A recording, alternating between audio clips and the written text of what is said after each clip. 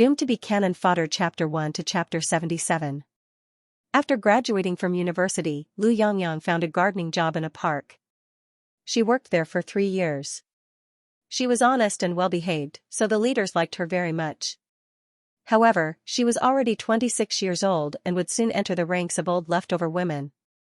Her family was anxious and often arranged a blind date program for her. Today, she still had to meet one after work. Just thinking about it made her feel annoyed. After lunch, she took advantage of the break to read a novel on her phone while drinking water from the table. She had been reading this online novel for 3 days.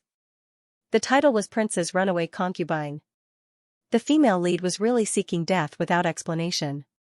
The plot was also very melodramatic. However, because the author's writing was good and the plot was tight, she actually read it all the way. Today's plot had already reached its climax. The male lead, Prince, finally caught his little fiancée who liked to run away. However, she said that he had so many women in his backyard that she didn't want to share a husband with them. Thus, the male lead waved his hand and dismissed all the concubines and concubines. These concubines originally lived very comfortably. Suddenly, bad news came from the sky and they all washed their faces with tears. Fortunately, the old madam came forward and asked them to stay. However, there were naturally some people who hated the female lead very much. Thus, revenge began. All kinds of poisons flew everywhere and all kinds of house fights emerged one after another. Although the female lead was white, she had the male lead as a shield. She cut through all the obstacles along the way just like that. Today, she saw a little female supporting character. The concubine who hadn't even held the male lead's hand was found out for harming the female lead. She was beaten to death by the male lead as an example to the monkeys. The scene was extremely bloody and violent. It could really be said to be the climax of the book. Lu Yongyang was very excited. She reached for a cup of water to quench her thirst. In the end, she bumped into a cactus. The cactus was full of thorns. Her hand was immediately pricked and bleeding. She frowned and watched as the blood dripped down from her finger. But why was the blood dripping so slowly? She could actually see the entire trajectory of the blood dripping to the table. This didn't make sense. She wanted to blink, but she couldn't close her eyes. Finally, the blood dripped onto the table. However, the table had completely changed. It was originally a wooden office table. Because it had been used for a long time, it had worn out in many places. But why was there a sandalwood table in front of him? Moreover, it was clearly made of solid wood. This table alone was worth at least a few thousand to 10,000 yuan, or even more. Lu Yongyang blinked her eyes. Since when did she have a blood phobia problem? He felt dizzy and even saw hallucinations. "Ah, Madame Xiao, why is your hand injured?" A voice suddenly sounded in Lu Yongyang's ears, causing her to shiver in fright, and her entire body to wake up. This time, she was so shocked that her eyes widened. How was this still the lounge that she had stayed in for 3 years? It was clearly an antique room. Who decorated it in such a pure Chinese style? How much did it cost? But the room was fine, but why was the girl who was walking over also dressed in ancient clothing? What exactly happened? Could it be the legendary time travel? Madame Xiao, what's wrong? The girl in the ancient costume seemed to be very anxious. She gently pushed Lu Yongyang twice, only to see her rolling her eyes and stammering, where is this place? The girl in the ancient costume was so frightened that she started crying. She knelt on the ground and said, "Mr. Xiao, please don't scare this servant." "What happened to you?" "Madame Xiao?" "Servant?" This was the ancient times. Lu Yongyang hurriedly stood up. She needed to prove her thoughts. She hurriedly ran outside and saw a small, antique courtyard. There was a pavilion in the middle of the courtyard, with a stone table and stone chairs inside. There were no phone lines, no fiber optic cables, no electric lights, and nothing modern. Heavens, she had really transmigrated. Obviously, she still had to go on a blind date in the afternoon. This was too sudden. She had been pricked by a cactus, and now she was in the ancient times. Who could tell her what kind of special transmigration method this was? Calm down, calm down. If she could come here, she could go back. She hadn't gotten into a car accident or been thrown down the stairs. Her body was fine over there. She could definitely go back. Madam Xiao, are you feeling unwell? Do you want this servant to go find a doctor? The girl in the ancient costume ran over again, still looking very anxious. Madam Xiao? She seemed to have heard this name before. She reflexively said, by Xianxia? Madam Xiao, what's wrong with you? Is there something wrong with your maiden name? The girl in the ancient costume asked with tears still hanging on her cheeks. Xiaoshi? Lu Yangyang's tears were about to fall. She could only stare at the girl in the ancient costume, hoping that she would deny it. However, the other party nodded. Her face had already turned pale from fright. Lu Yangyang cursed her bad luck in her heart. Of all things, she had actually transmigrated into Madame Xiao, the concubine of the female supporting character who had been beaten to death in the novel she had just read. She really wanted to cry but had no tears. She instantly lost all her strength and sat down on the ground. Xiaoshi was so scared that she kept crying. Her crying made her more and more annoyed. She helplessly pressed down on her head and said, Xiaoshi, can we not cry? But this servant is scared seeing Madame Xiao like this. Xiaoshi was only 13 or 14 years old. It was normal for her to be scared. Alright, I'm fine, but, help me up first. She stretched out her hand. She also wanted to cry, but what could she do when she couldn't even find her voice? Xiaoshi hurriedly agreed and helped her up. Then, she helped her sit on the bed in the inner room. The bed was really hard. Although there was a lot of bedding, it still wasn't as good as the current mattress. Madam Xiao, drink some water.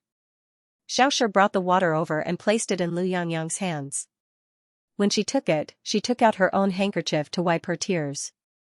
Lu Yangyang drank the water to calm herself down. She felt that she needed to sort out the plot so that she wouldn't really be beaten to death. Other ways of dying were fine, but being beaten to death was very tragic. Thinking about what was written in the novel, she didn't feel good at all. Did anything new happen in the matter today? The time in the novel was fictitious, so she could only judge the development of the situation based on what happened.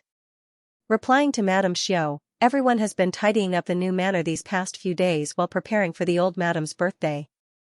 The various courtyards have been very busy, so there hasn't been anything new. Xiaoshi had been scared out of her wits, but seeing that her master had recovered, she finally let out a sigh of relief. The old Madame's birthday hadn't arrived yet. That meant that the male lead had been conferred the title of prince for less than a month and had just returned from the battlefield. That was great. The female lead hadn't married into the family yet. She was still very far from death. As long as she didn't cause any trouble, she might be able to live a good life. As long as she lived a good life, there would always be a way to get herself back. She waved her hand and pretended to say, "You can leave. There's no need for you to serve here." Lu Yangyang had been asked to do her own things since she was young. She really didn't like having someone busily hand her water and tidy her clothes. She wasn't a child. Lu Yangyang had already decided that she would be by Xianxia from now on. She absolutely couldn't let the cat out of the bag and allow others to discover her identity first. Wasn't it written in the novel that if a transmigrated woman wanted to be safe, she had to pretend to be the original owner? Now that her name was by Xianxia, she'd be in trouble if someone called her name in a daze. She sat in front of the mirror and memorized her appearance before silently reciting her name. But this female supporting character's appearance was too good. She'd seen countless beauties before, both those who'd had plastic surgery and those who hadn't. Beauties on the internet, beauties in paintings, beauties in TV shows, but none of them could compare to this female supporting character's appearance. It was mentioned in the novel that Bai Xianxia was the most beautiful of the male lead's concubines, so she wasn't willing to be suppressed by the female lead who wasn't as good as her. Of course, she was the one who did the most. Now that she thought about it, she immediately understood. Being born with such a beauty naturally made her a bit arrogant. Even if she didn't think she could charm all the men in the world, it was normal for her to look down on women who weren't as good as her. What a pity. She was born with such beauty, but she wasn't the female lead. She sighed, but immediately stood in front of the mirror and happily looked at herself. After transmigrating, she was probably the happiest about obtaining this appearance. After looking at her appearance, she looked at her figure. Obviously, she was only 15 years old, but she already had an outstanding figure with a beautiful chest, a slender waist, and long legs. Even she was blushing from looking at herself. Xiaoxia just happened to turn around at this time and saw her mistress Xiao shamelessly take off her outer clothes and look at herself in front of the mirror in her underwear. She couldn't help but be so shocked that she dropped the copper basin in her hand and couldn't stop her jaw from dropping. It seemed that this situation was quite awkward. Xianxia rubbed her nose, then lightly coughed and said with a smile, help me take a look. I keep feeling like there's a bug crawling around my back. Xiaoxia finally reacted and hurriedly went forward to check her back. In the end, she didn't find any bugs and asked curiously, there's nothing? That's the problem with the clothes. Why don't you change into something else? Seeing Xiaoxia go to get the clothes, she breathed a sigh of relief. It was better not to do such things in the future. The people here were very conservative. Xianxia's courtyard was called the Winter Courtyard. It was the most remote courtyard among the 4 concubines. There was a reason why the old lady had arranged for her to stay here. Although she had a good reputation and came from a scholarly family, she was too beautiful. Fearing that his son, who had just returned from the battlefield, would be bewitched by her beauty, he had arranged for her to stay as far away as possible. Her goal was just to be in a favorable position. She would wait until the other 3 women were done with her before it was her turn. This way, she could be considered to have tasted all kinds of herbs and become immune to all kinds of poisons. The book explained that although the male lead had a reputation of being a womanizer who had seen countless women and was very violent towards women, he was actually still a virgin. That was why the old lady made such an arrangement. Xianxia didn't feel anything when she was reading the book, but at this time, she was extremely grateful to the old lady. It was great that she didn't have to see the male lead or anything. What if he killed her in advance? She was very scared. However, there were some things in the book that weren't lies. Sure enough, the female lead's halo was so overwhelming that it was impossible to guard against it. Even her current body's appearance was ignored as a passerby A, B, C, and D. The men in this book were really blind. It seemed that men all liked the little white flower type. Who would want to sleep with a vicious woman? That way, they wouldn't be able to sleep well. Xianxia forced herself not to think about it. No matter how beautiful she was, she had to find a way to go back. It was better to be a hard-working little gardener. The female lead and supporting roles really didn't suit her, who had been playing with soil since she was a child. But how could she go back? She raised her finger. The place where the cactus pricked her finger had already healed. Occasionally, there would be some pain, but it wouldn't affect her movements. Xianxia's eyes suddenly lit up. She had come here after being pricked by the cactus. Could it be that she could go back if she found another cactus and pricked herself until she bled? Once this idea came to her, she didn't care whether it was a fantasy or not. She called for Xiaoxia. Xiaoxia was doing her embroidery when she heard her master shouting and running in. She didn't know why, but her master had been very strange these 2 days. She used to speak softly like a well-bred young lady, but now, not only did she move like the wind and sit like mud, even her voice was much louder. Madam Xiao, do you have any orders? Xiaoxia asked a little apprehensively. It's like this. Do we have any cactus in the residence? She asked excitedly, her eyes shining. However, she had neglected the lethality of her current appearance. Xiaoxia only felt that her master's face was like 100 flowers blooming. She was caught off guard and immediately felt dizzy. Cactus, what is that? She felt that her master was too beautiful, too dazzling. She didn't dare to look at her anymore. What should she do? What is it? She remembered that the cactus was only introduced to China in the Ming dynasty. Although this place was built on land, it was still ancient. Could it be that there really wasn't such a thing? Then what about the fire palm? Xianxia didn't care at all about Xiaoxia's awkwardness and asked for another name with some disappointment. In ancient times, people called the cactus the fire palm. I've never heard of it. After Xiaoxia finished speaking, she realized that her master's body had immediately collapsed. Her eyes had also changed from the previous high spirits to the current despondent. It really made one's heart ache. She hurriedly comforted her, Madam Xiao, this servant will ask around for you when I have time. Maybe someone else will know. Just as she finished speaking, she noticed that her master had changed from an abandoned puppy to a lively one. She smiled and nodded, then I'll have to trouble Xiaoshi. Xiaoshi suffered a blow to her heart and almost fell to the ground. It wasn't easy to hear her master describe the appearance of the cactus.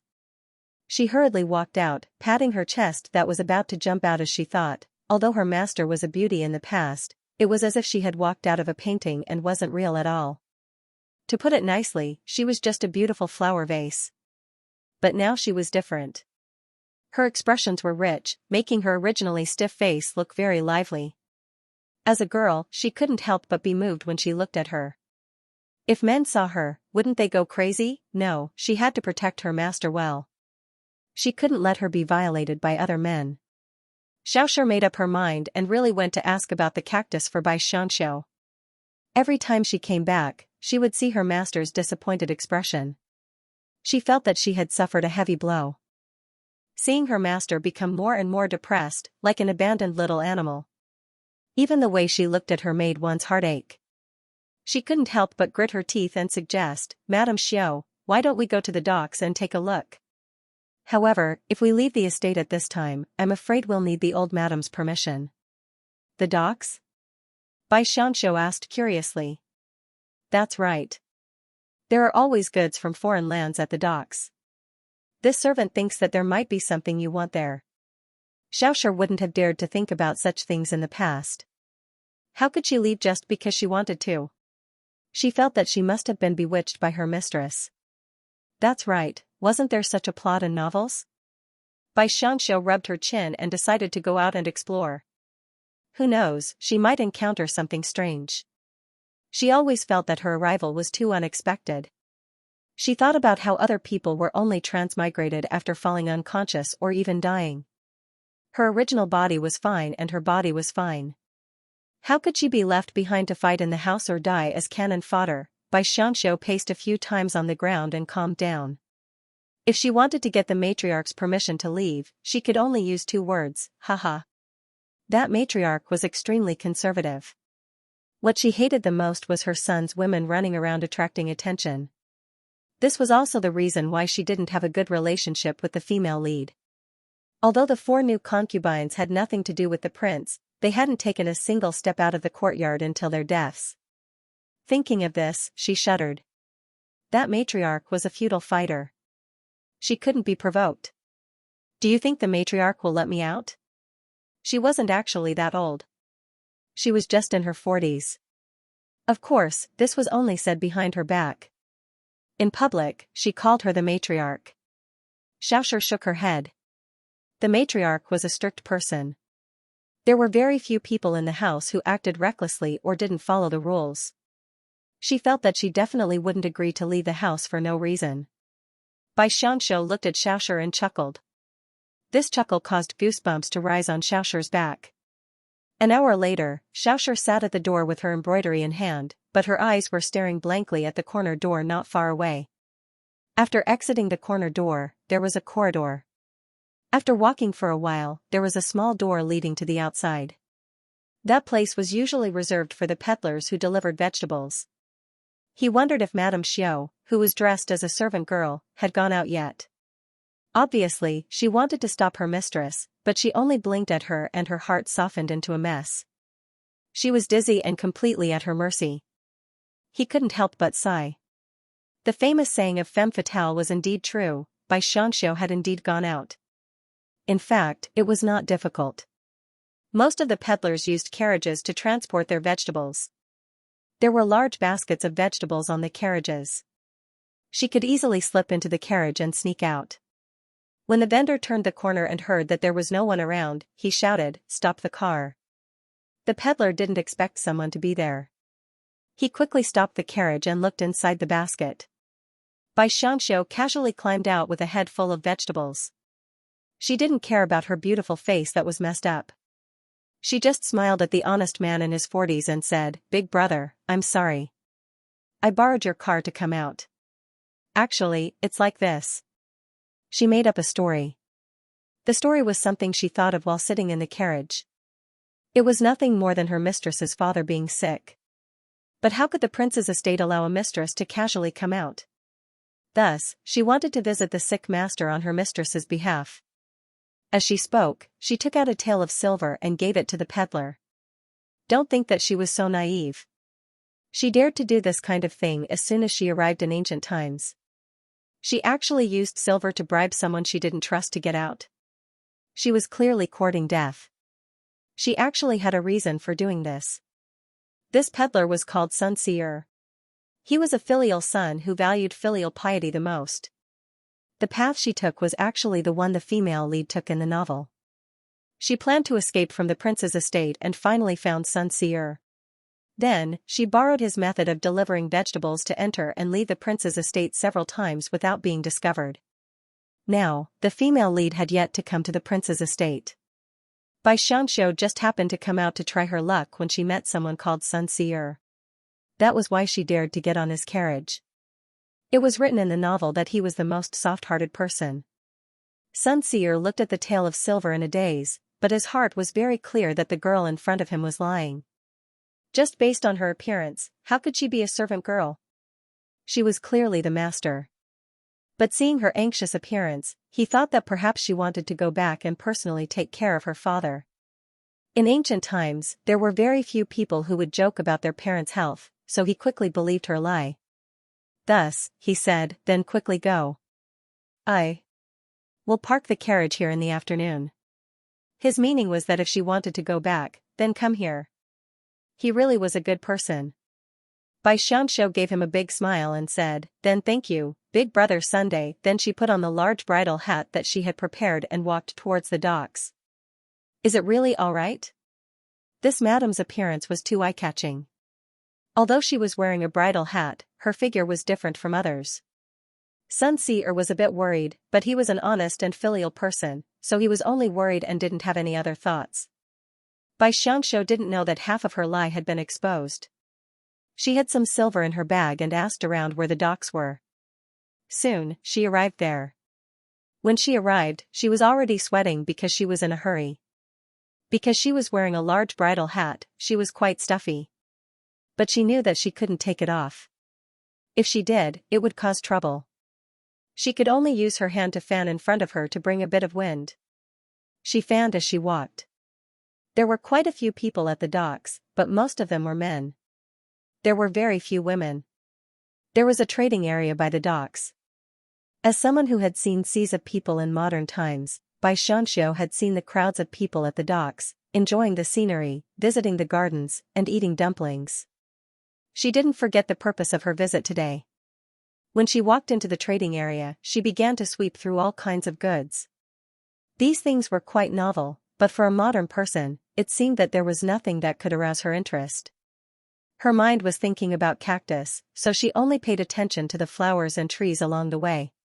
She asked around as she searched, but in the end, no one knew about cactus or had seen a plant similar to it. She couldn't help but feel very disappointed.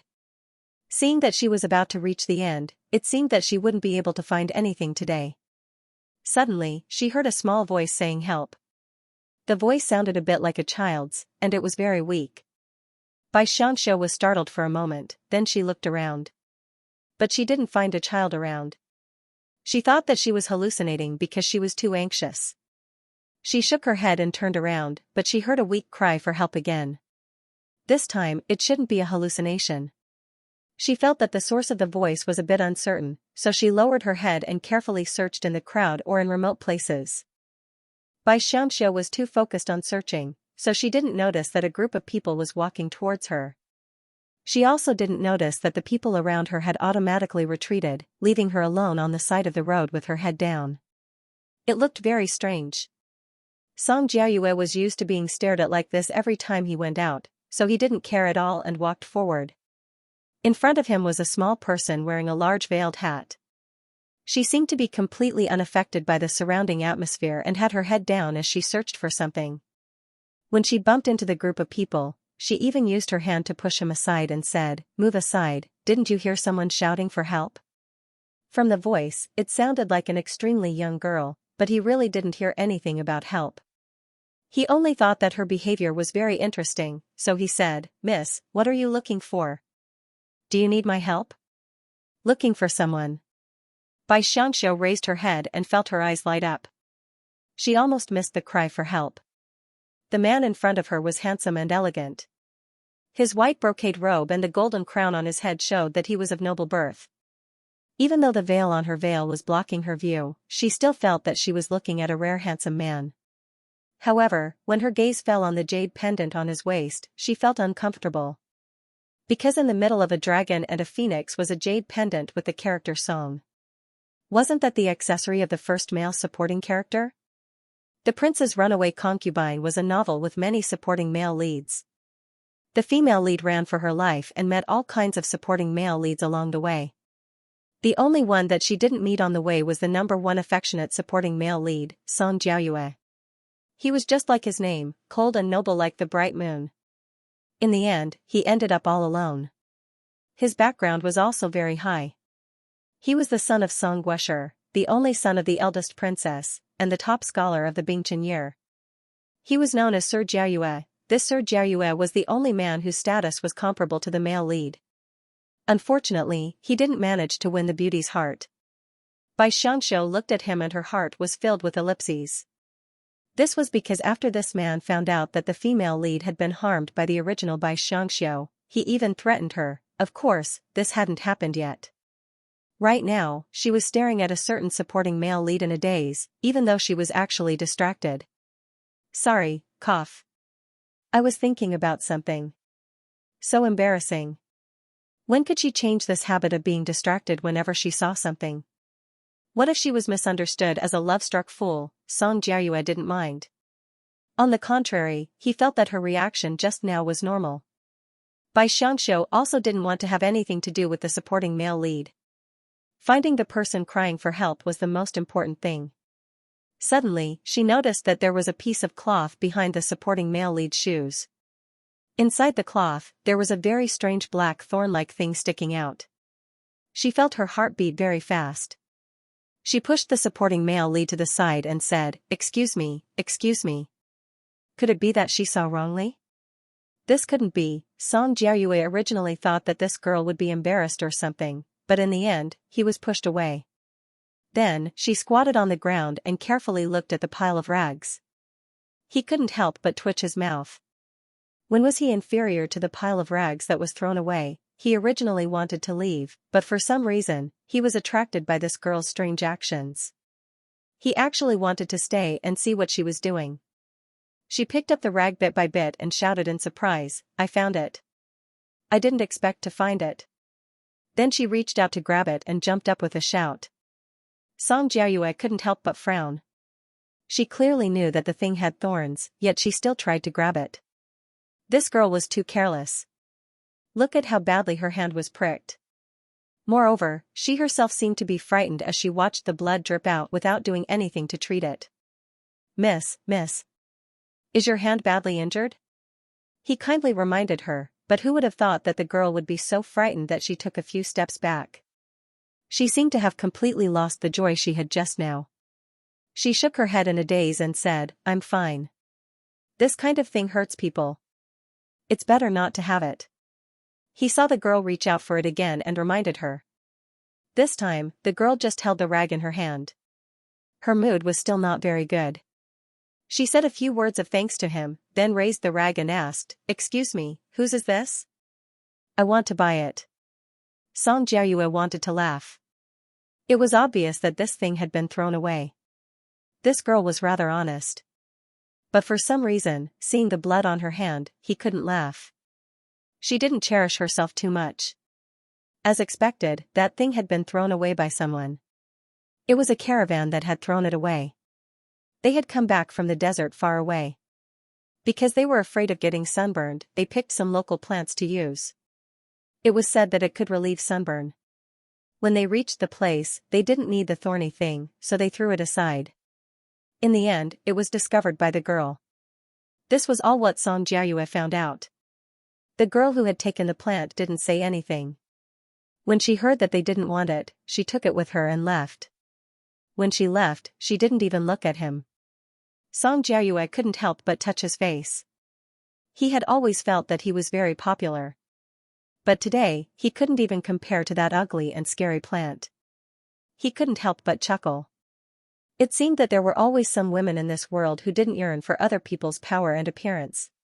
Then what did they want? As for the girl who was accidentally judged not to yearn for anything, she was actually very vulgar. She liked the story of the prince and Cinderella the most. Unfortunately, that was just a story. Compared to the story, she wanted to return to reality more.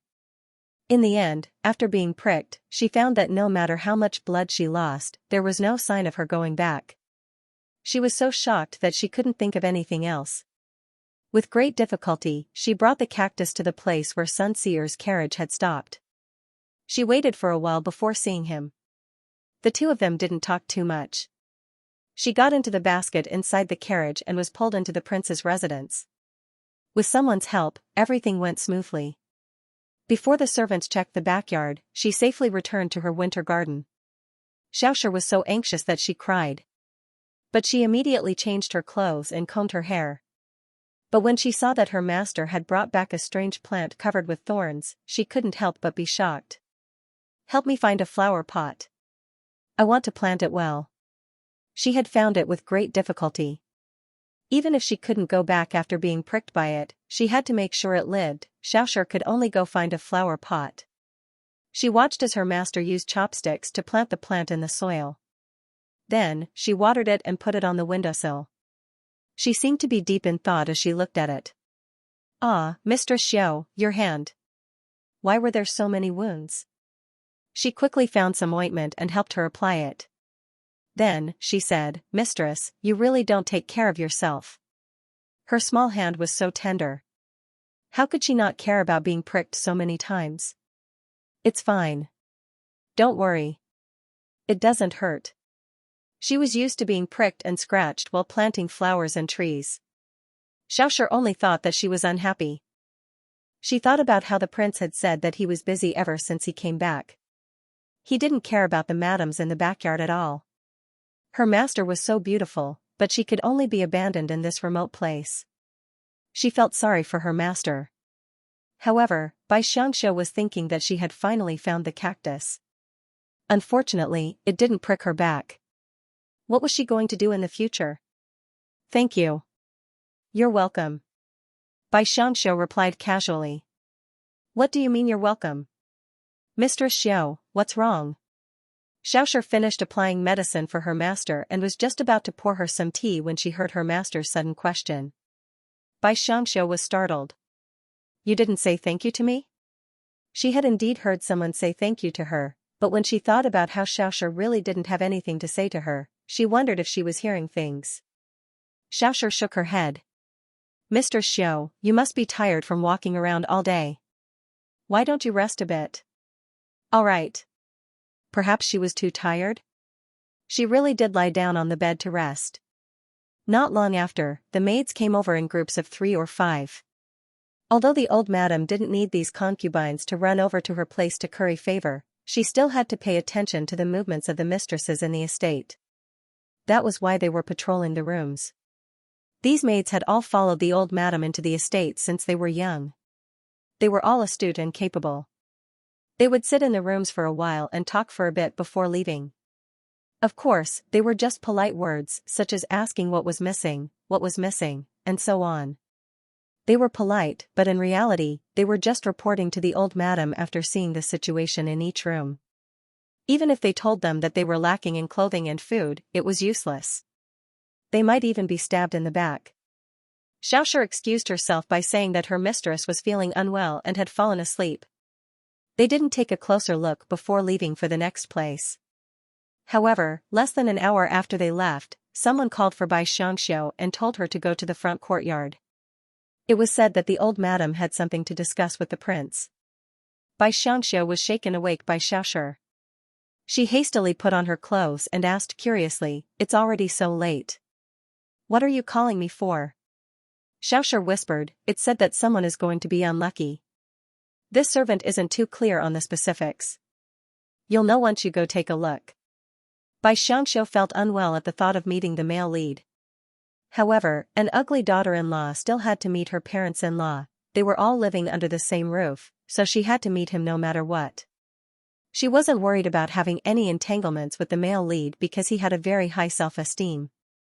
When a certain woman ran away, he followed her wholeheartedly and didn't pay any attention to the women in the rear courtyard. Now, she didn't expect him to look at her more than once. Actually, she was still a bit curious. When she was reading the novel, she had a good impression of the male lead. Otherwise, she wouldn't have continued reading. It wasn't a bad idea to meet the handsome man as a spectator. With this thought in mind, she had Xianxia dress herself up as she had in the past. Then, she had Xianxia support her as they slowly walked to the front hall. The front hall was the front hall of the rear courtyard. It was the place where the old madam worked. Although these concubines were concubines, because the male lead had just returned from the battlefield and had just moved to a new home, their treatment hadn't been improved yet. Normally, they would only be accompanied by a head servant and a younger servant. Unfortunately, Madame Xiao had just arrived, so the younger servant hadn't been assigned to her yet. As for sitting in a sedan chair, only the old madam had the right to do so in the entire estate. These concubines could only walk. Xianxia walked while admiring the beautiful scenery around her. She marveled at the beauty of this ancient garden. As expected, it wasn't something that modern things could compare to. She was originally in this line of work, so it was inevitable that she would walk slower because of the beautiful scenery. Xianxia was worried and chased after her. "Madame Xiao, the old madam has invited everyone over. We can't be late.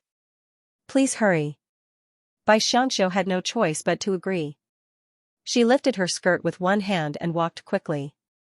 It couldn't be helped. The dress was too long and it was inconvenient to walk. Xianxia, who was standing at the side, was sweating profusely. She hurriedly said, "Put it down, put it down. It's so indecent." These days, she found that her master had become more casual, so she didn't speak as politely as before. Xianxia furrowed her brows slightly and complained, "You have to be elegant and fast at the same time. Why don't you install wheels under your feet? That way, you won't have to lift up your skirt to walk faster." "Madame Xiao, you're saying such confusing things again. What's the point of putting a wheel under a person's foot?" Xianxia supported her, afraid that she would step on her skirt and fall. In the past 2 days, she had fallen several times, all because of her skirt. "Io." Xianxia almost fell again. Fortunately, Xianxia supported her. She couldn't help but say in exasperation, "Who invented this kind of floor-length skirt? It's clearly harmful to women. They should be dragged out and whipped 100 times, 100 times. She could fall to her death." Fortunately, Xianxia was there to hold her. Otherwise, she would have a bloody nose and a swollen face. "Be careful with your words. This servant will support you.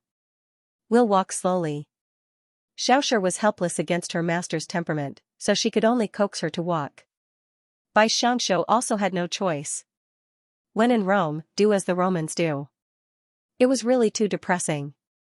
When they walked over, 5 people walked out from the rain. There were 2 masters and 3 servants. Song Jiayue covered his face with his fan and said with a smile in his eyes, as expected of a woman from Li of Gojoseon's harem. "So, violent. Whipping the corpse 100 times?" Looking at her little appearance, she was panting even when walking. He was afraid that she couldn't even lift the whip. Long Hung of Li of Gojoseon's face was cold. No matter how good-looking he was, he couldn't hide the hostility on his face. After hearing Song Jiayue's words, he said, "I've made a fool of myself." Although the 2 of them had always been friends, letting him see such a scene really hurt the man's face. But how could a woman from the harem like her think of whipping the corpse? He raised his handsome eyebrows and asked the servant behind him, "Which courtyard is she from?" "She's Madame Xiao of Winter Garden. She's from a scholarly family."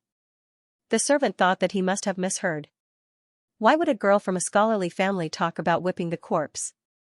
It was so strange. Longheng didn't say anything else. He stretched out his hand and said, "I still have matters to attend to at home. Younger brother, you can go to Xianxia hut for a while." "Of course, but today's wine will be on you." Song Jiayue and Longheng could be said to be 2 legendary figures of the current dynasty, one in civil and one in martial arts. In addition, they were originally friends, so there naturally wasn't so much etiquette. Longheng nodded and had someone send Song Jiayue away. He then got up and went to the front hall. When he arrived, everyone was basically present. He glanced at Madame Xiao, who had almost fallen, and found that her head couldn't be any lower. Her nose was down, her mouth was down, and her mouth was down. She looked like an honest and well-behaved girl. If it wasn't for the fact that she had just seen her proud little appearance, she really would have been deceived by her. However, her appearance was too outstanding. Even if all the women in this courtyard had outstanding looks, not a single one of them could surpass her. This kind of woman was a disaster. How could he, who had read all the history books, not understand? Retracting his gaze, he bowed to the old madam and said, "Mother." Then he sat next to the old madam and coldly looked at the trembling young girl kneeling in the courtyard.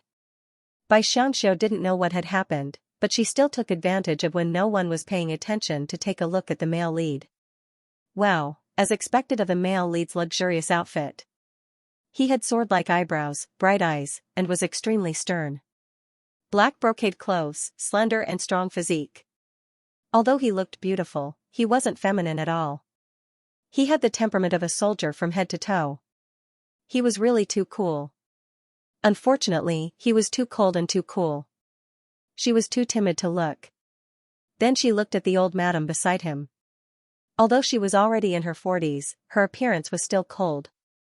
When the mother and son sat there, they were simply like two icebergs. It made people feel cold from the bottom of their feet. It was very uncomfortable. Bai Xianxia silently shivered. She lowered her head and continued to count ants, not daring to look again. Although the male lead was outstanding, the male lead was very cool, and the male lead had a halo, she really didn't dare to think too much. She was afraid of being beaten to death. Just as she was thinking, a mama beside the old madam opened her mouth and said, "I believe everyone is familiar with the person kneeling in front of Xier."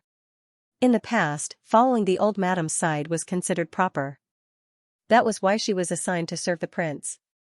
Who knew that this lowly wench dared to have crooked thoughts about the prince and tampered with his incense? What kind of person is the prince?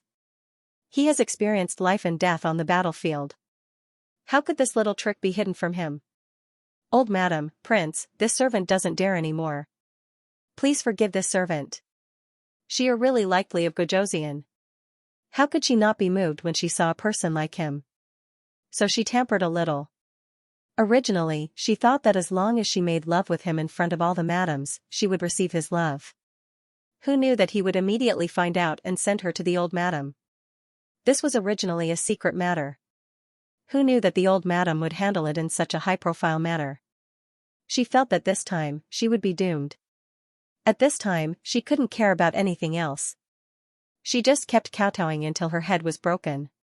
Bai Xianxia felt that this scene was somewhat familiar, but because it was too sudden, she couldn't recall where she had seen it from. Just as she was deep in thought, she heard old madam speak. She said indifferently, "My son killed enemies on the battlefield for the sake of the country, but when he returned, he was schemed against by his own people. This kind of thing cannot be allowed to happen in the residence of Li of Gojoseon. Come, flog this person to death on the spot. Old madam, please spare my life, please spare my life." But who would listen to her? A few women came forward and pressed the person to the ground. Two adult men dressed in servants' clothes came forward, holding sticks thicker than their arms. They looked at old madam inquisitively. Old madam said again, "No one is allowed to lower their heads. Stand there and watch the consequences of harming your own family. Do it." At the command, the stick slammed down. Screams and puddles of fresh blood could be heard. Bai Xianxia felt that her mind was numb. She was most afraid of this kind of situation. She didn't expect to see ancient torture with her own eyes in just a few days. A life ended just like that, but she couldn't do anything. She couldn't even run here without watching or listening. Even if this little girl was wrong, she could be chased out or thrown into prison. This kind of punishment was hard to accept. As for old madam and Li of Gojoseon, the two of them sat upright and watched everything calmly. They even drank tea. This was indeed a dog-eat-dog society. She wasn't suited to live here at all. Bai Xianxia didn't even know how she managed to walk back. In fact, all the women present had either fainted or vomited non-stop. She was the only one who managed to walk back on her own. Of course, she had to support Xiaoshi, who had already vomited into a ball. Xiaoshi felt better after vomiting, but she felt that something was wrong with her mistress. Everyone else was so scared, but why did her mistress seem to have lost her soul? She just kept walking forward. This didn't seem to be the way back to Winter Garden. Bai Xianxia didn't know what was wrong with her. As she walked, she suddenly fell forward. Fortunately, she was caught by a hand. That hand was very warm. It seemed to warm her cold heart a little. She slowly raised her head and looked stiffly at the man in the white brocade robe. She said absent-mindedly, "Thank you." When Song Jiayue held her, he felt strange. This woman's body temperature was not human. It was extremely cold. Even her face was pale. She didn't seem like a living person. He felt that if she fell, the situation just now would disappear. But this absent-minded look was very familiar to her, especially her voice. "He's his heart," he said, "it's you?" But she didn't pay him any attention. Xiaoshi had no choice but to follow along. Only when Bai Xianxia had recovered did she pull Bai Xianxia back to Winter Garden. Bai Xianxia fell ill as soon as she returned. She was in a daze. One moment, she was back in the modern world. She saw herself being sent to an ambulance after fainting. The next moment, she saw the doctor in the hospital hovering by her side. She even saw her parents. They held her hand and looked very worried. She even smiled at them and said, "I'm fine. Don't worry. I'm really fine. I just had a nightmare." This nightmare was very real. It was so real that she didn't want to accept it. Her parents happily went to call the doctor. They said loudly, "Doctor, come quickly. My daughter is awake." But when the doctor came, she seemed to have woken up again. She continued to have the dream that was too real. After this incident, Long Heng was called by the old madam to teach him a lesson. She told him not to let those women think too much. There were 4 concubines in the manor. As long as he entered their rooms, they would naturally be taught to behave. Long Heng agreed but didn't take it seriously. After leaving the old madam's room, he went to find Song Jiayue to drink. During the meal, Song Jiayue said, "I heard that a girl was beaten to death in Li of Gojoseon's manor." Li of Gojoseon felt very annoyed that Long Heng had been schemed against by a girl.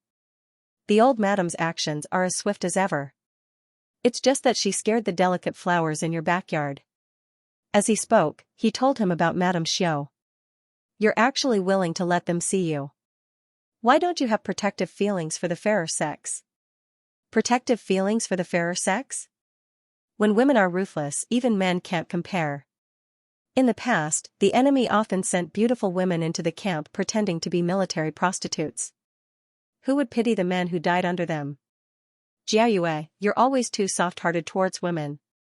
It was rare for Long Heng to be so talkative, but the sorrow in his voice made Song Jiayue's heart skip a beat. He hurriedly raised his wine cup and said, "Let's not talk about this. Let's drink." It was rare for the two of them to get together, so they began to toast. By the time Long Heng returned to the prince's estate, he was already a bit drunk. However, when he thought of Song Jiayue being carried back to the carriage, he felt that he wasn't that bad. He walked into the library and rubbed his head. A servant at the side handed him a towel and said, "The old madam has instructed that you have to go to one of the 4 madams' quarters." Long Heng slammed the towel on the table with a smack. How could he be forced to do something like this? He paced around the room in annoyance. Suddenly, he recalled Song Jiayue's unkind words and said, "Let's go to Winter Garden." Speaking of which, he wasn't too familiar with the prince's estate. The only place he'd heard of where women lived was Winter Garden. The servant hurriedly carried a lantern and the two of them walked towards Winter Garden. The path here was very remote, but the scenery was not bad. After entering Winter Garden, they saw outsiders coming in and out. The servant hurriedly asked, "Where are you from? Why are you walking around Madame Xiao's garden?" It was already so late. The servant at the door replied, "We're from the estate's pharmacy. Madame Xiao has fallen ill, so the doctor has come to take a look." "What illness?" Long Heng furrowed his brows. Was she really sick? She was too easily frightened.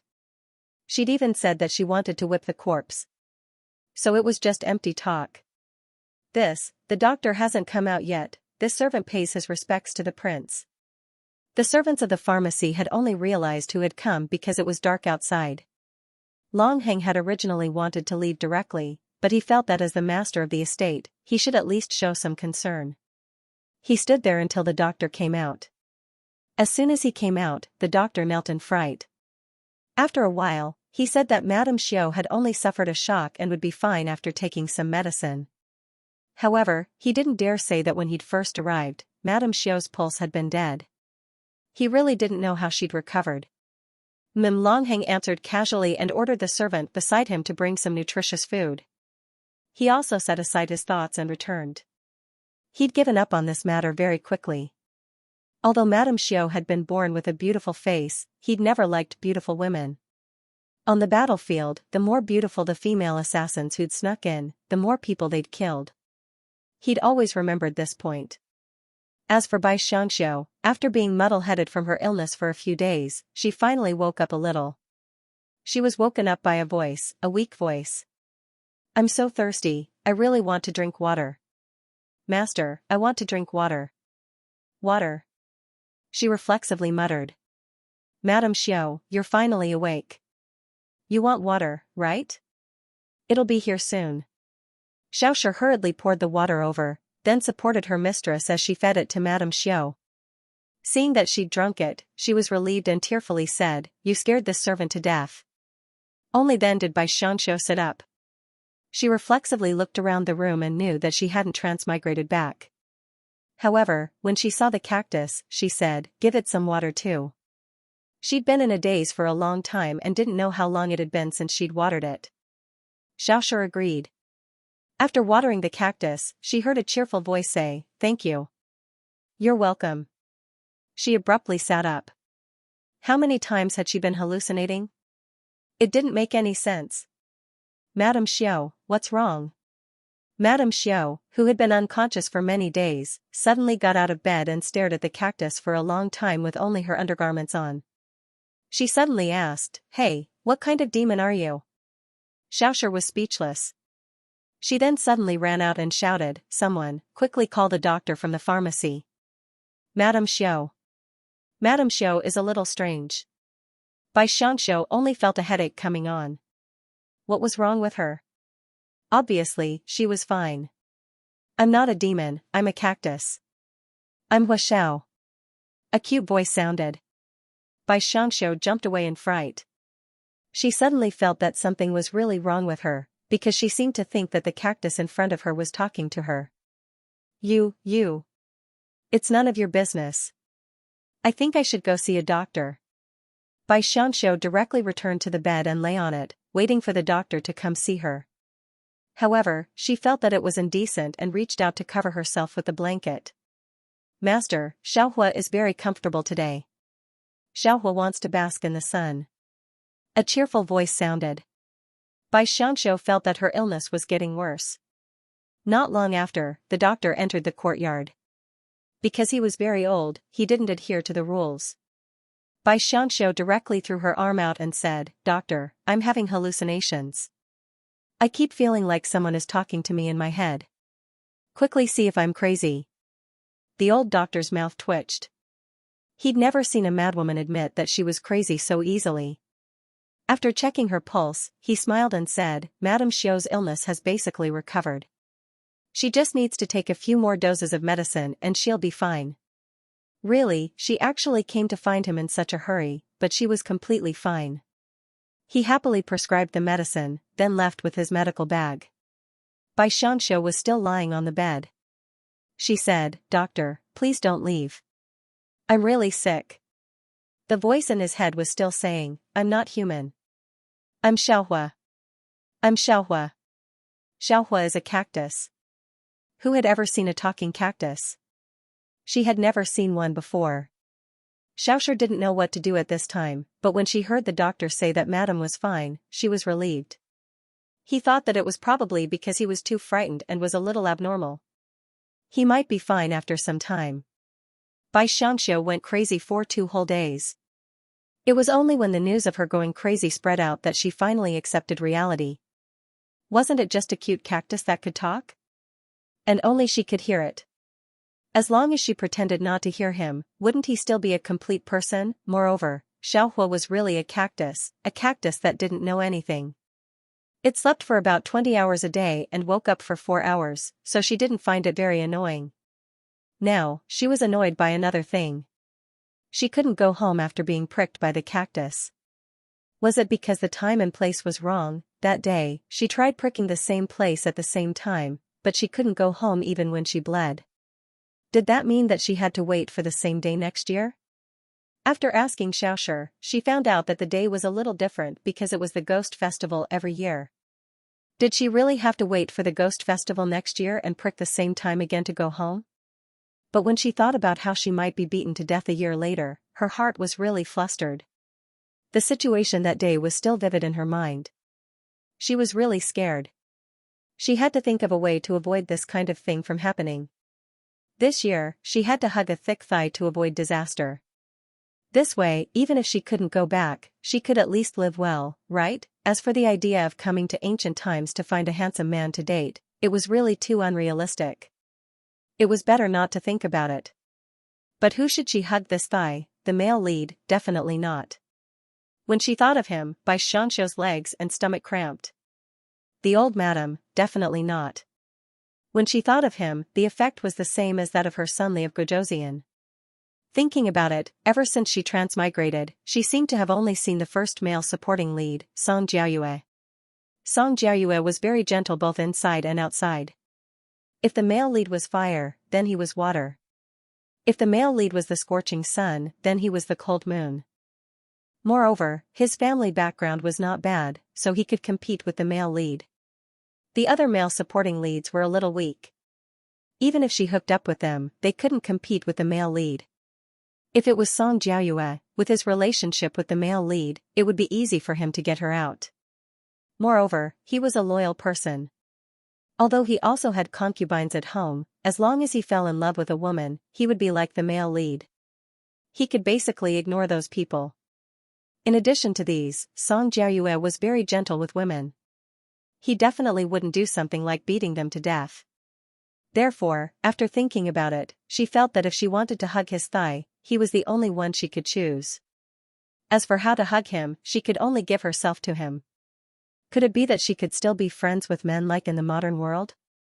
Pure friendship between men and women was rare even in the modern world, let alone in the ancient world. Bai Xianxia thought about it for a long time. In the end, she decided to pursue Song Jiayue. She would let him escape the fate of being alone, and she wouldn't have to worry about being beaten to death. In any case, the male lead only wanted to get this group of concubines out of the house. If someone asked him for her, he would immediately offer her to Song Jiayue with both hands, but the premise was how to pursue him. Song Jiayue liked the female lead because she was famous for her talent. After meeting her at the male lead's house, he heard her sing a song while playing the piano. From then on, he fell deeply in love with her. Therefore, Song Jiayue liked a woman not because of her appearance, but because of her talent. Bai Xianxia rubbed her chin. Where was her talent? She only knew how to play with flowers and plants, but if she wanted to get close to Song Jiayue, she had to be talented first. This was the most important thing. She thought about it and decided to first look through the poems here. Then, she would look through history to see if there were any transmigrated seniors who had stolen all the poems. She didn't want to throw out a song at any time and cause others to say that she had pirated it. That would be terrible. Thus, she began to study diligently, comparable to when she took the college entrance exam. Xiaoshi watched as her master immersed herself in books all day long. She read from morning to night, and didn't even comb her hair or wash her face. She seemed to be engrossed. Were the books really that good?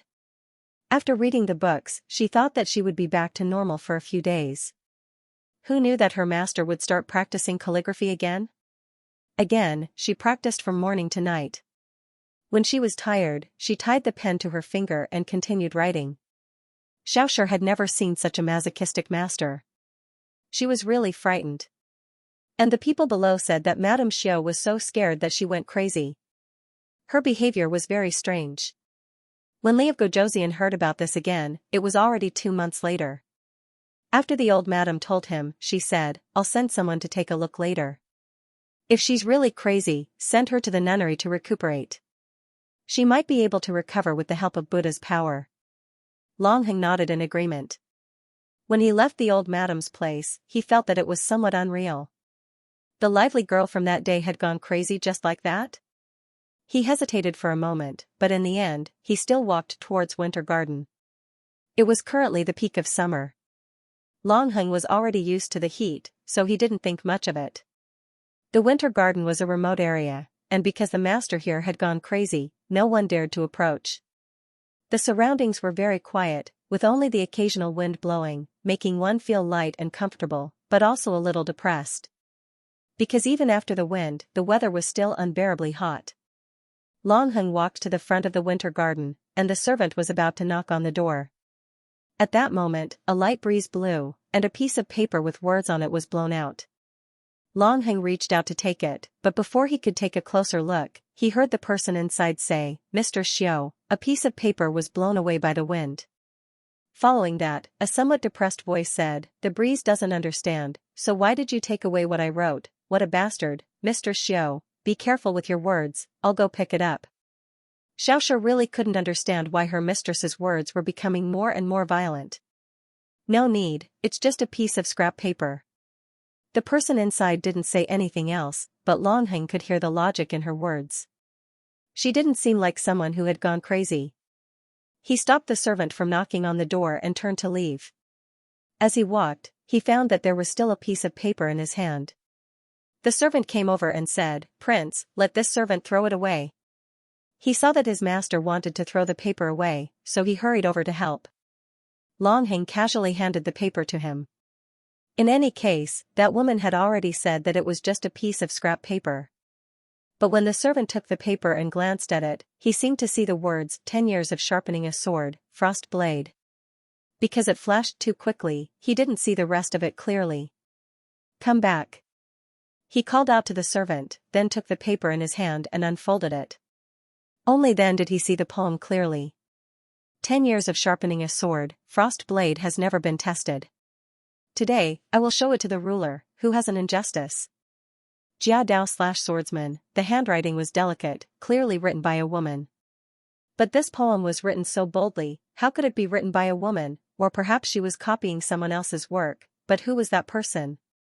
How could a girl from a scholarly family be acquainted with such a hero?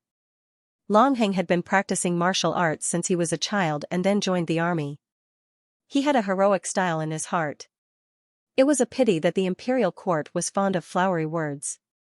Such a frosty and sword-like poem had not been written for many years. He thought that all the real men in this world were dead, but he never thought that he would encounter such a poem under such circumstances. He liked it, but he also felt that asking a woman about this kind of thing would be somewhat unreasonable, so he decided to send someone to secretly inquire about it when he had the chance. On the other side, Xianxia was still racking her brains. She liked some heroic poems, but unfortunately, Song Jiayue didn't seem to like it very much. She remembered that he liked some slightly gorgeous and poetic poems. As long as she accidentally released 1 or 2 songs, she might be able to pique his interest. However, people were afraid of fame and pigs were afraid of getting fat. If everyone knew her name, wouldn't she be like the female lead, seducing groups of men? Therefore, she had to think of a way to pass it on to Song Jiayue without letting others know. It was best not to write poems about love. Xianxia finally came up with 1 or 2 poems, but how to pass it on was a problem. Fortunately, the opportunity had finally come. The supporting male lead Song Jiayue came, and the naughty child cousin he brought just happened to barge into Winter Garden. Xianxia was very excited.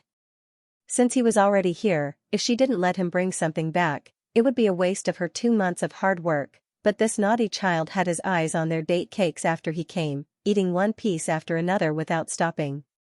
"Tell me, you're a young master of an aristocratic family. There are so many delicious foods at home, so why did you come to her room to eat these?" Although she saw a child wandering around outside and a servant calling him young Master Chui, she knew his identity and intentionally let him in. However, seeing that only 2 pieces of date cakes were left on the plate, and she still didn't know how to let him bring back the poem she had written, her heart was very tangled. At this time, another servant outside said, "Young Master Chui, Prince Song wants you to go back. Don't disturb the peace in the prince's backyard." Young Master Chui, this naughty child, was only 7 years old. He casually wiped his hands and said, "Got it." It wasn't easy to meet a beautiful sister and want to take a closer look, especially when the sister's date cakes were so delicious. In the end, he was called back before he could finish eating. Seeing this child staring at her date cakes, Xianxia came up with a plan. She hurriedly walked to the desk and took out a piece of paper. She wrapped the date cake with the back of the paper and said, "Since you like it, take it and eat it on the way. Use this as a cushion. Don't dirty your hands." Seeing young Master Chui take it, she silently gave herself 12 thumbs up. Young Master Chui reached out to take it, and in the process, he couldn't help but touch the beauty's small hand. Although he was young, he loved beauties very much.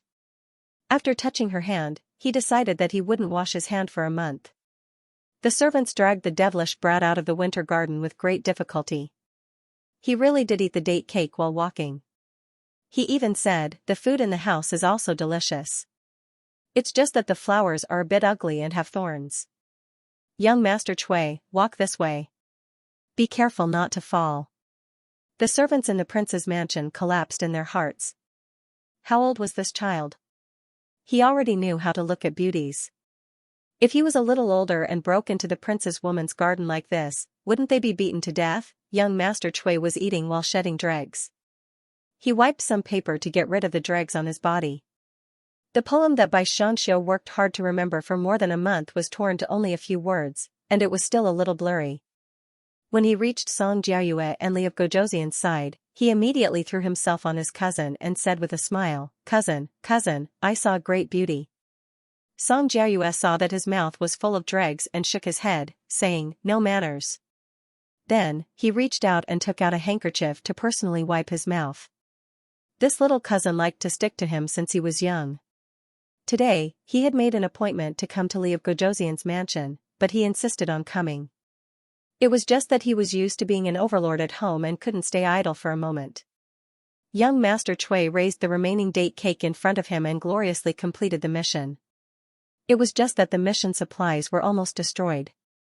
"You see, beautiful sister also gave me date cake to eat. It's delicious. Cousin, have a piece too."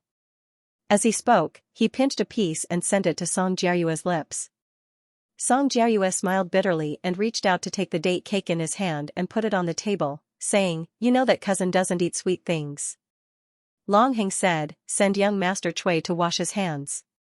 With the oil on his hands, his friend who liked to be clean would have already collapsed in his heart. After giving the order, he casually glanced at the date cake that had been bitten into a mess. He originally wanted to call the servants to clean it up, but he saw that there seemed to be some blurry handwriting underneath. He seemed to have seen that handwriting somewhere before and couldn't help but feel his heart jump. Song Jiayue also saw it and his face couldn't help but stiffen, saying, "This mischievous monkey, he must have taken some madam's calligraphy to wrap the food." As he spoke, he reached out to take the paper. "Why dirty your hands? Let the servants clean it up." For some reason, he didn't want Song Jiayue to see what that woman had written. Song Jiayue was also afraid of getting dirty, so he slightly smiled and retracted his hand. The servants on the side came over to clean it up. They took a small shovel and placed the date cake inside before taking a step back. At this time, the date cake was facing down and the words were facing up. The remaining words entered the eyes of the 2 men at the same time. However, it was a broken chapter with few words, making people feel as if they were falling into the clouds. Autumn light cold painted screen. Fluttering fireflies. Heaven stage cold night. Leading cow Vega star. The poem was elegant and refined, but it was a pity that it didn't have the first half or the second half. What a pity. Song Jiayue's heart itched when he saw it. He secretly blamed his cousin for being careless and making a good poem like this. Although his heart itched, he couldn't show it. After all, that woman was his brother's concubine, and he couldn't overstep his boundaries. His momentary loss of self-control made him regain his composure. He smiled and said, "I didn't expect Brother Long's family to have such a talented woman. It's your good fortune." Then he didn't mention the poem and the woman again, as if nothing had happened. However, Long Heng liked conspiracy theories and felt that this wasn't a coincidence. "Dear, you know the truth." Therefore, after sending off the song Jiaoyue, he knocked on the table a few times. Why did he feel that the crazy woman was a bit restless recently? Even though he knew that she was a woman in his backyard, he still hesitated for a while before walking over without bringing anyone. Winter Garden was really too remote, so he didn't see many people along the way. But when he got there wasn't even a gatekeeper. They had sent old maids and manservants everywhere, so why did they neglect her place? Logically speaking, his mother shouldn't have made such a mistake. In fact, he didn't know that the old madam had sent people over, but Xianxia was afraid that they would delay her work, so she sent them back with the excuse that she was crazy and didn't want to see outsiders. Since there was no one guarding the door, and he was the male owner, there shouldn't be a problem for him to enter. Long Heng stopped outside for a while, but finally walked in. The situation inside made him frown. It was too dirty and messy. There were messy pieces of paper all over the floor. There were even ink and brushes all over the place, staining the floor.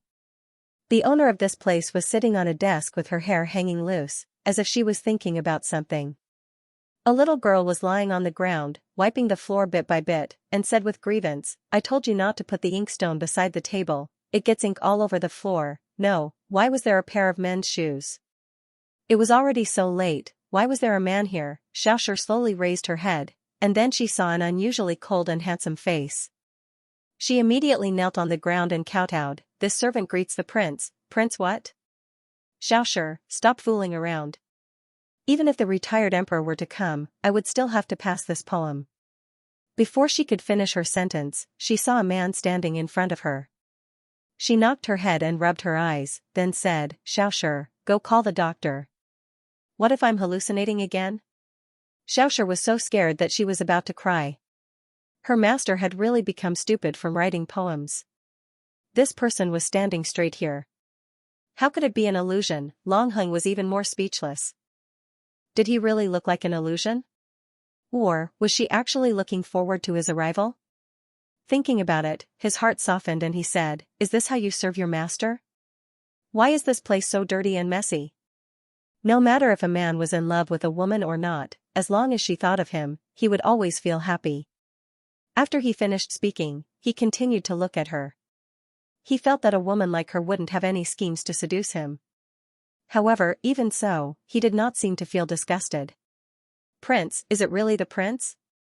By Xianxia, who was not a talented woman, finally woke up from thinking about poems.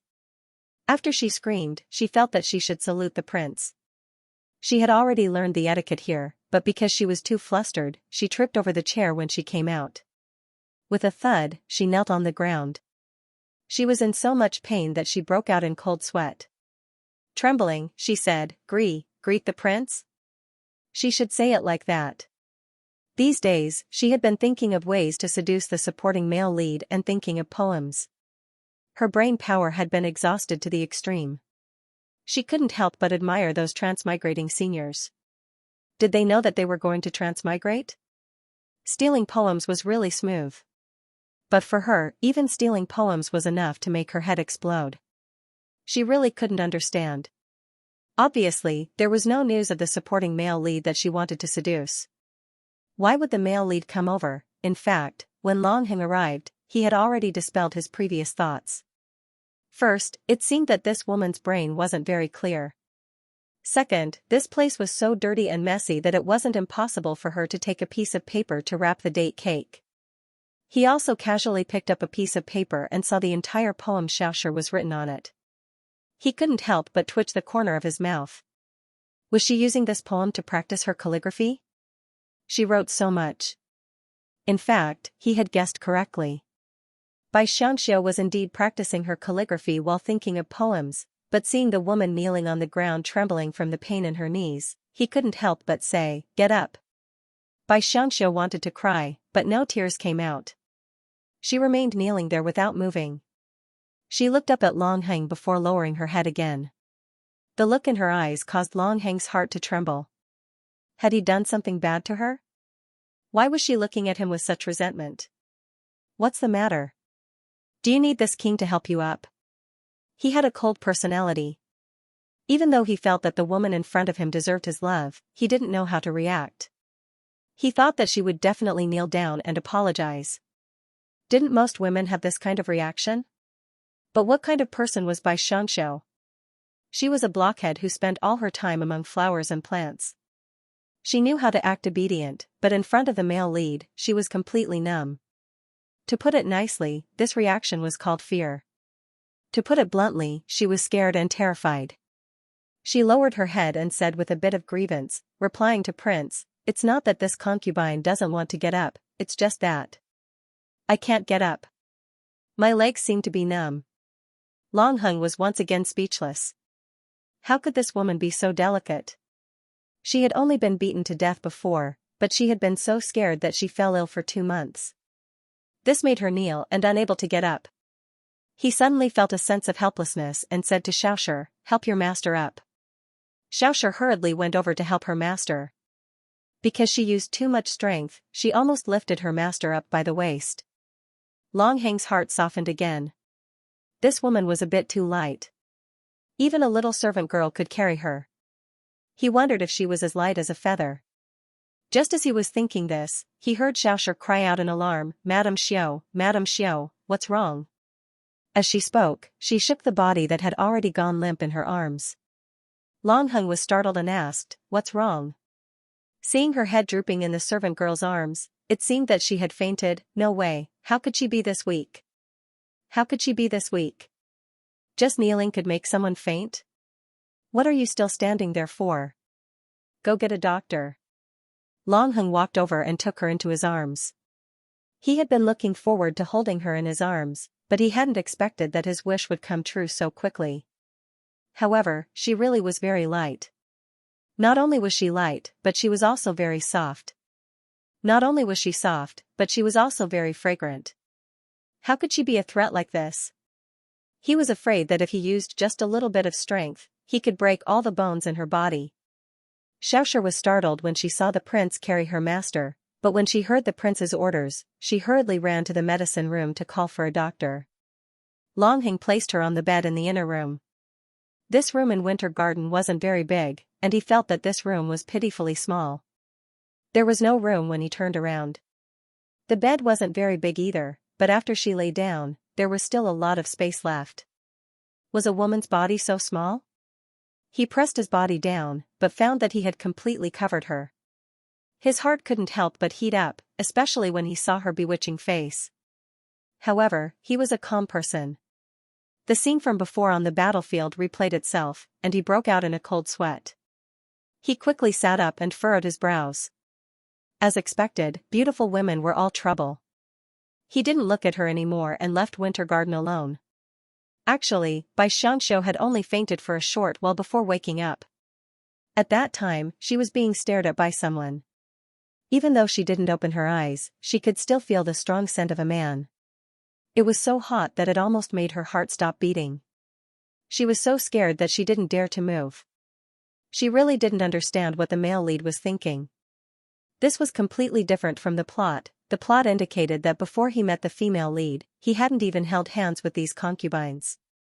However, what was going on with him being suppressed all of a sudden? After a while, she heard the person walk out. She gasped for breath and muttered, "Aya, I was scared to death. Did the male lead have a stroke?" She wiped the cold sweat off her forehead. The male lead was still the most frightening. She should continue to pursue the supporting male lead. But recently, she had used up too much energy and her blood sugar was low. How many times had she suddenly fainted? Just as she was thinking, Xiaoshi brought the doctor over. She noticed that the prince had already left and let out a sigh of relief. But then she thought that wasn't right. She should have hoped that the prince would stay. Master was his concubine. Only his love was Master's happiness. But, when she saw her master lying on the bed, her heart ached. Prince was such a great talent and was also a martial artist. Master might not be able to stand him, Thinking of this, her face turned red and pale. Bai Xianxia began to take medicine again. After taking it for a few days, the male lead didn't appear again. She felt that the male lead was forced to come by the old madam. But why didn't he go to another madam's room? Perhaps it was because she was scared that he came to take a look. Don't try to guess the male lead's thoughts. No matter how you try, you won't be able to guess. Since he was her fiend, it was better to see less of him. But her poem didn't seem to seduce the supporting male lead Song Jiaoyue. Was fame the most important thing? She sighed. She could only continue to think of a way. That's right, the old madam's birthday celebration was coming up. At that time, the supporting male lead would come. At this time, the female lead said she was sick and didn't come. But she sent a painting that attracted the attention of the supporting male lead and the male lead. She must not let the supporting male lead notice the female lead. She wanted to steal some of the limelight. At the very least, she couldn't lose to the female lead. Otherwise, it would be difficult to win his heart back in the future. After Bai Xianxia recovered from her illness, she started to think about what gift to give old madam. She didn't know how to give a painting, but she was good at gardening. After thinking for a long time, she came up with a plan. She asked Xiaoshi, "Where can we find tree roots in our fu?" "Ah, tree roots? Madam Xiao, what do you want that for?" Xiaoshi felt that her mistress was becoming more and more strange recently. It seemed that she hadn't recovered from the shock yet. Bai Xianxia smiled mysteriously. "It's a secret." Xiaoshi said, "I'm afraid that only the kitchen has it. It was used to split the fire. Let's go and take a look." Bai Xianxia put down the cup in her hand and walked out with Xiaoshi. Ever since she transmigrated, she had been hiding in the small courtyard and rarely came out. When she came out, she immediately attracted everyone's attention, not only because of her appearance, but also because of her attire. Bai Xianxia was a modern person after all, so she added some modern elements to her attire. Whether it was her makeup or the accessories on her clothes, she was always different from others. With the combination of the past and the present, her attire naturally became much more lively. However, she had long forgotten her exceptional appearance and was in a good mood as she walked to the kitchen with a smile on her face. The group of people in the kitchen were all startled. Why would the delicate and charming Madame Xiao come to a place like the kitchen? When Xiaoshi saw her mistress rushing forward carelessly, she hurriedly blocked her and said, "Mistress Xiao, if you go over like this, you'll be bumped into by others. Rest in the pavilion for now. This servant will go and call someone to come over." How troublesome. Bai Xianxia could only sit in the pavilion. Not long after, an auntie walked over and bowed to Madame Xiao. She smiled and said, "Madame Xiao, may I ask what instructions you have for coming to this place of smoke and fire?" There weren't many mistresses in the rear courtyard of the prince's estate to begin with, and they were all newcomers. Thus, they treated them very carefully because they still had a good grasp of their personalities. Bai Xianxia saw that her attitude was good and smiled. "It's like this. I want to find some tree roots. The weirder the appearance, the better. Can Auntie arrange them?" The auntie was startled. "Of course I can. However, the firewood shed is dirty and messy. How about I have someone bring them here for you to choose? You don't know what I want. I'll go pick them myself. You can just find someone to lead the way." Bai Xianxia's words were very polite and she was beautiful when she smiled. The auntie had a good impression of her, even though her request was a bit strange. Thus, she said, "Then I'll lead the way. Madame Xiao, this way please." Bai Xianxia was supported by Xiaoshi to the firewood shed. After picking and choosing, she finally found a suitable tree root.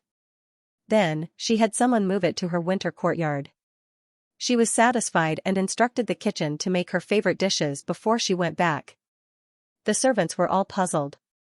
Why would such a charming madam want such a coarse thing? However, they were servants and couldn't ask too much. They could only carry it over. Along the way, they happened to run into Li of Gojozian and Long Hung. When he saw a group of servants carrying a tree root around, he frowned and asked, "What are you carrying this thing for?" Replying to the prince, Madame Xiao personally chose it and had us servants bring it over. As for its use, we don't know either. They knelt down and answered. Long Hung was puzzled. Why would a young lady like her, who could faint with every step, need something so cumbersome? Although he was puzzled, he didn't stop them and said, "Then send it over." He was going out today to choose a birthday present for his mother and had been worrying about what to give her. That tree root looked a bit like a table. His mother liked tea, so it wouldn't be a bad idea to give her a tea set. Ever since that clumsy tree root was moved back, the place that used to be filled with paper was now filled with wood shavings. Xianxia watched with her own eyes as her mistress took out a pile of tools she had bought from the woodworking shop and started hammering away at it. She was worried that her mistress would be hurt by those cumbersome things. Fortunately, her mistress seemed to be used to it and didn't get hurt. As she worked, she muttered to herself, It's a root carving." "Madame Xiao, who are you talking to?" Xiaoshur asked, puzzled. "No one, I'm just talking to myself." She was actually talking to the cactus Huer. He was like a million wise and would ask her questions all day long. Normally, she didn't like to answer him, mainly because she was afraid that others would find it strange. But sometimes, she would reply with a sentence or two. Just now, she hadn't noticed that Xiaoshur had come over with tea, so she had overheard their conversation. "What's a root carving?" Xiaoshur also asked, puzzled. She actually asked the same question as Huer. Bai Xianxia smiled and said, "You'll know when I make it." "Oh." Xiaoshur nodded. But who else could it be? Could it be Prince? It seemed that her mistress still had some feelings for Prince. She couldn't help but feel distressed. That's right, how many days until the old madame's birthday? She had been preparing for it for so long. It seemed like it was going to be a big celebration. "There are still 3 days left," Xiaoshur said. There's still time." Although it took a long time to make a root carving, the piece of wood she had chosen already had a decent shape, so she didn't need to fix it too much. As long as he could get some paint later, he could do it himself. Bai Xianxia seriously prepared for a long time. When she was done and painted, even Xiaoshur was shocked. "Are you really going to give this to this old man?" "Yes, how is it?" Bai Xianxia looked at her work and elegantly played with the carving knife in her hand. She had one hand on her waist, looking very proud. Xiaoshur nodded so hard her head almost fell off. Why didn't she know that her master had this kind of ability after following her for so many years? But this was really too good. As long as this gift was given, the old madam would see her master in a new light. Bai Xianxia was also very satisfied. Following this, she chose the clothes to wear that day. Her face was already very beautiful. She believed that as long as she appeared, she would attract a lot of attention even if she didn't dress up. But her goal wasn't to impress people with her appearance, because that was what the old madam hated the most. Although she wanted to seduce the supporting male lead, she didn't want to be beaten to death without any success. Thus, she chose a light blue dress that wasn't too plain and matched it with a red waistcoat. It didn't look too conspicuous, but it wasn't too plain either. After all, it was a happy birthday, so she had to give the old madam some face. As for the accessories on her head, she didn't wear much. The main reason was that she felt that her long hair was already very heavy. If she wore those things, she was afraid that sooner or later, she would get cervical spondylosis. Xiaoshur sighed. Her thoughts were that her master's appearance was too outstanding, but because she didn't want to be accused of seducing her master, she dressed so inconspicuously. Later, spend some money to have 2 servants carry it over. Don't let it fall. After Bai Xianxia gave this order, she stood up. Looking at herself in the bronze mirror, she found that even if she dressed inconspicuously, her face was still very attractive. Why did a perfectly good face become like that? Was it because she didn't have the female lead halo? In reality, Bai Xianxia had learned from the book that concubines in this era didn't have much status. Although she was a noble concubine and was brought in through the open route, she was still a concubine. Actually, the 4 concubines did not have the right to sit in the old madam's birthday banquet this time. They were only there to deliver the gifts. When the other women arrived, they would have to leave. Unless the host, the old madam or the Li of Gojosian, Long Hung, agreed. However, according to the book, they were not allowed to stay. Therefore, as long as she could present a gift and win the attention of the supporting male lead, she didn't have any other expectations. Family members had to present their gifts before outsiders, so they had to go there early. Right now, the male and female guests should still be gathered in front of the old madam, so perhaps they could see the male supporting Song Jiayue. Bai Xianxia was still looking forward to it. After all, she had chosen him. If she succeeded, she would be rescued by him. Maybe, there was no need to think too much about other things. As long as he could keep his life, it would be fine. The two of them walked to the front hall again, but this time, they went to the auditorium. Right now, there were many guests gathered here, but most of them were from the prince's household or their relatives. Before Li of Gojoseon, Long Heng's family was also very large. However, his branch was the most prosperous, but the number of people was the smallest. Long Heng's father was also a general and spent many years on the battlefield. Although he had 2 concubine-born sons, they were not able to survive. One of the concubine-born daughters had already been married for many years. As for the main wife, Lucier, who was also the old madam, she only had one son, Long Heng. Now, she had obtained the high status of a prince. Therefore, this old madam, who had painstakingly raised her son, was very respected by everyone. This time, even the current emperor had sent a congratulatory gift. Early in the morning, everyone received it and hung it in the main hall. It was a 100 longevity painting. As soon as Bai Xianxia and the other 3 concubines arrived, someone told them to first kneel in front of the 100 longevity painting and not to break the rules.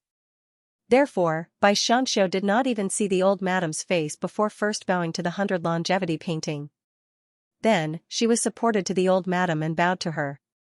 The knees of these ancient people were really suffering. In this short period of time, she had already knelt twice.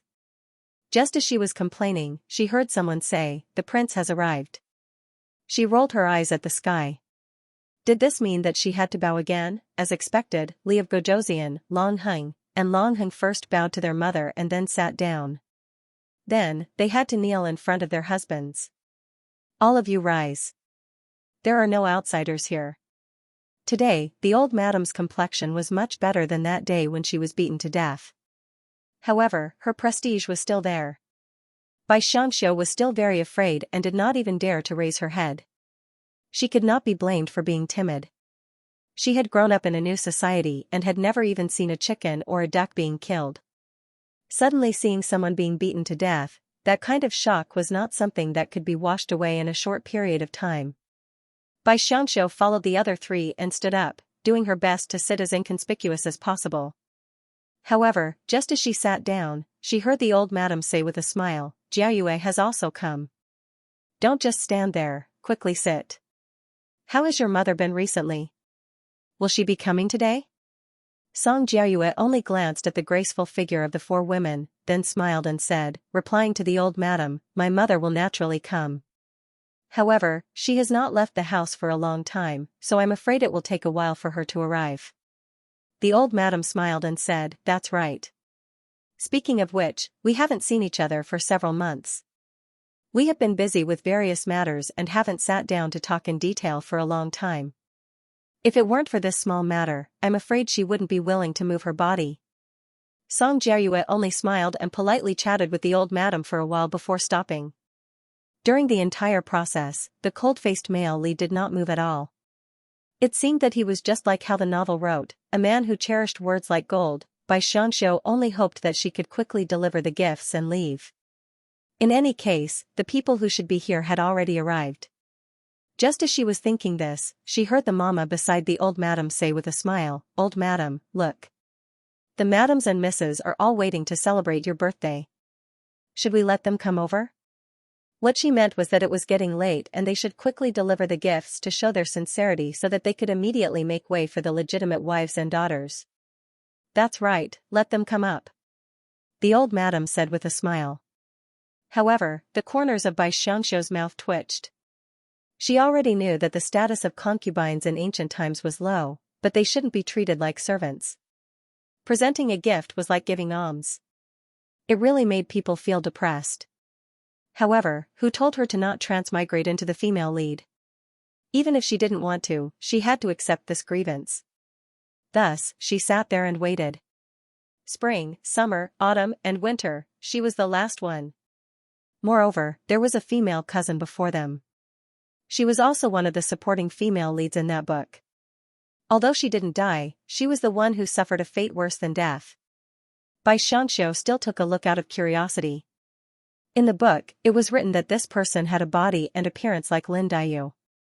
Unfortunately, her personality was very vicious.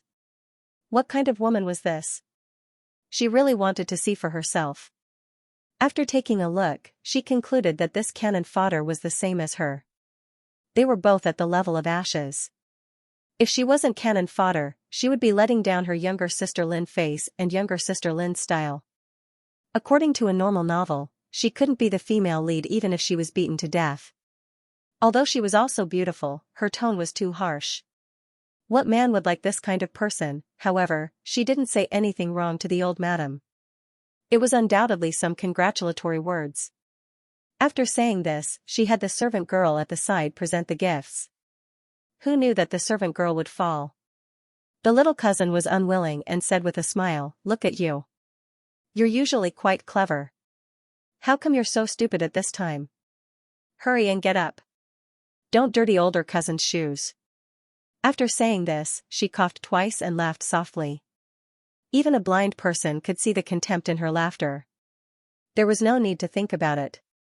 She was clearly insinuating that the servant girl had the heart to cling on to Li of Gojosian. Otherwise, how could she fall so accurately? But that was her own servant girl. Wasn't this person a bit too crafty? Bai Xianxia frowned. She had never been good at dealing with interpersonal relationships, but she wouldn't attack others with thorns all over her body. At the very least, this kind of person wasn't likable, no matter what her reasons were. She retracted her gaze and accidentally caught a glimpse of the male lead's eyes. He seemed to be looking in her direction. She was so frightened that she almost slipped off her chair. She hurriedly looked down at her feet, not daring to look at anyone else for a long time. It wasn't until the spring and summer madams had presented their gifts and everyone had finished commenting that she finally had time to glance at the supporting male lead. As expected of the novel's #1 supporting male lead. His appearance and temperament were great. In addition, he was very affectionate and his status was comparable to the male leads. If she could make him bring her out, she wouldn't be beaten to death no matter what. Only, would her gift be acknowledged by him? Would it steal a bit of the female lead's limelight? When she thought about how the female lead had stolen the male lead's and the supporting male lead's hearts without even showing herself, she couldn't help but feel a bit discouraged. Would the female lead really die a horrible death if she fought with the female lead? "Mr. Xiao, it's your turn." "Mr. Xiao." She was fine just now, why was she suddenly distracted? Xiaoshi was so anxious that her forehead was covered in sweat. She was so anxious that she fiercely poked her master. Bai Xianxia cried out in pain from her poke. She blankly turned her head and rubbed her shoulder as she looked at Xiaoshi. Why was this girl poking her so forcefully? However, she saw Xiaoshi shake her head towards the old madam. She couldn't help but break out in cold sweat. Only then did she realize that it was her turn. No, it was her turn to present her gift. She had originally prepared quite well, but who knew that she would be distracted at the last moment. She stood up in a fluster, and all the words she had thought of before had been taken away by the dogs. She could only mumble, "I wish the old madam's fortune as boundless as the East Sea and longevity as long as the South Mountains." These words had been used so many times that she had definitely been ignored by the supporting male lead. What should she do? Bai Xianxia had a habit of lowering her head when she was anxious, she didn't dare to raise it. Her hands would twist whatever she grabbed. Now that she had a handkerchief in her hand, she twisted it around and curtsied awkwardly. Unfortunately, she was a beauty, and such actions of a beauty would only be pleasing to the eyes of everyone. In everyone's eyes, Bai Xianxia was extremely shy and cute at this moment. They felt that it would be difficult for her to continue speaking. The old madam's fingers trembled. This woman was indeed too beautiful. Even she couldn't bear to look at her. She frowned slightly and peeked at her son. When she saw that he didn't have any expression, she was relieved. Sure enough, he was very much like his father. He wouldn't be captivated by beauty. Thus, he said, "You're too considerate." Bai Xianxia finally dared to stand up and said, "This concubine has prepared a gift for old Madame Yu." "Xiaoshi, have someone bring it up." "Lift." Song Jiayue was stunned. Gifts were supposed to be presented. Why did she have to lift it when it came to her? This beautiful lady was indeed interesting. Her poems were interesting, and she was also interesting. He squinted his eyes and smiled slightly. Then, he put down the teacup and looked outside. He wanted to see what was being brought up. At this moment, Long Heng thought of that broken tree root. Could it be that she still hadn't recovered from her mental illness and wanted to give that tree root to his mother as a gift? Now that the guests were welcoming them, he actually began to think of how to absolve her. Just as everyone was having different thoughts, a huge object covered in red silk was brought up. Even the old madam felt curious. Normally, young ladies or madams would only send up hand-embroidered sutras or paintings. What exactly was this gift? Bai Xianxia personally walked over and reached out to pull down the red silk. However, as a craftsman, she didn't like to be surrounded by people. Instead, she liked it when her works of art were surrounded by people. Thus, when the tea table appeared in front of everyone's eyes, she retreated to the side. She put away the red silk and silently stood to the side. This? The old madam's eyes lit up. She really liked drinking tea, and she especially liked her favorite tea set and tea table. However, this was the first time she had seen such a strange and auspicious teacup. She could see that it was made of tree roots. There were 3 strangely shaped but very elegant thick legs supporting the table. The surface of the table was very smooth.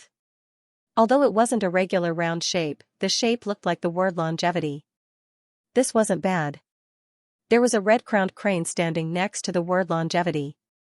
The red-crowned crane was carrying a longevity peach on its back. The entire table was placed there like a work of art. It was pleasing to the eye and had practical value. Thinking about it, if a guest came to serve tea with this table, it would really be very honorable. The old madam didn't think that the little girl would have such thoughts. It seemed that she really wanted to curry favor with her. She shifted her gaze to the little girl. She originally thought that she would be very happy that her gift was liked. At the very least, she would be in high spirits, who knew that the little girl had already shrunk to the side. Her face was completely red and the handkerchief in her hand was being squeezed here and there. She looked very nervous. She didn't look like she was proud of her gift at all. Instead, she looked like she was about to immediately run away. That's not right. The old madam's eyes were very good. She looked at her finger and wrinkled her brows. You're very considerate, but you're a delicate guest. This hand can't be easily injured. Mama, bring the Hanlu ointment for Madame Bai. Yes. The mama agreed. Bai Xianxia was already uncomfortable being looked at like this. Seeing that her hand was injured and being seen by the old madam, she couldn't help feeling even more nervous. She quickly hid her hand and looked like a little white flower as she said, "This concubine is fine." Half of her nervousness was just an act. People who had read the novel were very clear on the old madam's preferences. She liked sensible and gentle girls. She didn't like the female lead who was a bit wild and didn't like people who were too ambitious. Bai Xianxia was afraid of the old madam, so she naturally wanted to leave a good impression in front of her. Thus, she went with the flow and put on an act. At the same time, she looked at the supporting male lead and saw that his eyes didn't leave the table. She couldn't help being startled. This supporting male lead was too hard to seduce. Why don't you take a look at the creator of the table? That was her real goal, alright? It was a pity that the supporting male lead Song Jiayue didn't look at her from beginning to end. In order to look at the table, he even stood up and walked in front of it. Then he said, Long Heng said, "What is it?" Did he have an opinion on this gift? He felt that it was pretty good. It was already pretty good that this person wasn't crazy enough to pick up a tree root. Such small words, how did you do it? Song Jiayue pointed at the crane's wings and asked. This time, he looked straight at Bai Xianxia. Bai Xianxia was very happy that the supporting male lead suddenly noticed her. However, she felt that she had gone off topic. Obviously, she wanted to spread the song Xiaoshi for you to hear, but why did you pay attention to how it was engraved? This was a professional question. Should she answer it? The answer was of course yes. She knew that the supporting male lead liked the female lead's intelligence and talent. Of course, she also had a little white flower temperament. Thus, she said in a soft voice, it was engraved with a needle. Needle? Song Jiayue looked at Bai Xianxia's hand. In order to celebrate the old madam's birthday, she had actually made such a big sacrifice. It seemed like she wanted to show off her skills in front of Li of Gojoseon. He had seen many things in the inner residence, so he smiled slightly and didn't say anything. Bai Xianxiu had no idea what she had done wrong. Why did the male supporting lead, who she had been so interested in just a moment ago, suddenly return to his original spot? A granny walked over and said with a smile, just as young Master Song said, these words are really small. This old servant's eyes are good, so I can see it. This poem, interesting, really interesting. The old madam smiled, read it for me to hear. What can be done, what can be done? Halfway through, she stopped talking, causing the old madam and everyone else to stare blankly. Why did she say that she couldn't do anything about someone else's birthday? Even Longheng put down his teacup and listened carefully, but he didn't get angry. Instead, the corners of his mouth rose. He felt that, after all, she was a woman from his own backyard, so it wasn't too much for her to do something for his mother. Although she had used some small tricks, it was still within his tolerance that she didn't have any intention of hurting others. That mama continued to read, what can be done about the recent torrential rain? The torrential rain wishes the old madam a long life, more longevity than the torrential rain. She had seen this poem on the internet before, and had remembered it because she found it interesting. After coming here, she wanted the male supporting lead to remember her talent, so she had wanted to do something to the teacup. After thinking for a long time, she had finally changed this poem, so that if someone accidentally discovered it, they would spread it. But she hadn't thought that the male supporting lead would discover it himself. Only, his reaction was different from what she had imagined. She remembered that in the novel, people were quite excited after seeing the female lead's drawing. Could it be that this poem couldn't arouse his interest? Or had she changed it beyond recognition, completely losing its previous artistic conception? Woo-woo, the male supporting lead is too hard to seduce. Waiting online, very urgent. Bai Xianxiu was worried. She had been pretending to be a little white flower for so long, but now it was all for nothing. She was a bit discouraged, waiting for the old madam to chase the concubines out before thinking of another way. But who knew that the old madam would be so tolerant, saying, you all can also stay, but remember your own status. What's wrong with you, plot lord? In the novel, it was written that the concubines were chased out. How come she was allowed to stay? Where did she go wrong? However, the other three madams were very happy. How could ordinary concubines have the face to attend such a big banquet? This also proved that their status was different. Bai Xianxiu, on the other hand, felt tired. She had exhausted all her mental energy from dealing with the situation just now. Don't ask her why she was so useless. It was because she had only dealt with flowers and plants before. A battle of wits and courage was too exhausting for her. Longheng didn't say anything. To him, no matter how talented the woman was, she must have a motive for being so obvious in such a situation. But why was she so quiet now? It was as if she wanted to disappear. She sat at the side with her head lowered, looking very tired. Song Jiayue actually noticed that she was different, but she was his friend's concubine, so he couldn't get too close to her. Even if he wanted to know everything about the poem, it seemed like there was no chance for him to do so. Like this, they waited until all the guests had arrived. Not long after, the male and female guests all arrived and went their separate ways. The concubines couldn't raise their faces, but the three madams naturally had to pretend to be elegant and dignified to gain the recognition of the other madams and young misses. However, they were the legitimate wife and daughter. Even if they were polite on the surface, they still couldn't hide the disdain in their eyes. Bai Xianxiu silently drank tea on the side.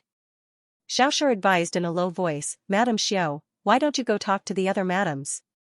It'll be different if you gain their recognition. What's different? Bai Xianxiu asked strangely. Her goal had nothing to do with the madams and young misses, so she really didn't care about what they thought. However, there was one person she had noticed. That was the female lead's mother, a very scheming beauty. She had just turned 30 years old. Her posture was dignified and she smiled when she saw people. However, Xianxia knew that this woman was very scheming. She had put in a lot of effort for her daughter's marriage and finally chose the male lead, Long Heng, because she saw his potential. Her vision was very unique. Unfortunately, she hadn't expected that her daughter would completely disagree with this marriage. A mother who wholeheartedly thought of the family had a daughter who was very willful in everything. Speaking of which, this pair of mother and daughter were quite annoying. If the male lead hadn't pounced on the female lead and eaten her in the end, it was hard to say what would have happened between them. When she was reading, Xianxia didn't have a good impression of this madam of the Marquise estate. Looking at it now, she felt that at least her appearance was very eye-catching. She was also very tactful. It seemed that she could chat with any madam. She was especially close to the old madam, calling her older sister non-stop. She even took out the female lead's painting and gave it to the old madam. Actually, she had secretly taken out the painting and given it to her. Her daughter didn't agree with this marriage at all because she had heard all kinds of negative rumors about the male lead. That's right, don't doubt it. The female lead was actually a very soft-hearted person. She was a bit white and liked to cause trouble, but also knew how to pretend to be innocent. However, she finally saw the noble young ladies of the ancient times. They really were very well-mannered, they really could smile without showing their teeth. She had thought that she had already pretended to be a noble young lady these past few days, but after seeing them, she had a role model to learn from. It seemed that she still had to work hard. Why did she have to work hard? Because although the supporting male lead liked the female lead who was a bit white, a bit naive, a bit saintly, a bit white flower, she still had the demeanor of a noble young lady. Wait, the female lead's mother, the Marquise Madame, had presented the female lead's gift in front of the male lead. Why had she presented it before the male lead even appeared? Wasn't this plot a bit too outrageous? Moreover, there didn't seem to be any reason for her to do this. Just as she was feeling strange, she heard the old madam say after receiving the painting, "It really is a pretty good painting. Someone come, call the prince over." The prince, Long Heng, came over. Beside him was his best friend, Xianxia. This wasn't surprising. It could be said that the two of them had known each other since they were young, so the supporting male lead wasn't too reserved in the prince's residence. This also caused him to be slowly attracted to the female lead. She felt very worried for him when she recalled what had happened afterwards. He actually had thoughts of stealing the male lead's woman. Wasn't this asking for his life? Fortunately, the male lead didn't ask for his life in the end. It should be said that she hadn't seen the ending yet. She only felt that even if the male lead didn't ask for his life, the meddlesome female lead would cause trouble everywhere and implicate him to death.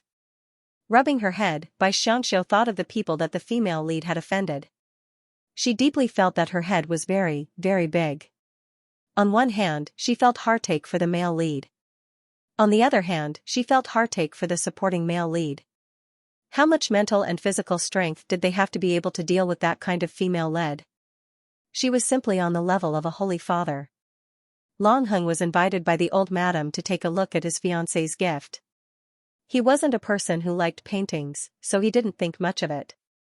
He didn't know what kind of person his fiancée was, but looking at the painting, he felt that she was a talented woman. Xianxia cheered from the side, then retreated to the side with a smile. Although the painting was good, it wasn't as shocking as the carving just now. This place seemed to be different from the original plot. It seemed that many things had changed because of her arrival, but she didn't know whether the changes were good or bad. What she didn't know was that she had caught the old madam's attention after she presented the gift. If she was someone who acted recklessly with a bit of cleverness, she would have to suppress her spirit. But she didn't expect her to be so well-behaved. She didn't try to compete with the other madams and young misses, and even when the prince appeared, she didn't try to curry favor. The old madam also felt that it was a bit tiring for her to manage the rear courtyard, so she wanted to find a helper to help her daughter-in-law when she married into the family. But if she was someone who liked to cause trouble, then the rear courtyard wouldn't be so peaceful. Of the 4 concubines, she was the most pleasing to the eye today. Long Heng followed his mother's gaze and looked at the woman who had just stolen the limelight. She sat very far away, still in the shadow of the pillar. She drank tea while watching everyone's actions, but she didn't seem to have any intention of joining them. The most important thing was that those eyes were as calm as still water, without any desire. He couldn't help but find it strange. It was rare to see such a woman without desire. After all the madams and young misses had presented their gifts, the banquet was about to begin. At the mention of the banquet, Xianxia was even more depressed. She had grown up with her grandmother and grandfather. Those two were Buddhist, so they always ate vegetarian food on the 1st and 15th of every month. She had gotten used to it after so many years, so it hadn't changed after coming here. And today was the 15th. Xianxia naturally knew her habits for the past 2 months. She couldn't help but ask in a small voice, "Madam Xiao, do you want me to mention it to the servants?" Xianxia shook her head and said, "Don't go, it's not good to attract attention at this time. I'll just pick some vegetables to eat." In this dynasty, the dining table was not a huge one, but a small square table. There was a small table in front of each guest, which could fit 4 or 5 dishes at a time. When the dishes arrived, they would pick up some of the dishes they liked and put them in a small stack. Then, when the next dish arrived, they would take it away. This was the so-called flowing noodles. It was very wasteful, but it paid great attention to the hygiene of the meal. The concubines were different from the honored guests. They sat in pairs at the same table. Xianxia and the mistress of the autumn garden sat at the same table. Xianxia was a gorgeous beauty, but in terms of appearance, she was still a far cry from Xianxia's face. Therefore, her attitude towards her was not friendly. Soon, the dishes were served. Xianxia didn't let Xiaoshi set the dishes. She picked up some cabbage, tofu, and other things and put them on the plate. Not long after, Long Heng, who had left, came back again. He had to accompany the old madam to eat. After all, he was her only son. The old madam was naturally happy. The mother and son sat at the same table and didn't talk much. However, Long Heng glanced at the woman from the winter garden. He found that she had already been pushed to the side of the table. Half of her body was blocked by the woman at the same table. It seemed that she was being pushed aside. But when the dishes arrived, she had already used a handkerchief to wipe her mouth. It seemed that she was already full. Looking at her plate, there was still half of the dishes left. Was this girl eating cat food? The banquet was still in progress, but Xianxia was being pushed to the point that she couldn't sit any longer. She felt that she had already given her gift and was being pushed aside by the other 3. There was no need to sit any longer. Thus, she had a servant ask the old madam and say that she wasn't feeling well and wanted to go back. How could the old madam not see that she was being pushed aside? She nodded and allowed her to leave. As for the other 3, she had someone tell them to leave. They disregarded their status and scuttled among the noble madams. It was truly a disgrace to the prince's estate. After this banquet, they would have to be strictly disciplined. Xianxia and Xiaoshi went down at an appropriate time. They didn't walk very fast, but as they walked, they saw a suspicious servant in front of them. He was a very small man. He was curled up in the forest and seemed to be looking at something. On the other side, a group of people was slowly walking over. The one in the lead was Long Heng. She didn't expect that he would bring people to wander around the backyard as soon as he left the old madam's place. He really had nothing better to do. However, those people were all important guests. Other than Song Jiaoyue, there were also a few very young and handsome young masters. Although Long Heng was a cold person, he had a wide range of friends. In the imperial court, he could be considered a smooth talker. She didn't want to be seen by them, so she moved closer to the suspicious servant. There was a rockery over there that could block those people's view. When the servant heard someone behind him, he turned around. Then, he saw a beauty as beautiful as a fairy approaching him. He couldn't help but be stunned for a moment. He said absent-mindedly, "So beautiful, like a fairy." After saying that, he and the beauty opposite him were both stunned. One was stunned. How did this person come to be so beautiful? Not only was she beautiful, but she was also dressed elegantly. However, she wasn't exaggerated. After seeing her, people couldn't help but have a good impression of her. The other was stunned. This servant's voice clearly belonged to a woman. Looking at the appearance and the throat, Bai Xianxia immediately guessed that it really was her. You are. Before she could finish her sentence, her mouth was covered by her master. The servant also put his hand to his mouth and said, "Lower your voice." After saying that, he chuckled and said, This servant, was carrying things for the madams and ended up losing them. I'm afraid others will find out. This was clearly an excuse. Bai Xianxia looked at this suspicious young girl. She was only about 14 or 15 years old. She was delicate and cute, especially her pair of watery eyes. They were especially beautiful, as if they were about to fall at any moment. This kind of cute, good-looking girl, coupled with her boldness, her peeking behavior was not something that any noble young lady would dare to do. What are you peeking at? I won't tell anyone. Bai Xianxia was curious. There was a thought in her heart that she urgently needed confirmation. When Xiaoshi saw her master lowering her head, she also squatted down. She was puzzled as to why her master would ask such a question. No, her master's tone was clearly certain. I just heard that Li of Gojosian was very scary. I wanted to see if he was as scary as the rumors said. For some reason, when such a beauty stared at her, she actually spoke the truth. The corner of Bai Xianxia's mouth twitched. She was already beginning to be certain. In this novel, there was only one person who could have such an appearance and such behavior, and that was the legendary female lead. She didn't expect that she would come to observe her fiancé in advance. This wasn't written in the novel. The novel only said that she had confirmed that the male lead was very violent towards women. Then, she packed up and ran away. Could it be that she had peeked at him as proof? However, although Li of Gojosian was a powerful character who could casually beat people to death, he was still okay with women. At least, she hadn't heard of him casually hitting any woman. Bai Xianxia didn't plan on fighting over the male lead with the female lead. She even hoped that they would quickly fall in love and roll in the sheets until they couldn't get out of bed. Thus, she wanted to say a few words for the male lead. At this moment, two servants walked past from the other side of the rockery. They obviously didn't see the squatting girls and the male lead who had just walked past. They chatted happily among themselves, as if they were afraid that others couldn't hear them. They even stood there and chatted for a while. That's why it's said that you can't control the world of a novel. The plot really can change your thoughts and ideas at any time. It's said that Xi'er's family came. They wouldn't come at any other time, but they chose today.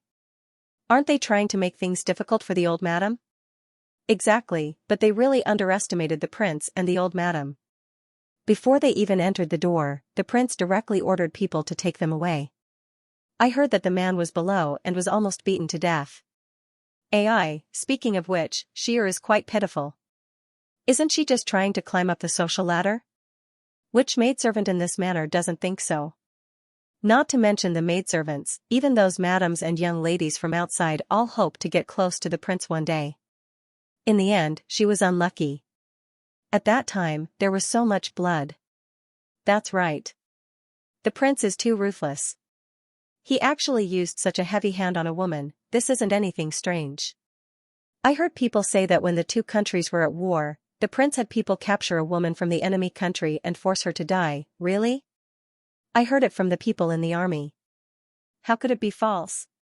Bai Xianxia listened to the gossip while watching the female lead's face turn from pink to white.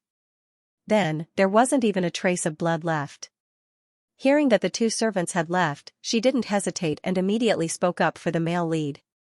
Although the female lead will still be caught because of this matter, if you don't come and everyone is happy, then can she be chased out of the manor ahead of time? Although the old madam would plead for leniency when the time came, but if she seduced the supporting male, he would take advantage of that time to ask for her. It would be necessary for him to leave this frightening prince's mansion and never come back. In order to plan for her future, she immediately waved her hand and said, "Don't listen to their nonsense.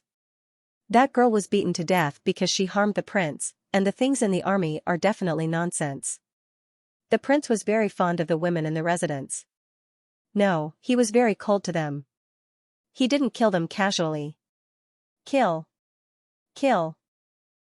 Why did the female lead's eyes follow her head and look up, seemingly revealing a fearful expression? When she looked again, she saw that her maidservant, Xiaoxia, had been kneeling there at some point. She was winking at her and tugging at her clothes. Unfortunately, she had been too anxious to explain to the female lead that she hadn't noticed. Xianxia felt a chill in her heart. At the same time, she deeply believed that the law that nothing good would happen if one appeared together with the female lead was indeed true. Stiffly turning her head, she discovered that the male lead, the supporting male, and all the other young masters were standing in a row behind her. Their expressions were different, but they were all looking at her without a doubt. No matter how calm Xianxia was, she still felt her body go soft at this time. Her entire body fell to the ground. That small appearance seemed to have received a considerable shock, and she was unable to return to her senses for a while. Longheng slightly wrinkled his eyebrows. Just now, he had heard her passionately defend herself. Although there was no need for that, he suddenly had an irrelevant thought. This girl seemed to understand him quite well and trusted him quite a bit.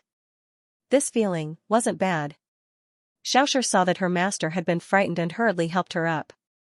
In her heart, she was endlessly shouting, "Please don't be scared until you get sick again. You've only just gotten a little better." Only then did Xianxia kneel down with Xiaoxia's support. Her mouth trembled as she said, "Prince. Don't misunderstand, this wasn't because she was scared. This was because she was shocked, angry, and worried for the female lead. Being seen by so many people, would she still be able to escape? But it was obvious that she worried too much." Before the male lead could open his mouth to ask about the female lead's true identity, she had already jumped into the pond behind her and sank into the water. "Ah, the water is cold." This was the female lead. If the male lead froze to death, what would she do if he found an excuse to get angry at her? Xianxia reached out her hand, expressing that she really didn't want this kind of thing to happen. She didn't want to be beaten to death because of this kind of excuse. Alright, being beaten to death was a psychological shadow in her heart. No matter what, she couldn't get rid of it. "You recognize this manservant?" Longheng's eyes and heart were clear. When the manservant had boldly looked at him, he had already clearly seen his appearance. Or it could be said that when he approached them, it was because his figure didn't seem to belong to the prince's household. This kind of eyesight was also trained in the army. His personal guards numbered more than 10,000 people. As long as there was an unfamiliar person, he would be able to recognize him at a glance. And looking at his figure, he wasn't a manservant at all. "No, I don't know him." Xianxia didn't dare to say that she knew the female lead. She hurriedly shook her head, trying to get rid of this relationship. Judging from the situation just now, the female lead's ability to cause trouble was indeed the strongest. She was panicking in her heart. "Oh? Then why did you chat with him for so long?" Actually, he knew what they were doing.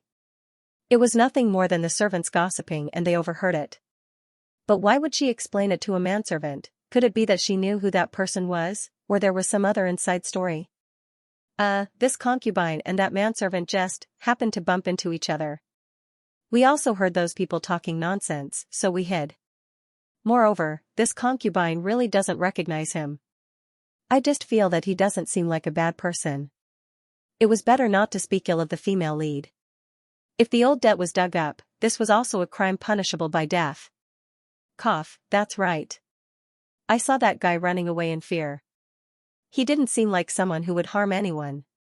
One of the young masters among the men also opened his mouth to speak along with Xianxia's words. However, his thoughts were, "Prince, you must not send troops to kill your fiancé." There was actually someone speaking up for her. No, it was speaking up for the female lead. Xianxia subconsciously raised her head and happened to see the young master's flustered expression. However, she was certain at a glance.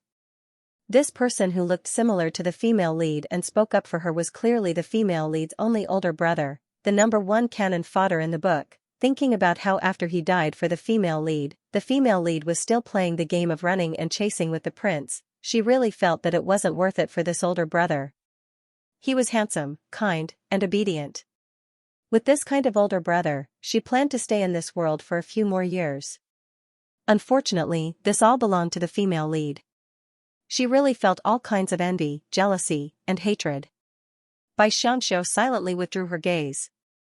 However, before she withdrew it, her gaze lingered on the male supporting Song Jiayue's face for about a tenth of a second. She discovered that he was also looking at her. She couldn't help but feel a burst of nervousness. Did he notice? However, when she lowered her head, she discovered that his gaze had already turned towards the pond. Her heart turned cold again. It seemed that the female lead's halo was indeed too strong. She really couldn't pull back the hearts of these men in a short period of time. Oh? This king believes that offenders must be punished. Come, go, and capture the person who ran away. Longheng wasn't blind. How could he not see something that Bai Xianxia could see? He didn't expect that Miss Lin to be so daring. She actually came to the prince's estate in public and even talked with this woman. However, he was in a good mood today, so he would let her go for now. The woman that was spared by the male lead was Lin Xianxia. She was currently hiding from the pursuers. Obviously, she had already scouted the path out of Li of Gojoseon's residence. After leaving the waterway, she returned to the wooden house that she had prepared and changed her clothes before returning to her female appearance. Once she returned to her female appearance, they lost their target. Everything went smoothly, but she still felt gloomy in her heart. That fiancé of hers was too ruthless. He actually beat a servant girl to death. Although he looked like a dog, he was truly frightening. Also, the woman that was talking to her should be his concubine. She never thought that she would be so beautiful. With such a beautiful woman, would he still look at her after marriage? Definitely not. She felt that way. After changing into the servant clothes that she had prepared, she returned to her own home. Just as she entered her courtyard, she saw a snow-white figure. She was startled and turned to leave. That white figure said, "Cousin, are you still going to run?" Cousin, how did you know it was me?" Lin Xianxia walked over with a mischievous smile. "How could I have misjudged you? I already said that Li of Gojoseon is not to be trifled with, but you still went. How is it, are you satisfied with your fiancé? In terms of appearance, he is one of the best." Ji Zhongshu sneered. He had loved his cousin for many years, but he never thought that his aunt would marry her to that man who killed people like flies. Lin Xianxi's face revealed a trace of sadness. She threw herself into her cousin's embrace and cried. "Cousin, that man is so scary. He kills people without batting an eyelid. He actually beat a servant girl to death. Also, the woman in his backyard is beautiful and kind. He won't even look at me. What should I do? What should I do? I don't want to marry him, I don't want to marry him." Ji Zhongshu's heart ached as he patted her head and said lovingly, "Cousin knows. Cousin will definitely help you. Cousin, help me escape the marriage. I want to go out and hide for a while. That way, I won't have to marry him." She smeared her tears on her cousin Ji Zhongshu's clothes, causing his heart to ache even more. He said, "All right, cousin will promise you anything." Lin Xianxia nodded gratefully and continued to cry in Ji Zhongshu's arms. Whenever she thought of Li of Gojoseon's sharp gaze, she felt uncomfortable all over. At this moment, Bai Xianxia was tending to the flowers and plants outside the room. During this period of time, whenever she was free, she would plant some things in the small garden in the courtyard. However, the weather was a little cold, and there weren't many plants for her to play with. When he was tired of fiddling with it, he went back to talk to the cactus Xiaohua. To his surprise, he found that there was a small sprout growing on Hua Er's body. Was it about to branch? Itchy, so itchy. Hua Er was not used to the newly grown buds, so she kept complaining about the itch. "Bear with it. When it grows up, you'll have more companions." Bai Xianxia felt that Hua Er's voice had matured a little, but it was still a child's voice. "Bear with it, Hua Er, bear with it. Hua Er wants to feel the wind, wants the sun." Hua Er acted like a spoiled child in front of Bai Xianxia. She had no choice but to move Hua Er to the window and open it. This way, it would be able to bask in the sun and feel the wind. However, the weather was cold, and as soon as she opened the window, she could feel the cold wind assaulting her. Xiaoshi said, Mr. Xiao, don't. Be careful not to catch a cold. Don't worry, leave the window open first. I'll close it later." After giving this order, she went to wash her hands. She had been tired for the past few days and wanted to rest early, so she lay on the bed before the sky was completely dark. She did not take off her clothes. As she rested, she thought about how the novel did not tell the female lead to secretly test Li of Guozhouzian and Long Heng. But if she left like this, would she start her plan to escape from the marriage? She remembered that today was the day that the male lead and female lead's wedding would be set. It would be March next year. May would be the date of her death. She had to leave before May. As she thought about it, she felt a little tired.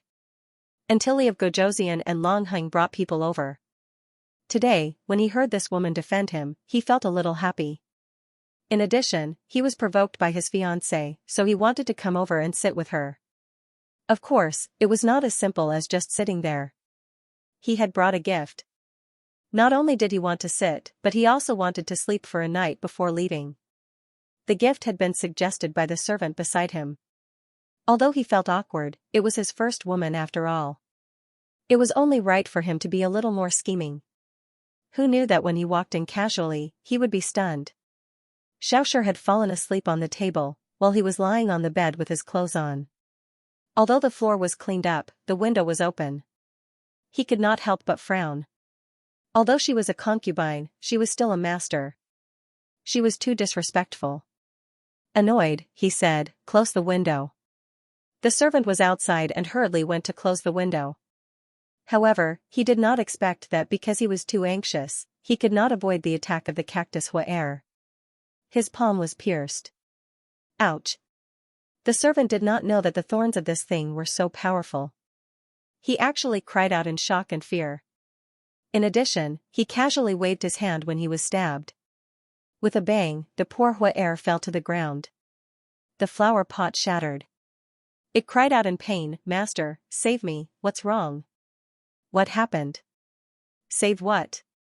Xianxia was so frightened that she hurriedly ran out. In the end, she saw that the Fodder had been thrown to the ground. Her heart ached. She suddenly ran over and reached out to grab it. "You, stop. That thing has thorns." Long Heng saw that she ran out barefooted and ran towards the strange plant without hesitation. He did not care about his injury and wanted to grab it. He hurriedly called out to stop her. However, he saw that she was frozen in place. She slowly turned her head and looked at him in confusion. Then, she knelt down and said, "Greetings, Prince. Why is the male lead here? Mr. Plotline, can you be any more off topic? Get up." Long Heng seemed to be a little speechless. However, when he saw that she did not get up and continued to lift the flower pot, he could not help but feel a little hurt. Was he not as important as a strange plant? Thus, he said, "Why don't you throw away such a dangerous thing? No, it's also a life. It can't be casually killed." This time, Xianxia was agitated. She almost protected the cactus in her arms. Moreover, she looked at him with caution like a hen protecting her chick. Long Heng's originally special thoughts were all dispelled by her. He flung his sleeves and said, "Then you can guard it for the rest of your life." Didn't she just speak up for him? Now, she dared to look at him like this because of that plant. This woman was quite brave. He left resentfully, leaving Xianxia and Xiaoxia, who'd just been paired with him, completely confused.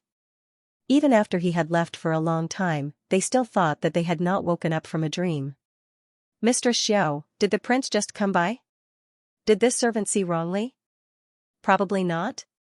What was wrong with the male lead? Or did the novel not mention this, because Long Heng had come and left so suddenly?" Xianxia did not think of anything else. She thought that the male lead had come to look for trouble because he did not like her. Long Heng felt gloomy. His fiancée had actually dared to sneak into the prince's estate to listen to the servant's nonsense. She had even dared to jump into the water in front of so many men. This greatly embarrassed him. It was rare to hear a woman speak up for him, but it was obvious that he was not as important as the plant she was raising. He angrily returned to his room, but when he heard that his mother had called for him, he frowned and went to her place. Seeing that her son's complexion was not right, she smiled and said, "Didn't you go to Baishir's place? How come you're back so quickly?" She did not object to her son going to her place, but this time, he came back a bit faster. Long Hung was originally very depressed, but for some reason, he spoke up for her. It's very cold there, and she's sick. What he meant was that he couldn't force himself on her now that she was sick, could he? The old madam smiled slightly and did not say anything, only saying, "Cold? You're fighting for her, but do you know that she did not have many people there because she didn't want them?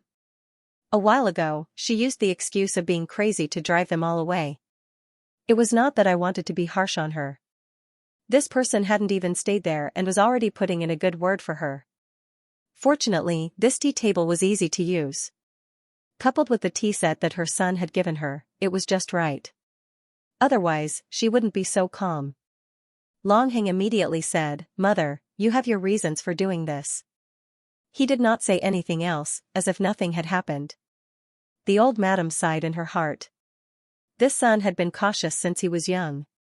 Ever since he came back from the battlefield, she could not guess what he was thinking.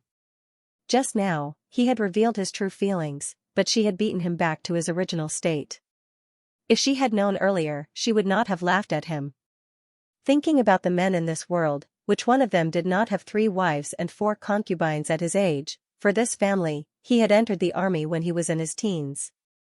Although he had fought for the throne of a different surname, it had delayed his official business. Right now, it was difficult to have him send a woman to his room, but he did not touch a single one. It was not easy to go to Baishir's place twice, but he came out with a bad expression. She did not know how Baishir had angered him. Tomorrow, she would have to remind her more. Young girls did not know much about serving men, especially concubines like them. They had only been brought in by a sedan and had not been taught by mamas. Making up her mind, she chatted with Long Hung for a while before sending them back. The granny at the side smiled and said, "From what I see, our prince is an upright person, unlike those dissolute young masters who cause trouble everywhere. It's not good to be too upright. If he's like this, I'm afraid it'll take a long time before I can hold a grandson." The old madam was quite helpless. The mama said, "There are still 4 beautiful young ladies in this matter. In this half a year, even a block of ice would have been warmed up, let alone a young man full of vigor. Look, haven't you been going to Madame Xiao's place these days? This servant sees that the time to be enlightened is almost here.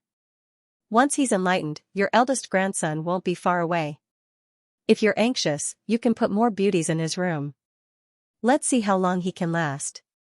However, the old madam knew her son the best. She shook her head and smiled bitterly. "I know my son. He's stubborn. When he was young and inexperienced, it wasn't a big deal. Now that he knows about it and is used to seeing those women on the battlefield, I'm afraid it will be difficult for him to let down his guard." Thinking of this, she sighed and said, "Go outside and find me a good etiquette instructor, especially one who is proficient in the matters between men and women." The mama was startled, then immediately understood. "You want to give that madam by some pointers? She looks quite honest and not bad. She's also very handsome." She was also very liked by the prince and the old madam. The mama was an understanding person and immediately went to find her. The next day, Xianxia was summoned by the old madam. Her heart was filled with apprehension. She hadn't even managed to seduce the supporting male lead before she defended the old madam. She didn't know why she was suddenly summoned. She carefully walked over with Xiaoxia and stood outside the door, respectfully waiting to be called in. Not long after, a mama came out to lead them in. She hurriedly bowed in fear and trepidation. The old madam and the mama on the side were both startled. Why would a normal meeting need to be so courteous? It wasn't like it was a holiday. The old madam forcefully swallowed the tea in her mouth and said, "Rise." Actually, she wanted to laugh, but the coldness at this time was just a forced act. "Thank you, old madam." Xianxia stood up with Xiaoxia's help. Then, she didn't even dare to raise her head and stood to the side. She didn't even sit. However, her eyes glanced at the tea table she had made. It was actually placed in the old madam's warm room. There was a very expensive-looking tea set on it. It could be seen that it was often used. As expected of the old madam who came from a noble family. Her taste wasn't just ordinarily good. The old madam said again, "Sit." Only then did she sit. The old madam couldn't help but frown. She originally wanted to give her some advice. How could such a coward help her? She wanted to test her, so she said, "The prince came to me yesterday and said that Winter Garden was a bit deserted." I feel that's true. You can't always have two people there. If outsiders knew, they would think that the prince's household was scolding you.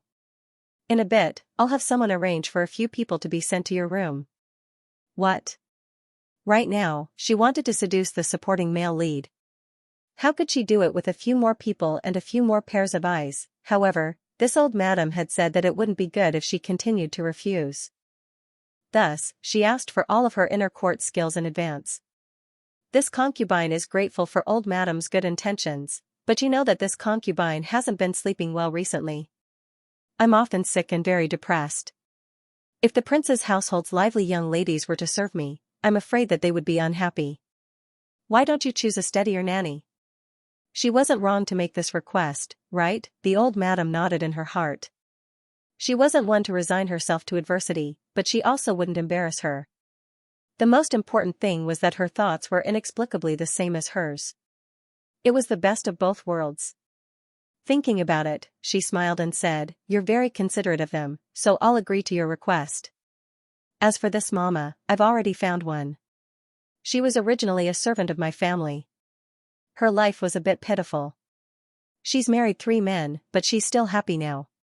Yes, it's all up to old madam." These words sounded strange. She didn't understand. Of course, the old madam knew that she didn't understand, so she said, "Although she's had a hard life and married 3 men, each one of them was very good to her. You should learn from her." After saying this, she put down the teacup and said, "I heard that the prince went to your place yesterday?" When Bai Xianxia heard the old stick killer mention the young stick killer, her heart jumped. She hurriedly said, "Yes. Old madam, what do you want to say?" The old madam said, "What do we women want in this life? It's nothing more than to serve our men well and leave a place in his heart. Madam Bai, don't you think so?" "Old madam, you're right. Right your head. Men were nothing. If it wasn't for the fact that she didn't want to be killed, she would have directly left the Fu to go sightseeing. She didn't care about men or women. The prince is your man. It's not good to go back and forth at night. After listening to the mama's teachings, you'll at least know how to keep a man." The old madam didn't care if Madam Bai was embarrassed or not. She would be her son's woman sooner or later. It wasn't like she couldn't say anything. But Bai Xianxia didn't feel good after hearing this. She wondered what the old madam was going to do. Was she going to be a pimp for her son? She felt as if she had just swallowed a huge fly. It was so disgusting. At this time, her face couldn't be any redder. Half of it was because she was embarrassed, and the other half was because she was angry. But when she thought of the stick killer, she lowered her head and gritted her teeth. She agreed, but what could she do if her son didn't go? Anyway, the plot was about to start. He was going to chase his little escaped concubine. She just had to be a female supporting role in the background. Of course, she had to seduce the supporting male lead when there's nothing to do.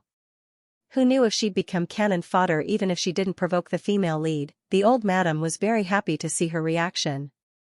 Who wouldn't want their son's woman to be pure and adorable? She hurriedly had someone call that Yi Mama over and led them to see her. Then, she had someone take her away. Bai Xianxia knew that this mama was one of the old madam's people, so she was very polite to her. She arranged a room for her and didn't give her any instructions on what to do. However, Yi Mama had come with a mission. Her mission was to teach this Madame Xiao how to seduce her family's prince into bed. A new broom sweeps clean, so she didn't stay idle as soon as she arrived. She immediately started teaching. In any case, the madams in the inner courtyard didn't have much to do. They were just waiting for their male masters to come and make love with them. It would be best if they could give birth to a child or 2. Looking at this Madame Xiao's appearance, she knew that the old madam was purposely praising her. Thus, she smiled as soon as she saw her and left a good impression. Of course, she was still very surprised. Bai Xianxia's room was very simple, but it was very tasteful. The main reason was that the bonsai plants in the room were arranged very well. They were simply full of spiritual energy. Apart from that unknown plant, everything else was pleasing to the eye. For a little girl to be able to arrange a room like this and not smell anything else, It was no wonder that the prince had come twice. But the first lesson was to give the male lead a gift. What was going on? Yi Mama had said it very well. No matter how rich or arrogant this man was, if he received a gift from a girl, he would still be happy. Thus, she had to personally make something and give it to him. Xianxia was depressed, but she couldn't refuse to listen. She could only deal with it. She began to learn needlework. Perhaps because the original owner knew a little, she learned it quite well. However, needlework took time. Yi Mama came every day to teach her a little, and the rest of the time, she sat to the side and made shoes. No matter how stupid she was, she could tell that Madame Xiao's reaction to what she was teaching was a bit slow. This probably had something to do with the fact that she was still a girl. This matter had to be taken slowly. At night, Xianxia began to roll around on the bed. She wondered why the supporting male lead hadn't come yet. In the novel, didn't he come to the prince's estate once every few days? Moreover, he didn't need the master to bring him around. Otherwise, how could he meet the female lead? Could it be that if the female lead wasn't around, he wouldn't be so enthusiastic? No, she wanted to seduce the supporting male lead, she wanted to leave this vicious cycle. Her mother-in-law had sent someone to teach her, this concubine, to seduce her own husband. She felt quite embarrassed, didn't she? What should she do if she couldn't hold on any longer? Although Xianxia was stupid, she could still guess why the old lady was doing this. Thinking about it, Comrade Male Lead was a very dedicated and responsible employee, always rushing to the front line of work. He worked hard for 7 or 8 years to obtain this throne, and it was even hereditary. Originally, they were just nobles in the capital. After this incident, they were forced to become royalty. How could their treatment be the same? In order to fight for this position, he had naturally missed out on some things, such as the fact that he was still a virgin.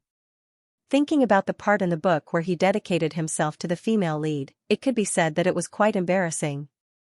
Thinking about the male leads in other books, when they ate the female lead, which one of them didn't coax, cheat, and easily capture her? But for him, it was called a tragedy. He had the heart, but he didn't know where to start. When Xianxia read it, she laughed a lot, scaring away the old people who worked with her.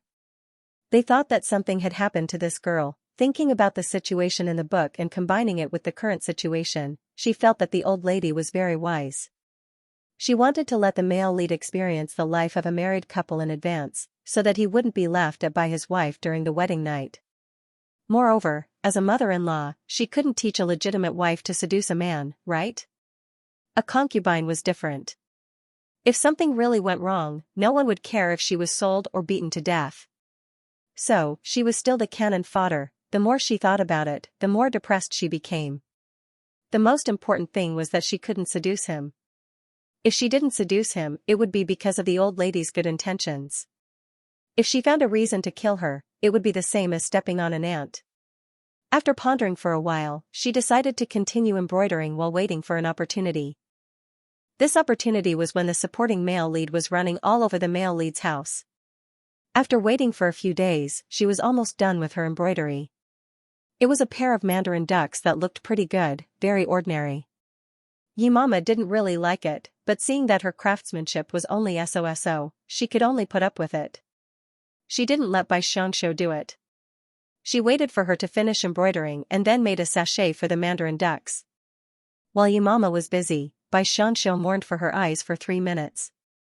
She came in front of Fodder, the only one who could listen to her nonsense, and said, "I'm so tired, so tired, so tired. When is the supporting male lead coming?"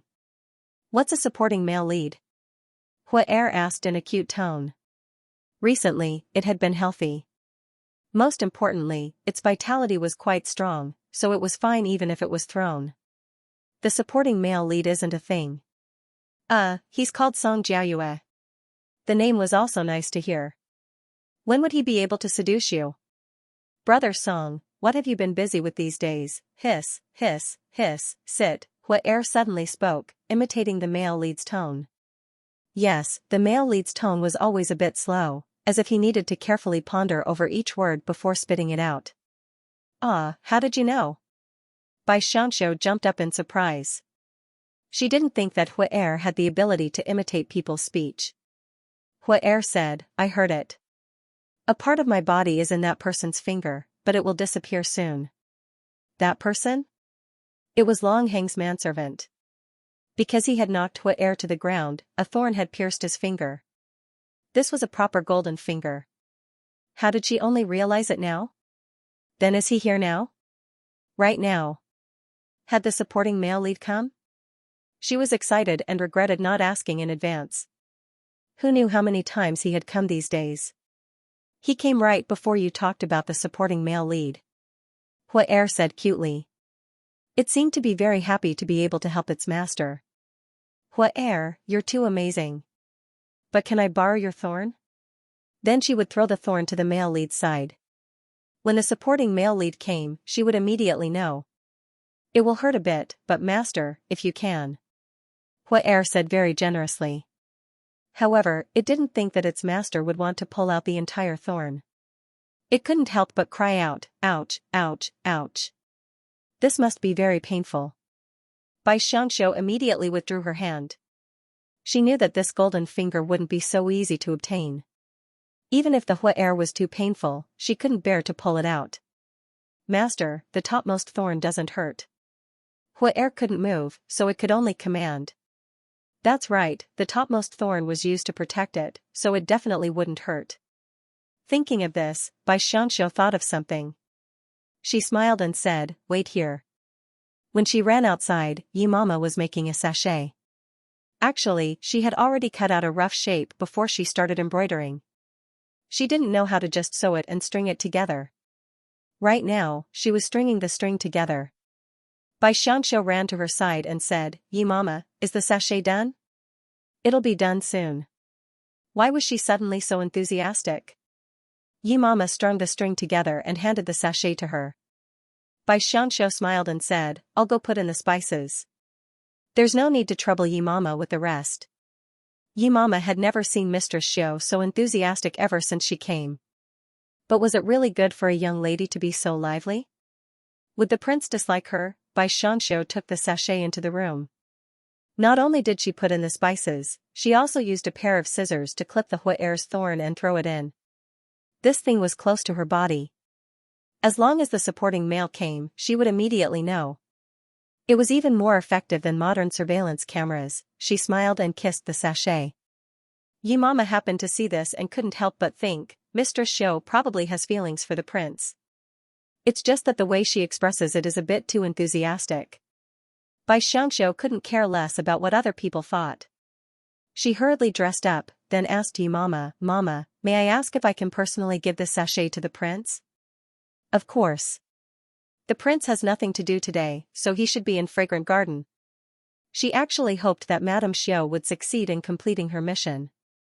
Disregarding everything else, just Madame Xiao's cheerful appearance was extremely seductive. What man would be able to endure it? Bai Xianxia was overjoyed. She couldn't let go of this opportunity. She had to make the supporting male lead remember her. She clenched her fists in her heart, then prepared the gift she'd already prepared. She didn't care about any private dealings. Besides, the supporting male lead wouldn't be so ruthless as to reveal this matter. The novel had already written about his personality, so she wasn't afraid. Moreover, the bold would starve the cowardly. If this continued, she wouldn't be able to receive the supporting male lead's attention for the rest of her life, let alone being able to save her from the fire pit. She'd actually prepared this gift for several days, but hadn't given it away yet. Her gift was contained in a small cloth pouch. Although it was a sachet, it was different. Once everything was ready, she took Shika with her and set off. From Yi Mama's point of view, this person really did have a strong sense of heroism when she left. Bai Xianxia used to be a mute. In middle school, there was a male classmate who'd chased her for a long time. She hadn't been able to guess his intentions even after high school. By the time she found out, he was already married and had a child. With her personality, to be able to come to ancient times and do something like this, it really was because she'd been beaten to death.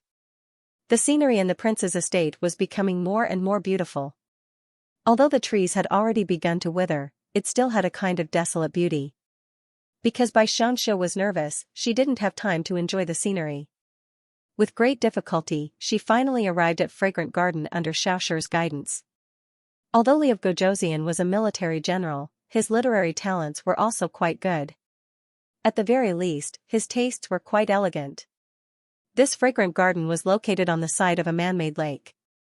There was a fountain and strange stone decorations. It looked very ancient and majestic, with a kind of majestic beauty. Even the words on the couplet for entering the garden were written beautifully. She secretly admired the male lead's breadth of mind. After all, he was the male lead. Besides liking to kill people, he had many good points. The manservant outside blocked them and asked, "Mr. Xiao, may I ask what you're doing?" "This concubine has a matter to discuss with the prince. I wonder if he has the time." This was a modern saying. She didn't know what to say when meeting a man in ancient times. The page boy was startled, thinking that Madame Xiao was truly straightforward. He also knew that the prince cared more about her than the other three madams, so he said, "Then I'll have to ask Mr. Xiao to wait here for a moment. This servant will go in and ask the prince." He then turned and went in. Inside, Lev Gojosian was drinking tea with Song Jiaoyue. When they had nothing to do, they analyzed the situation in the court. After all, they were all in that circle. A servant came in and said, "Prince, Madame Xiao requests an audience." Long Heng raised his eyebrows. He didn't know why, but he actually felt a bit happy. The 3 spring, summer, and autumn seasons would come to find him at least once a day. If they weren't delivering soup or water, they would be fawning over him. This was the first time she had come. However, he still kept a straight face and said, "Can't you see that this king has a guest? Have her wait." The servant was startled. Shouldn't he have said, "Have her return"? Did this mean that he wanted to see her? It seemed that he treated Madame Xiao differently from others. He didn't say anything and just passed on the message. How could Song Jiaoyue not understand his friend's intentions? Which man wouldn't like a beauty? But his stubbornness was really interesting. He took a sip of tea and said, "Why don't we play a game of chess?" Long Heng raised his head and glanced at him. His peach blossom eyes narrowed slightly, full of charm. He was born cold and handsome, but his eyes were very alluring. He was even more beautiful than a woman. Song Jiaoyue liked beautiful things, so he admired his friend's eyes and his heart. He even often drew them on a beauty's face. But he didn't dare say this out loud, afraid that he would be cut in half. Now, a trace of gentleness flashed through those normally cold eyes. Even if he was blind, he could tell that the game of chess was just to make him feel better. But when he saw those eyes turn cold again, it completely affected the beauty from before. He stood up and said, "Forget it. If I delay your date with the beauty, I'm afraid we won't be friends anymore." His smile was very warm. Long Heng, whose thoughts had been exposed, couldn't refute him. Fortunately, the two understood each other. One sent the other off happily. Outside, Xianxia was nervous. She wanted to go in and see the supporting male lead, but the servant had her wait. Just as she was anxiously waiting, she saw the supporting male lead come out from afar. She had seen him, but what could she do with just one look? No, she couldn't let him leave like this. In a moment of desperation, Xianxia's IQ dropped to the extreme. In the end, she used an unorthodox method. She actually said to the servant, "Madame Xiao, the prince invites you in." She hurriedly took a few steps forward and accidentally fell. It wouldn't be good if the beauty fell and hurt herself. Song Jiaoyue was the closest, so he naturally reached out to support her. But he felt a pain in his palm, as if something had been placed there. Just as he thought it was strange, the beauty stood up straight and looked at him with her watery eyes before walking away. With just one glance, he felt his heart skip a beat. Although he had also taken in a few women in the courtyard, compared to her appearance, they were still incomparable between the heavens and the earth. Madame Xiao didn't just have outstanding looks. Most importantly, she had a special temperament. She was delicate and weak, with a hint of innocence. Almost every man would be intoxicated by her. But, what did she just give to him? After she left, he stealthily reached out with his hand behind her back. In the end, he was stunned when he saw what it was. Anger rose in his heart. How could this kind of woman be suitable to stay by his friend's side? He wanted to point it out, but in the end, he hesitated. His hand moved and he said in a low voice, "Nonsense. Everyone looked at him strangely. They didn't understand who he was talking about. Then, in front of Xianxia, he reached out with his hand. A small piece of cloth and white smoke slowly fell from his hand. This was the legendary inner strength. In the novel, the supporting male lead was also an expert, but he couldn't compare to the male lead in terms of martial arts. But he actually destroyed the gift she had given him. So he was talking about her when he said nonsense. She was speechless. He really hadn't told anyone, but he didn't even look at it when it was destroyed. It seemed that the gift wasn't going to work. Xianxia was so frightened that she almost ran into the fragrant garden. Her heart was pounding nonstop. She hadn't managed to get the supporting male lead and had even made him hate her. Was this really okay? She felt extremely awkward as she walked in front of the male lead. His study in the fragrant garden was extremely luxurious. Even though it had been redecorated, it still had an exquisite ancient charm. The male lead, Long Hung, was sitting upright behind his desk. He seemed to be reading a book, and he looked extremely serious. When he heard someone enter, he didn't even raise his head. He just said, "Is something the matter?" Xianxia really didn't have any reason to look for him. She still hadn't woken up from the blow she had received from the supporting male lead. She reached out to take out the sachet from her sleeve and placed it on the table. It looked a bit unfamiliar. Upon closer inspection, it was actually the small cloth bag used to wrap the bookmarks. Heavens, she really wanted to find a piece of tofu and kill herself. She had given the wrong gift. Who could tell her how to clean up this mess? Waiting online, urgent. This. No wonder the supporting male wanted to crush the gift into a cloth. It must have hurt his eyes because of the pair of mandarin ducks, right? Thinking about how a woman he'd only met twice had given him a mandarin duck sachet, not saying it out loud was already very generous. Xianxia wanted to cry, really wanted to cry. How could she be so stupid? What should she do now? She picked up the cloth bag again, but the person behind the desk wasn't willing. He put down the book and asked, "What is it?" She received the gift halfway, but seeing that the male lead had discovered it, she could only silently put it back on the desk. However, her thoughts were too complicated, and she didn't know how to react. In addition, the male lead's peach blossom eyes glanced at her, and she immediately had no idea what to do. Her voice trembled as she said, This is for you. I'm leaving." In her panic, she even forgot to call herself this concubine, and turned to run. Xiaoxia followed behind, completely unaware of what was going on. Seeing her master run away, she ran out, saying as she ran, "Master, please slow down. Be careful not to fall. So careless, what a scandal." But looking at the small gray cloth bag on the desk, he felt it was very strange. What had she given him? He originally felt that she was lacking etiquette, but looking at the things on the desk, he couldn't blame her. The servant on the side was also puzzled. Why did she run away?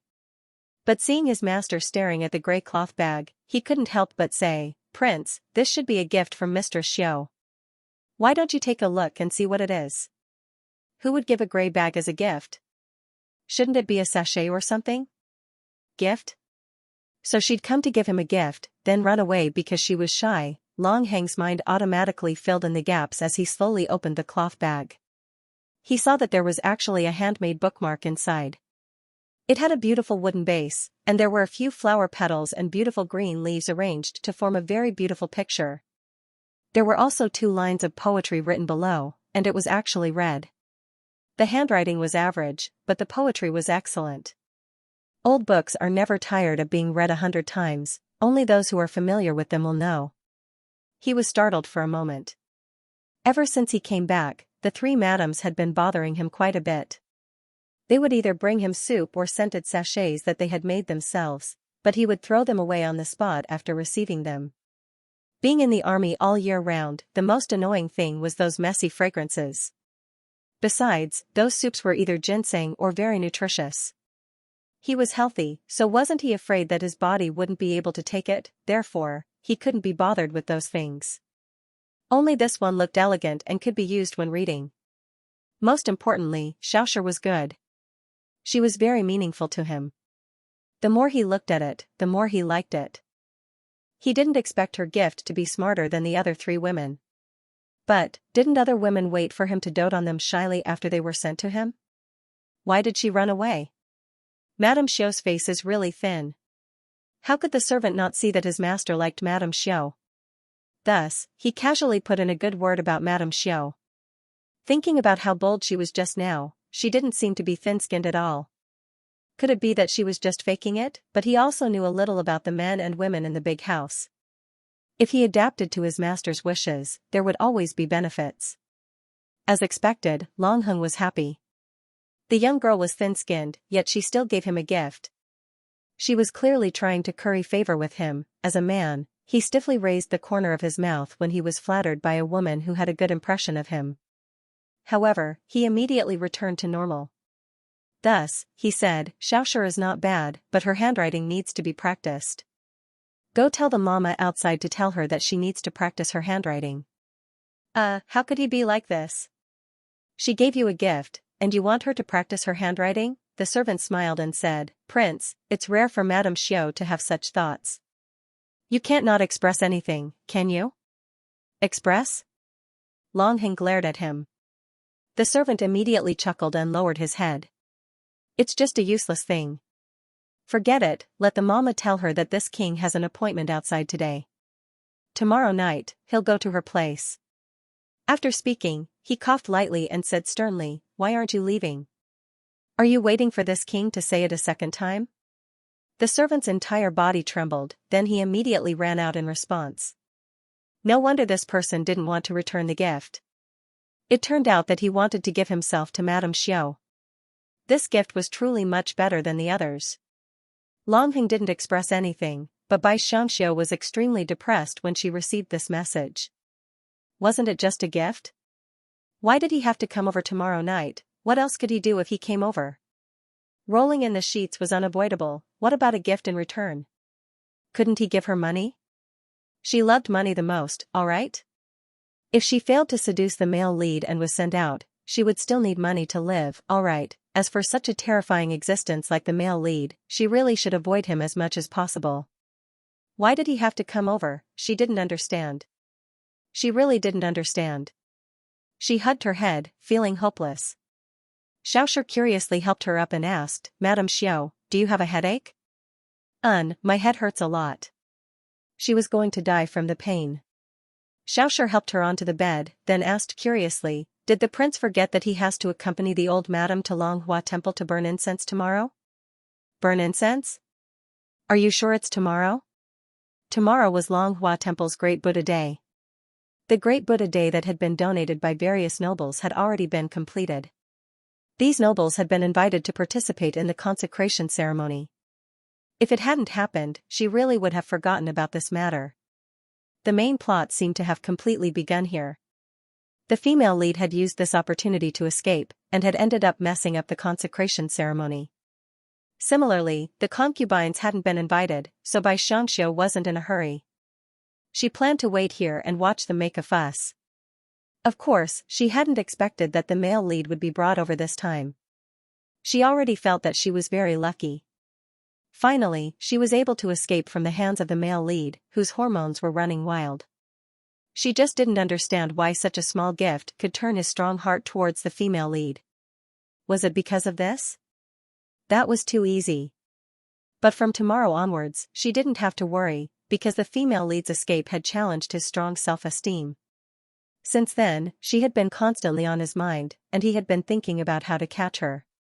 With one grabbing and the other escaping, they slowly became a pair of enemies who had no grudges against each other.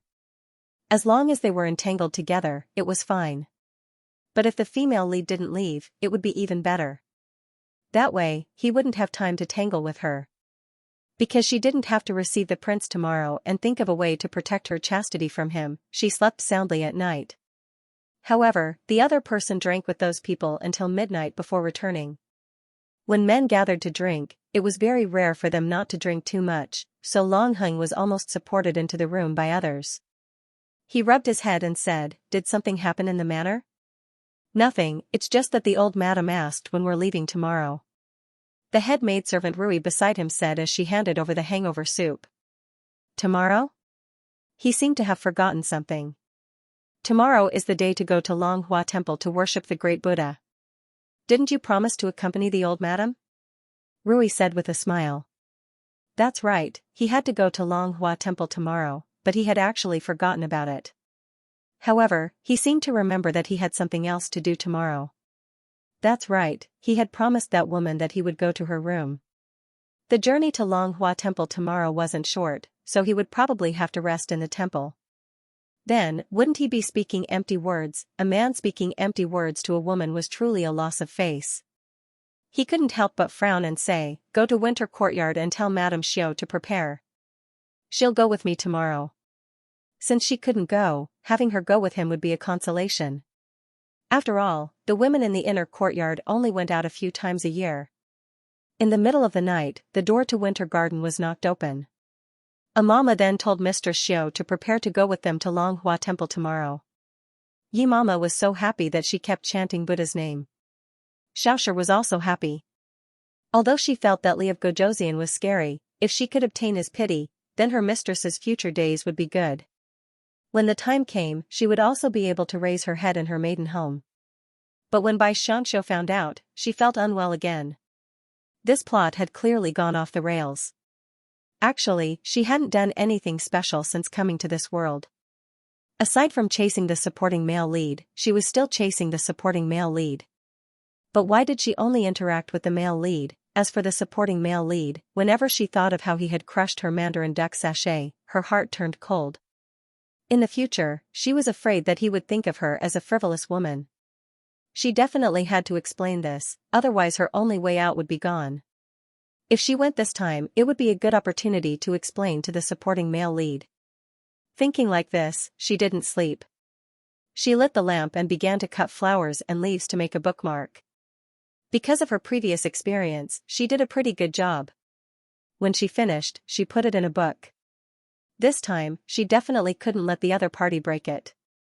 After she finished with great difficulty, she slept for a while. She felt like she had just fallen asleep when Xiaoxia woke her up. It turned out that the prince had ordered them to leave early. Mama and Xiaoxia actually woke up early. They had already prepared the clothes they would wear.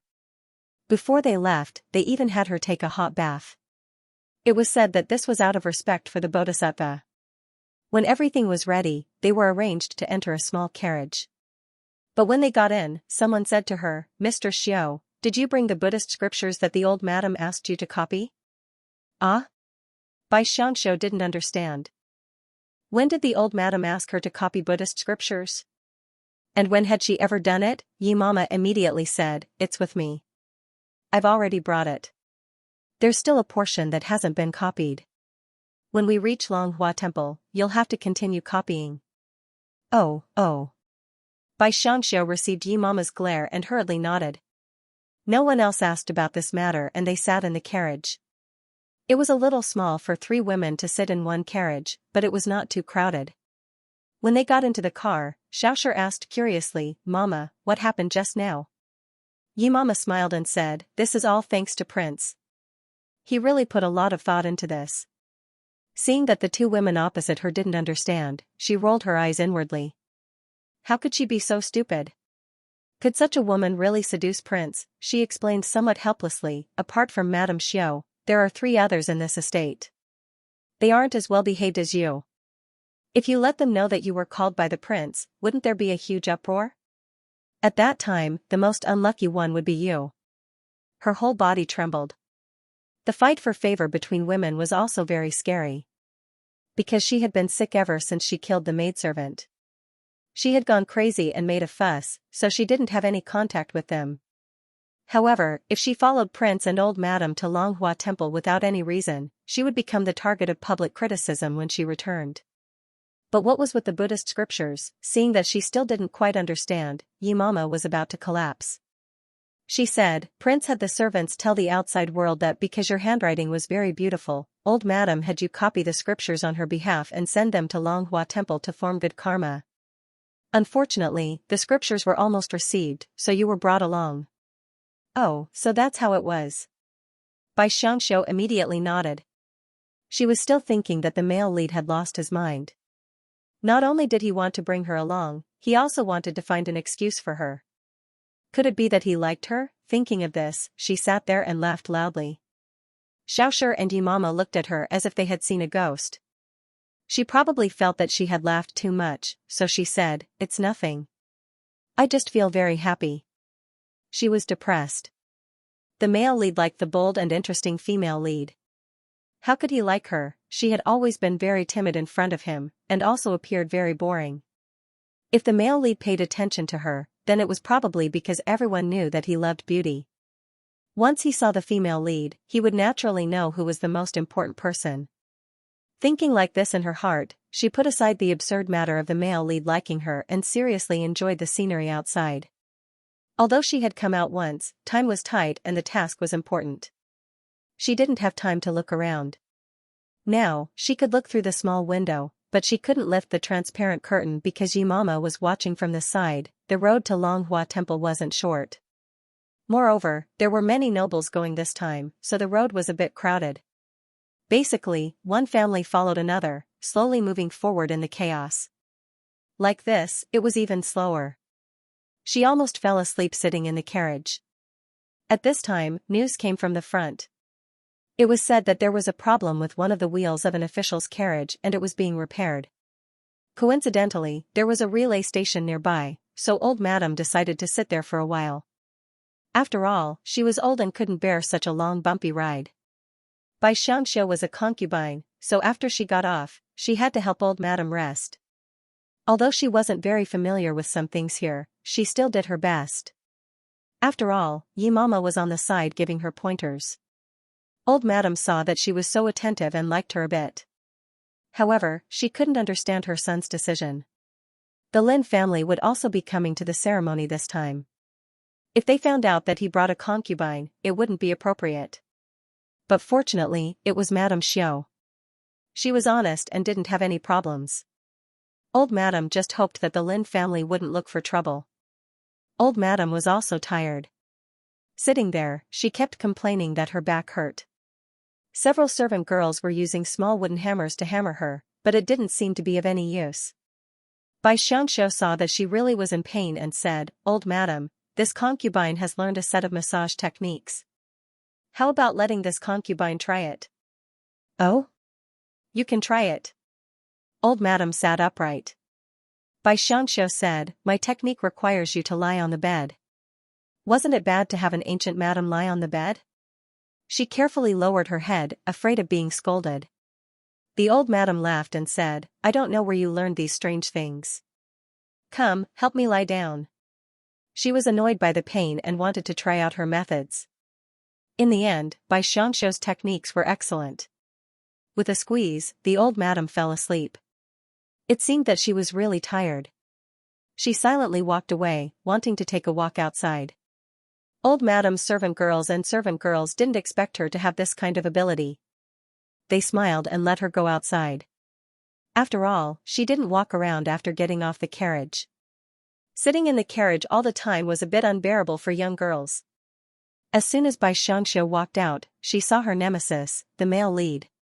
However, she didn't expect that the supporting male lead would also come. When he saw Bai Xianxia, he frowned and turned his face to the side, no longer looking at her. She must be holding a grudge against him. On the other hand, the male lead's peach blossom eyes stayed on her for a long time. Then he asked, "Where's old madam?" A servant girl said, "Old madam is tired. Her back has been aching for a long time." Fortunately, Madame Xiao gave her a massage and she fell asleep. Was she trying to speak up for her? But there was really no need. Bai Xianxia gave the old woman a bitter look, then lowered her head in silence. The old woman tugged at her sleeves in confusion. What did she say wrong? But when she saw Prince's satisfied expression, she said, "This king will go in and take a look." "Jiayue, you can do whatever you want." Song Jiayue had originally followed him to see the old madam, but he didn't expect her to be asleep. So he said, "Then I'll go back first." He looked straight ahead and walked out. No, if he left now, she wouldn't have another chance. Bai Xianxia immediately said to the old woman, "Old woman, this concubine wants to go outside for a while, that." The old woman immediately understood. Seeing that she was serving the old madam well and didn't put on any airs of a master, she said, "Then go. Be careful with your hat." Understood. Bai Xianxia was a modern person. She had the idea that everyone was equal, especially to the older people. Therefore, she smiled at everyone and did not have the self-awareness of being a master. In fact, sometimes she also wanted to put on airs.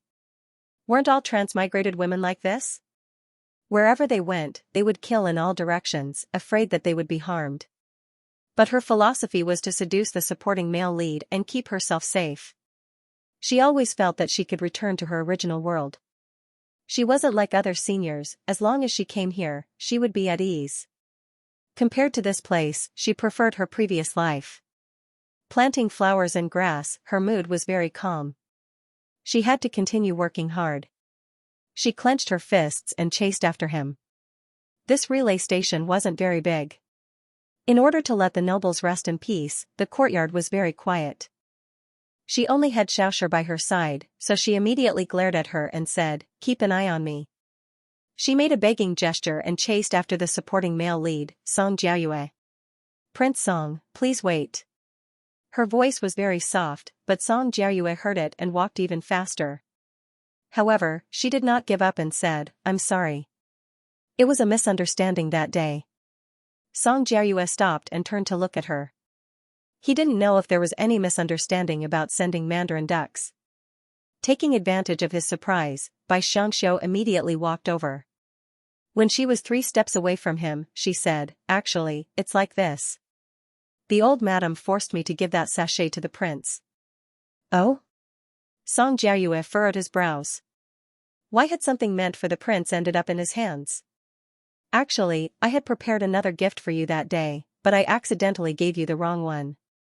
In order to end the battle quickly, she didn't care whether the other party agreed or not and directly handed the item to the servant at the side. This way, she wouldn't personally deliver it to him, so he wouldn't be able to nitpick even if he wanted to. Then, he turned around and ran.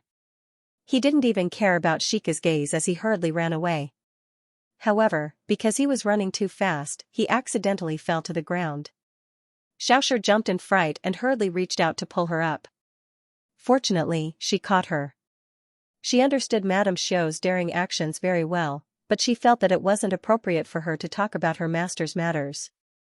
She could only wonder in her heart. The manservant glanced at his young master. The thing in his hand was like a hot potato. How should he deal with it? Song Jiayue was also afraid of being discovered, so he didn't say anything and returned to the carriage with the servant. At this time, they heard that the road had been cleared and everyone was ready to set off. The servant asked from outside, "Master, have you thrown that thing away?" He hadn't expected that the prince's concubine would be so daring. Song Jiayue originally wanted to tell him to throw it away, but then he thought about how she was so anxious to explain things. It didn't seem like she had any improper thoughts about him. As a result, he said, "Bring it in." The servant felt that a beauty was indeed in existence that was hard to resist. Even someone as elegant as his master couldn't escape the charms of a beauty. As a result, he handed over the book. It really was just a book, and it was even an introductory reading material. Song Jiayue naturally knew that the gift was definitely inside the book. Otherwise, why would she give him a book? In particular, there was a section at the bottom of the book. Using his slender fingers to flip it open, he saw that there was actually a very special bookmark inside. Written on it was a poem: "Black hair doesn't study hard early, white hair makes me regret studying late." He couldn't help but be startled. No matter how he looked at it, this didn't seem like a gift from a woman to a man she admired. Could it be that he had misunderstood her before? Or was she afraid that he would hate her, so she made up for it with this gift? Regardless, these 2 lines of the poem were easy to understand and profound. It was very suitable to be used as a bookmark to constantly remind him. After hesitating for a moment, he finally accepted it. He only hoped that she wouldn't do such things in the future. But there were very few women in the world who were so daring as to give him something for no reason at all. Speaking of which, they really didn't have much interaction. Then, there could only be one reason for her to give him a gift: Sir Jiayue's talent. After thinking about it, this was the only reason he could think of. It seemed that this woman was someone who loved talent even though she was in the boudoir. Just because she loved talent, she gave him a gift. Moreover, it was a man. Song Jiayue was still at a loss as to why a madam would give him a gift out of the blue, even after the carriage had started moving. Although the gift looked innocent, his thoughts weren't innocent at all, were they? On the way, he wanted to throw it away several times, but in the end, he chose to keep it. He simply felt that this bookmark was a very good and elegant object. Bai Xianxia was also going all out. In order to have some interaction with him, she could only use this kind of brainless and direct method. Regardless of whether he was confused or not, she was thinking about what to do next. Xiaoshi looked at her from the carriage. Yi Mama couldn't stand the bumpiness of the carriage and had already returned to the prince's mansion. She looked at Bai Xianxia with red eyes. She wanted to ask, but didn't dare to. Don't look at me like that. Actually, last time when I went out to find the Hua heir, Prince Song helped me, so I gave him a gift to thank him. Bai Xianxia lied through her teeth. In fact, she didn't even know if Song Jiayue recognized her. Xiaoshi still glared at her and said, even so, you can't. So bold. Wasn't this a private gift? You know that the matter of that day can't be told to outsiders, but if it wasn't for Prince Song's help, I would have almost been molested by that lecher. This gift is still small. Bai Xianxia used her sleeve to wipe at the corners of her tearless eyes. This action immediately earned Xiaoshi's sympathy. She actually felt that there wasn't anything wrong with her mistress' actions. After all, Bai Xianxia had helped them a lot. Then, there can't be a next time. If there was a next time, she would be scared to death. And, naturally there won't be a next time. She was also scared to death. Wasn't it just giving a gift? She had to be afraid of this and that. Life in ancient times was really too much. After persevering for a while, they finally arrived at Longhua Temple. Today, the honored guests were welcoming them. The little monks of Longhua Temple were also very busy. Among the many honored guests, this prince with a different surname was very prestigious. After all, there weren't many families with power, money, and background in the capital. Therefore, the female guests were quickly arranged into a very large guest house. This guest house had about a dozen rooms, enough for them to stay in for the night. However, they didn't expect that next door was Minister Lin's residence. It was the residence of the female lead, Lin Xianxia, and Madame Lin. They were actually arranged so close. Moreover, the female lead was going to escape tonight. Was this really a front row seat for her to watch a good show? Unfortunately, Bai Xianxia wanted to stay far away from them. She didn't want to get involved. Other than the supporting male lead, she really didn't want to talk to anyone. The Buddha's consecration was at noon. In fact, they didn't need to go to the front because it was full of men.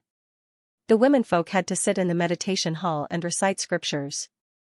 This time, the old madam saw Lin Xianxia, the female lead. She was really a beauty in women's clothing. However, Bai Xianxia touched her face and proudly felt that in terms of appearance, her face was much better than the female lead's. The old madam seemed to be satisfied with Lin Xianxia, and the two sides also chatted. In fact, the book didn't go into detail. The main story only started when Lin Xianxia ran away from the marriage. As for Bai Xianxia, although she was an accident, she was still a foil. Her position was below the cousin Yu Xiaoshu, and she was almost squeezed to the point that there was no place to stand. In addition, she tried her best not to attract attention. Although she was a beauty, she didn't attract many jealous gazes. However, Yu Xiaoshu looked down on the female lead Lin Xianxia. Her eyes looked as if she wanted to eat her up. The female lead Lin Xianxia looked at her intentionally or unintentionally. But why did she look so hurt? I really didn't do anything to her. Could it be that the reason why the female lead was always used as cannon fodder was because the female lead was jealous of their appearance? The more she thought about it, the more she felt that it was possible. She lowered her head and buried her troublesome face. In fact, Madame Lin didn't think highly of their Wangfu's actions. After all, they actually brought a concubine who couldn't be seen in public on such a big day. However, she was also well behaved. She stood behind people without saying anything and looked like a soft-hearted person. She didn't look like someone who would bully her daughter. She gently patted her daughter's hand, indicating that she didn't need to worry. Then, she gave a look to a servant girl and she quietly walked out of the crowd. Lin Xianxia knew what her mother was thinking. She couldn't help but frown and whisper, "Mother, don't make things difficult for her. She's a good person." She had helped her in the Wangfu before, but she didn't reveal her identity. "Don't worry, I'm just testing her." Mrs. Lin smiled gently. In fact, she was worried about her daughter. She was too kind and would hurt herself sooner or later. Before she entered the door, he had to eliminate all her enemies. On the other side, although Bai Xianxia didn't hear their conversation, she seemed to understand something because the female lead's gaze kept drifting towards her with pity in her eyes. On the other hand, Madame Lin's eyes were filled with viciousness, and there was a trace of a cold smile on her lips. Thinking about how a concubine like her shouldn't have come here in the first place, Madame Lin must be panicking in her heart. This time, she might be in trouble. Should he resist? It was better not to. If she resisted, she didn't know if she would anger the mother and son who liked to beat people to death at such an important occasion. Secondly, the supporting male lead liked the Holy Mother and Little White Lotus. Back then, the female lead was bullied by the old madam and the other concubines in the Wangfu, so she attracted his tender affection. This tender affection slowly turned into deep love. Why not just accept it? Suddenly, her back was touched by someone. She rolled her eyes at the sky and turned her head. Actually, in the shadows, she already knew that if she turned her head, she would definitely bump into something behind her. That thing seemed to be a Buddha statue. No matter what it was, since it was taken out for her to touch, she would naturally make the Lin family go bankrupt. Thus, what was originally a light bump became a strong bump, and the tray in the servant girl's hand was all knocked over. This time, not only her, but everyone present was stunned. The two Buddha statues and the glass beads all fell to the ground, shattering into pieces. The jade Buddha statue that the servant girl had prepared didn't get thrown down in time and was still in her hand. But everyone could see that the one in her hand was the least valuable one. The ones on the ground were worth at least 1,000 taels of silver. Bai Xianxia saw that no one had reacted, so she quickly knelt on the ground and looked at the old madam in panic. "Old madam, this concubine didn't do it on purpose, really didn't do it on purpose. I felt someone bump into me from behind, so I turned my head. I didn't think. Woo-woo." Rushing to cry, rushing to admit her guilt, there shouldn't be anything wrong, right? Look, she was so scared that her entire body was trembling. How pitiful. The old madam frowned. She looked at the things on the ground and then looked at the servant girl who was looking at Madame Lin in a daze. Her heart turned cold. There were so many paths to the side, but she walked behind Madame Bai and bumped into someone. This was clearly intentional. She was just a concubine, was there a need to be so narrow-minded? Her daughter had married into the family, could it be that she didn't allow her son to have other women by his side? How could you be so careless? The old madam's voice was stern, but she didn't blame her too much. Madame Lin's heart ached. This useless servant girl, she would sell her when she went back. She couldn't even do such a small thing well. Hua also saw that her master's gaze wasn't right. She quickly knelt down and said nervously, "Madam, I didn't do it on purpose. I didn't think that she would suddenly turn her head." "Speak properly." Madame Lin scolded. Hua calmed down and said, "It's all her fault. If she hadn't suddenly turned her head, this servant definitely wouldn't have broken these treasures. Madam, please help me. It wasn't me, it was an accident." Bai Xianxia secretly twisted her leg. Tears flowed down. She cried like a pear blossom in the rain, pitiful. Especially the female lead. She said while feeling sad, "Mother, they didn't do it on purpose. Why don't we just let it go?" Madame Lin glared at her daughter. How did she give birth to such a wastrel? Things worth a few thousand taels were gone just like that. No matter what, she had to test this concubine's depth, thus, she frowned and said, "Come, take Hua away. Go back and deal with her. As for this person from the prince's estate, what else do you have to say?" She looked at Bai Xianxia. She was only crying, but she kept begging the old madam for mercy. It seemed that she was scared to death. She smiled contemptuously. She didn't expect her to be such a weak person. If she had known, she wouldn't have tried. She originally wanted to give up a worthless jade Buddha, but she didn't expect, the more she looked at those things, the more distressed she felt. She couldn't help but grit her teeth. Today, she must peel off a layer of skin. The old madam didn't say anything. She only showed a look of pity. Although Yu Xiaoshu didn't like Bai Xiangxiu's thick skin, she disliked the main wife, Lin Qianzi, who was about to enter the family even more. She couldn't help but laugh and say, I don't know if she deliberately bumped into them. Her words hit the nail on the head. When everyone saw this, they all looked at Lin Qianzi. This person hadn't even married into the family yet, and she was already showing off her power to the concubine. Wasn't it a bit early?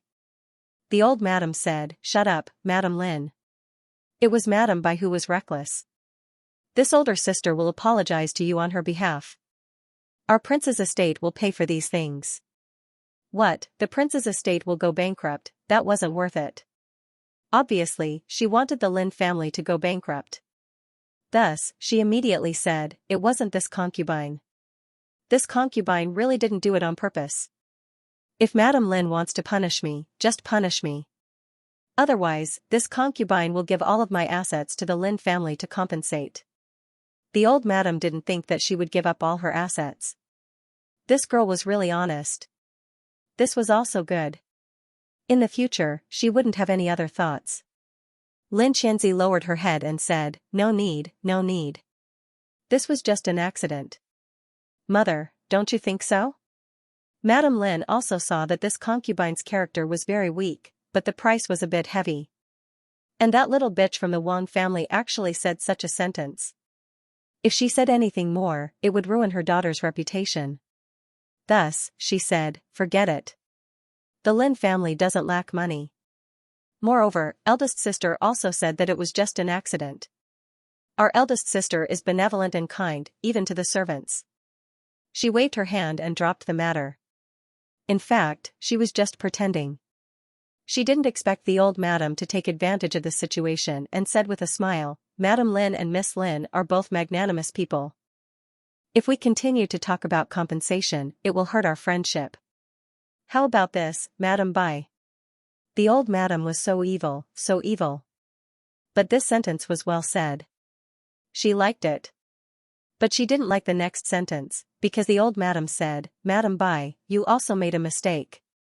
In such a big occasion, you were careless and impolite. Go to the small temple in the courtyard and copy Buddhist scriptures to be punished. There's no need for dinner.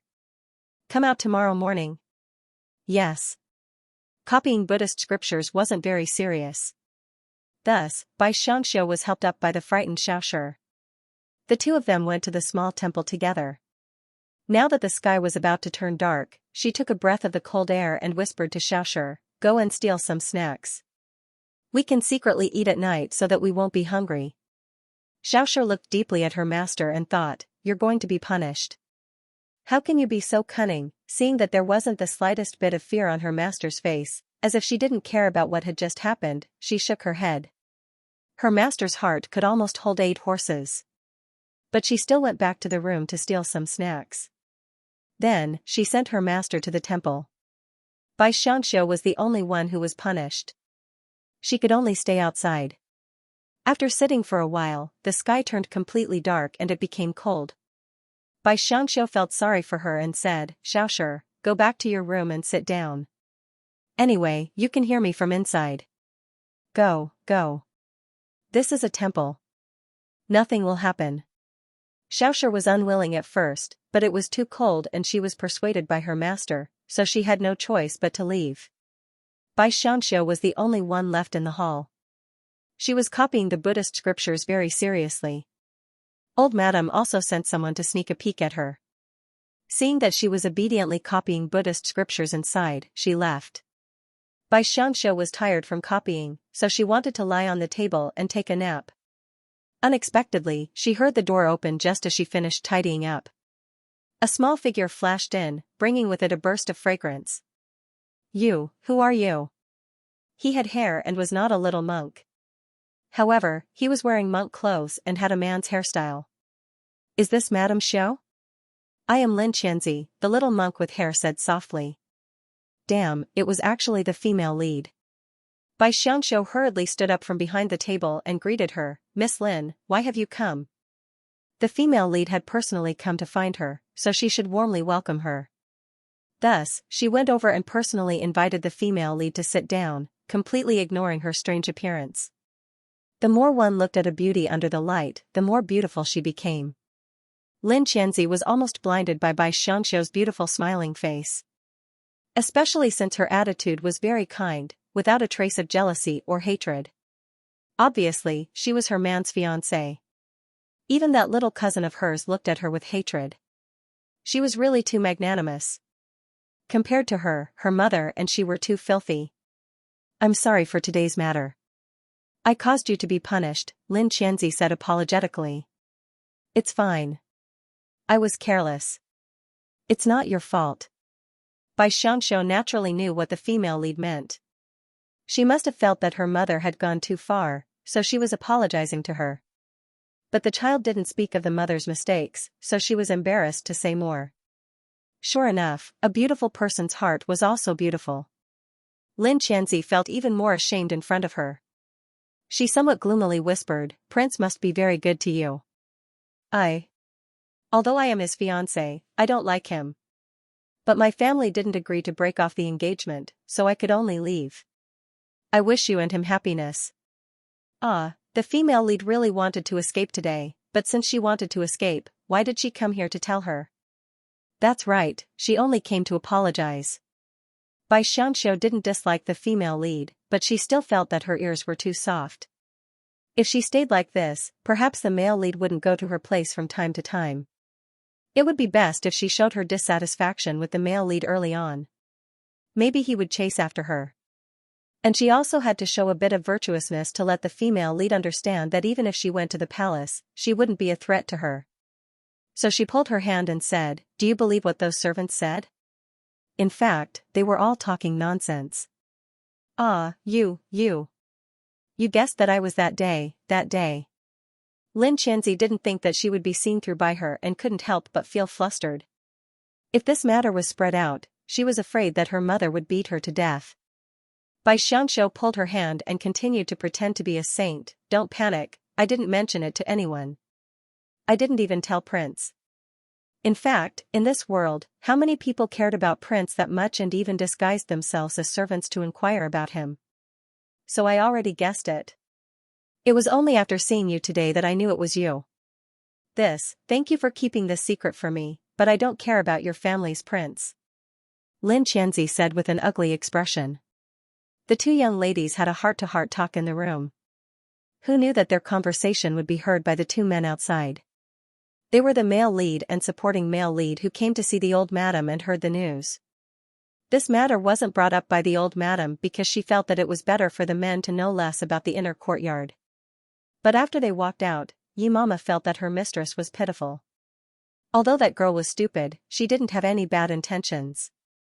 Therefore, she wanted to say something bad about her mistress, who hadn't entered the house yet, in front of Wang Ye. So she told him the whole story of her punishment. After Li of Gojoseon heard it, he didn't seem to care, but how could he not know what was going on? Song Jiayue on the side was also very knowledgeable.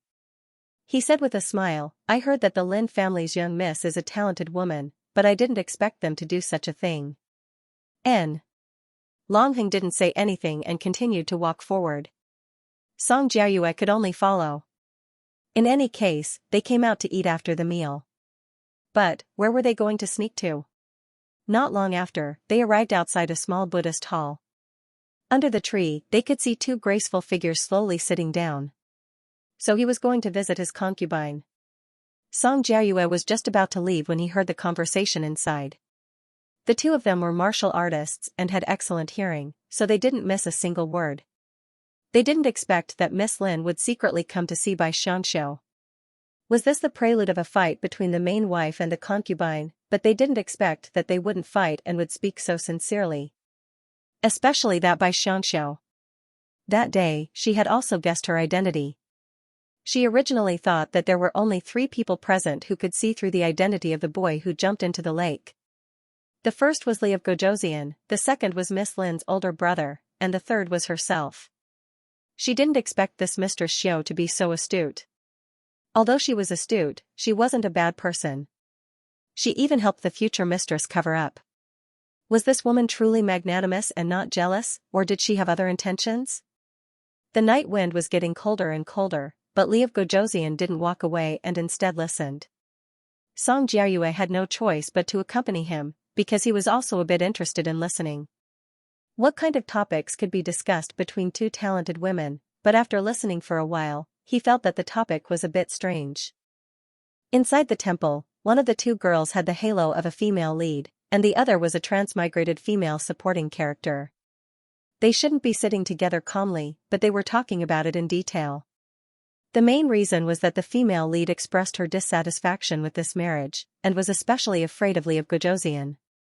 Bai Xianxia opened her eyes wide. This female lead was too gullible. She didn't believe the male lead's character just because of what she heard. Although this was something that had to be experienced, Bai Xianxia was still kind enough to explain it to him after reading the book. Actually, Miss Lin misunderstood. Prince is an extremely righteous person. How could he do that kind of thing to women? War wasn't as simple as everyone imagined. On the battlefield, women were just like men. It was just that men fought openly, while women sacrificed themselves to kill. Instead, they specialized in killing generals. And Li of Gojoseon killed people on the battlefield. There shouldn't be anything wrong with that. No, it's fine for him to kill people on the battlefield, but as a man, to lower himself to a woman's level, and to let his subordinates treat them like that, that's not right. Lin Qianzi almost cried. How could this Bai Shi be so stubborn? What was so good about that man? Miss Lin, things on the battlefield aren't as simple as you and I imagine. Moreover, Li of Gojoseon is such an upright man. How could he let his subordinates do that? I feel that since they intruded into that kind of world, they should bear the consequences.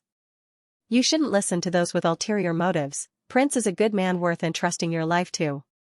She carefully comforted the female lead, only wanting her to be wholeheartedly devoted to the male lead, and then courageously chase after him. She wouldn't need to seduce the supporting male lead to be free. Who knew that this little girl was so stubborn? She sobbed and said, "You are his woman, you will naturally speak up for him, but there are rumors outside, rumors. How can you listen to them? To think that Li of Gojoseon drove away a strong enemy to protect our territory, the injuries he suffered from fighting outside for several years is more than the amount of food we eat.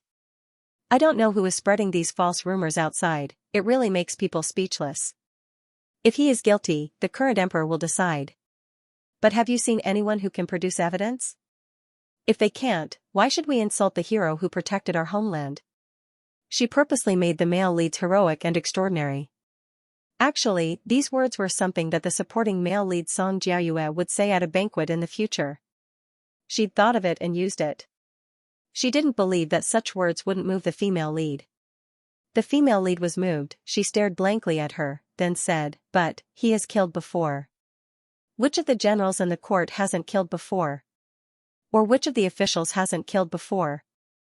Miss Lin, you have to think clearly. Sometimes people who kill aren't necessarily bad people, but those who kill without spilling blood, those who like to stir up trouble behind other people's backs are the real villains." She really felt that this little girl was too stubborn. She had already said so much to her. Why didn't she have a good impression of the male lead? Not only did she not have a good impression of him, she actually cried. Bai Xianxia's lips curled up and said, "All right, this matter isn't worth crying over. Do you really plan on leaving?" But please keep it a secret for me, okay?" Miss Lin was determined to leave. Just thinking about that man's cold gaze when he looked at her in Li of Gojoseon's residence made her shiver. Do you really not want to think about it properly? He really is a good man, and you are destined to marry him. Why do you want to run away like this and make our two families look bad?" Since Li of Gojoseon's reputation couldn't be explained clearly, she could only use her family to pressure her. Lin Qianzi sighed and said, "My mother only cares about the family's interests. How could she care about whether or not I like him? Being in the capital's official family, I have no choice." Hearing this, Bai Xianxia rolled her eyes. "You're a rich young miss. Even if you have no choice, you're still the official wife after marrying. For someone like her, what would she do if she mysteriously became a concubine? Would she also have to run away?" Miss Lin, you're still the official wife after marrying into the king's residence, like me. She also sighed. I'm sorry, I didn't do it on purpose. But I've already decided to leave, so please don't stop me. As she said this, there was a light knock on the window behind the temple. Miss Lin was overjoyed. She stood up and ran towards the window. This wasn't right. Could it be that she had someone to help her escape? The book didn't say anything like this. She saw Miss Lin open the window, and there was a man standing outside. Xianxia quickly pulled her back and said, Miss Lin, this isn't right. Even if you hate the prince, you can't leave with a man. She definitely didn't mean to harm Miss Lin's reputation. She was really worried for her. Was it really good to elope with a man like this? This was eloping, Even in the modern era, it was still looked down upon for a long time, let alone in the ancient era. She didn't think that this Miss Lin would be so daring. But how could the pure Xianxia know that her words silently gave the female lead a bad look, making the male lead and the supporting male lead under the tree frown? They were thinking, is this Miss Lin going to elope with another man? Li of Gojoseon revealed a cold smile. It seemed like the Lin family's discipline really was a problem. But was it really good for her to see a man like this? If it wasn't because he didn't want to see his so-called fiancé, he would have already rushed out. When the man outside the temple heard Xianxia's words, his face immediately darkened. He fiercely said, I only came to send my younger cousin out. This madam can't speak nonsense. So it was one of the supporting male leads, the older male cousin. He really liked this younger cousin, but it was a pity that this person's heart was too bad, and his character was also problematic. Fortunately, he didn't kidnap the female lead in the end. But now, wasn't he trying to kidnap her? If she was a butterfly, and just because she flapped her little wings, she sent the female lead into the arms of the supporting male cousin.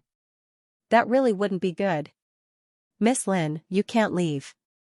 If you do this, how will the king's household have any face left? Let the Lin family, While she was pulling on the female lead, the older male cousin outside couldn't wait any longer.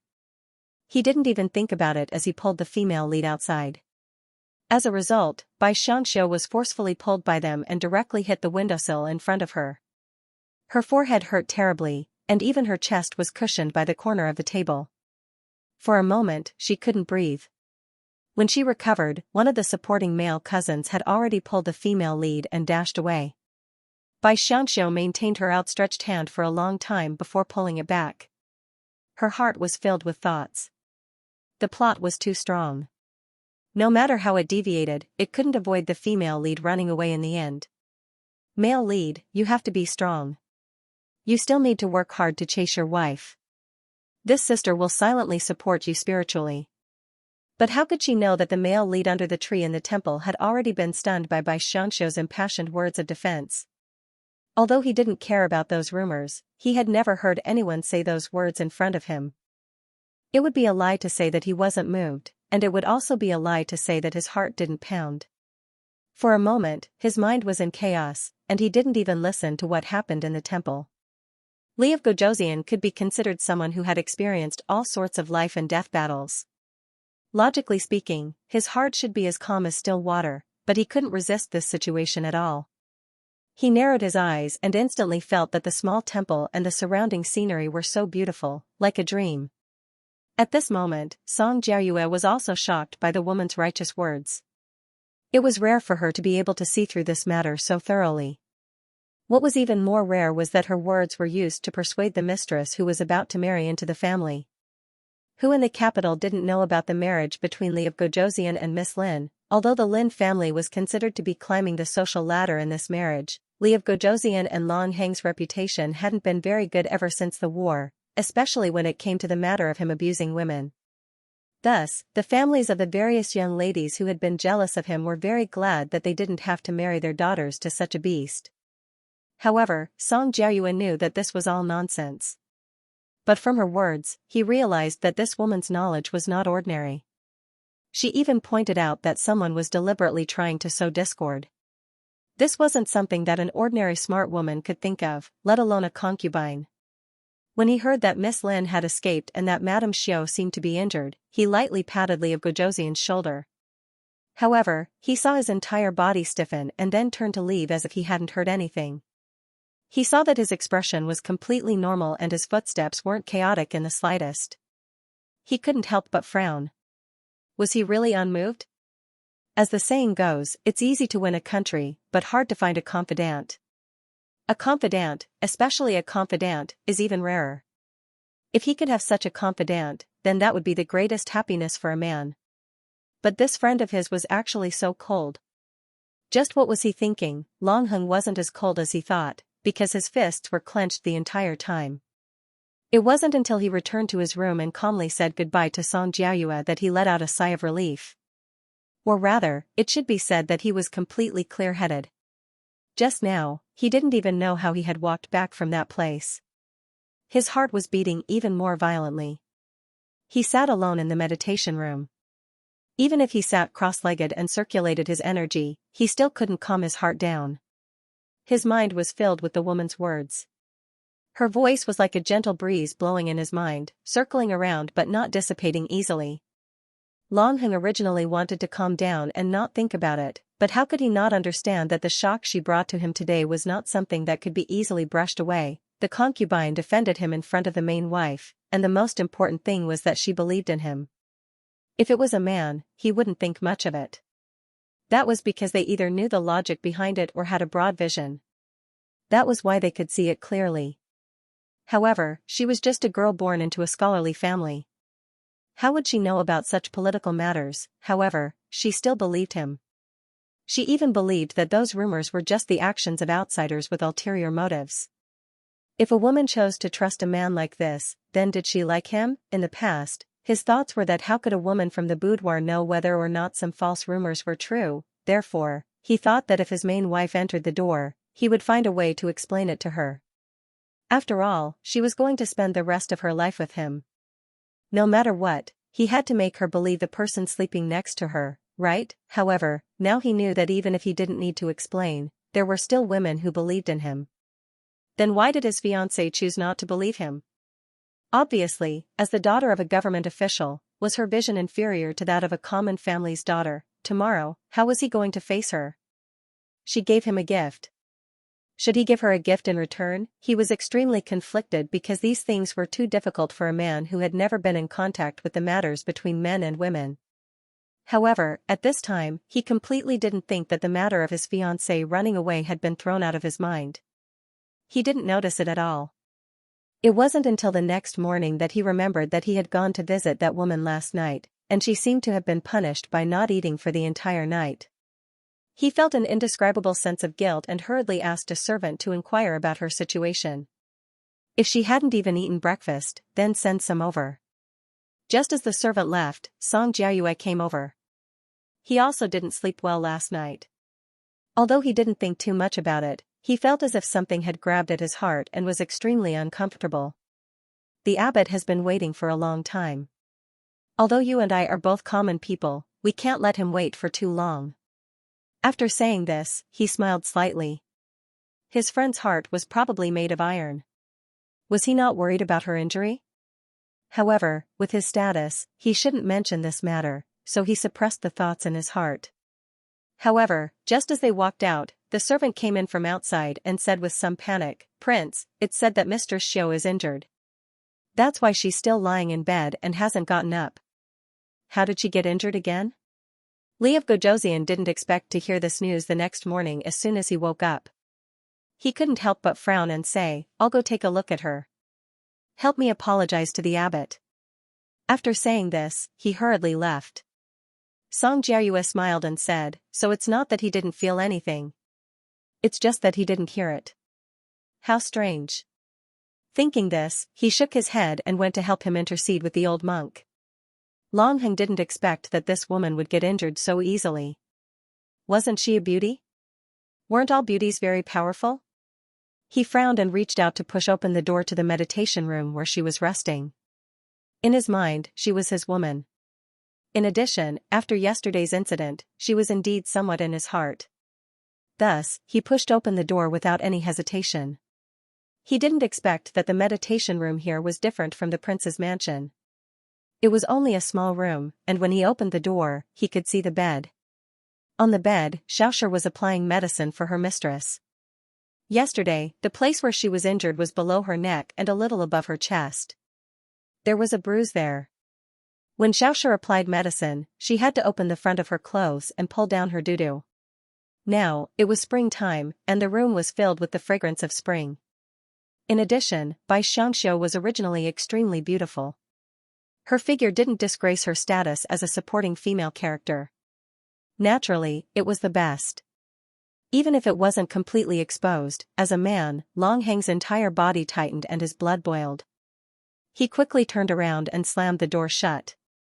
That lustrous white jade-like neck, that deep cleavage, and those snow-white mounds undoubtedly dazzled his eyes. Obviously, when he was seduced by those spies, he didn't feel this way.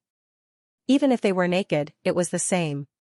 Why was he so excited when he saw her still wearing clothes? The servant saw him turn around in such a hurry that the two almost bumped into each other. He asked curiously, "Mr. Xiao, what happened? You saw it?" Long Heng suddenly stared at the servant's face and narrowed his eyes. This servant didn't see anything. The servant felt that if he said he saw it now, his master would kill him without mercy. Long Heng didn't know where his anger came from. He just felt that if someone else saw her like that, he would definitely kill that person. That was why Xianxia, who was in the house, suddenly sneezed and felt her back turn cold. Compared to them, Xianxia was much calmer. As a modern person, she wore a lot of short clothes and short skirts, so she didn't care too much. Moreover, she didn't reveal too much of what happened just now. On the other hand, she was quite satisfied with Long Heng's gentlemanly behavior. However, she was curious about his intentions, so she pulled up her clothes and gave Xiaoxia a meaningful look. Xiaoxia tidied up the things around her, then opened the door and bowed to Long Heng outside. "Greetings, Prince. Mistress Xiao invites you in." Although Xianxia didn't care too much about what he saw, she was still afraid. She hadn't interacted much with the male lead, and every time she saw him leave with a cold face. Why did he suddenly come this time? It couldn't be that he was here to check on her injuries, right? However, the novel didn't mention that the male lead had a strong reaction after the female lead went missing, and sent people to chase after her. Although he didn't go himself, his subordinates benefited greatly. They quickly found the female lead, and then he personally went to talk to her. Perhaps he had already sent people to chase after her without her knowing? No matter what the situation was, she bowed down when he came in. "Get up. You're injured and you're outside, so there's no need to be so formal." He wanted to help her up, but Xiaoxia beat him to it. Xiaoxia had just helped Madame Xiao up when she felt her entire body turn cold. She glanced at the prince and immediately felt unwell. She was about to faint from fright. Xianxia felt Xiaoxia's entire body tremble. She felt that this girl was finally afraid of the god of death in front of her. She had long told her that this person was either a god of death or not, but she hadn't believed her. Now she believed him, and she was quite frightened. She even patted the back of Xiaoxia's hand, and then, intentionally or otherwise, shielded her behind her back. Actually, she was this kind of person. Although she was timid, she cared about living things that were younger than her. Xiaoxia was younger than her in both her previous life and this life, so she naturally had to protect her. Long Heng looked at their small actions with admiration, and his heart ached for no reason. She was actually using her weak body to protect others, when he could clearly take her life with a single finger. But he still felt that the girl was an eyesore, so he waved his hand and said, "Get out." Xiaoxia trembled. She glanced at her master, and her eyes turned red. Xianxia felt the same way. It was very stressful to stand next to the male lead who beat her to death in the novel. But he had already said it. If she didn't respect him, would she be courting death in advance? Thus, Xianxia nudged Xiaoxia and said, "You go out and make some tea. She'd come back later to deliver the tea and see if your mistress had been beaten to death." Xiaoxia had no choice but to walk out. In Long Heng's eyes, the two girls looked as if they had been separated by life and death. The corner of his mouth couldn't help but twitch. He wasn't a venomous snake or a ferocious beast. Was there a need to be so afraid? She had completely forgotten that she had stared at Xiaoxia with a murderous look just now. There were only two people left in the room. Xianxia was so nervous that she didn't dare to raise her head. She just politely moved her body to the side and said, "Please sit down." The huge shadow moved over and sat down in front of her. Xianxia did not dare to sit down, so she could only stand aside obediently. She was still wondering why he had suddenly come here. "How did you get injured? Was it done by the Lin family?" He hadn't heard the servants mention it. Logically speaking, his mother wouldn't punish her, especially in front of outsiders. "No, this concubine accidentally fell and hurt myself. It has nothing to do with anyone." The male lead would find out that the female lead had escaped sooner or later. Perhaps he had already known. She didn't want to stir up trouble behind his back, so as not to leave a bad impression on him and leave an excuse for him to beat her to death. Fell? The other party was obviously suspicious. His cold voice made her feel her entire body tense up, but she still nodded and said, "Yes, Prince." Was she too careless to fall and end up like that? "Someone, go and get the doctor to come and take a look." Seeing that she was trembling while standing, he said, "You should also sit down." Xianxia was really in pain. She obeyed the order and sat down. However, because of the pain in her chest and forehead, she actually let out a muffled groan. Long Hung. He wanted to reach out to support her, but she had already sat down. His hand subconsciously held his chest as his brows furrowed. "Go lie down." He didn't expect her injuries to be so serious. When she sat down, he saw that her forehead was also bruised. How did she suddenly fall and end up like this? Could it be that Miss Lin injured her? His heart was unhappy for a moment as his brows slowly furrowed. Xianxia thought that Prince wanted to do something to her.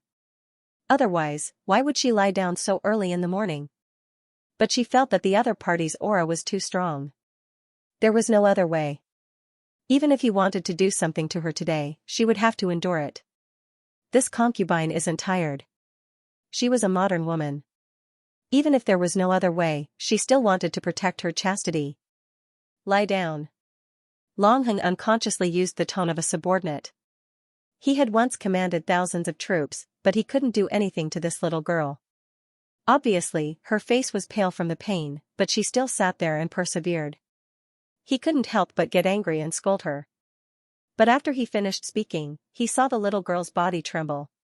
He knew that she was afraid. This was the first time he had seen such a weak woman. Xianxia's body trembled. It seemed that she couldn't avoid it. The image of the young girl being beaten to death appeared in front of her eyes. She couldn't help but tremble as she slowly lay down on the hard bed. Woo-woo, was this the rhythm of losing her chastity? She wanted to cry a little. She closed her eyes and felt wronged for a long time, but she discovered that the other party didn't do anything. She hesitated for a moment before opening her eyes. She discovered that Long Hung was sitting there righteously.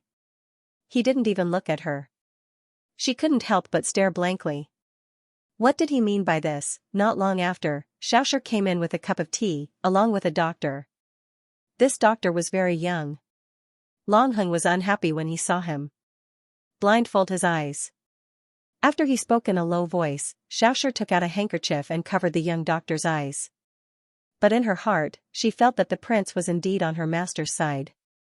Otherwise, he wouldn't be so nervous. Although the doctor was young, he was still in his 40s. Especially since this was a temple, the doctor was also a disciple of the temple. Being so careful was indeed a bit too nervous. Xianxia finally understood that the other party had her lie down because she was injured. She was an injured person. Moreover, they had even called for a doctor. It seemed that the treatment wasn't bad. But what happened to the male lead? Did he suddenly have a conscience? She remembered that he didn't care about the women in the backyard. The reason was that he felt that women made people feel annoyed.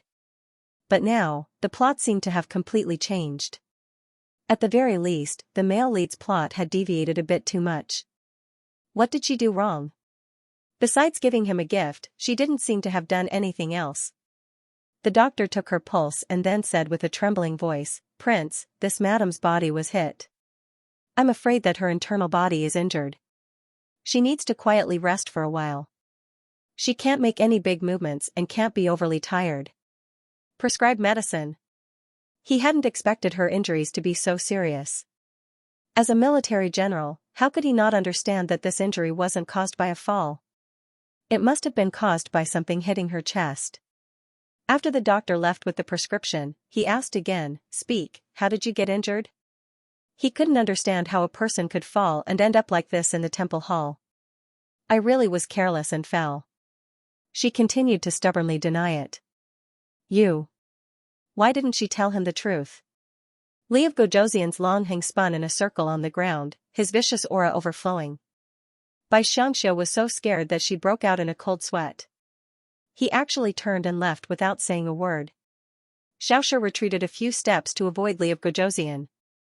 Then, she threw herself at the bed and said in a trembling voice, "Madame Xiao, what exactly happened?"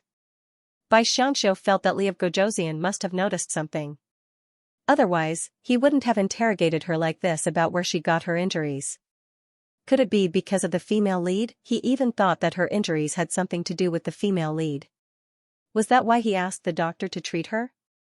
Of course, he also used her injuries to interrogate her about where Miss Lin went or who she went with. She nodded. The more she thought about it, the more she felt that it was possible. Lev Gojoseon and Longheng had already walked far away in anger. His woman was actually hiding something for someone else and not telling him the truth. As someone who had spent many years in the military, he was extremely clear about right and wrong, distinguishing between friend and foe, and doing what was right and wrong. His own people would never lie or hide anything from their own people, which was why he had such a reaction. But after seeing his mother, he calmed down. The rear residence was different from the battlefield, and she wasn't his soldier. Moreover, she trusted him so much, so logically speaking, she shouldn't have hidden anything.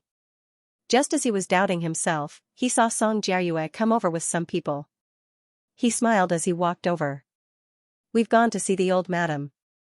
My mother plans to leave tomorrow. What about you?" "We also plan to do the same.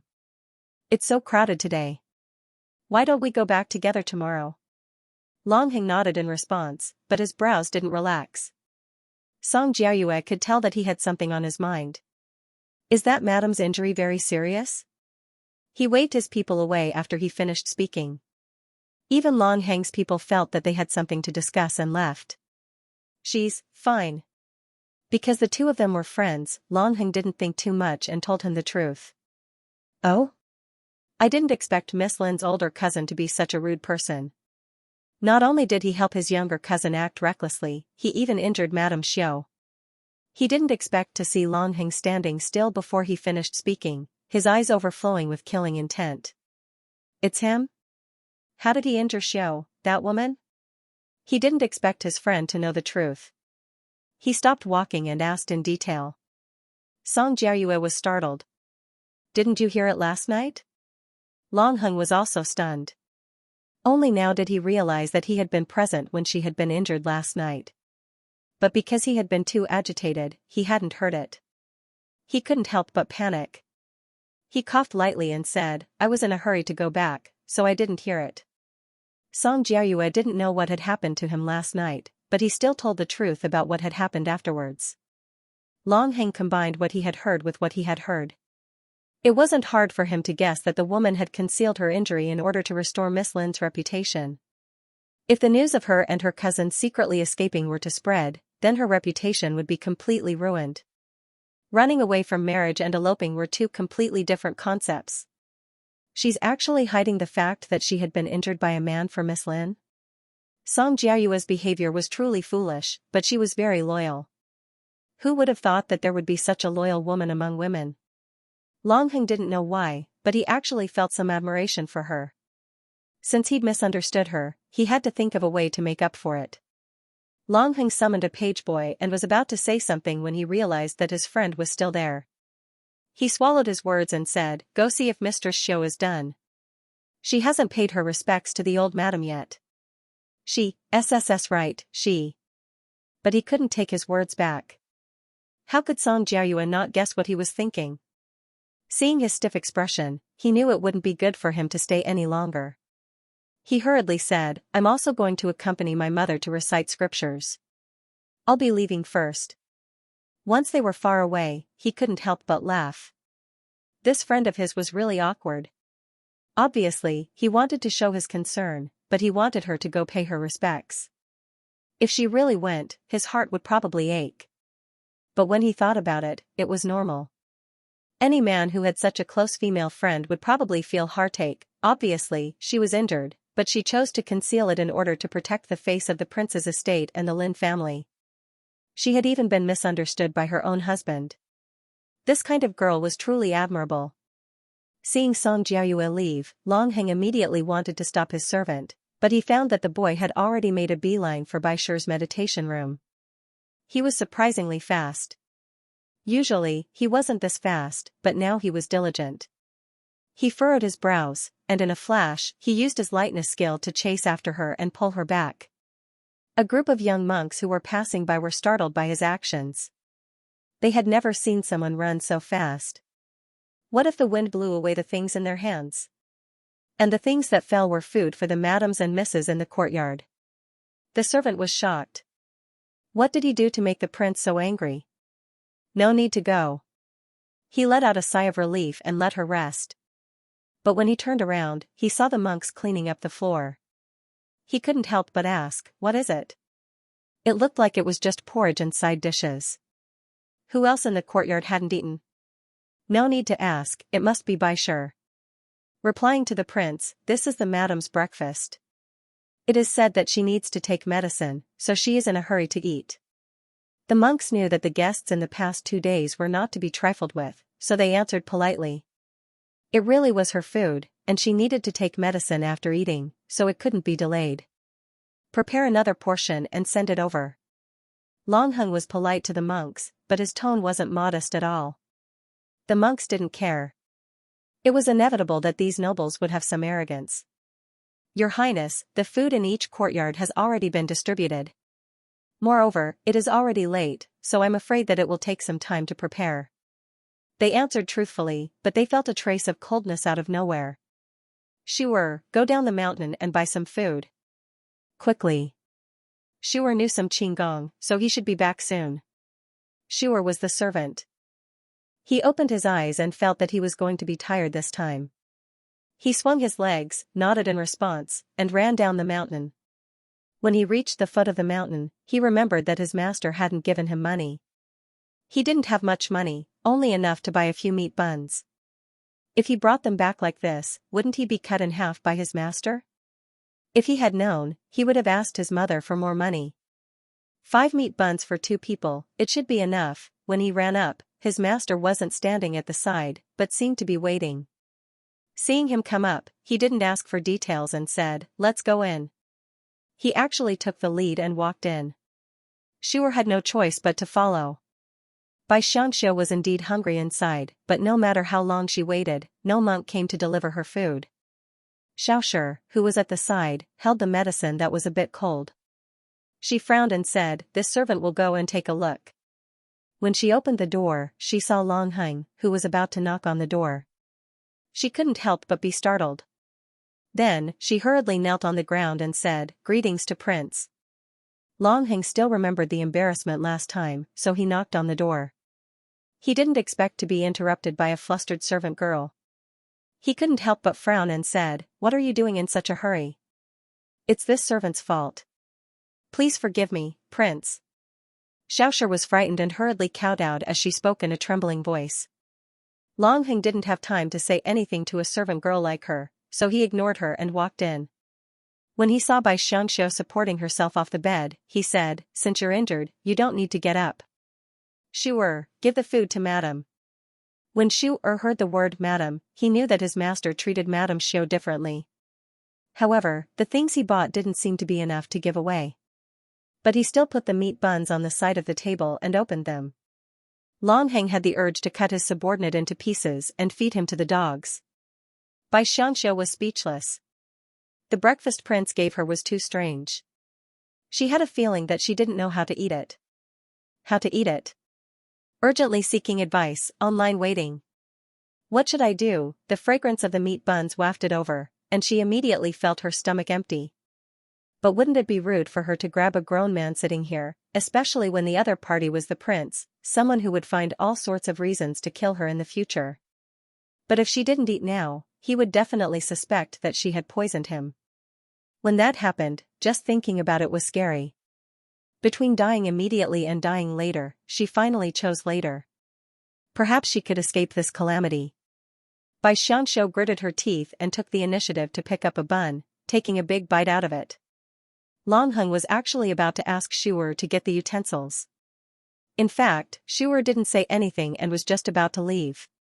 Just as they were about to wake up from the shock, they saw Madame Xiao heroically grab a bun and stuff it into her mouth. Shu'er's jaw almost fell to the ground. He closed his mouth but didn't close it. Xiaoxia was the same. She knelt on the ground with a thud, not even daring to get up.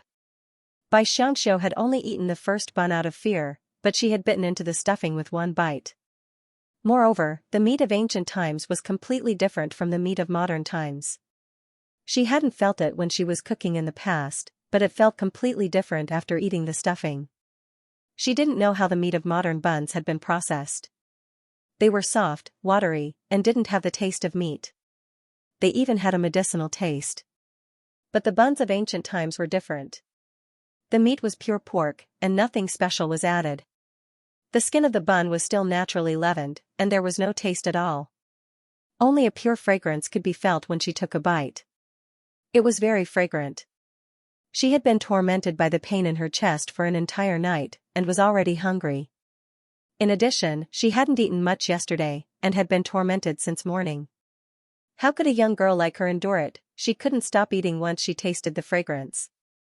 After finishing one in a few bites, she took a second, a third. Anyway, eating one or two didn't make a difference. Eating a few more wouldn't make a difference. With this thought in mind, she bravely killed the 5 steamed buns. The remaining 3 people were stunned. There were 5 big meat buns. How could she have eaten all of them? Although it wasn't considered big, for a lady's appetite, she really ate quite a lot, right? However, Longheng, who was good at imagining things, thought so. She was a little girl, so she couldn't eat so much. It must be because the buns were bought by him that she ate so much. Great, he must have eaten too much. He looked at her shocked expression and wanted to laugh. "Let's go," he said. "Go? Where to?" However, she didn't dare to ask. She could only wipe her hands and follow him. Medicine. Longheng frowned. He had to take medicine after eating. Oh. Bai Xianxia walked over with an imposing manner, picked up the bowl of medicine and drank it.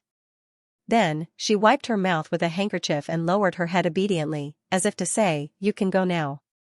Longheng had wanted to take her outside to help with her digestion, but when he saw that she was walking very slowly, he remembered that she was still injured. He said, "Help your mistress. Be careful not to fall." Xiaoxia hurriedly went to support Bai Xianxia. She couldn't figure out why Prince wasn't angry.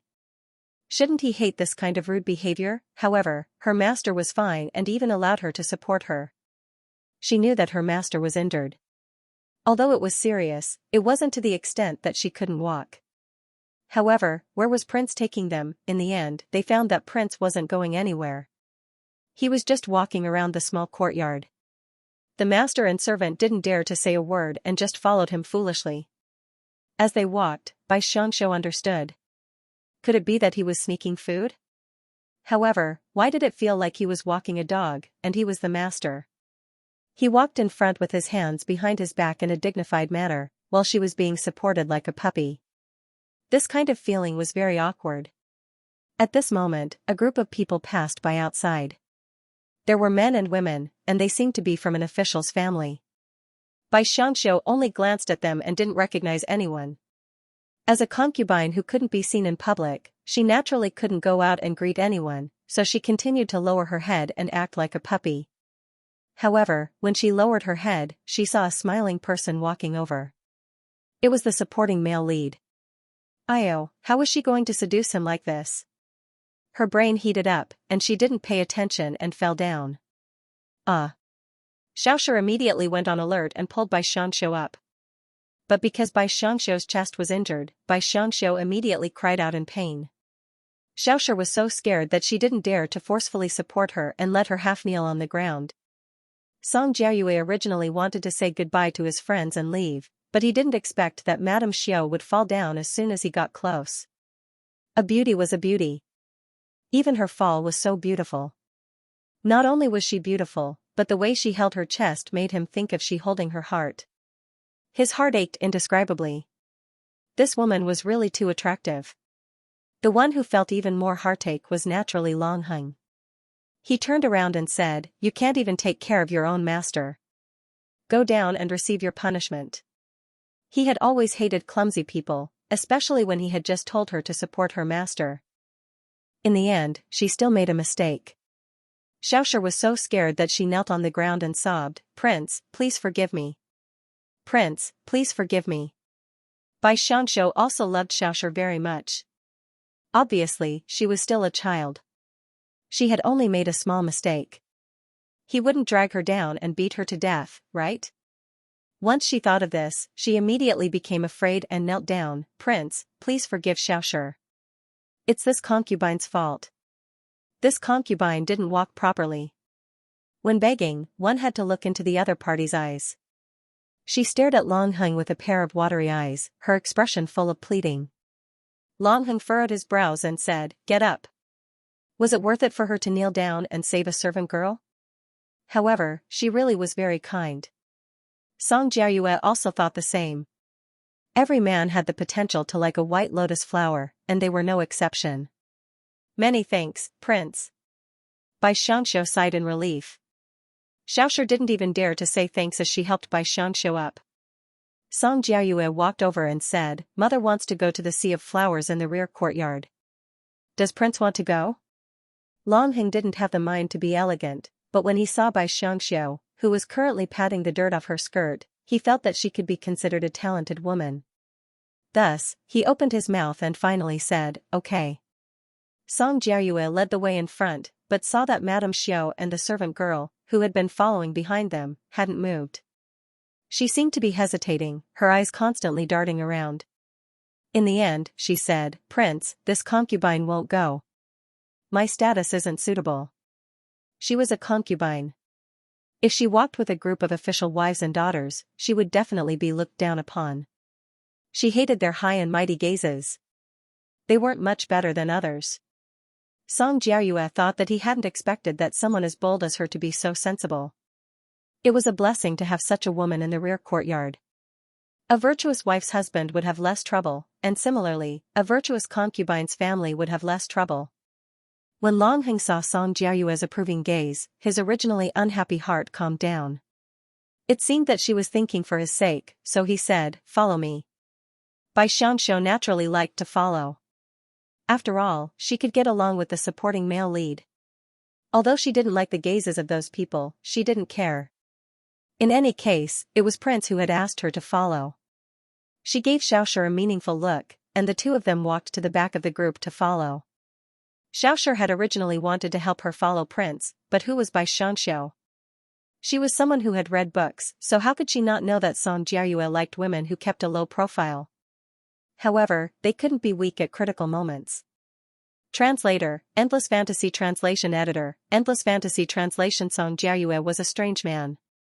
He liked the White Lotus but didn't want her to be a bun. But how was she supposed to perform? She kept a low profile as she walked at the back. The wound on her chest didn't hurt as much. Maybe it was because she could move. Few people talked to her along the way. Although the Song family's old madam and several ladies didn't look down on her, they didn't try to win her over or get close to her. Since she came here, she realized that a concubine really didn't have any status. Although it wasn't as casual as what was written in the book, the status of a concubine was no less than that. Bai Xianxiu didn't mind at all. She silently admired the scenery and listened to the young ladies of the Song family reciting poems and poems. There were even some who sang songs. There was a Buddha's foot pavilion in front of her. There was a big footprint in the middle, which was said to be left by Buddha. She heard these stories from the front. Because the stories were good, she sat on the side and listened very carefully. Long Heng and Song Jiayue were men, so they didn't participate in their conversation. They talked and walked for a long time. Long Heng couldn't help but look back at the woman. He saw that she was listening to their stories with her head tilted. She looked a little cute. It's rare to see a quiet one. She's to your liking. No wonder you brought her here. Song Jiayue took something to feed the fish in the pond. They jumped up and fought fiercely for food. Long Heng didn't say anything, but Song Jiayue said, "How do you plan to deal with Miss Lin? You can't catch her in the act because that cousin is back." He didn't expect that Miss Lin didn't elope but ran away by herself. That cousin was just helping her. Her own brother didn't help her, but she asked her cousin for help. Obviously, their relationship was different from others. Obviously, she helped her cousin but ran away by herself and asked her cousin to come back. It seemed that this Miss Lin didn't have any feelings for her cousin. "You're back?" Crack, that originally extremely sturdy wooden carving was crushed with a single hand, and the corners of his mouth curled up in a cold smile. How dare he come back after injuring his men? He really had guts. This is something from Longhua Temple. Restrain yourself a little. Otherwise, it's your fault if you scare the beauty. Song Jiayue rarely had the chance to tease his friend, so he didn't intend to let it go easily. Long Heng was stunned by her words. He turned around and looked at the woman who was still listening to the story. Was she really that bold? Did he really need to restrain himself? The women on the battlefield did not leave a good impression on him. Moreover, the women he had been in contact with since he was a child were all extremely scheming, and their fighting strength was definitely not inferior to any man. His mother alone had suppressed many concubines since he was young. What had she not done? Therefore, since he was born, the women in his heart were all pitiful on the outside but insidious creatures on the inside. They didn't need the protection of men, or they were even stronger than men. But this Miss Bai had changed his mind. He felt that she was just a little white rabbit that always liked to cower and hide in the side. She was pitifully timid and weak. She was like a jade person that would turn to ashes if he wasn't careful. Enemies meet on a narrow road. Song Jiayue smiled faintly, and pointed his chin at a group of people not far away who were slowly walking over. Long Heng turned around and found that it was actually people from the Lin family. He had already investigated Miss Lin's matter very clearly. As for why Madame Lin hadn't left, it was because she wanted to find her daughter's whereabouts. But looking at her, he knew that she definitely hadn't found her, so she ran here to relax. Long Heng only made a sound of acknowledgement, and then turned his head to continue watching the fish, as if he didn't notice the arrival of his future mother-in-law. In reality, Madame Lin didn't think that there would be so many people gathered here, especially when Liu Gojosian was also here. But it was too late to think about it. This kind of deliberate avoidance would definitely make the other suspicious. She definitely couldn't let Long Heng see anything, otherwise her daughter's reputation would be completely ruined. So it's Prince and Prince Song. She smiled and bowed to the two, and the other side returned the greeting. It seemed that they still didn't know. She turned around to see Madame Song. They were both madams of official families, so the two were very friendly when they met. Seeing this, Bai Xianxia's mouth twitched. It really was the same kind of people looking for the same kind. A commoner like her could only sit on the side and grow old alone. But this was also good. That place really wasn't suitable for her, because not only was she afraid of pain, she was also afraid of death. She was trying her best to minimize her presence. Just as she was about to drink a mouthful of hot tea, she heard Madame Lin's lukewarm voice say, "Isn't this Li Manners, Madame Bai? So you're here too?" Pooh. Suddenly being called out, Bai Xianxia spat out a mouthful of hot tea. Then she began to violently cough, coughing until tears came out. She used a handkerchief to wipe them. While coughing, she gave a half bow and said, "Greetings to Madame Lin." The coughing hurt the wound on her chest, so she quickly used her hand to sit down. But her appearance was very rude in Madame Lin's eyes. Not only did she speak to her while coughing, she also sat down before she finished speaking. It was clear that she was ignoring her. Thinking about it, she couldn't help but laugh and say, "I heard that Miss Bai came from a scholarly family, so it's normal for you to be a bit timid. It was my fault just now, I shouldn't have scared you like that." On the surface, it sounded like she was thinking for her, but in reality, she was mocking her for not being presentable. Bai Xianxia was stunned. Was she being bullied? She unconsciously turned her head to look at the supporting male lead, but she found that they were all looking in her direction. Bai Xianxia quickly looked away and forced a smile as she said, "It's nothing, Madam Lin is worrying too much. Don't mind her, her temper really wasn't that good." In front of the supporting male lead, she didn't want to act like a white lotus. But Madam Lin didn't seem to want to let her go. When she heard Madame Song praise her daughter, she said, "That's right, that girl is too soft-hearted. I'm just afraid that she will be bullied after she marries over." She said this with a sigh. Bai Xianxia was speechless. She didn't want to bully her daughter. It was already good enough that she wasn't bullied by the female lead. How could Madame Song not know what she meant? She frowned in her heart. What was wrong with this Madame Lin today? For a concubine, she was using her as a tool. Her son and Li of Gojoseon were friends, so they didn't want to become enemies with Li of Gojoseon. Although that girl was only a concubine, if Li of Gojoseon didn't like her, why would he bring her out? Although she didn't want to be friends with her, she also didn't want to offend her.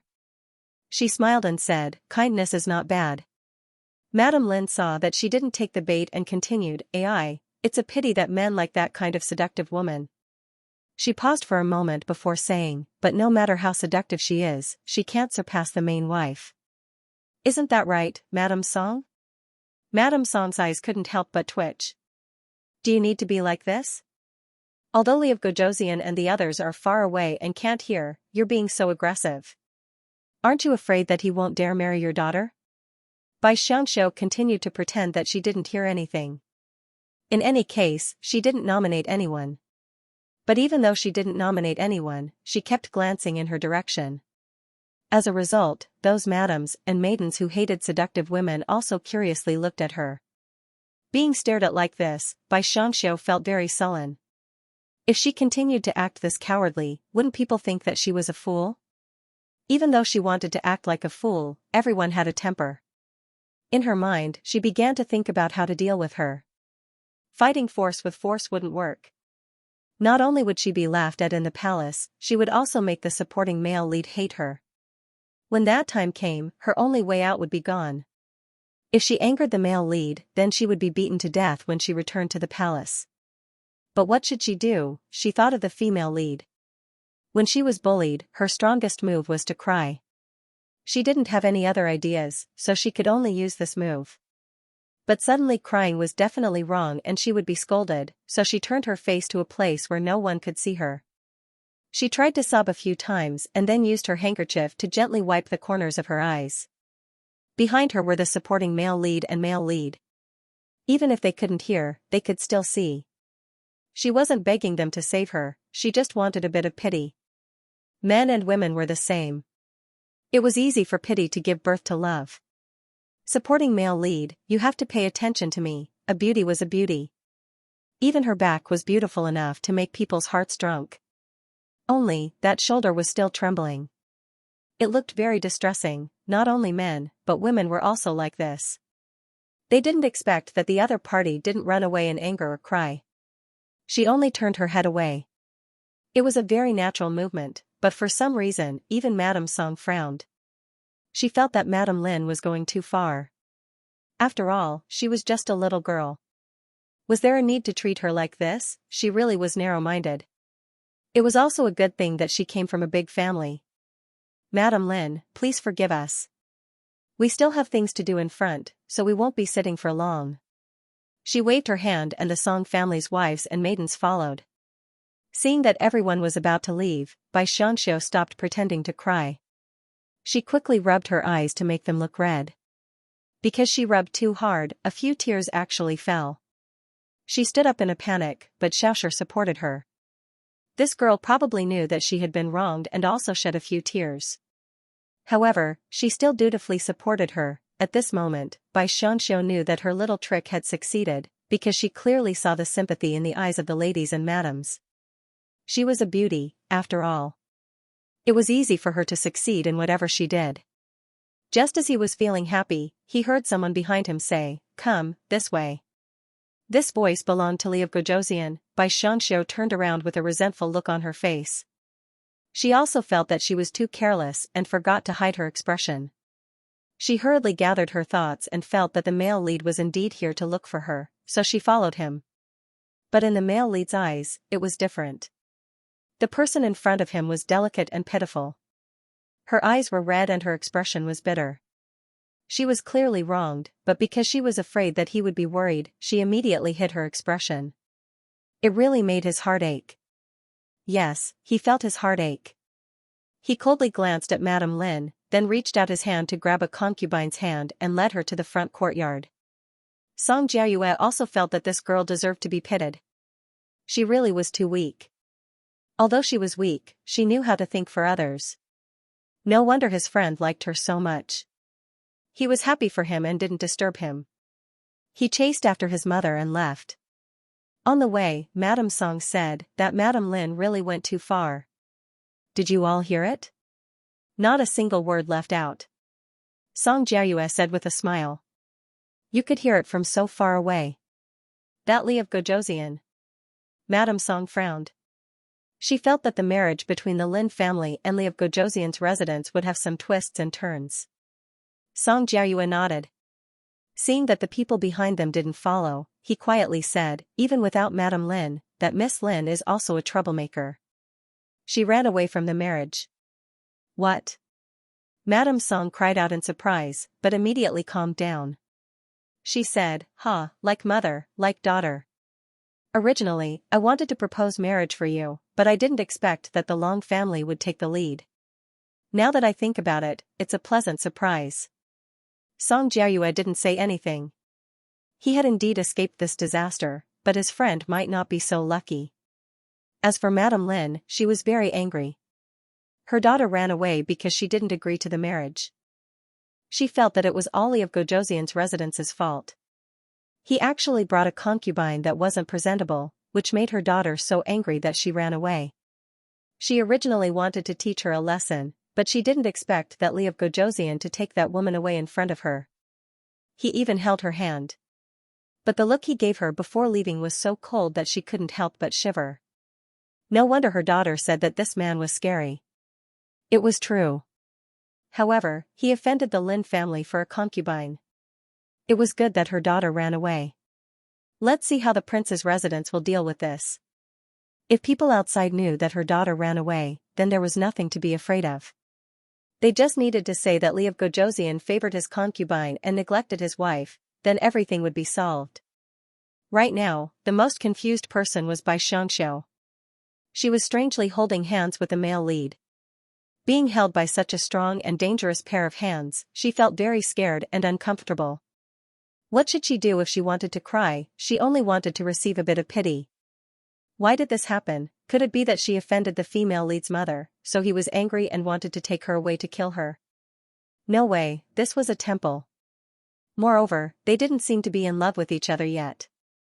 Huff, huff, it hurts. The other party was walking too fast. She couldn't keep up. Not only that, her hand was in pain from being grabbed. Even her chest was hurting. She couldn't help but cry out. She thought that the other party wouldn't care, but she didn't expect that he would suddenly stop. Because she followed him too quickly, she bumped into his back with a thud. It was a scene that often appeared in TV shows and movies, but she didn't dare to shout, "Why did you suddenly stop?" or something like that. She could only cover her nose and let out a soft moan. Longheng hadn't expected her to walk so slowly. His heart had long been in a mess because he was holding such a soft and slippery hand in his own. That was why he had unconsciously walked a little faster. He hadn't thought that he would hurt her. He hurriedly stopped, but the soft body fell on his back. He instantly felt his body stiffen. It didn't matter if he stiffened, but the unlucky one was by Xianxia's nose. Her body was originally that of a delicate and weak little girl, so how could she withstand the sudden impact? Something warm flowed down her nose. She dazedly reached out her hand and wiped it. A red mark appeared on the back of her white hand. No way, just a bump and she actually had a nosebleed. Did it have to be so tragic? Longheng didn't expect her body to be so weak. She actually bled from a bump. He was stunned for a moment. He didn't know how to get in touch with this paper-like person. Translator, Endless Fantasy Translation Editor. Endless Fantasy Translation. Having a nosebleed in front of a man was so embarrassing that Bai Xianxia wanted to cry. She immediately took out a handkerchief to cover her nose, then turned her face to the side, wanting to find a place where she could bleed silently. However, the male lead seemed to have a natural enmity with her, as he coldly said, "Go back first and see a doctor." After speaking, Xianxia felt her body lighten, then she froze in shock. She was being carried in a princess carry, carried by the male lead who would kill her in the future. How was she supposed to react? Urgent. Urgent. Urgent, but before she could react, she was placed on the bed, and the doctor arrived shortly after.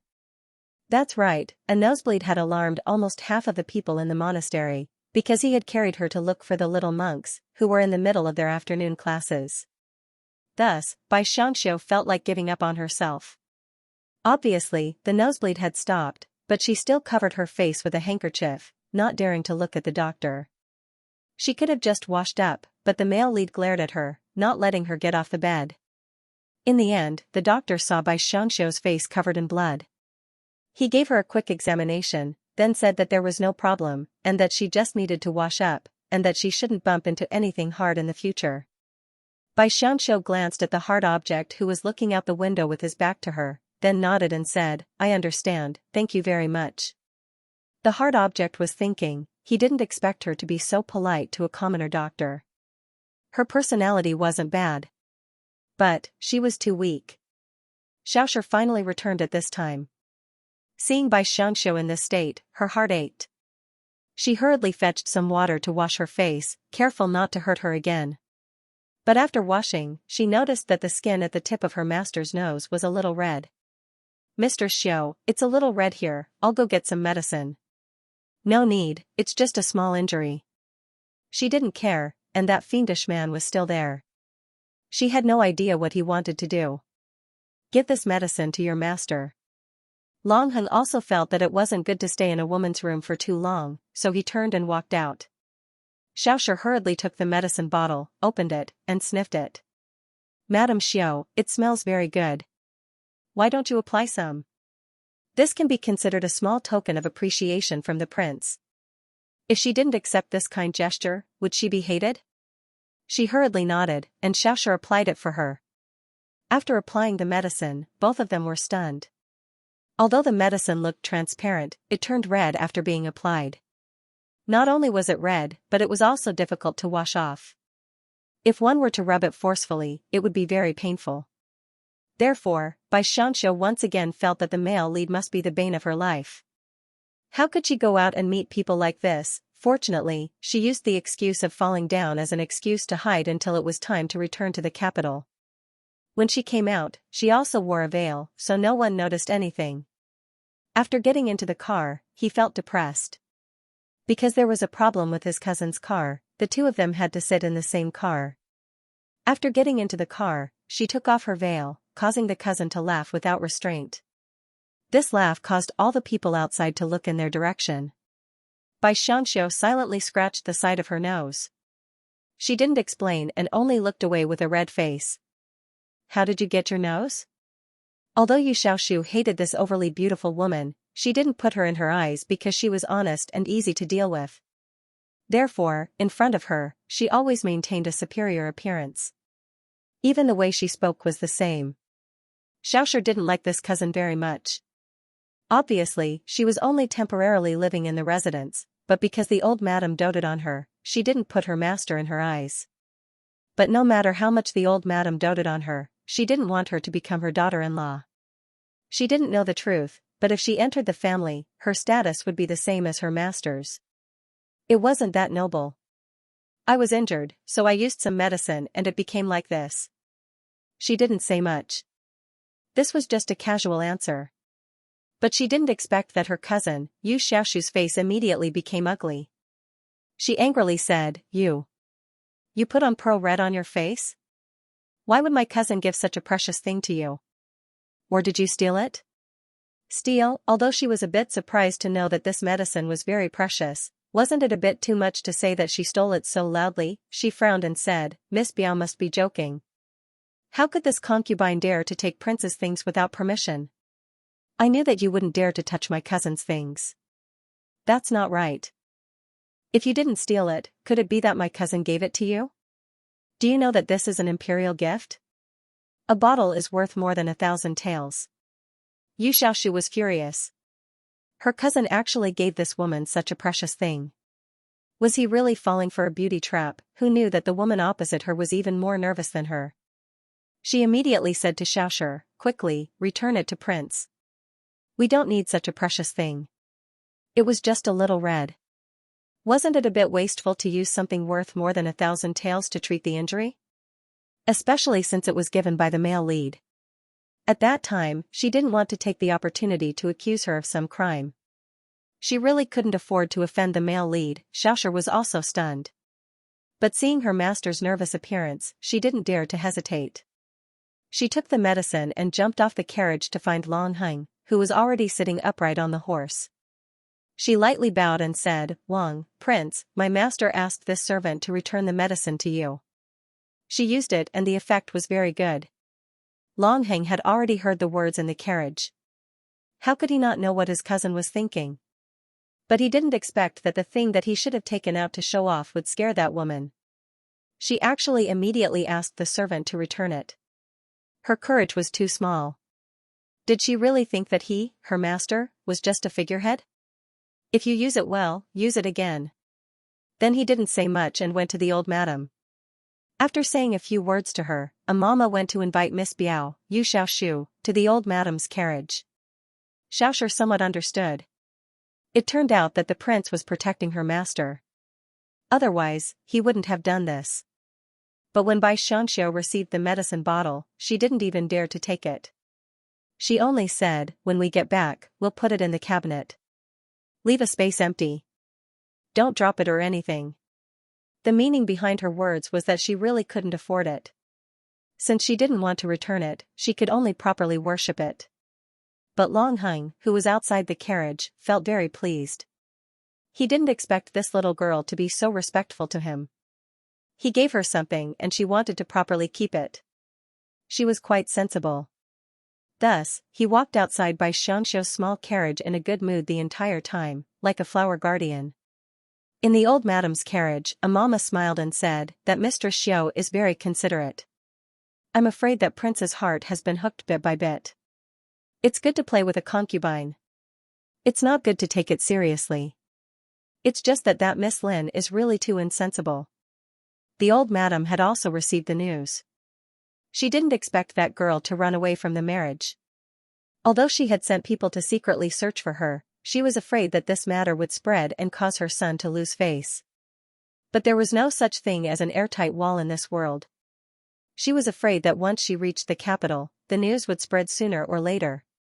She felt a little regretful. She had always thought that girl was good. She was gentle and beautiful and a talented woman. But who knew that she would become a joke before the marriage was even consummated? If she had known, she would have found a girl from a small family to marry. That way, her son wouldn't have lost face. There weren't many twists and turns along the way, and Song Jiayue didn't have much contact with Long Heng. Song Jiayue would often ride together with him on horseback, and would usually leave after exchanging a few words. The road to seducing the second male lead was getting further and further away. She was a little dejected and leaned her head against the carriage window. In the end, the carriage rolled over a stone and her chin was hit. Why were the wheels made of wood? She missed the modern buses. What happened? A deep voice asked. Nothing, I accidentally bumped into something. How could he hear such a small sound? She was really fed up. She was so easily hurt. Giving her red pearl was the right choice. Long Heng rode on the horse, but his mind was filled with thoughts of what would happen after they returned to the residence. He was determined to get that woman. As for Miss Lin, he sneered at the thought of her. He really had no interest in a woman who had colluded with another man and ran away, especially when that man had caused his woman to be injured. Speaking of which, Ji Zhongshu seemed to have returned with the Lin family. He was just ahead, since he dared to touch his people, he had to pay the price. He said a few words to the person below, and the person was startled for a moment before he left. He then returned to the old madam and said, Mother, there is a very beautiful lake nearby. We can go there and rest for a while. Your son can hunt some wild animals for you. It's better than those dry rations. There's no need to trouble yourself. Although wild animals are good, you still have to be careful not to get hurt. The old madam was naturally concerned about her son. Your son has been away for many years, but I have never accompanied you out. This is a rare opportunity. Longheng knew his mother's temperament well, so his words hit the nail on the head. The old madam also felt that this was her son's kind intentions and nodded in agreement. However, when they arrived, they discovered that someone had beaten them to it. It turned out to be the Song family. Song Jiaoyue loved the clarity of the lake, and Longheng knew that he was the one who introduced them. Seeing that they had arrived, the two families joined together. Because it was an excursion, there were not too many restrictions.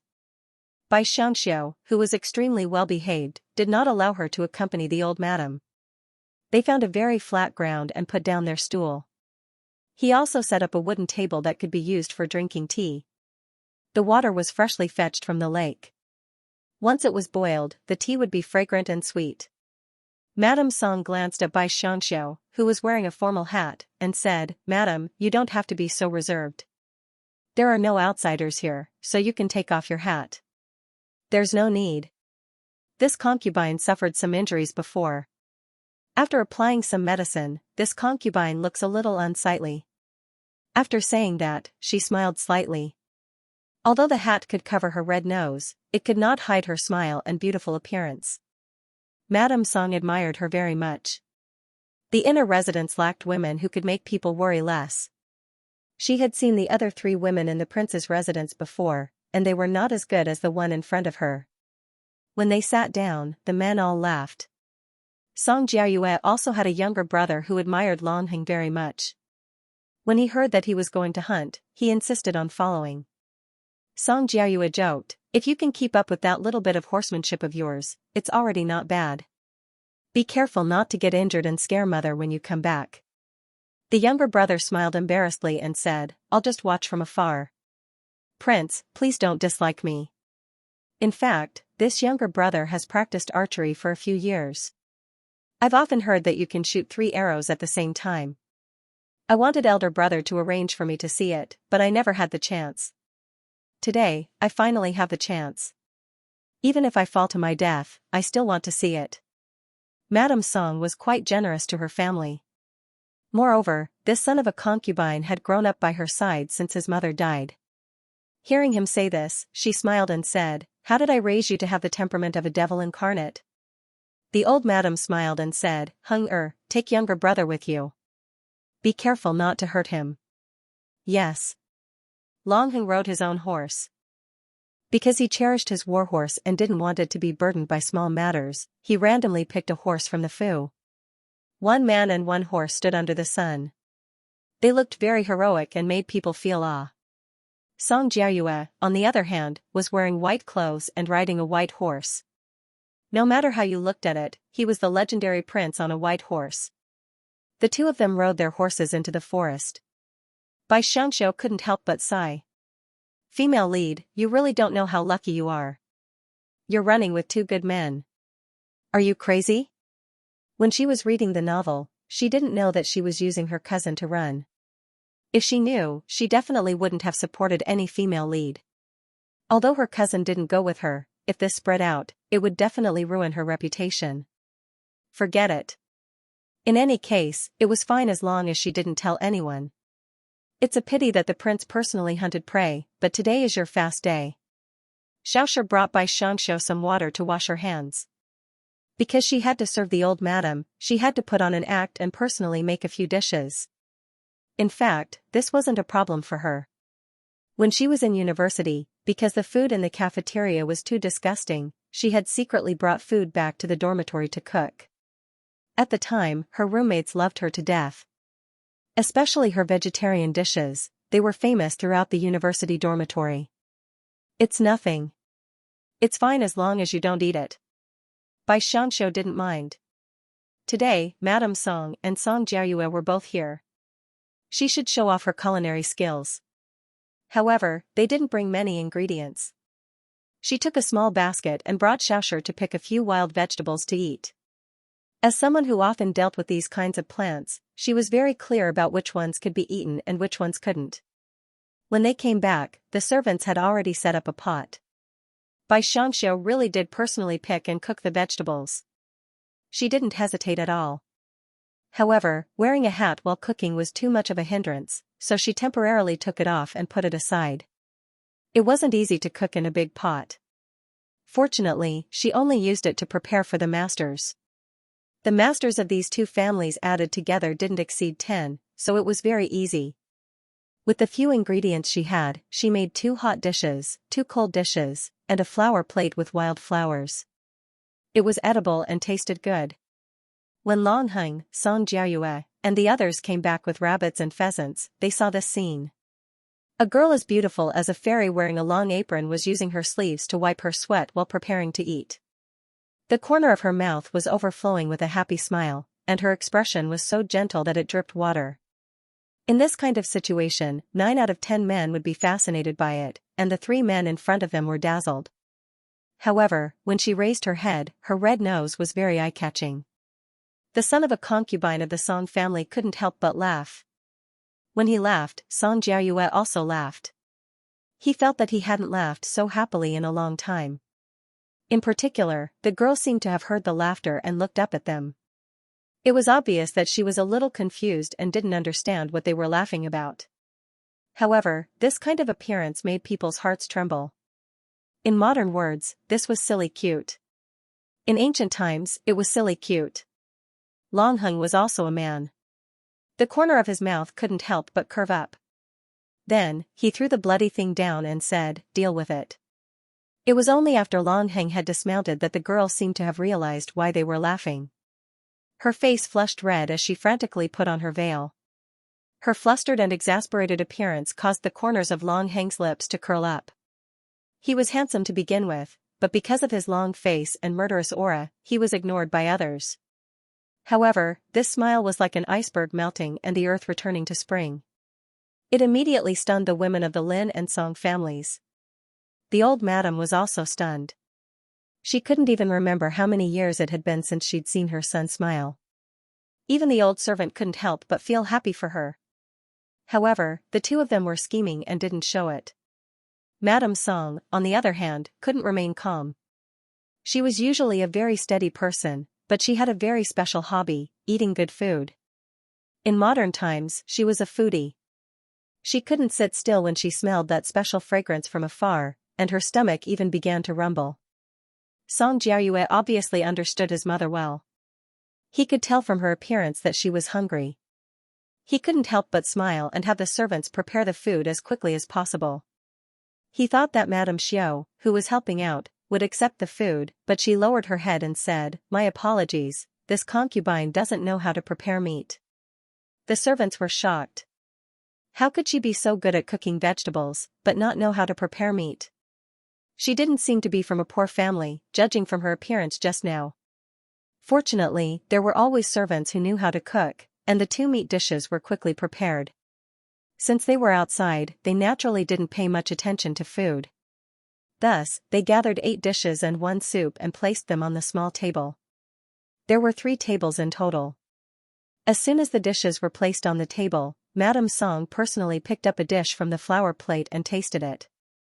Then, she actually narrowed her eyes. Fragrant, the fragrance of flowers and vegetables mixed together. It's truly delicious.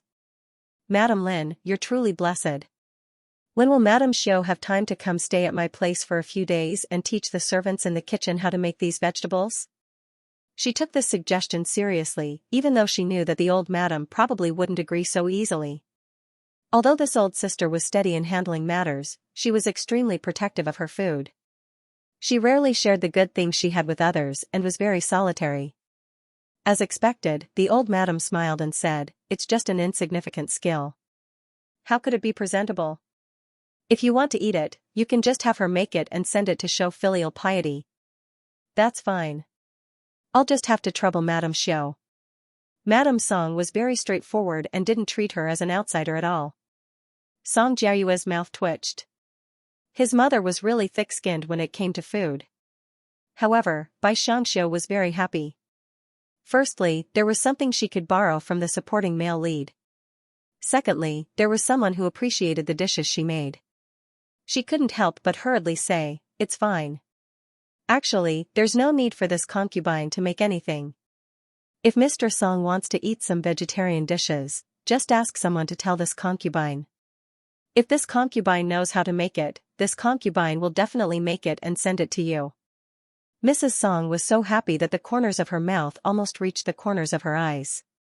Old Madame Song and Madame Song were close friends, so how could she not know what she was thinking? Seeing her smile like this, he couldn't help but think of the two of them when they were young. He couldn't help but lightly pat her and say, "You old thing, the older you get, the more improper you become. Aren't you the same? You got such a good daughter-in-law, but you didn't tell me. You've been estranged for nothing." How could Madame Song have the time to quarrel with her old friend? She directly put the food on her plate, almost swallowing her tongue. Song Jiayue couldn't bear to look at his mother anymore. He smiled at Long Hung with a bit of embarrassment. There weren't many people at their table, only 3 men. However, there was wine, so they ate slowly. Logically speaking, shouldn't they be eating meat after hunting wild game? However, the 3 of them all chose to eat a vegetarian dish at the same time. Song Jiayue was more reserved. Although he felt that the taste wasn't bad, he only nodded his head. However, his younger brother was younger and was the son of a concubine. Since he was young, there weren't many restrictions. After tasting a bit, he exclaimed in surprise, "Delicious. It's even better than the vegetarian dishes made by the monks of Longhua Temple." Long Hing appeared very calm. She had cooked for so many people, so she must be very tired. In the future, it was best to cook less, even for Madame Song. He turned to look at her and found that she was quietly eating. She didn't eat much of the vegetables and didn't even touch the meat. Even if she was a young lady from a noble family, she shouldn't starve, right? Just as he was thinking about it, his cousin asked on his behalf, "Why aren't you eating these 2 plates of meat?" Cousin brought them back. What she meant was that she didn't give him any face. She didn't even touch the things her husband brought back. Did she dislike it? Bai Xianxia had a habit of eating meat on the 1st and 15th day of the lunar month. Although she didn't have to eat meat, she tried her best not to touch meat these 2 days. After a long time, her stomach and mind had become used to it. If she touched meat on that day, she would often feel uncomfortable. If it wasn't a bad stomach, then it would be stomach pain. However, after hearing Yu Xiaoshu's words, it seemed that she couldn't not eat it. Thus, she reluctantly put a bite in her bowl and ate it after a long time. Xiaoshu saw that she was eating reluctantly and frowned. She quickly handed her a cup of water. Bai Xianxia felt that although she had just obtained this body, she seemed to be able to sense that she couldn't eat meat on the 1st and 15th day of the lunar month. For example, right now, after eating a piece of meat, her entire body felt uncomfortable. She couldn't even eat rice. However, she didn't have the bad habit of throwing away half a bowl of rice and not eating it. She could only force herself to finish all the rice. Yu Xiaoshu ate happily. She didn't understand why she had such a bitter expression when she was only allowed to eat a piece of meat. After everyone ate the delicious food, they wanted to rest for a bit before continuing on their journey. At this time, a soldier from the provincial government ran over with a small red flag. He was wearing armor and carrying a saber. His sudden appearance scared the women. Long Hing stepped forward and said with a frown, "Rude. Don't come any closer." The soldier immediately jumped off his horse. He raised a document over his head and looked straight ahead. Princely, for some reason, the bandits from Gue Mai Lin suddenly appeared on the official road. They also robbed and killed Minister Lin's family. Not only did they steal their belongings, they also injured a few people. They even took Commander Ji hostage and escaped. Madame Lin knows that you are not far from here, so she specially wrote a letter to ask for your help. Long Hung coldly snorted. He took the letter and read it carefully. Then he said, "Do you know that this king only brought his family's soldiers today? How can he be enemies with those bandits in Gue Mai Lin? However, I believe that those people only want money. Let Madame Lin go back and wait. There will be news soon." The provincial government's soldier retreated. However, when he left, he glanced with his hand. Sure enough, he didn't bring many family soldiers. There were only about a dozen people. That group of bandits had about 30 people. How could they resist with only a dozen people? Moreover, the prince would definitely leave some people to protect his family. After all, this journey wasn't very peaceful. He thought about how to reply. Then he mounted his horse and left. He came in a hurry and left in a hurry. Song Jiayue smiled and walked to Long Heng's side. He said in a small voice, "As far as I know, those bandits in Gui Mai Lin are your spies planted in the martial arts world." In the end, before he could say this, he heard Long Heng cough and say, "Cough. We have never interfered in the matters of the martial arts world." Then he turned and reported this matter to the old madam. The old madam frowned. How could the Lin family meet with such bad luck? Those bandits are too daring. When we go back, we need to be careful. Don't be idle. Send someone to take a look. Don't let people find fault with you. Yes. Long Heng would naturally send someone to ask, but it would only be asking. As for that Ji Zhongshu, if he didn't suffer enough, how could he save him? Putting aside how Li of Gojoseon and the Song family were going to make their way to the capital, Madame Lin was frightened. She was lying in the relay station, drinking bowl after bowl of medicine. When she heard that Li of Gojoseon wasn't going to help, she smashed her bowl and coughed angrily. He still has military power. How could he be frightened by a few petty thieves? The servant said, "It said that Prince Li only brought a dozen or so household soldiers with him. He also had to protect the old madam on her way to the capital, so he didn't help. Isn't he very powerful? He doesn't even care about his fiancée. What a good-for-nothing." Madame Lin was angry. She knew very well what kind of person her eldest sister was. If something happened to her son, wouldn't she cause chaos in the Lin family? "Madam, don't be too anxious." These words. Madame Lin was really anxious. If these words reached Li of Gojoseon's ears, wouldn't the marriage be called off? Her family's young miss wasn't easy to worry about. If this matter was ruined, she was afraid that no one would want her after her reputation was tarnished. Madame Lin was too anxious. The servant's words woke her up. She said, "No matter what, we still have to rely on him. Go tell someone to tell him that we still need his help." The servant left to pass on the message. Madame Lin was so angry that her heart ached. She could only ask Prince Li, who had military power, for this matter. Otherwise, it would be useless even if she went back and told her husband. As for Li of Gojoseon and Long Heng, they weren't worried at all. Song Jiayue shook his head and said with a smile, "I really want to know how those people treat Ji Zhongling. An eye for an eye."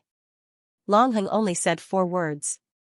Song Jiayue said, "I'm afraid it's not that simple. She's a woman." Long Heng didn't say anything else, but he had already made it clear. If he dared to make a move against a woman, the result would be tragic. Just then, the small carriage carrying Madame Xiao stopped to the side. He asked the person beside him curiously, "What's going on? Why did the car suddenly stop? Did something happen?" The servant, Shuer, hurriedly went to ask around. In the end, he heard the maidservant, Xiaoshi, poke her head out and say anxiously, "Go tell the prince that there's nothing wrong. It's just that Madame Xiao has a stomachache and wants to drink some warm water."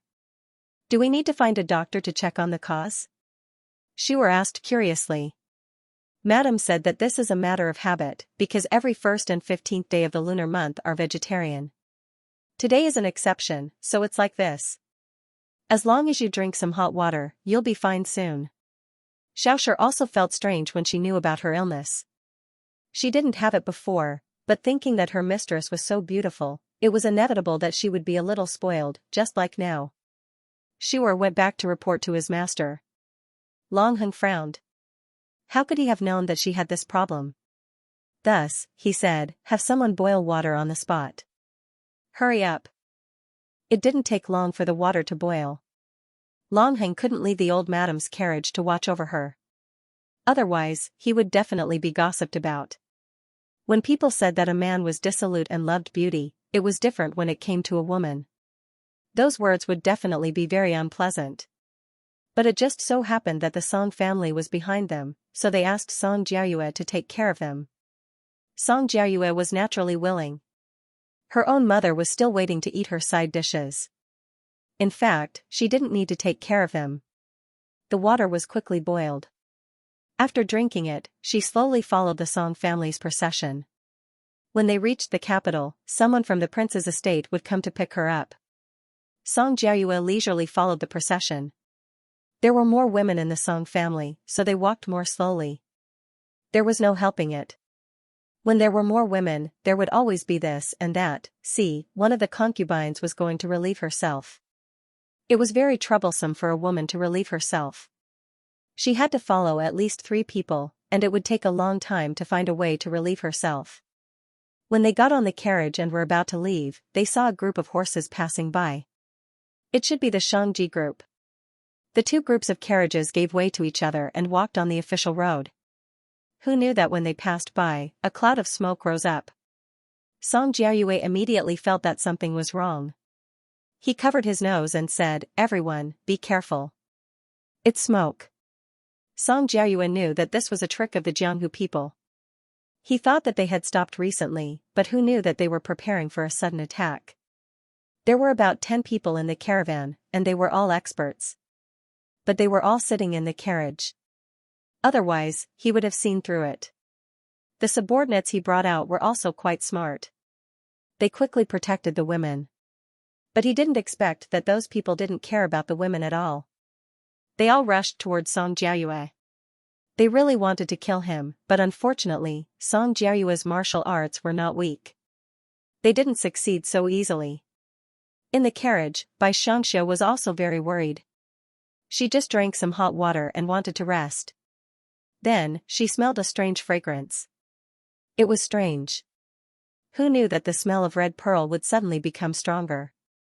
She took a deep breath and felt that after smelling it for a long time, the smell of red pearl actually relieved her of the dizziness. She looked at Xiaoshi again. She fell to the ground and didn't move. She reached out to touch her and found that she only fainted. What the hell happened? She remembered that when she was in a daze, she heard the supporting male shouted something about knockout powder. Did someone drug them? But she seemed to be fine. She touched her nose.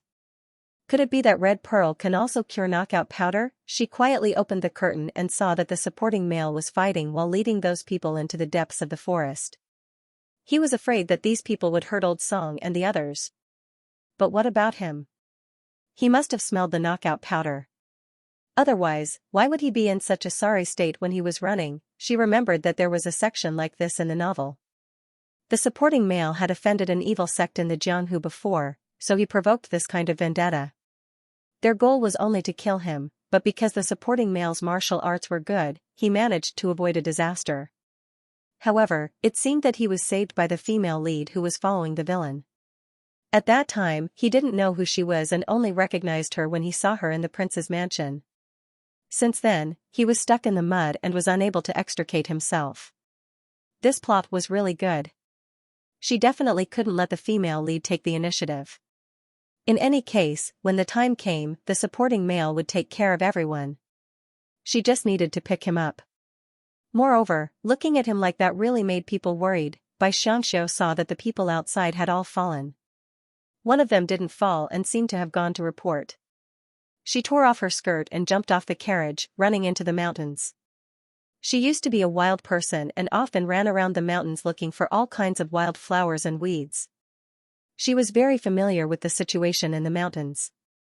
She was very good at avoiding those people who were fighting and following them. Although she couldn't run fast, the other party couldn't run fast if they wanted to kill her. Looking from afar, the supporting male was indeed unable to hold on. His eyes were already dazed. His shoulder had been cut and half of his body was already dyed red. Her heart palpitated. She saw that there were only 2 people left on the Jianghu side. One of them was attacking him while the other was shooting hidden weapons from afar. Those shining hidden weapons flew towards Song Jiayue without any hesitation. This time, it would be hard to escape. Xianxia couldn't care less about hiding herself anymore. She suddenly came out and shouted, "Be careful." Song Jiayue became even more careful when he heard this. He pulled the person beside him to his back, blocking 2 throwing knives. However, the other knife stabbed into his stomach. He knelt on the ground with a frown. The person on the other side raised another knife. Xianxia didn't even think before running out. Her plan was to push the person away after he threw the knife. However, who would have thought that her timing would be so good? The throwing knife seemed to have grown eyes as it stabbed into her shoulder.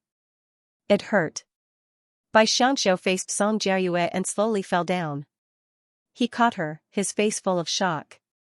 Bai Xianxia felt like she was going to die. Before she died, she had to say something emotional.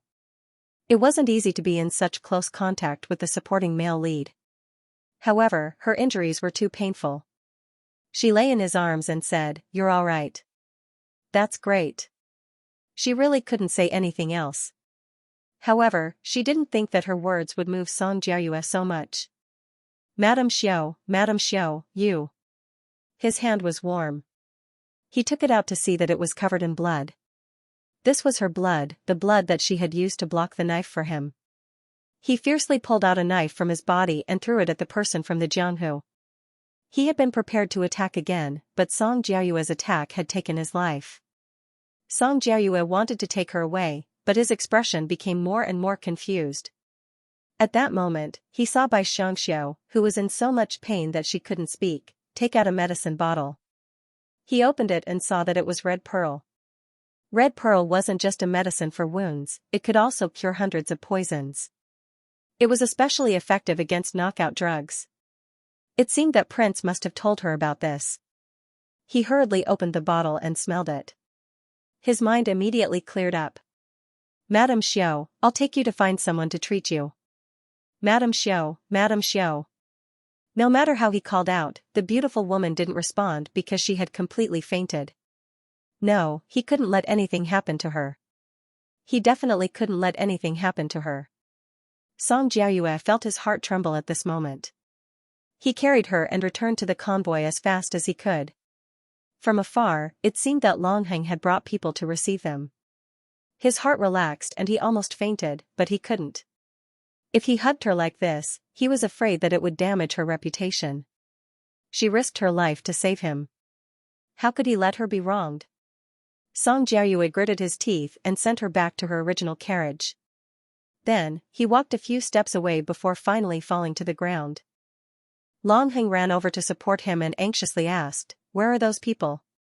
"They're all dead. Madame Xiao is injured. Let's save her first." After saying this, he took care of something and closed his eyes. Longheng jumped in fright. After handing Song Jiayue to his subordinates, he walked over to the carriage to take a look. He saw Bai Xianxia lying there motionless, covered in blood. Her face was pale, and even her breathing seemed to have disappeared. His heart ached and he hurriedly picked her up. If he'd known that something like this would happen, he definitely wouldn't have left her behind.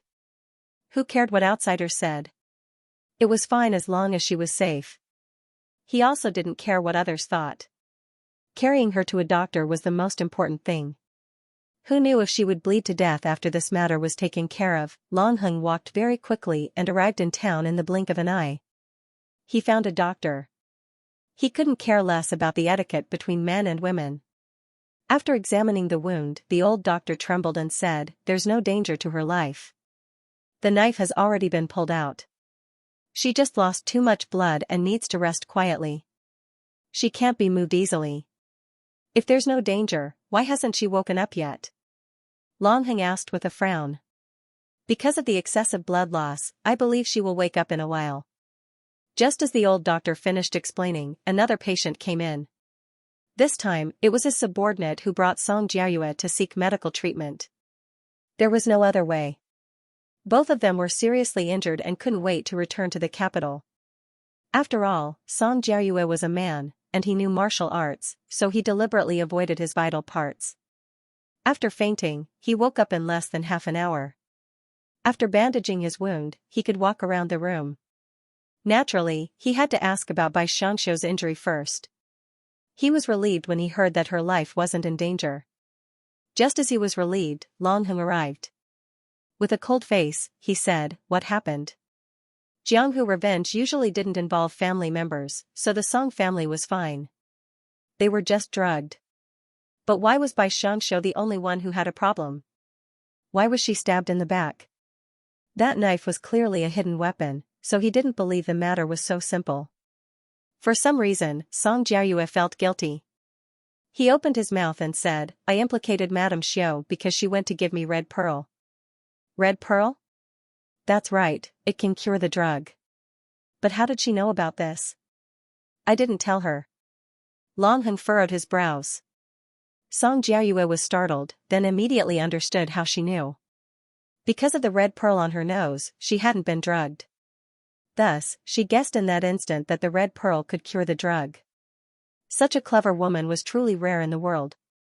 She guessed. Song Jiayue smiled bitterly, then said, she was unfortunately seen by an expert when she was chasing me, so she was stabbed. But because of this, I was able to recover from the red pearl and save my life. He said with great sincerity, this is all thanks to Madame Xiao, but this matter is too complicated. For the sake of her reputation, I can only tell others that she was implicated. The words he'd said to Bai Xianxia before she fainted were like a curse, ringing in her ears even when he was unconscious. It was the same now. It was as if time had stopped at that moment. Long Heng said calmly, you didn't do anything wrong. But I didn't think that a small Jianghu person would have the guts to kill an official of the imperial court. I've already wiped out a dozen of his halls, and he came to kill me. It looks like he really doesn't want to live a peaceful life. Song Jiayue had been ordered by the imperial court to investigate a few fugitives, which was why he'd offended the Jianghu people. Long Heng glanced at him and said, I'll lend you some troops this time. With your troops, they'll really be more obedient this time. His laughter shook his wound, and he couldn't help but frown in pain. He thought of the injured and unconscious Madame Xiao. How much pain would she be in when she woke up? Would a woman be able to endure it? He frowned at this thought. At this time, a servant girl poked her head in and said, Who is Sir Long? Your madam is awake, but she's been crying out in pain. What? Long Heng was very happy to hear this, but when he heard her cry out in pain, he panicked and quickly walked out to see her. Song Jiayue was also worried, but he stayed behind after just 2 steps. He didn't have the right to go to her room. It looked like he could only wait. As soon as he calmed down, he thought of what she'd said. He hadn't paid attention to those words at the time, and he hadn't paid attention to them when he was nervous. But now that he thought about it, those words were filled with endless ambiguity. Why would a woman say those words to him at such a dangerous time? Could it be her? Impossible, impossible. She was clearly Long Heng's concubine. He couldn't even think about her existence. Long Heng hurriedly walked into Bai Xiangxiao's room. She was lying on her side with a frown on her face, her forehead dripping with sweat. It hurts, it really hurts. She gritted her teeth and looked at a shadow approaching her. She raised her head and saw that it was actually Long Heng. She was a little confused and couldn't tell if this was a dream or not. She didn't die and come back to life, but the person she saw was actually Long Heng and not the supporting male lead. Are you in a lot of pain? Long Heng asked awkwardly. But seeing her like this, he still felt sorry for her, but he couldn't feel the pain for her. It hurts. Bai Xianxia was in so much pain that she wanted to cry. She didn't care about being afraid anymore. No matter who the person beside her was, she wanted to rely on them and act coquettishly. Only this way would she feel better. I know you're in pain. Bear with it. Long Heng didn't know what to do with her being like this. He sat down on the bed and hesitantly held her hand. Who knew that Bai Xianxia would tightly hold his hand because of the pain? It was as if holding his hand tightly would stop the pain. Long Heng just let her hold his hand without moving. In fact, she didn't look beautiful right now. But she was very fragile and fragile. She was able to touch the softest part of his heart. She was still acting coquettishly towards him. This was something that had never happened before. His heart itched and he only hoped that she would get better soon. Not long after, the doctor's daughter came to deliver the medicine. The servants sent by the prince's mansion also came. Bai Xianxia was in pain and didn't want to get up to drink the medicine. The 2 servants came up and said, Prince, why don't you go out first and let us take care of her? He was under too much pressure here. There was no way he could give her the medicine. Long Heng frowned and said, just do what you need to do. The 2 servants nodded and quickly tried to coax Bai Xianxia to give her the medicine. But how could she be willing to get up? In the end, Longheng had no choice but to say, "Don't mess around. Take the medicine."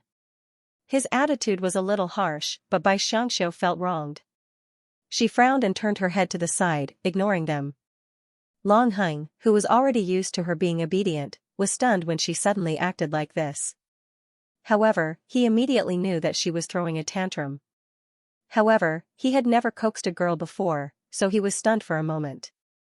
However, the two nannies were still capable enough to feed her the medicine in the end. After taking the medicine, it probably didn't hurt as much. She complained about the pain a few times and tossed around for a while before falling asleep. Longheng let out a sigh of relief. The mamas said, "Prince, we want to help Madam wipe her body." "Do you?" "Continue to stand here and watch." Longheng almost choked on the breath he'd just taken.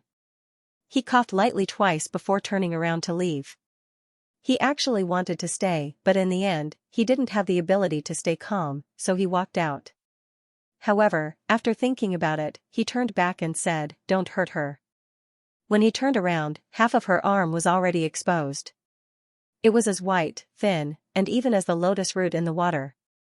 It wasn't that he hadn't seen a woman's body before, but at that time, he was on the battlefield and was suspicious of them. How could he have the slightest bit of thought, but now, she was his woman, and he happened to like her. Naturally, these thoughts were born, and they couldn't be stopped. No wonder the soldiers in the barracks who had wives would secretly write letters to their families in the corner when they were writing. As they wrote, they would reveal a somewhat wretched smile.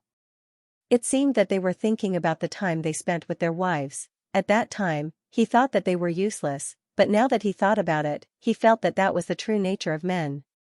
He was still young, but unfortunately, he only thought about making a name for himself in the past. It was the first time that he suddenly had such thoughts about the matters between men and women. He stood in the courtyard of the medical center with his hands behind his back. Just as he was thinking about something, he suddenly heard a scream. That's right, it came from inside the room. "What's going on?" he shouted angrily. He had already told them not to hurt her, so why did they hurt her? "It's nothing, it's just Madam having a nightmare," the servant inside shouted loudly. It wasn't her fault that she couldn't control her voice. It was really because the prince's low roar had really scared everyone out of their wits. Nightmare, that's right, she was a lady of the boudoir. How could she experience something like this? She must have been scared out of her wits. Last time, because she saw a servant girl being beaten to death, she became crazy and trembled. This time, she wouldn't go crazy, right? When he thought of this, he couldn't stand still. He directly went to find the doctor and had him prescribe some medicine to calm the nerves. He was so busy that the Song Jiayue, who was only a few rooms away from Bai Xiangxiu's room, knew everything. The shock in his heart was no less than Longheng's. He frowned, thinking that when he returned home, he would choose some good medicinal herbs and send them to the prince's mansion. Although the prince's mansion didn't have them, it was still a kind of thought. At this time, Bai Xiangxiu was frowning. What nightmare? She was woken up by the pain. She was judged to be having a nightmare before she even opened her eyes. These servant girls were really afraid of being blamed. But because of this, their movements were lighter, and they took care of her with all their hearts. Fortunately, Bai Xiangxiu was young and recovered well. The next day, she felt that the wound didn't hurt as much, but it was still numb and swollen. It must be swollen. When she woke up this time, she found that the male lead had come to see her again. He had a straight face, as if she owed him a lot of money. But when he walked to the bed, he still asked, "Are you okay?" "I'm fine, it just hurts a little." Now that she was completely awake, she had already thrown the matter of her acting coquettishly to the back of her mind. "It hurts. You'll get used to it." Longheng really didn't know how to comfort people, especially women. So, he had to use his own experience to explain, but the other party didn't seem to understand. Ah? She could get used to pain? Thinking about it, he was a soldier, or he was always injured, so he had this feeling, but for the prince to comfort her, that really was a great honor. After all, she wasn't injured for him, but for the supporting male lead. Thinking of this, she felt a burst of guilt and turned her face to the side, saying, "Oh, this concubine understands. It's good that you understand." Oh, just what was he saying? Long Hung roared in his heart, but on the surface, he still looked at her indifferently, looked at her, then, there wasn't a single sound in the room. It was clearly an awkward silence. Bai Xianxia's heart was about to collapse. Why hadn't the male lead left when there was an awkward silence? Could it be that he suspected that she had feelings for the supporting male lead, and was thinking about how to pinch her to death? That shouldn't be the case. No matter what, she had taken a knife for the supporting male lead. He wouldn't leave her in the lurch, right? Where's Xiaoshi? She was trying her best to find a topic to talk about, hoping that the other party wouldn't think about how to kill her. The prince's estate. It had always been Long Hang's habit to only use one word to solve a problem. He would never use a second word. But it was very clear that after he said this, there was another awkward silence. He stood up in a somewhat annoyed manner, saying, "Rest for another day before returning to the palace. This concubine understands." Bai Xianxia let out a sigh of relief when she saw that he was about to leave. After returning to the palace, it would be more comfortable here. At least in the eyes of everyone in the palace, he wouldn't run over to her place all day. But what about the supporting male lead? I saved you, hey, don't you have any appreciation? Where's your conscience? She couldn't even compare to the male lead. At least he'd comforted her. Although his comforting words were a bit strange, something like, "Pain, you'll get used to it, that's right," was he comforting her just now? Was that why his expression was so strange? Why would the male lead comfort her? So strange, Bai Xianxia's heart was a bit chaotic, as if the plot had already deviated from its original path. Obviously, the male lead should hate and like the female lead at the same time, sending people to chase after her. Why was he wasting time in this kind of place? Could it be that the supporting male lead was injured, and he and the supporting male lead were a pair? It was a mess. She reached out and forcefully rubbed her head, feeling that her brain wasn't enough to process all of this. Moving her hand caused her shoulder to hurt again. This injury was truly a bit torturous. She laid like this for another day before she was finally able to walk around. However, every step was extremely painful, so she was only able to walk around the room a few times before being helped to the carriage that had been prepared. The back courtyard of the clinic shouldn't have been able to fit such a large and luxurious carriage, so she raised her head and glanced at the torn-down main door. She deeply felt that being a rank higher than her was truly oppressive. At this time, she finally saw the supporting male lead. His injuries weren't light, but he was able to move around freely. As expected, people who practiced martial arts were different. She needed someone to help her, but he was able to walk out of the room on his own. When he saw Bai Xianxia, he felt his heart tighten. There were some things that he should discuss with her. If she let it slip or deliberately hid it, that prince would immediately sense something. Holding the letter in his hand, he walked towards Bai Xianxia. Thinking about how she'd been so bold before, but had sent the wrong thing, he didn't know if he'd be as lucky as her this time. Or rather, if he had the same courage as her. Is Mistress Xiao's injury better? Taking advantage of the fact that Long Hung was mobilizing troops outside, this was his last chance. It's already much better. Where's Prince Song? At least he was considerate. Bai Xianxia sighed in relief. I'm more or less healed. Today, we'll return to the capital together. Although the journey isn't far, please be careful, Madame Xiao. He bowed slightly. Only now did he realize how difficult it had been for the two of them to even be in contact. Thank you for your reminder, young master, Bai Xianxia subconsciously bowed, but she forgot that she was injured. He groaned in pain, and Song Jiayue hurriedly reached out to support him. The two of them held each other's palms in their sleeves, but immediately separated.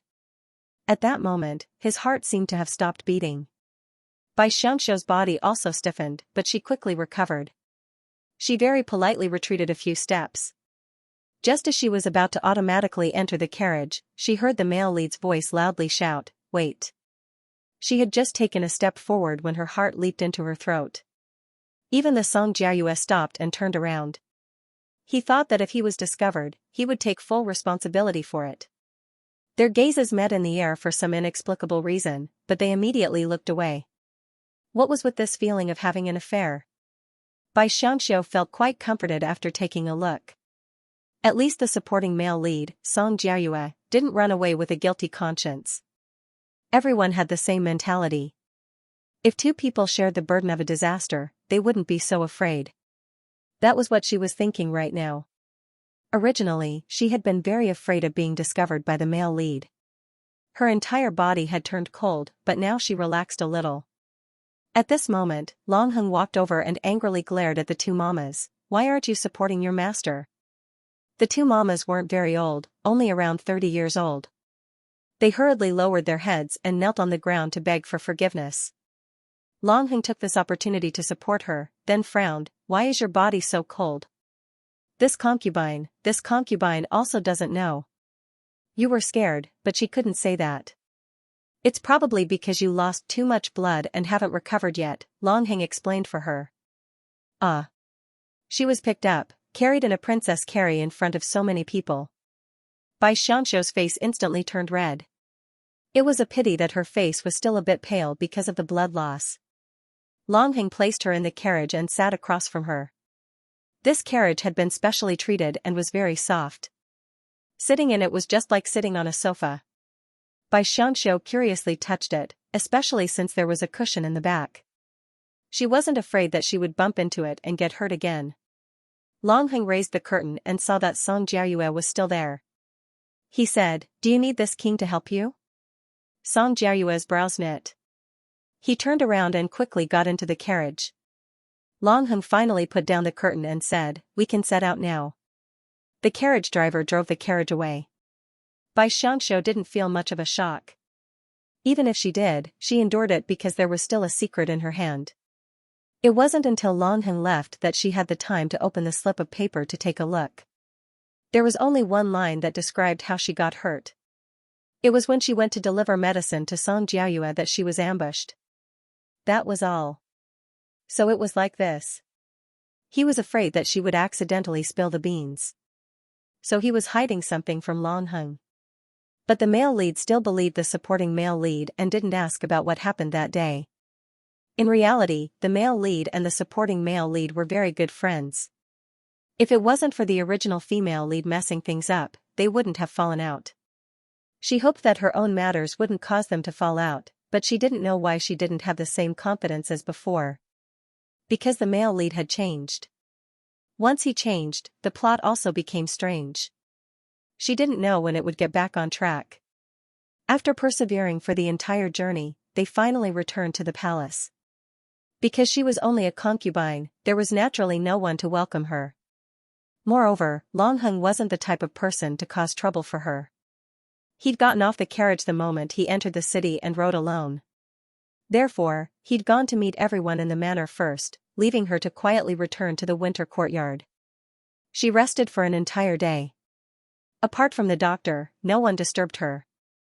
The Hu'er was very happy to see her return. Its little sprout had already grown to the size of a finger. It was also the size of a palm. Yi Mama was taking care of it, but she didn't seem to like it. So the Hu'er would complain to Yi Mama every day about how it was too ugly, how it had too many thorns, and why did Mr. Xiu like this kind of thing. Bai Xianxia wanted to laugh, but she actually felt a sense of security as if she had returned home. This kind of feeling really shouldn't exist. How could this be her home? Just as she was sitting and reading, someone knocked on the door. Xiaoxia ran out to open the door. After a while, she entered the room and said, "Mr. Xiu, Spring Courtyard's first madam and Summer Courtyard's second madam have come to see you." "Oh, let them in."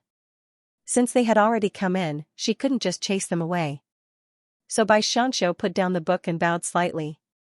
The wound was scabbing over, so sometimes it was very itchy, but she couldn't scratch it. She liked to move around on the chair with her back to ease the situation. Once she moved, it would itch again. She couldn't help but bump into it, which made her frown. Coincidentally, two fragrant beauties, the first madam and second madam, came in. In terms of appearance, these two madams were indeed far inferior to her. When a man took a concubine, he also wanted a virtuous person more than a beautiful one. However, they couldn't be ordinary and couldn't enter the palace. The first madam was born with a graceful figure. Looking at her, she was quite blessed. She smiled when she saw people, making it easy for people to have a good impression of her. She came from a merchant family, so her family was quite rich.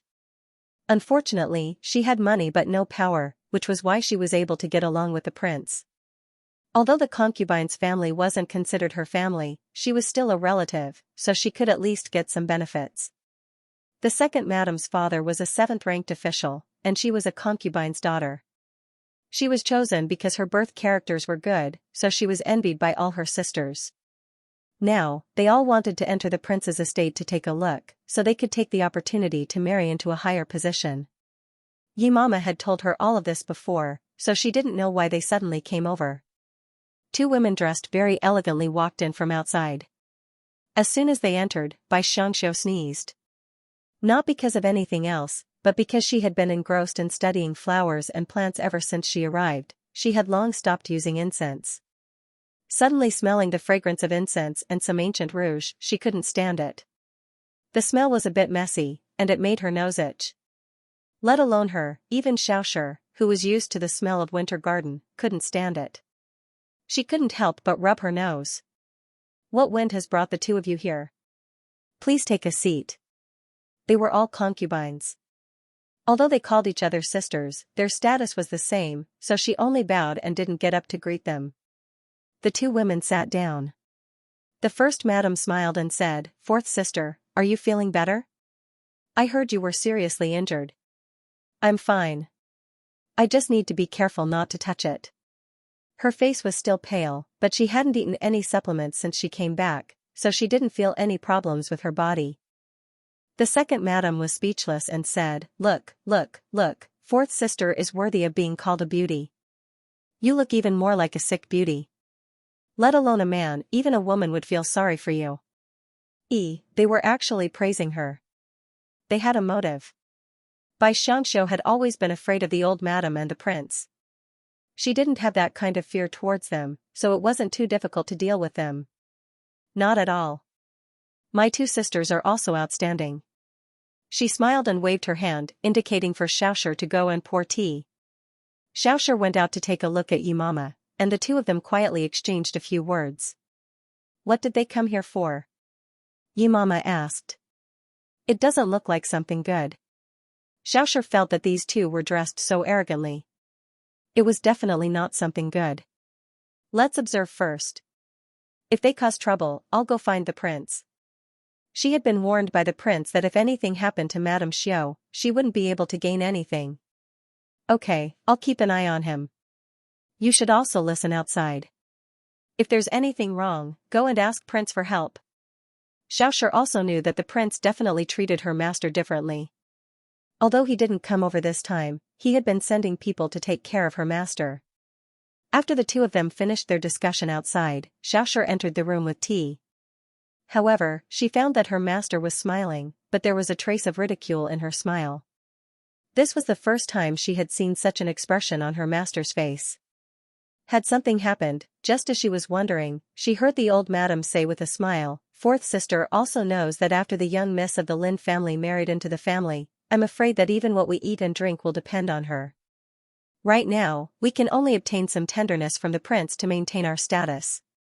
After she finished speaking, she took a sip of tea, and her fingers couldn't help but tremble.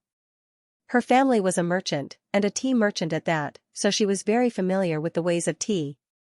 Although she hadn't been harshly reprimanded after entering the prince's estate, the tea sent every month was only the highest quality jasmine tea or the highest quality Biluakan tea. However, the old madam's tea was the highest quality pu'er tea. Just one sip was enough to leave a lingering fragrance on her lips and teeth. The second madam didn't know this, but she also felt that the tea was fragrant. Fourth sister's tea seems different from mine. What kind of tea is it? I'm not very sure.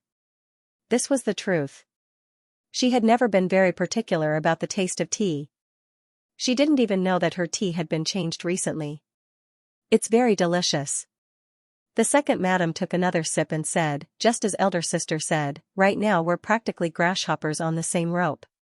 We have to advance and retreat together. Oh? Then is it the same for the third madam?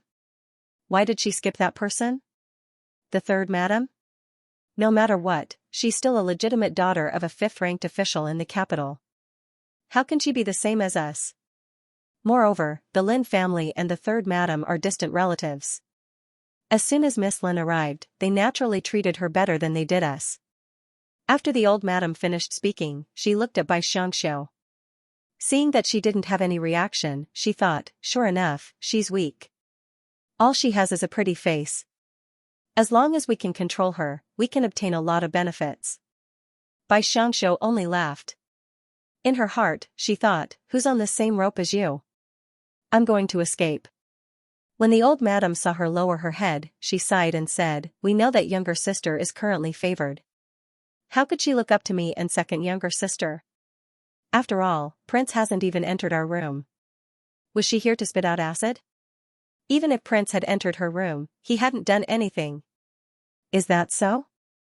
Then what are the two elder sisters' intentions? What did they come here for? The second madam was more straightforward, so she said, fourth younger sister's injury this time is not light.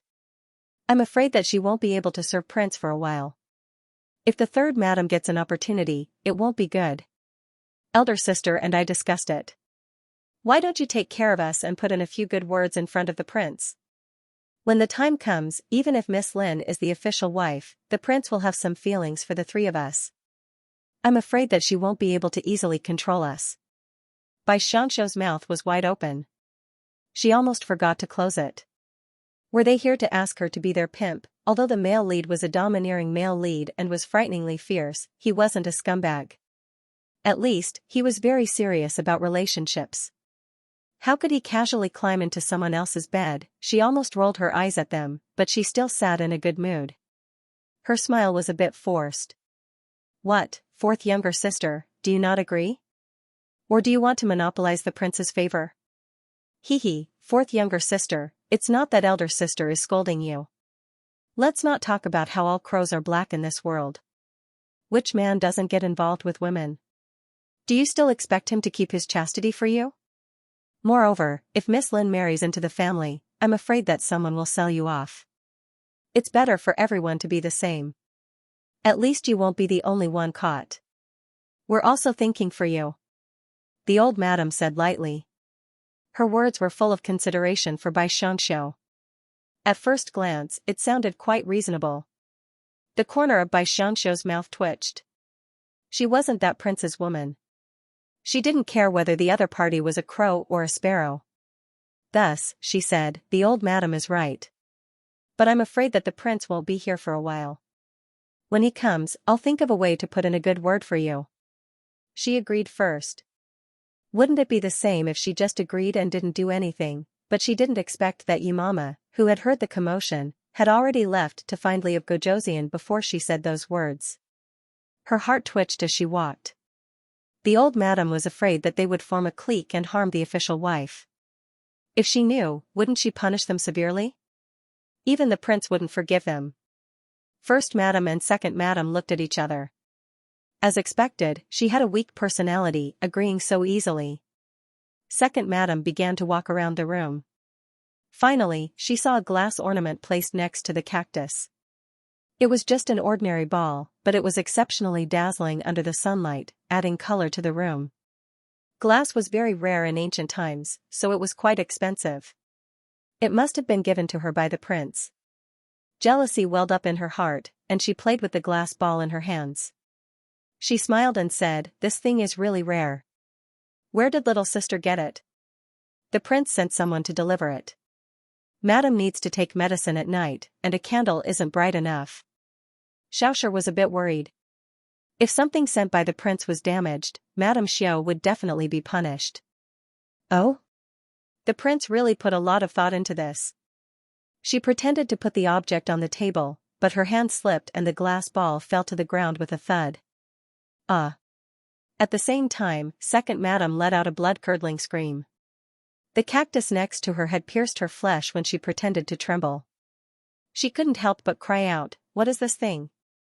Xiaoxia rushed over and hugged the glass ball. "Ah, second madam, this was given to Madame Xiao by the prince." "What, I wasn't careful." "Your madam didn't even say anything, so what nonsense are you spouting?" Second madam shook her arm. It seemed that she was in pain. She then looked at the cactus with hatred and said, "Fourth sister, why are you raising such a scary thing? It's messed up." She picked it up and threw it away. Huaer sensed danger and immediately cried out, "Save me! Master, save me!" Bai Xianxia gritted her teeth. She'd seen shameless people before, but she'd never seen someone so shameless. She'd broken her things and even destroyed her Huaer. Did she really think she was easy to bully? She suddenly stood up and rushed to Second Madam's side in a few steps. She forcefully pulled her away and shielded the Huaer. "Second Madam, what are you doing? It's my pet, not yours." Second Madam felt uncomfortable, but when she saw Fourth Madam Baozi suddenly become agitated, she couldn't help but smile and say, "Aren't I just afraid that you'll be in danger? But I had good intentions. Younger sister, didn't you see that elder sister's hand was stabbed?" As he spoke, he rolled up his sleeves, but no wound could be seen. "I'm really sorry for stabbing Second Madam, but if you hadn't gone over, you wouldn't have been stabbed. It's not a dog, but it runs around biting people." Everyone had a reverse scale, and the only cactus that could speak to her heart was her reverse scale. If she wanted to go home, she would have to rely on it to prick her again next year. She could not let anyone hurt it. Madame Xiao, who had originally been soft and gentle, had suddenly changed. The head madam also felt that she shouldn't be too agitated, so she smiled and said, "Forget it. It's just a prick, that's all. Come, let me see if I can help little sister remove the prick." After saying this, she pulled Second Madam to sit down and began to prick at her arm. The two of them had a deep sisterly bond, but Xiaoshi didn't feel too good, because her mistress had directly run over from the couch to protect the cactus. She had even needed someone to help her walk these past few days. As a result, she gently supported her mistress and said, "Madame Xiao, how are you?" "Xiaoshi, I feel like something's wrong." When Xiaoshi heard this, she hurriedly glanced at her back and saw a dark red spot of blood. "Ah, you're bleeding again. The wound that just healed must have split open again. Quickly go back to the bed and lie down." It was all these two madams' fault. If they hadn't come, her mistress wouldn't have suffered like this. The head madam and second madam didn't nitpick at the sudden sight of blood. They hadn't expected her to be injured so badly. Just as they were about to go over and try to be attentive, Yi Mama came in and said, "Madame Xiao, the prince sent a doctor and a nurse to treat you. Aya, what's wrong?" When she saw Bai Xianxia lying on the bed and sweating from the pain, she began to worry. When she saw the mess on the floor, she angrily said, "Girl, how are you looking after your mistress? If she's frightened and injured, how are we going to explain this to the prince and old madam? You're really too worrisome." She couldn't talk about the head madam and second madam, so she could only use Xiaoshi as an excuse. Xiaoshi felt wronged, but she couldn't say anything. She knew Yi Mama wasn't targeting her, so she didn't say anything and just cried. "What are you crying for? The doctor will be here soon." "Madams, look, our place is small. In a while, we'll have to take medicine and examine you. I'm afraid you'll be scared." "How about?" Why weren't they screaming? Seeing that they were being punished for not serving her well, they were truly angered to death by these two troublemakers. Yi Mama was originally on the old madam's side, so when she spoke, the head madam and second madam didn't dare say anything. They looked at each other and got up to leave. As soon as they left, the doctor came in with a female nurse. The doctor gave instructions outside while the female nurse changed Bai Xianxia's dressing. Her movements were very light, but Bai Xianxia was in pain. She lay there moaning, completely unaware that a man had just walked in. In the entire prince's estate, there was only one man who could enter her inner chambers without notice. When Long Heng walked in, he happened to hear her painful moans. He couldn't help but look at the doctor. The doctor immediately knelt on the ground and said, "I heard that the wound split open about the width of a finger. Fortunately, it's not inflamed. The female nurse is treating it. Prince, please don't worry. Get up." He wanted to go in and take a look, but he felt that it was too abrupt. After all, the two of them didn't have anything to do with each other. Most importantly, he was afraid that she would be agitated again. When he turned his head, he saw that the glazed ball he gave her had been smashed. He thought of the two women who had left this place before. Could it be related to them? Then the split-open wound also had something to do with them. It seemed that the previous bloody incident had been quickly forgotten by them. The corner of his mouth raised as he sneered. The doctor next to him was almost scared silly. He trembled as he knelt, not even daring to raise his head. He had heard Li of Gojoseon's laughter long ago. It meant that someone was about to bleed. But halfway through his laughter, Li of Gojoseon automatically put away his smile. He remembered that the last time he killed someone, the person inside had been scared silly. Would she be able to bear it again? He kicked away the glass shards and sat on a chair. After a while, the female nurse came out. When she saw Li of Gojoseon, she hurriedly knelt down. Long Heng asked a few questions about her injury. The female nurse answered one by one, and he let the two of them leave. Not long after, Yi Mama finished treating the wound and came out. In her hand was a small basket filled with bloody cloth strips. Long Heng's heart trembled. It wasn't that he hadn't seen blood before, but why did his heart feel so uncomfortable after seeing her blood? What's going on? He glanced at the ground and asked. Yi Mama said, this servant had just come back at the time. Xiaoshi knows very well. Long Heng nodded and said, oh? He took the initiative to stand up and walk behind the screen. There was a small embroidered stool, so he sat there. Bai Xianxia panicked. Fortunately, the quilt on her body was properly covered. She opened her mouth and said, Prince, it's nothing. Long Heng glanced at Xiaoshi. Xiaoshi didn't wait for her master to speak and told him everything from beginning to end. Hearing that Long Heng didn't say anything and just sat there quietly, the two women in the room felt a lot of pressure. In the end, Bai Xianxia couldn't take it anymore and said, Prince, is there something you need?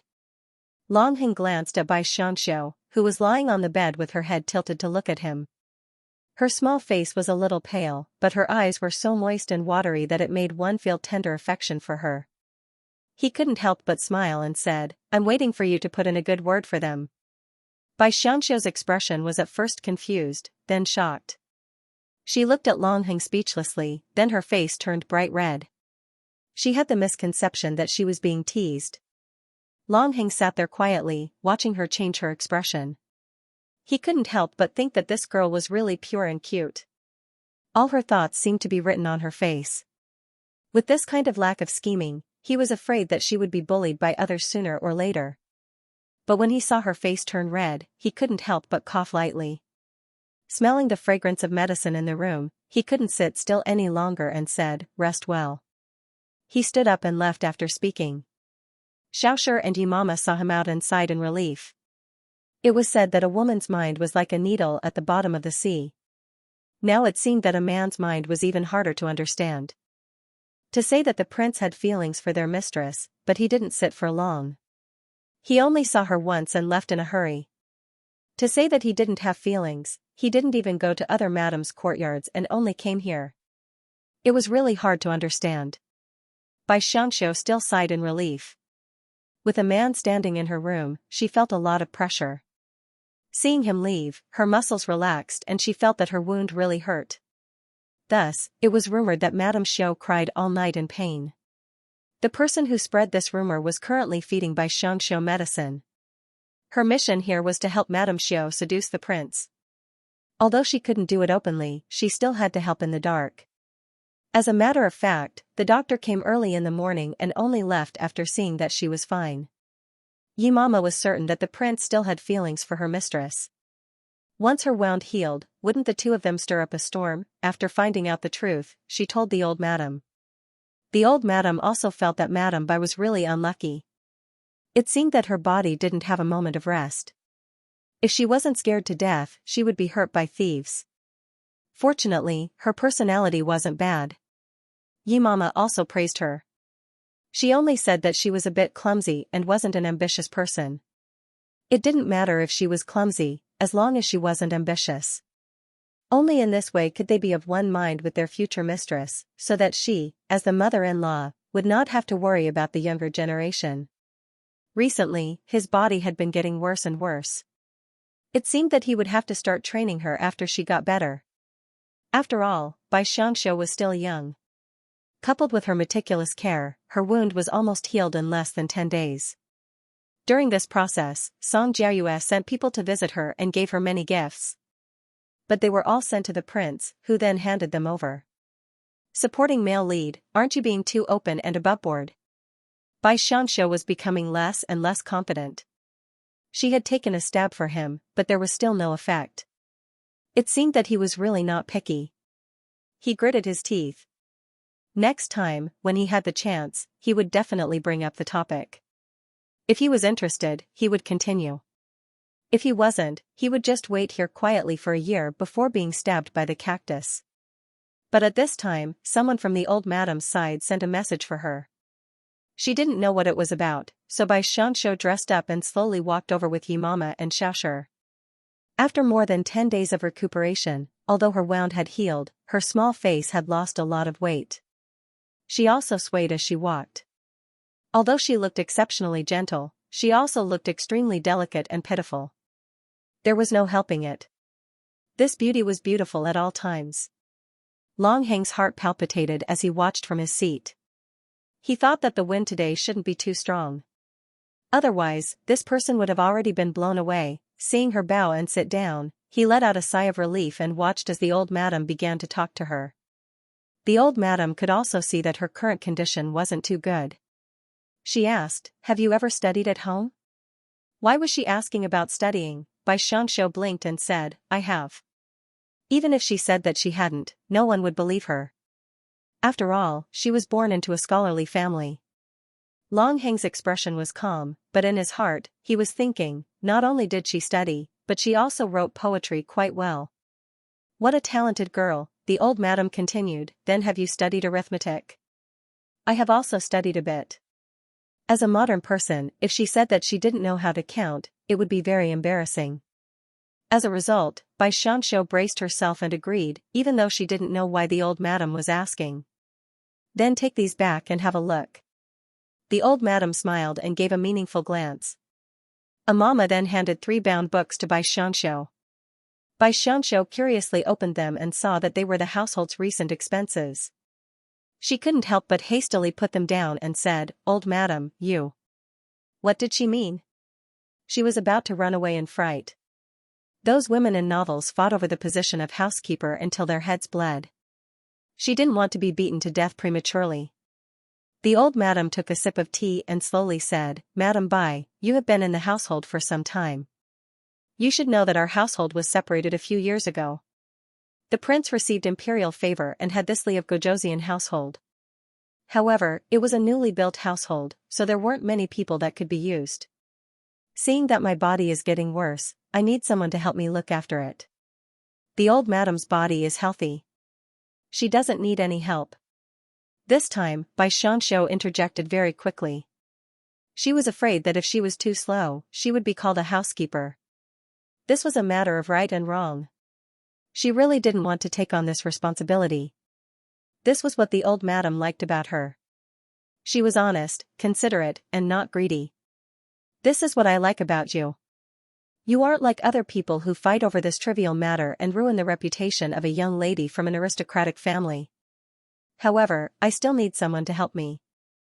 Those 3 have unstable temperaments and may not know anything about calculations. Take them and have a look. If there's anything you don't understand, let Mama Feng and Mama Xiao help you. I brought her here from my maternal home. She can be considered to be quite clear about the household's matters. The old madam didn't allow her to refuse. Her words left no room for retreat. Then, many thanks for the old madam's favor. She couldn't not do this job. She could only silently accept it. In any case, she had nothing to do. Looking at a few account books wouldn't make her too busy. Unfortunately, she didn't expect the old madam to have the idea of personally teaching her. She actually talked to her for a long time. All expenses had to be divided into the household's expenses and outside the household's expenses. Prince's personal expenses were the least restricted existence because men always had to entertain outside. In fact, this wasn't difficult. Although she had been doing gardening work before, she was still very talented in choosing and buying flowers. Therefore, these expenses weren't difficult for her. After a while, she actually understood and remembered everything. Her comprehension ability was better than that of ordinary women. The old madam couldn't help but be surprised when she saw her answering so easily. How was this stupid? She was clearly very clever. It seemed that this girl was only clumsy when it came to interpersonal relationships. Long Heng patiently listened from beginning to end. He didn't interrupt and just drank tea while playing with the cup in his hand. When he saw that the two of them were almost done talking, he said, "Set the table." Was it time for lunch? Xianxia was just about to politely leave when the old madam said, "Just eat here." No way. You guys eat while I watch. You guys use me while I stand. You look so wronged. Although I'm not hungry, you can't torture me like this. However, concubines in ancient times were like this. She silently nodded. There was no other way. Who told you to transmigrate into a concubine? When the table was set, the old madam was served by the maidservants to rinse her mouth and sit down. Long Heng did the same. He even picked up some food with his chopsticks and put it in the old madam's bowl. Then he glanced at Xianxia and didn't say anything. However, the old madam understood. Her son picking up food for her meant that she didn't need to take the food behind him. Therefore, she smiled and said, "You also sit down. There are no outsiders here.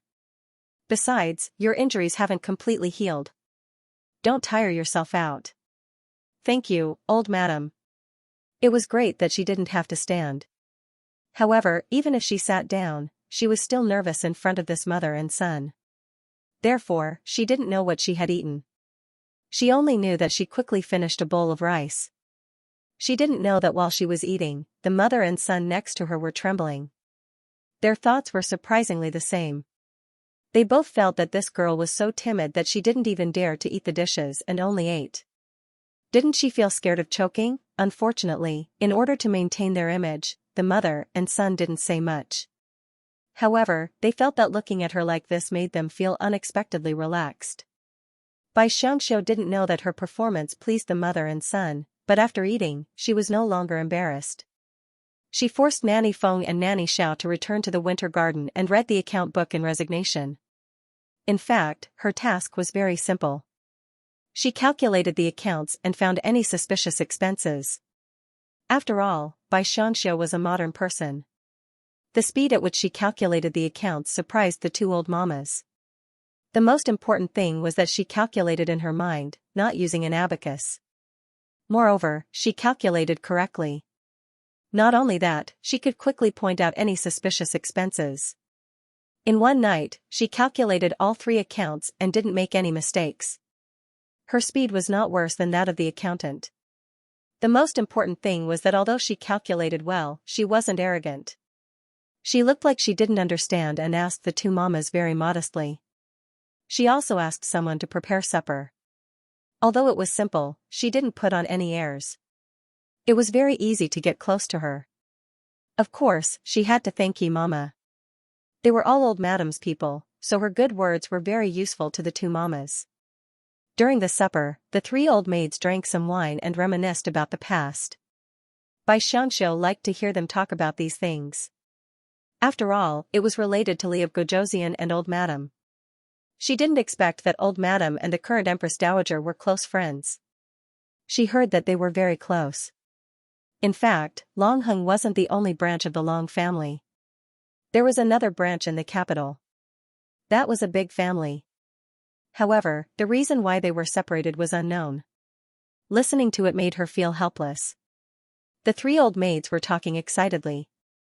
She listened at the side and poured wine for them from time to time.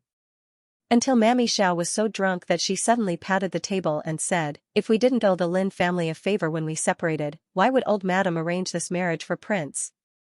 Then Miss Lin's reputation as a talented girl would be in vain." "Alright, stop talking.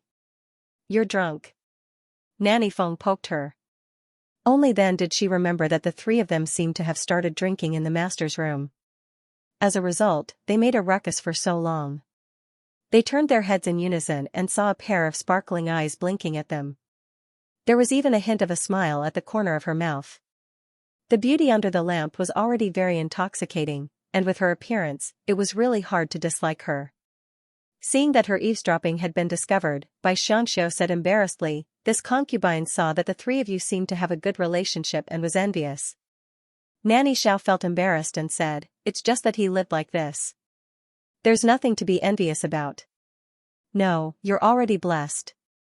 Isn't it a blessing to be able to meet such a generous master like old madam? Who didn't know how to say nice things? Especially since the three of them were by old madam's side. Old madam would definitely hear what she said. She was also paving a way out for herself. If she couldn't find a supporting male lead, she still had to rely on the love of her two superiors. Although she hadn't changed her job in the modern era, the most basic reason was that she had good interpersonal relationships. The leaders didn't let her leave. Now that they met an amiable and approachable master, the three old women and one servant girl all made a ruckus before they went to rest. The next day, when they paid the bill, they really put in a good word for Bai Xianxia. However, they also said nice things. They only said that old madam had good taste and that the prince had good taste. This Madame Xiao didn't only have a good appearance, but was also a sensible child. Of course, they also said what Madame Xiao said. Although old madam didn't show it on the surface, she was still happy inside. Long Heng was also worried, so he came over after a while. Although he couldn't go to her place and cause trouble for no reason, no one dared to say anything when he came to his mother's place. When he came in, he still heard praise. Old madam pointed at the account book and said, "You calculated the accounts quickly, but your handwriting was a bit off." How could Long Heng not know that her handwriting could only be considered graceful? He smiled and said, "I'm afraid people will laugh at this kind of handwriting. Let's add another lesson tomorrow." However, there aren't any old servants in this estate with good handwriting. Nanny Xiao spoke the truth. This king will come.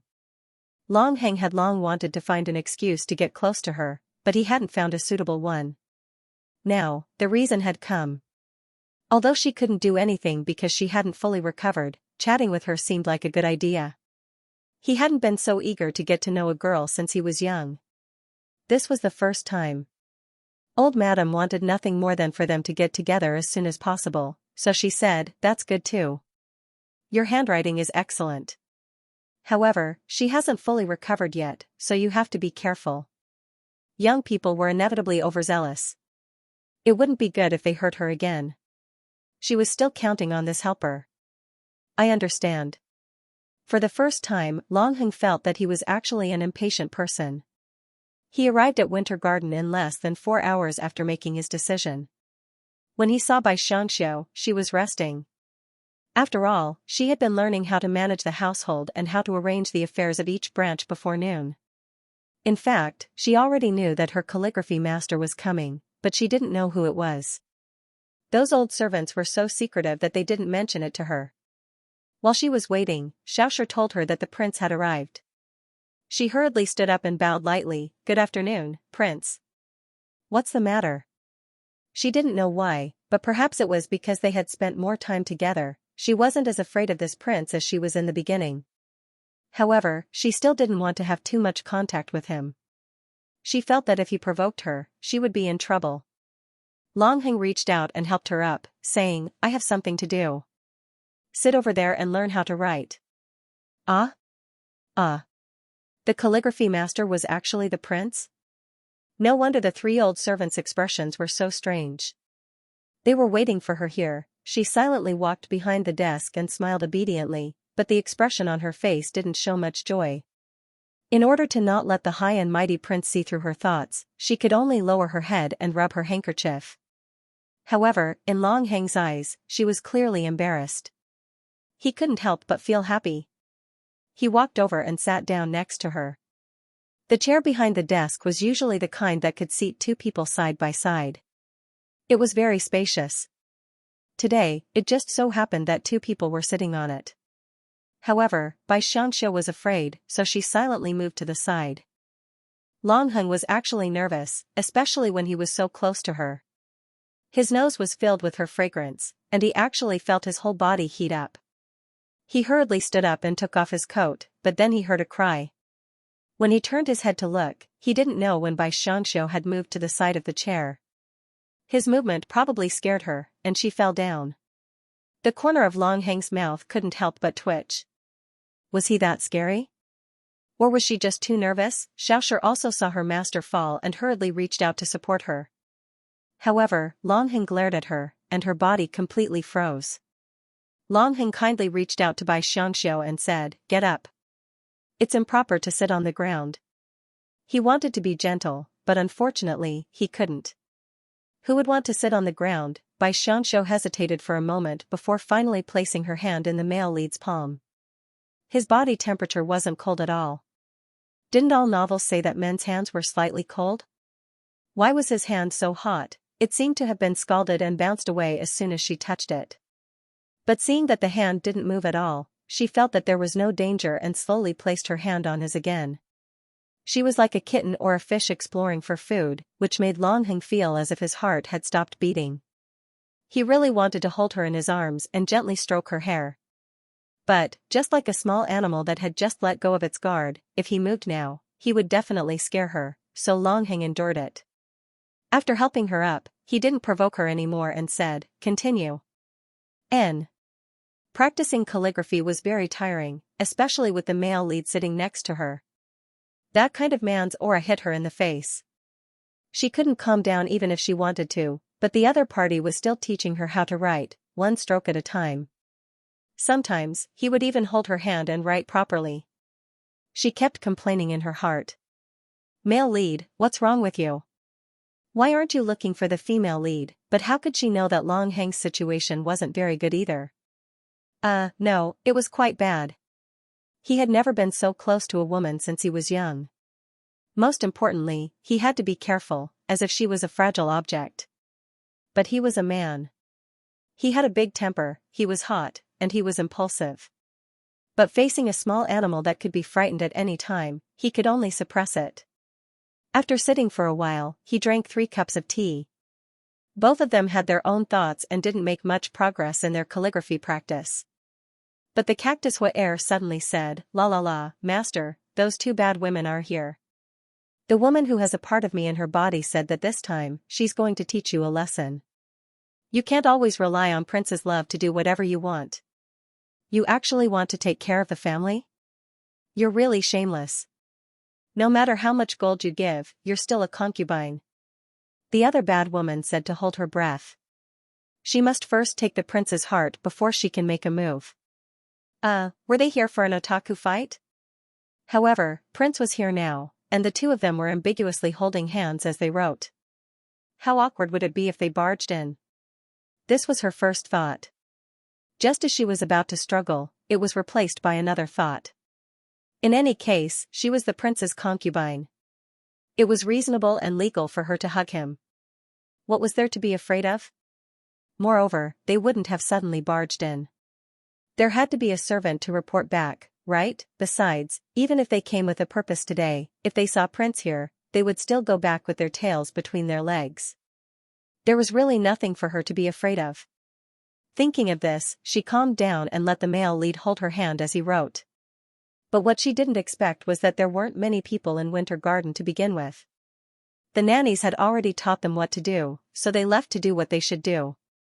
Who would stay behind to be an eyesore? As for Xiaoxia, after the tea was finished, she went to boil water to brew more tea and hadn't come back yet.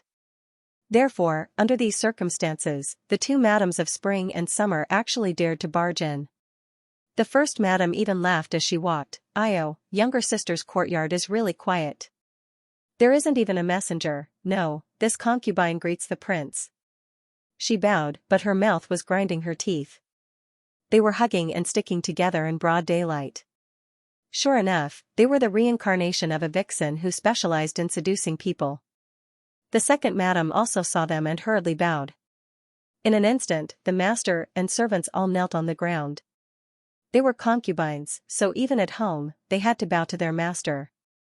Yes, although the prince was their husband, he was also their master. Longheng was quite speechless. His good mood was ruined by them just like that. He had a fiery temper and didn't have much tenderness for the fairer sex. The anger that had been suppressed just now was released at this time, and he threw the brush away with a bang. But after all, he was a man, so he didn't make things difficult for them. He said coldly, "Why are you wandering around if you have nothing to do? Go back." The first madam was smart and hurriedly responded. But the second madam's appearance was the prettiest among the four of them besides by Xianxia. How could she let go of this opportunity? In the rear courtyard, the number of times they saw the prince was limited. Since he returned to the Fu, they had only seen him 2 or 3 times. At this time, she put on a delicate and pitiful appearance and said, "Prince, it's not that this concubine is barging in. It's just that there is no one in younger sister's courtyard to serve her, so we barged in. It's broad daylight, and this concubine didn't expect that the prince would be in younger sister's room, so we barged in." The first madam heard her and scolded her for being an idiot. "It's fine if you talk about Madam Bai, but now that the prince is here, aren't you secretly saying that he is indulging in debauchery in broad daylight?" As expected, Long Heng's expression turned ugly. In fact, it was very ugly. Originally, he had been shameless enough to take liberties with Bai Xianxia, but the second madam's words were like a slap to his face. She really stripped a man of his face. He was the male lead in the novel, a cold-blooded general. Otherwise, he wouldn't have been given the title of Great Li of Gojoseon. Just now, he had suppressed his anger in front of Bai Xianxia, this coward. Now, he was so embarrassed and angry that he let it all out. "Is that so? Since you know that you have offended this king, why are you still kneeling there? Someone come, take the second madam and the first madam away and serve them according to the family rules." The person he called was the hidden guard next to him. They usually hid in the shadows and didn't come out. They only listened to the prince's orders. When Long Heng gave the order, they went to call the servants and maidservants. The first madam kept begging for mercy. Her face was ashen as she said, "Prince, please forgive this concubine. When this concubine returns, this concubine will definitely behave and not come to younger sister's place." "Shut up!" Long Heng shouted angrily. His killing aura completely suppressed everyone present. Xiaoshi, who had just brought in the tea, was so scared that she even knocked over the teapot. Bai Xianxia couldn't have scalded her hand, could she? She also trembled. In fact, she wasn't scared by the prince. She was completely scared by Xiaoshi, because this girl directly knelt on the spilled tea. However, Long Heng didn't think so. He knew what he was like when he was angry.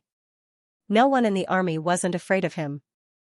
Looking at the 2 women kneeling on the ground, weren't they already paralyzed with fear? Madame Bai was originally timid. Could it be that he scared her just now? He secretly looked at her face. It was pale.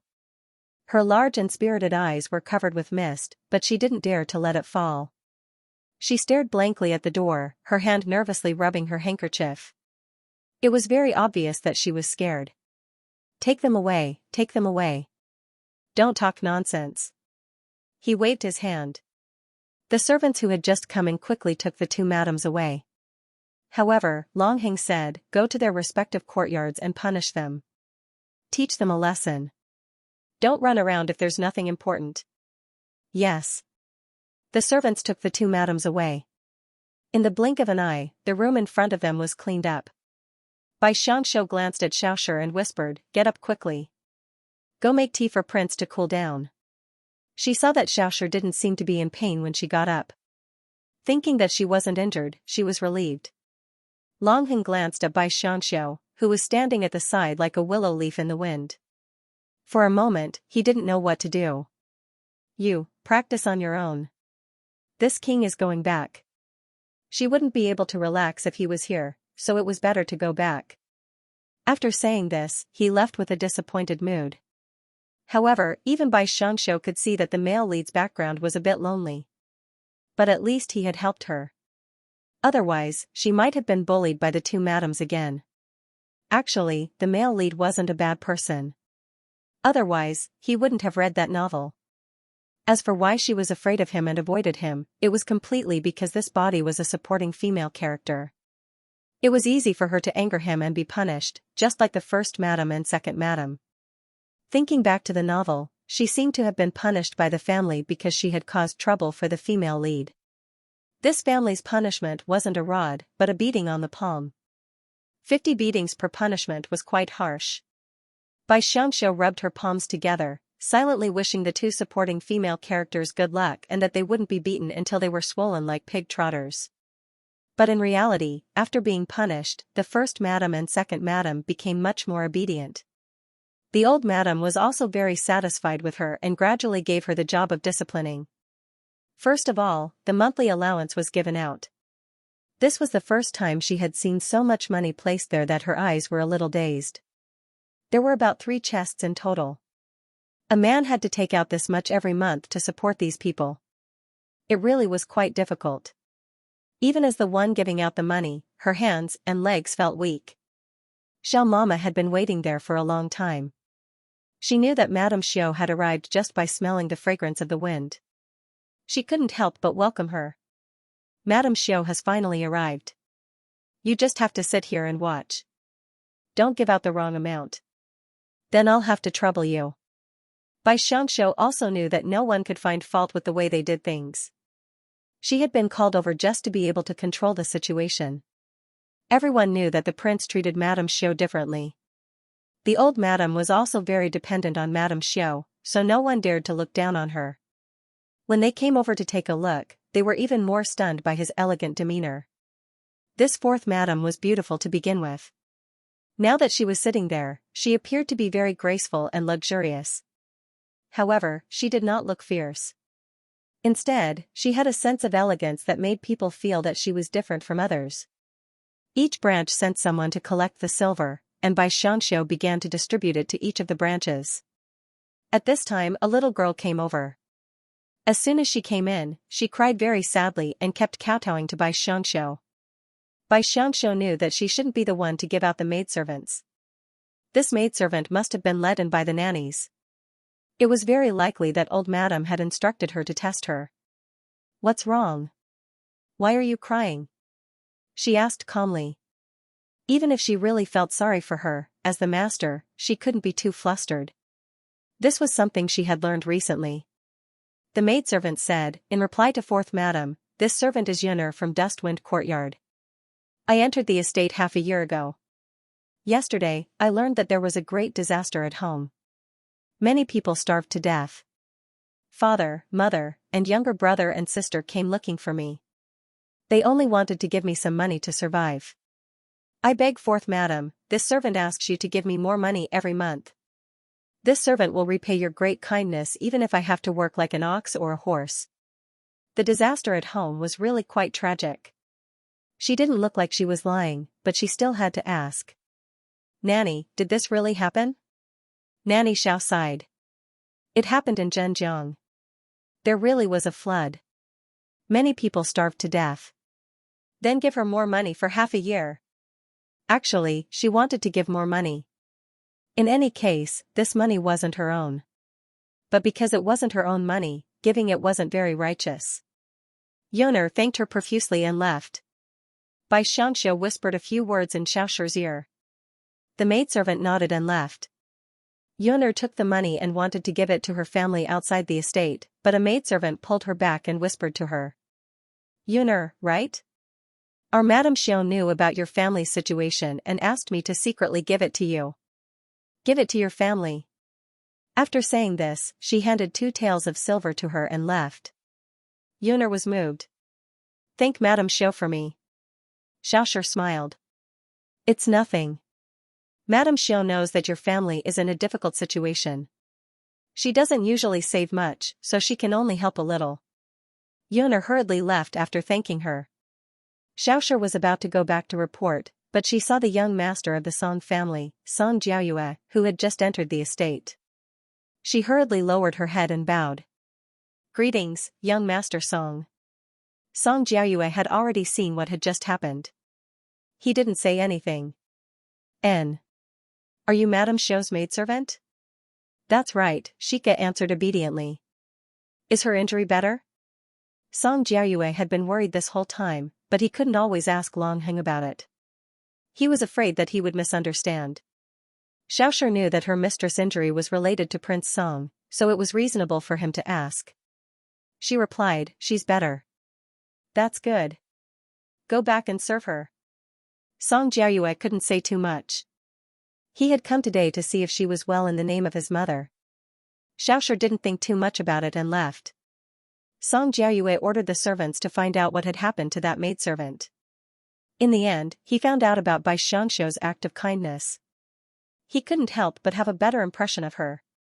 Bai Xianxia didn't know about any of this.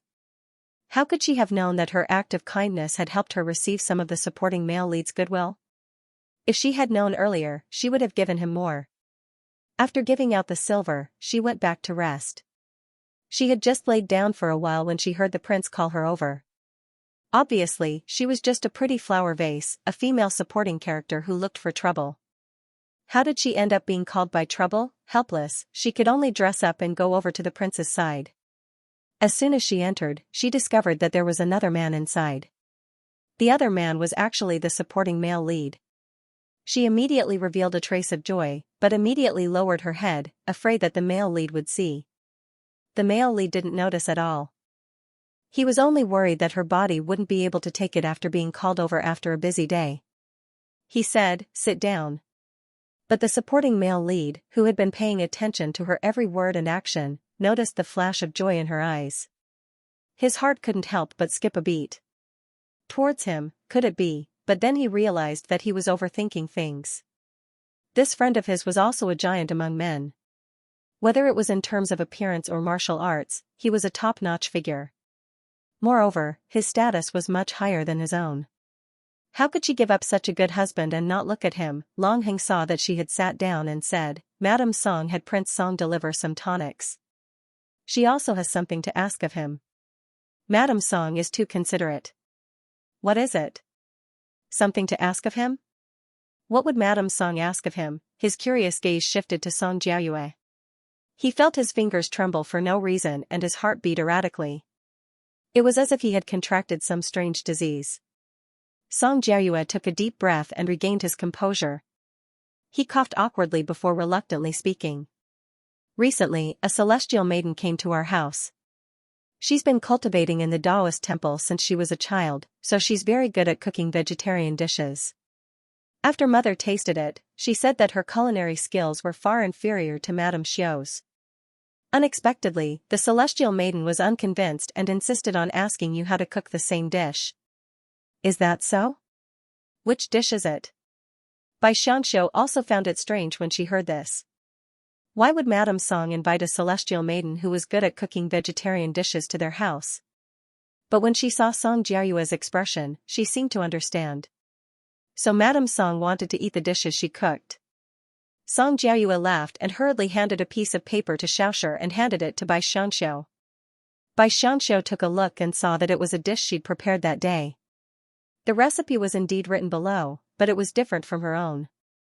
This concubine's recipe is different from this celestial maiden's. "Xiaoshi, go get a brush and paper." She planned to write down her own recipe. Long Heng said, "Shuer, bring the brush and paper." Shuer complied and brought over everything. Bai Xianxiu picked up the brush and was just about to write when she heard the male lead suddenly say, "Your posture is wrong." Whoosh. Bai Xianxiu had always been afraid of this person, especially when he suddenly said something like that while she was thinking about something. It was very scary, wasn't it? She couldn't help but throw away the expensive weasel brush in her hand. Thinking that something was wrong, she immediately ran over to pick it up. She was even faster than Shuer. Shuer was bending over. He didn't expect that he'd been snatched away. He was a little incredulous. "Master, why didn't you follow the normal routine? What did you want me to do after picking it up?" But he immediately had work to do. She handed the brush to him and said, "Take a look and see if it's broken." He awkwardly took it and glanced at his master's dark face. "It's not broken, it's not broken." Bai Xianxiu breathed a sigh of relief. She couldn't afford to break such a good pen. She apologized to the prince who was above her and said, "I'm sorry, I'll be more careful." She wouldn't fall again this time. Long Heng didn't know what to say to her, but Song Jiayue felt his heart tremble. Why was this Madame Xiao so afraid of the prince? Logically speaking, they were husband and wife. Even though she was just a concubine, there was no need for her to be so afraid. Or, she suddenly remembered that after he returned from the battlefield, he had become very disgusted with women. When everyone went to the brothel, if a woman suddenly sat down or approached him, he would get angry. Although he was gentle towards Madame Xiao, who could guarantee what kind of person he was behind her back, When he looked at the woman again, he found that she looked haggard. She didn't have the slightest bit of coquettish appearance after being doted on by a man. He was a man, and there were several women in the backyard. How could he not understand their thoughts? Xianxia finally sat down and slowly wrote down the method. But because she had been frightened just now, it took her all to write it down properly. By the time she finished writing, her forehead was covered in sweat. Add to that the pressure from the male lead, and she said, just looking at it isn't very intuitive. Why don't I make a portion and have Prince Song bring it back? How could that be? Your injuries haven't healed yet. Song Jiayue stood up nervously. He really wasn't being polite, he just didn't want her to tire herself out. But Xianxia had already made her decision. She directly excused herself and walked out. Long Heng wanted to call out to her, but before he knew what to say, she had already left. He couldn't help but frown and say to Shuer, "Go tell the people in the kitchen not to let Madame Xiao get hurt." Yes. Shuer went out and ran back in a short while, saying, "Madame Xiao has finished cooking." She asked Prince Song if he would like to take it away now or later. Take it away now, the family, cough. He stood up and bowed to Long Heng. He didn't need to say anything, but the other party understood. They had been friends since they were young. How could he not know that his mother was a foodie? As expected, Long Heng knew. He waved his hand and dismissed Shuer. Xianxia was delighted when she heard that he was going to take the food away immediately. She took the food and waited by the side of the road. Because Long Heng knew about this, she didn't hide it from anyone. She saw that Xiaoshi was still following behind her and said, "Xiaoshi, I think I should have sprinkled some coriander on top to add some flavor. I forgot.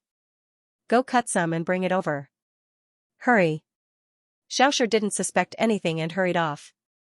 Actually, Xianxia had already seen Song Jiayue coming over, so she had asked her to leave. Song Jiayue also saw Xiaoshi leave from afar. His heart couldn't help but skip a beat. He said to the servants behind him, "You guys wait on the side." The servants were stunned, but they didn't dare to say anything and slightly moved away. Song Jiayue walked over nervously. He felt that his palms were sweating. Seeing that he was hesitating, Xianxia took a few steps forward and handed the food to him. She blushed and said, "Prince Song Jiayue, you.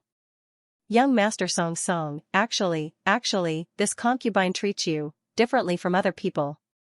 I made the dishes on the plate for you. You'll understand after you eat them." Even now, Song Jiayue already understood. He looked at her in a daze, but realized that she had already turned and left. She walked very quickly. After a few steps, she actually started to pant. Xiaoshi walked over and said, "Coriander. Prince Song is already here. Let's leave. It's not good to be seen." Oh. How did he get here so quickly? Song Jiayue watched in a daze as they left. He hurriedly went out and got into the carriage and opened the food box. Other than the dish she had ordered, there was indeed a plate with only 2 desserts on it. He looked at it for a long time but didn't see anything special. He didn't even wash his hands and put it in his mouth. When he ate it, he was stunned. His face inexplicably turned red, and his heart was about to jump out of his chest. It was just ordinary pasta on the outside, but there was something special inside. That thing was the heart of an animal. Her meaning was very clear. She gave her heart to him and let him understand her feelings. He really did understand her feelings. When she blocked the hidden weapon for him, she said, "It's good that you're fine." When they met again, her gentle eyes and charming red cheeks. All of this proved that she had feelings for him, and she boldly expressed it. If it was any other time, he would definitely think that this woman was too shameless. As the prince's concubine, she actually wanted to seduce another man. However, when he thought about how badly the prince treated her, it wasn't impossible for her to like someone else because of her resentment. Moreover, she only expressed her feelings. She didn't want to do anything with him, right? But what about him? Where was his heart? Song Jiayue silently ate the other dessert as well, but he couldn't tell what it tasted like. He only felt that it was very complicated. He couldn't help but sigh. No matter what, it was impossible for them. She was Long Heng's concubine, and he was Long Heng's good friend. If Longheng didn't have any feelings for her, he might be able to ask him to give in. However, it was obvious that he treated her differently from other people. If he suddenly took away his love, he was afraid that he would break off with him. He closed the lid of the food box and silently closed his eyes. It was as if he was reminiscing about the snowy scene that had disappeared before it even started. It was very regretful, but there was nothing he could do. In Winter Garden, the supporting female lead, by Xianxia, was anxiously waiting for a response. It couldn't be helped. This was the first time in 2 lifetimes that she had confessed to a man, so it was inevitable that she would be nervous. Because she was so nervous, she couldn't eat or sleep well. Actually, she was a rather calm person in the modern era, but she had completely changed after coming to the ancient era. She often felt irritable for no reason. She couldn't be blamed for this. Who told her to not be familiar with this world, and there was always the risk of being beaten to death. After waiting for a few days, she was more or less able to help with the matters of the estate. The old madam was quite satisfied, and Longheng had also come to her place twice, but he had only sat for a while before leaving. He hadn't done anything overboard. What was the male lead thinking? The last time he came, he deliberately told her that he had found the female lead, Miss Lin's cousin, and that he had been beaten quite badly. Actually, she felt quite relieved, because that man had caused her to suffer very serious injuries. He deserved to be beaten, and it would be best if he was beaten to the point that even his mother couldn't recognize him. But why was the male lead telling her this? Could it be that he knew that Miss Lin had gone to her room before leaving? Her entire body trembled. The male lead was indeed not someone to be trifled with. Could it be that this was the reason why he had come to her place to find out more about the female lead? But strangely, he had never asked her about it. Lying on the bed, she tossed and turned, unable to sleep. The night was cold, and she actually caught a cold as she tossed and turned. The next day, her throat hurt. At this time, she received a box of food from the Song family. There was a return gift inside, and when she opened it, it was a box of pastries. Bai Xianxia was extremely excited. Had she finally gotten a response? She hurriedly wiped her hands, pinched one, and ate it. Madam Xiao, don't eat it so quickly. These are pastries, and they should be accompanied by tea. As Xiaoshi spoke, she poured Bai Xianxia a cup of tea. But when she turned her head, she saw that Madame Xiao was staring blankly at the pastries on the table, tears falling from her eyes. Her expression was somewhat lonely and sad. Madame Xiao, what's wrong? Xiaoshi was startled and hastily ran over to ask. At this time, Bai Xianxia's heart was in a mess. She had failed twice in her first confession. She had failed completely. In the future, don't think that the supporting male lead will be able to save you. The desserts he sends are heartless. She did not give up and opened all the desserts, but they were all empty. She really didn't have a heart. She blocked a knife for him and did so many things. In the end, even if she had a beautiful face, she still couldn't seduce the supporting male lead. In the future, he would have to rely on himself to survive in the backyard of the prince's mansion. However, it seemed that he had to reconsider how to curry favor and which one to curry favor with. In an instant, too many thoughts rushed into her mind, and she felt her mind go blank. Coupled with Xiaoshi's shout, she couldn't help but fall to the ground. Xiaoshi jumped in fright and hurriedly shouted outside, Yi mama, quickly go find a doctor. Madame Xiao has fainted. Yi mama was also startled. Was Madame Xiao's body made of paper? She had just climbed out of bed a few days ago, yet she had fainted again. However, she still hurriedly went to find a doctor. Regardless of how worried the prince was about Madame Xiao, she sent someone to inform him. At this time, Song Jiayue was chatting with Longheng. As he drank tea, he said absent-mindedly, Ji Zhongshu is currently thinking of a way to find that group of bandits. You have to be careful not to let him find any evidence. Even the Jianghu people can't find a single trace of the people I've carefully arranged. Just that idiot? Longheng laughed coldly. That coldness made Song Jiayue shiver all over. If he didn't change his personality, which woman would be able to endure it? She didn't know how that delicate and weak woman would react today. Just as he was thinking, an old servant came in from outside and said, Prince, there's a servant outside saying that Madame Xiao suddenly fainted. We don't know why. Song Jiayue's hand trembled, and half of the tea spilled out. The back of his hand was scalded red, but he didn't seem to feel it at all. He only felt a slight pain in his heart. He sat there, unsure of how to react. Longheng had already walked out. As he walked, he asked, "Did you find a doctor to take a look at her?" "We've already found one, but we don't know the reason yet," the old servant replied. Song Jiayue hesitated for a moment, but still followed him. However, he was afraid that Longheng would misunderstand, so he said, "It must be caused by an old injury." "It's my fault." Longheng thought that he was feeling guilty and let him follow. However, he couldn't go in when they reached the outside. He could only wait outside. Longheng walked in confidently. In the end, he saw a floor full of pastries and by Xianxia lying on the bed, still unconscious. Her face was very pale, but her expression was abnormally calm. Even though she was asleep, it was as if she didn't have any life left in her. He felt a wave of anxiety and hurriedly walked over to gently touch her face. Only when he found that she was still breathing did he sigh in relief.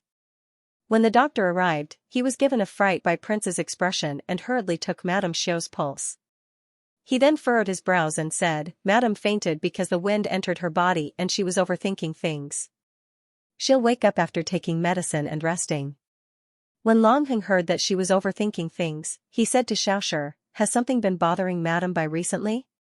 Could it be that his mother had given her too many things to do? Xiaoshi shook her head and said, No, Madame Xiao hasn't had anything on her mind these past few days. She really did seem to have something on her mind, but she didn't tell them." Longheng furrowed his brows. He suddenly thought of how Madame Bai's reaction had been a bit strange when he mentioned Ji Zhongshu to her. It was as if she was waiting for him to ask her something. Even when he was about to leave, she still sent him off in a daze. Could it be that she had guessed that he knew everything and was afraid that he would ask her about it? But she couldn't tell him, so she was overthinking things. The more he thought about it, the more likely it seemed. He inwardly blamed himself for being careless. In the future, he would definitely not bring up such a mess in front of her. The doctor prescribed medicine and Xiaoshi went to boil it. Longheng had Shuer go inform Song Jiayue of her situation while he sat in the room to watch over her. Because she was asleep, he wasn't so reserved and could approach her as he pleased. He had never thought about getting close to a woman like this. This was the first time. As for Song Jiayue, his thoughts were different from Longheng's. When would she not feel dizzy? Why did it have to be after eating a piece of dessert? He heard that she even cried. Didn't that mean? He had no reason to continue standing outside Winter Garden, so he could only return to the Song family as if he had lost his soul. He drank quite a bit of wine that night and even acted like a drunkard. Madame Song was worried and asked, "How did you take care of the young master? Why did he drink so much wine?" Song Jiayue pulled on his mother and said with a bitter smile, "I let her down. I didn't mean it, I didn't mean it. If you don't believe me, feel it." Madame Song frowned. When had she ever seen her son act like this? His life had been smooth sailing since he was young and had never acted like this. She said, "Who said my son didn't mean it? My son has a heart.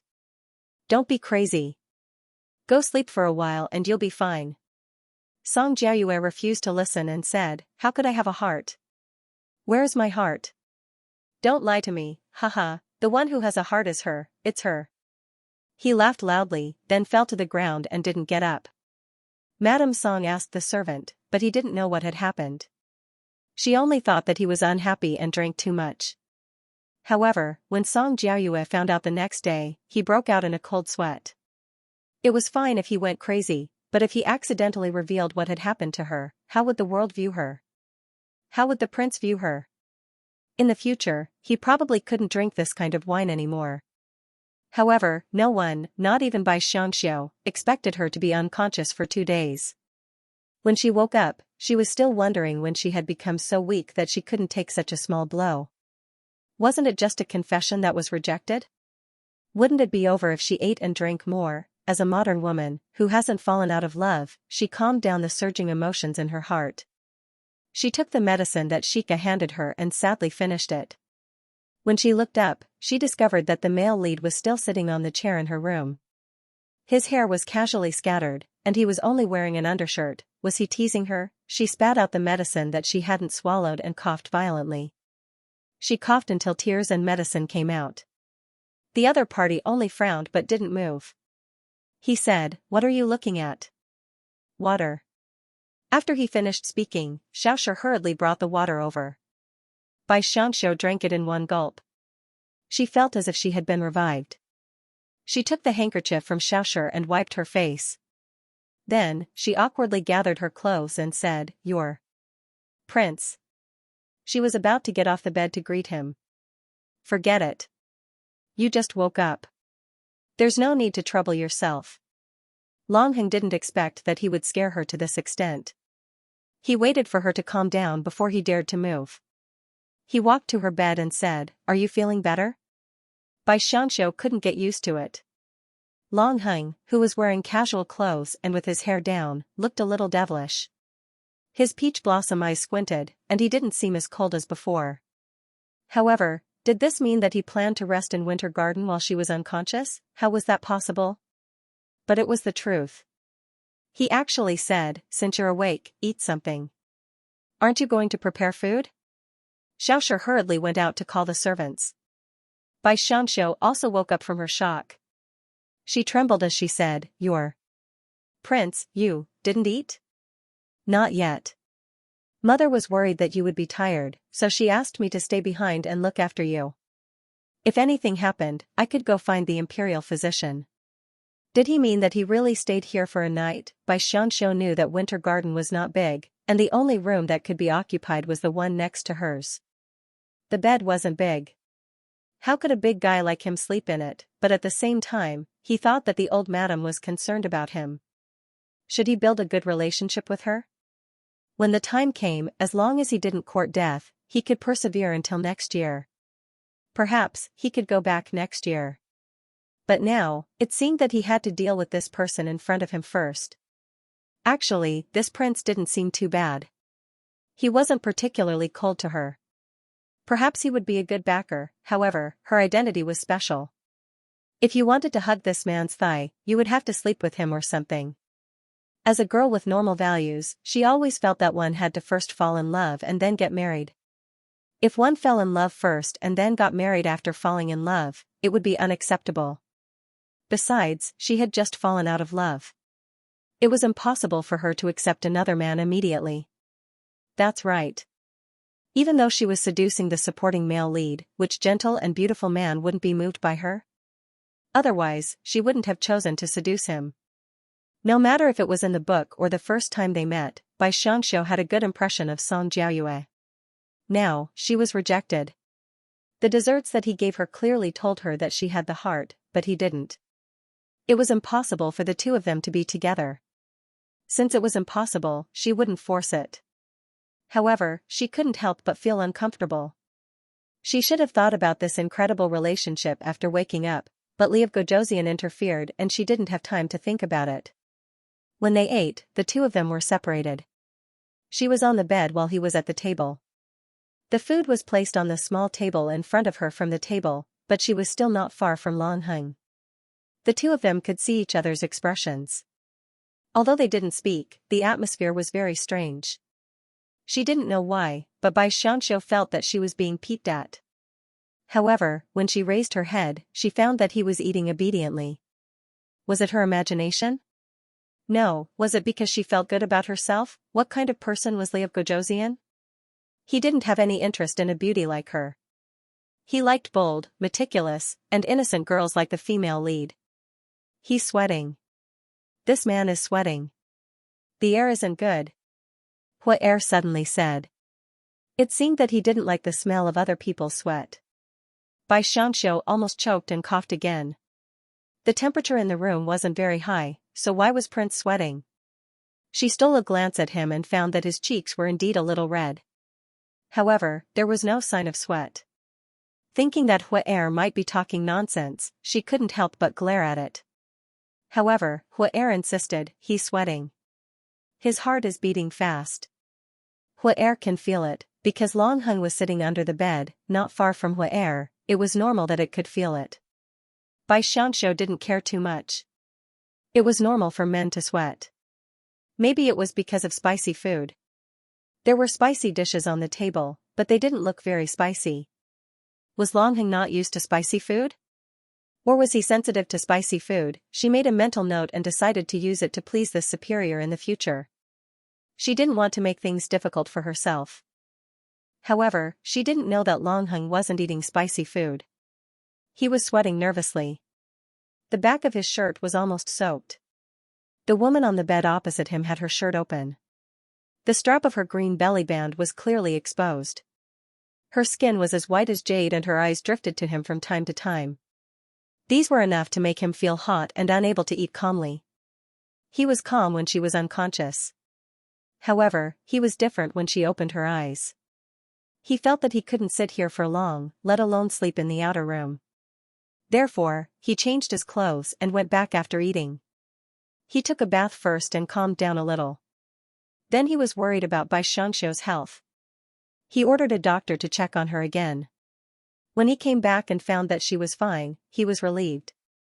After that, he would go to find her. However, he didn't know why he felt that he couldn't stay calm around her. He had no choice but to leave after sitting for a while. However, he would want to go again in less than an hour. This special feeling made him very uncomfortable.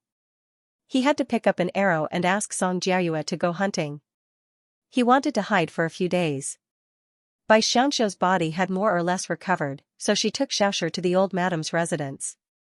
Old madam asked about her condition. Then, she gave her 3 maidservants she personally selected. One was called Baoyue, one was called Baoqin, and the last one was called Baoyu. They were not young anymore. They were personally trained by old madam. She wanted them to help her take care of things in the mansion in the future. At the same time, she could see that her son cared about her. She was afraid that he would sleep in the same room as her for a few days. However, it seemed that he cared about her injuries. He was afraid that she couldn't bear it. As a mother, she knew her son very well. Even if he cared about her, he wouldn't do anything to other concubines for the time being. Therefore, she could only count on her. Therefore, old madam asked about her injuries that day. Then, she found a nanny who knew medicine to examine her in the room. She said that she was recovering well. The wound had already healed. She was afraid that there would be some scars, but it wouldn't be too ugly. The old madam directly agreed. She thought that when her son returned, the day she could hold her grandson would be closer.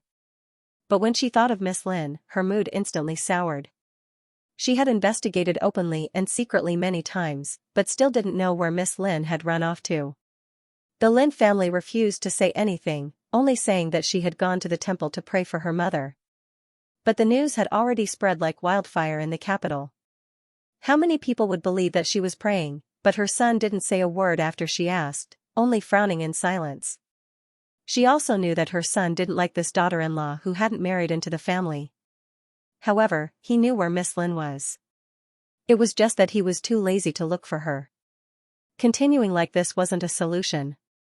Her son hadn't lived as he wished for the past 20 years. He had to do something to make him happy. So she was quite tolerant of him and this Bai Nei. After all, Bai Nei seemed sensible and didn't need to worry too much. The news that Bai Xiangxiu's injuries had all healed quickly reached Longheng's ears. Even Song Jiayue could see the smile on his face. He couldn't help but ask curiously, "Didn't you say you were going to do something big? Why are you going back after just killing a few?" Something came up at home. Longheng didn't say much and went back home in high spirits. Song Jiayue had no choice but to follow him back. Seeing his good friend rush back to the prince's estate without even saying goodbye, he thought that something really had happened. When Longheng entered the estate, he asked Shu'er, who was behind him, "What day is it today?" Replying to the prince, "Today is the 7th. Shu'er answered in confusion. Then he saw his master wave his hand and say, "Send the pheasant and roe deer to Mistress Xiao. Tell her that this king will be having dinner at her place tonight. Send the rest to the old madam." The servants complied. He first went to the old madam's place to show his face. Then he returned to his own residence to take a hot bath. In the past, he didn't wash meticulously, but this time, he washed his entire body inside and out. After bathing, he brushed his teeth with salt regardless of whether it was noon or night. He looked at himself in the mirror and said, "Is this okay?" Shuer felt his molars hurt. This was the first time he'd seen the prince like this. Usually, he wasn't so nervous when he met the emperor. Wasn't it just going to a woman's place? But thinking that his master's face was extremely thin, he didn't dare to say anything. He only said, "How many people can compare to Wang Ye's heroic appearance?" If he walked out dressed like this, all the young ladies in the city would scream in surprise and blush. Long Hung was also very satisfied. He sat there and read until the sky turned dark. But the sky was getting dark really slowly. Xiao xiao xiao, xiao xiao xiao, xiao. Xiao xiao xiao. The people in the winter garden had already prepared food and were waiting, but they were staring at the cactus in a daze. In her heart, she wondered if he would come to find her today and do this and that. The plot had changed too thoroughly. Obviously, nothing had happened between the two of them before the female lead arrived, but if he wanted to do that with her, should she refuse or lie down and let him bully her? Xianxia was conflicted. But in the end, she thought of the girl who'd been beaten to death. She felt that since the supporting male lead didn't mean it, it wouldn't matter if she did that with the male lead. She'd just treat it as hugging his thigh. If she hugged his thigh well, she might not have to face the female lead. She could go home after a year. She comforted herself as she thought this. But when the male lead appeared, her heart still beat very fast.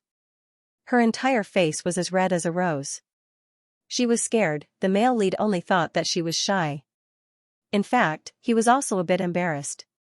For a man who'd never had sex before, the first time was always a bit exciting, a bit unfamiliar, a bit flustered, and even a bit scared. But it was a man's instinct. When he saw that she was also this shy, he calmed down. After entering and sitting down, he said, "Sit down and eat together." A concubine wasn't a wife, so this young lady would very likely follow the rules and wait on him while he ate.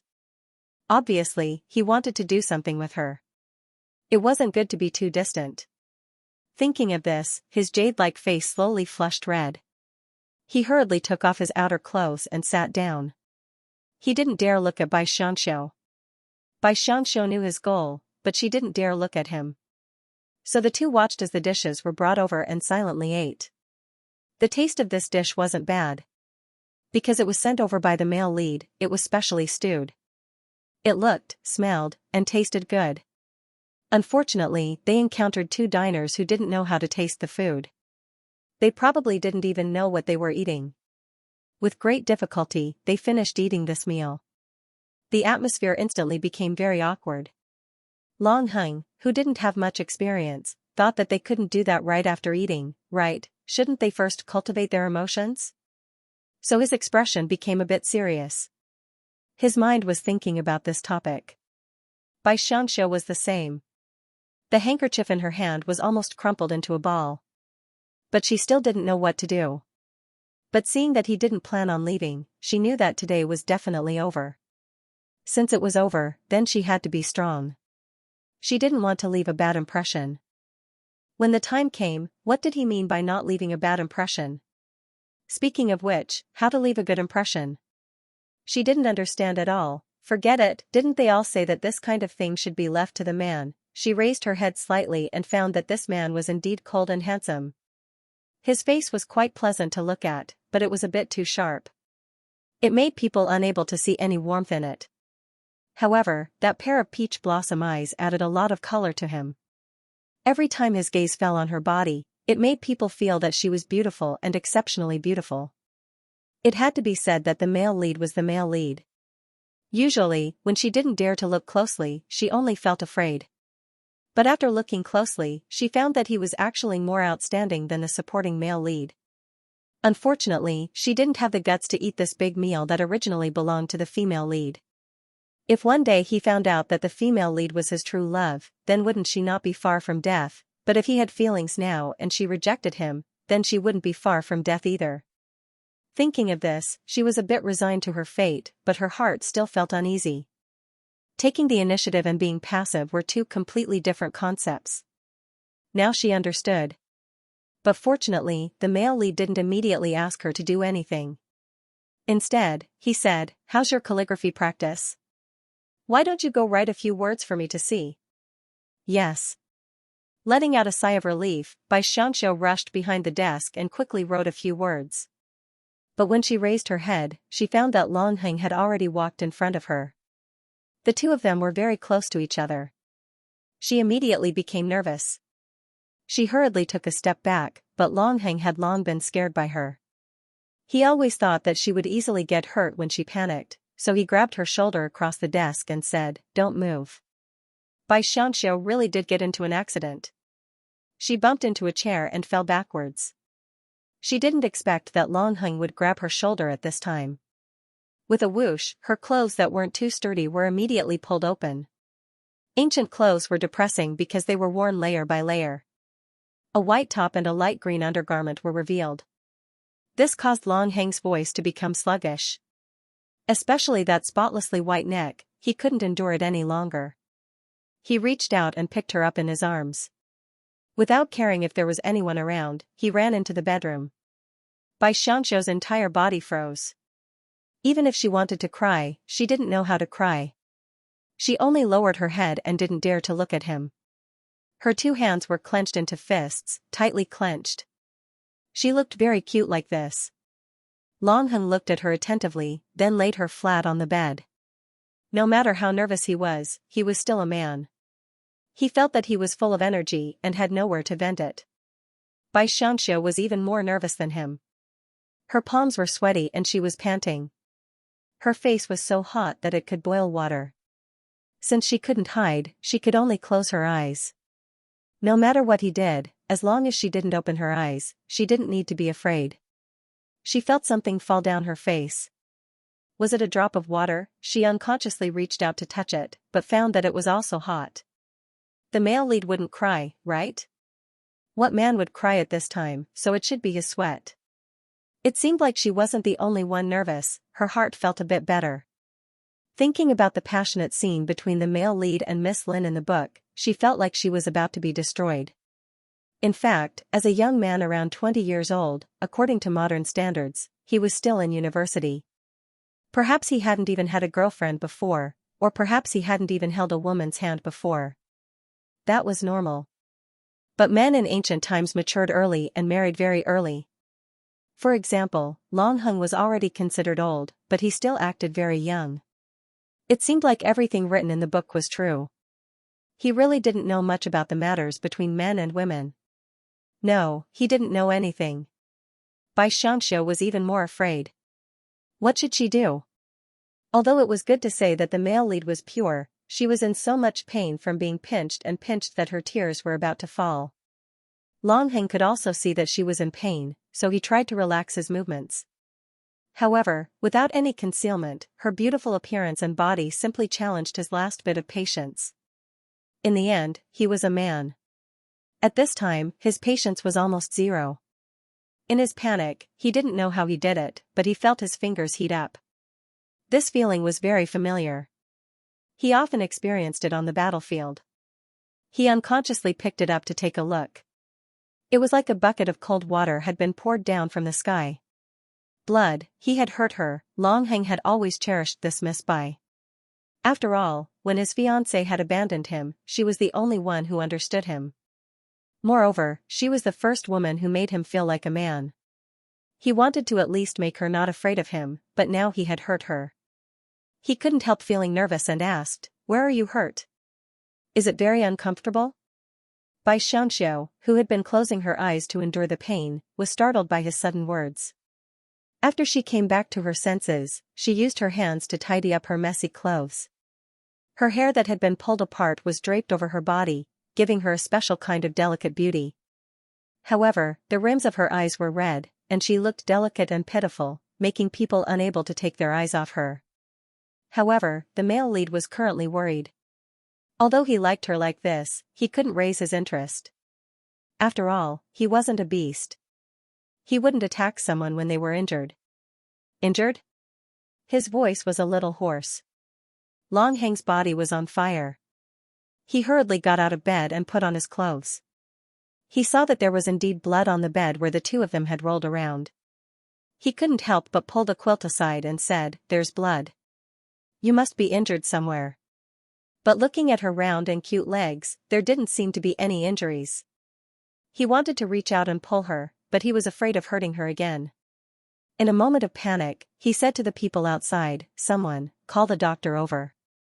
No. Before she could say a word, the people outside seemed to have agreed and ran out. Bai Xianxia's face instantly turned red. When she found her senses, she seemed to know what was going on. Her great-aunt had arrived as scheduled. Counting the days, wasn't it just a few days, but she knew that the male lead didn't know. He seemed to be in a panic. Seeing that she didn't speak, he said, "Move a little and see where you're injured." No. I'm not injured. If she told the truth in this situation, would she be struck by the male lead? She was so scared that she didn't dare say anything. She lowered her head and pulled the quilt tightly, not knowing what to do. Although she knew that Long Heng was worried about her, she didn't dare to say such an embarrassing thing. As a result, Long Heng became anxious. He pulled her and said, "I'll hold you and take a look. I'll use less strength." Continuing like this wasn't a solution. He had to see where she was injured. No need. I'm fine. This concubine is fine. Woo. She was really anxious to the point of crying. As a young woman, encountering this kind of thing was already embarrassing enough. Tell me, as a man, how can you not understand? Can't you just let me be an unloved supporting female lead? Seeing her cry, Long Heng calmed down. He took a step back and clenched his fist. "I'm sorry. I didn't know what was important." Bai Xianxia was so scared that she forgot to cry. She looked at Long Heng in a daze. He just apologized to her, right? That cold-faced prince, the man who was called a malicious spirit, actually apologized to her. Perhaps he wasn't such a violent person. She wiped her tears. This matter had to be explained.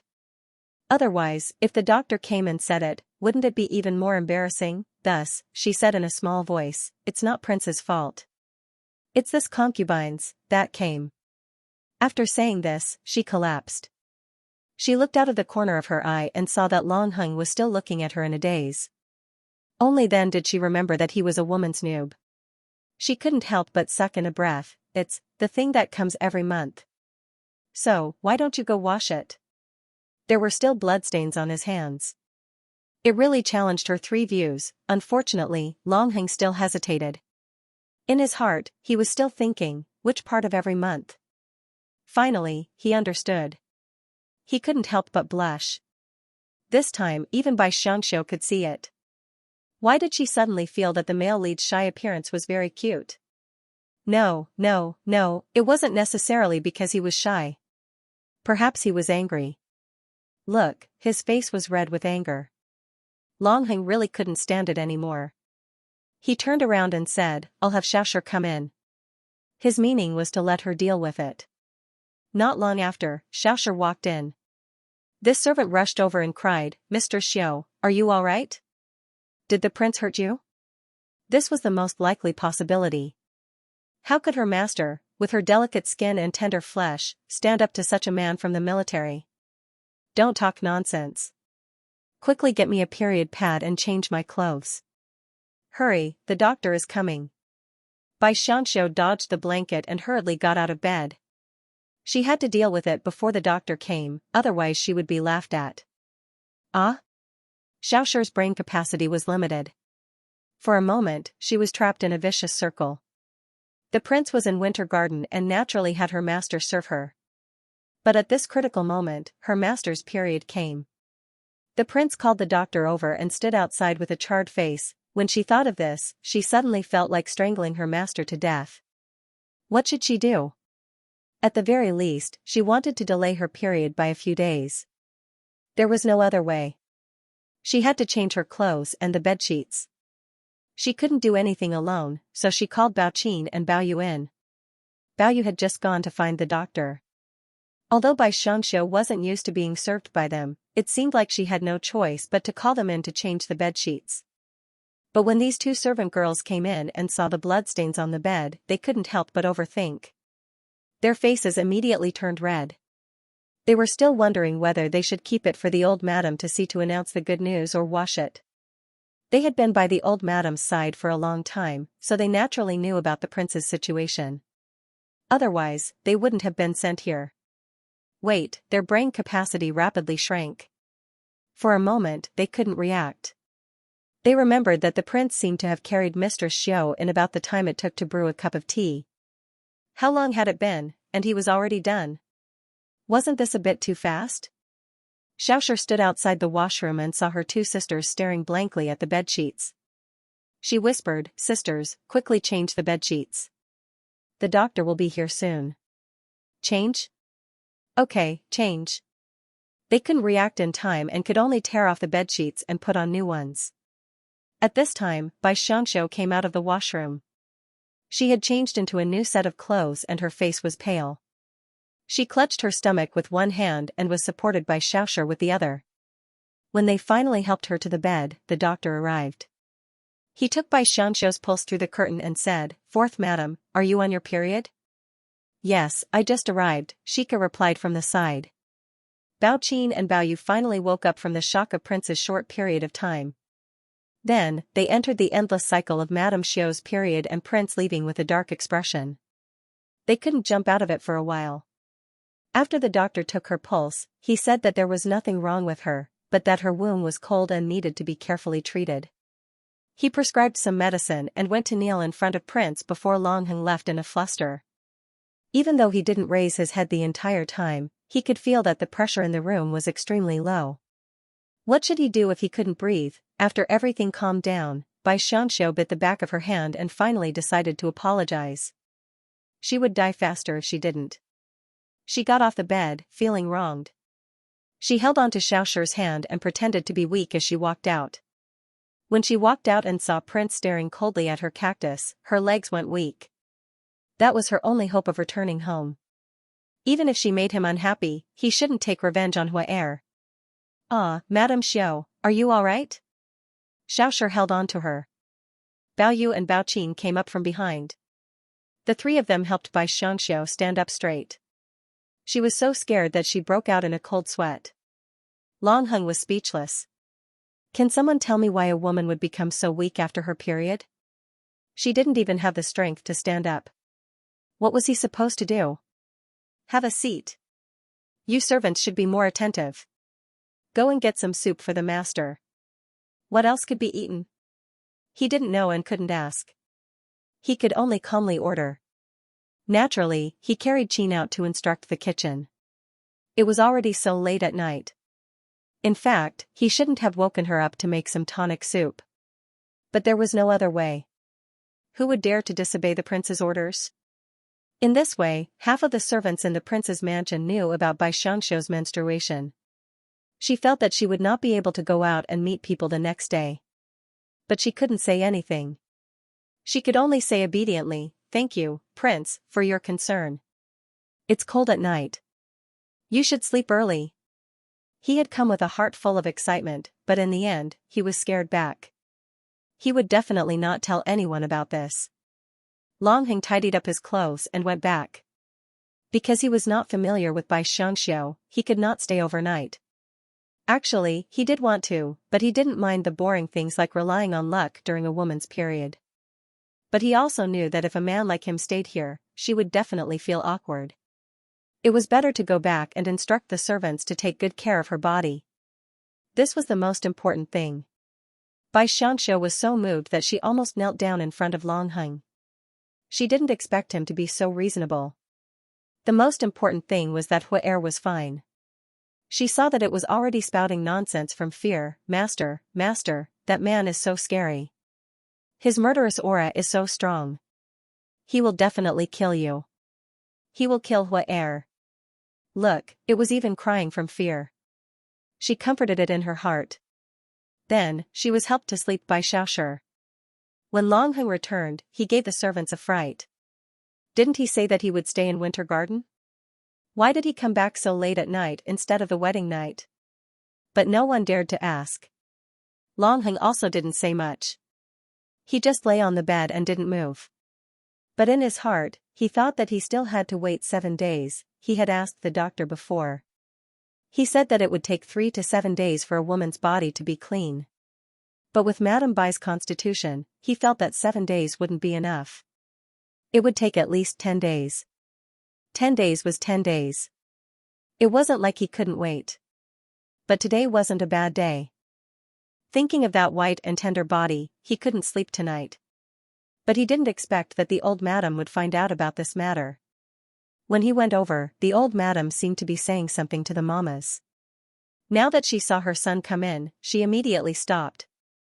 But the twitching of her mouth showed that she wanted to laugh but didn't dare. Long Heng froze at the door. Then he said, "Son should leave first, so you don't get bored." He guessed that his mother knew about last night's matter and was laughing at him. He also felt very depressed, but he was worried about Madame Bai. So, he ordered someone to send some medicine to her. He thought that she would obediently take care of herself. Who knew that the person who sent the medicine would come back and say that she was busy in Sandalwood Courtyard because of matters in the Fu? What are you going to do if you don't take care of yourself? He hadn't gone out all day, feeling that last night's matter had caused him to lose face.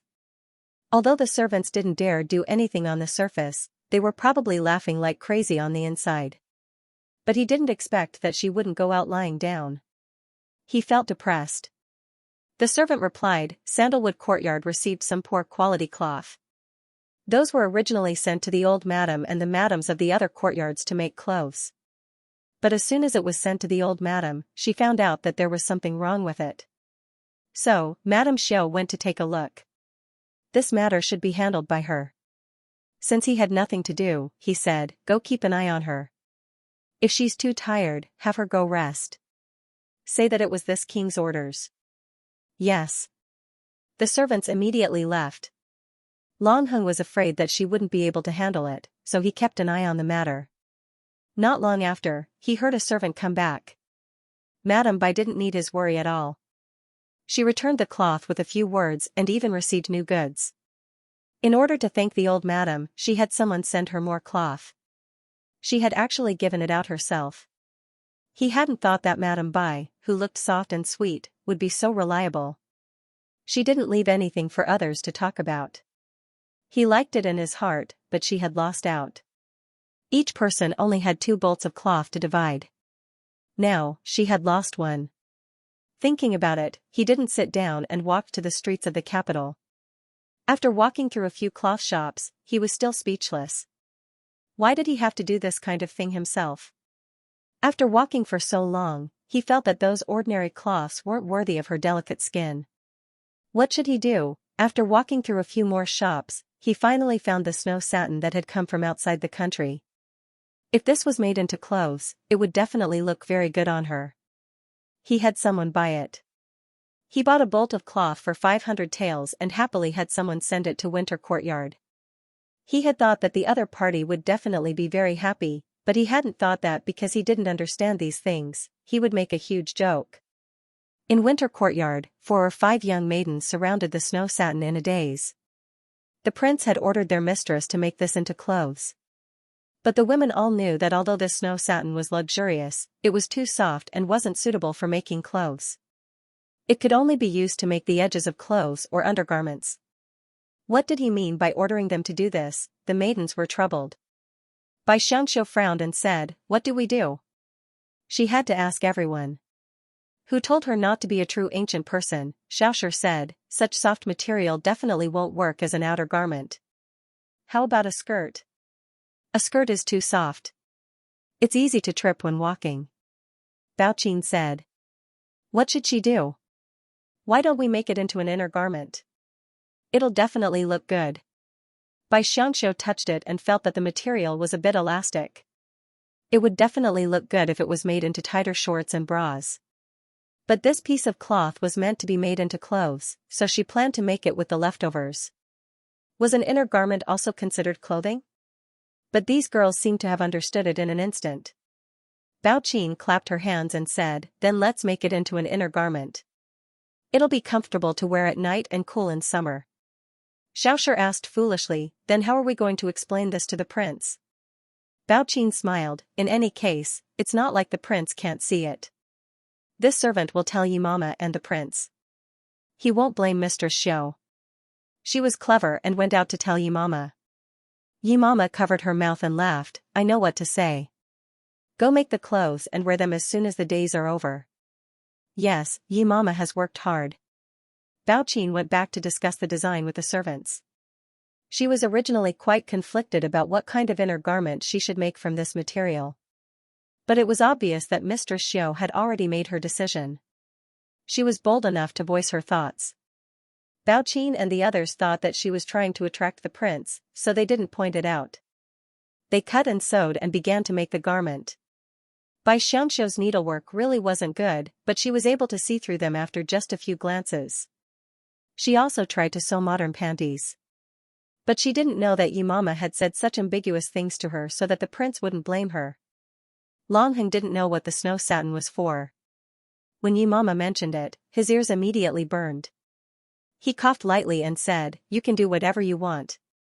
There's no need to explain it to this king." He'd originally wanted to give her a piece of material that could be made into a gorgeous outer garment, but he hadn't expected to give her an inner garment. No wonder the material was so comfortable. It would be nice if she wore it next to her skin. Her skin was no different from a peeled egg. The more he thought about it, the hotter his heart became. However, Yi Mama still wanted to provoke him. She smiled and said, "But Mistress Xiao said that she would be the first to show this dress to the prince once it's made. The maids are quite attentive. They're just thinking about what style they should make." Long Heng thought of her seductive body and then thought of her wearing snow-white satin clothes. He immediately felt a burst of heat in his nose. He had a bad feeling, so he hurriedly waved his hand and said, "This king knows. You can leave now." Yi Mama saw that the prince wouldn't blame her mistress, so she happily retreated. Little did she know that something had happened to Long Heng as soon as she left. He removed his hand from his nose, only to find that his palm was covered in blood. "Ah, Prince, why is your nose bleeding?" Shuer was shocked, but Prince shouted coldly, "Shut up. Go and get some cold water. Don't tell anyone." Other people had nosebleeds or were sick, but he knew that his wasn't because of an illness. It was because of that woman. Perhaps other men wouldn't have endured to this extent, but he had been cautious since he was a child and never acted in an exaggerated manner. After training in the army, he became even more careful. Even if men weren't restricted by the outside world, he wouldn't act recklessly. Moreover, ever since he came back from the battlefield, he was extremely wary of ordinary people, especially women. Death on the battlefield was very common, but seeing his own brother being assassinated, especially in his own army, made his heart cold and gloomy. That kind of cold and gloomy feeling wouldn't disappear with time. That was why he found it hard to trust people, especially women. Although he could find other women, and she wasn't the only one in his harem, as long as he got close to them, he would feel annoyed, let alone do anything with them. However, Shuer couldn't stand it anymore. After his mistress washed away the blood, he seemed to understand. He coughed lightly and said, "Prince, third madam sent soup over again today. Should I have someone heat it up and send it over to you? Do you think this king still needs to be nourished? Throw it away." If he nourished himself again, something big would happen. In order to get rid of the excess impulse in his body, Long Heng decided to go to the outskirts of the city to train the soldiers. The emperor empathized with his many years of hard work, so he didn't give him too many important things to do this time. Thus, he was very idle. Training the soldiers could be said to be the only important thing he could do. Thus, he rode to the military camp in the city. After he went, the military camp was unlucky. At first, when they saw the prince practicing with them, running, and sweating like rain, they were quite moved. However, they were all a group of new recruits. How could they endure his training that exceeded the limits of the human body? In just a few days, many people collapsed from exhaustion. Thus, the head of the military camp carefully found Long Heng and said with a smile, "Prince, these few days, everyone in the military camp is working together and practicing very diligently. However, many of them are from peasant families and have weak bodies. They need to rest for a while before they can continue practicing. Why don't you go back to the prince's mansion to rest first? You are here to take the lives of these new recruits. You actually live in the military camp to train. Now that you are not in a hurry to use the soldiers, Prince, how can you work so hard?" Long Heng was preparing to go back. Hearing the head of the military camp, he sat there and said coldly, "Their bodies are too weak. Only give them a day off. Tomorrow, as usual." "Yes." The head of the military camp almost vomited blood. He also ran for a few days and was almost out of breath. Longheng walked out of the military camp with satisfaction. Who knew that when he came out, he would see the servant sent by the Lin family? It was said that Minister Lin invited him over. He sneered. Could it be that he finally couldn't bear it anymore? Longheng didn't say much. He rode his horse to the appointed place. Huayang Building in the capital was a place where scholars and refined guests gathered. He strode up. Wearing a light armor, the boss was so shocked that his face turned pale. He personally led the people to Minister Lin's place. Then, he asked people to immediately prepare food for the table. Although this young man's appearance was beautiful, his aura was too strong. Obviously, he was not someone to be trifled with. Minister Lin stood up when he saw him come in.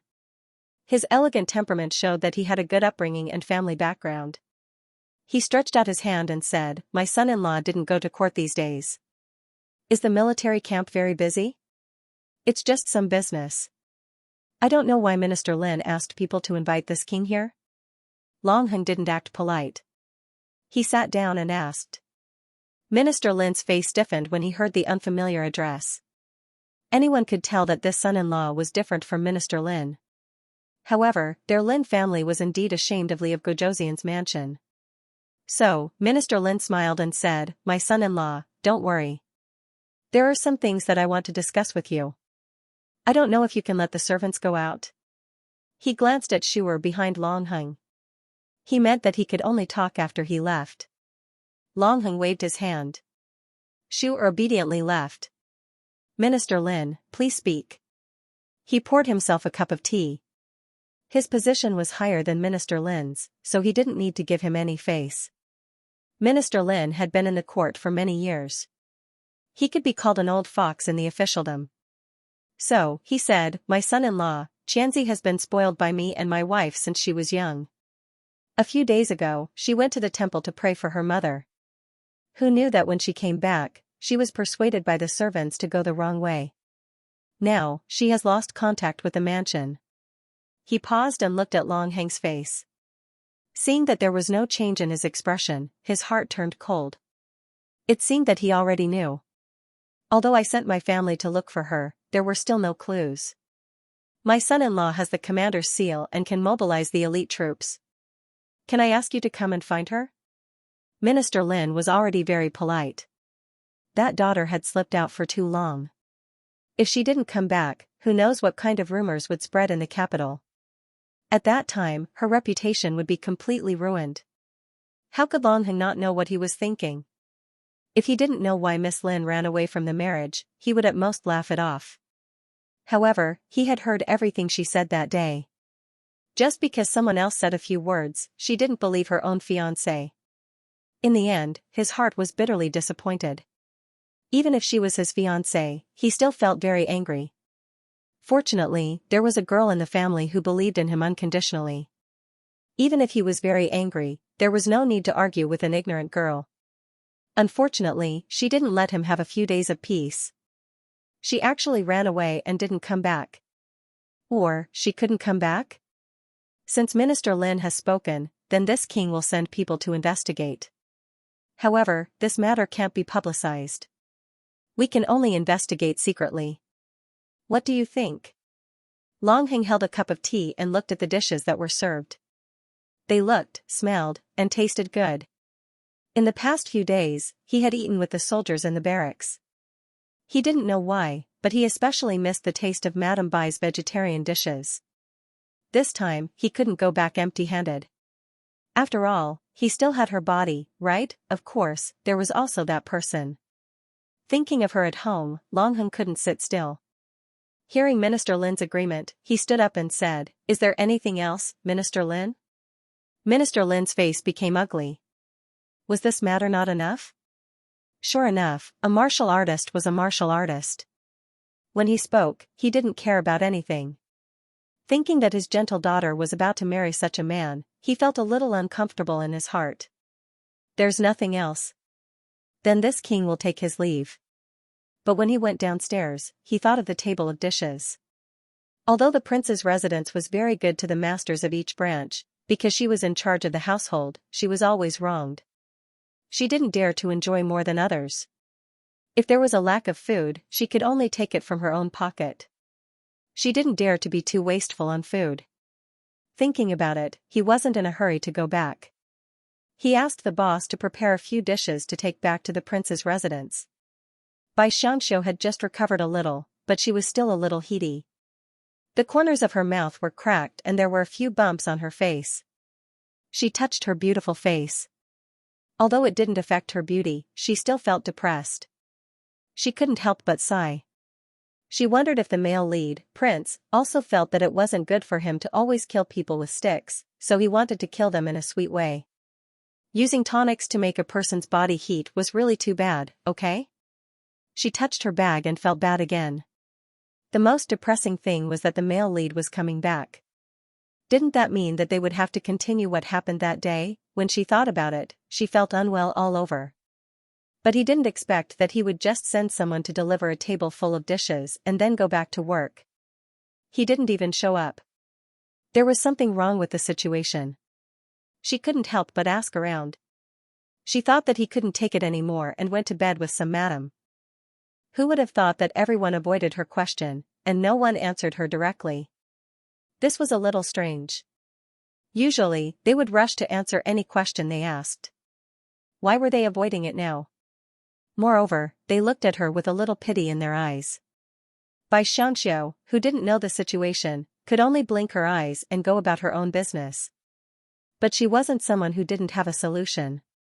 That night, she pricked Mama's sleeve with a cactus thorn, and then she heard the reason. She didn't expect that only a few mamas knew about this. Even Xiaoshi didn't know much about it. Mama and the other mamas gathered together to drink some wine and chat. Then, they began to scold Miss Lin. Fodder narrated from the side, and Xianxia listened while combing her hair. Fodder didn't know much about human affairs, so she could only recite their words like some reading software on a website, without any emotion. But Xianxia was so excited that she almost tore her hair out. As it turned out, these mamas heard from the old madam that the prince had returned safely, but heard that something had happened to Miss Lin outside, so they went to look for her. Xianxia even wanted to wipe away her tears. She was so touched that she almost burned incense for the female lead. Because she was finally willing to kidnap the male lead, although it was late by more than 2 months. It was fine as long as he could leave. It was better than being harassed by the male lead here. Moreover, as long as the female lead and the male lead hooked up, she could hug the old madam's thigh and quietly wait until next year.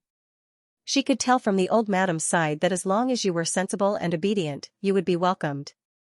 As long as you looked for trouble, you would definitely be punished. This kind of boss was actually quite easy to coax, just like the old garden director in the modern world. As long as you cooked a few dishes to show your filial piety and did everything according to her wishes, then you would be her capable subordinate. When the time came, even if she wanted to remove you, she would feel the pinch. Just do it like that. Be patient, be patient. When the time came, everything depended on the cactus Fodder. After combing her hair and lying on the bed, she suddenly thought of something. That was, the male lead was in a hurry to find the female lead. It was almost 2 months later than in the novel.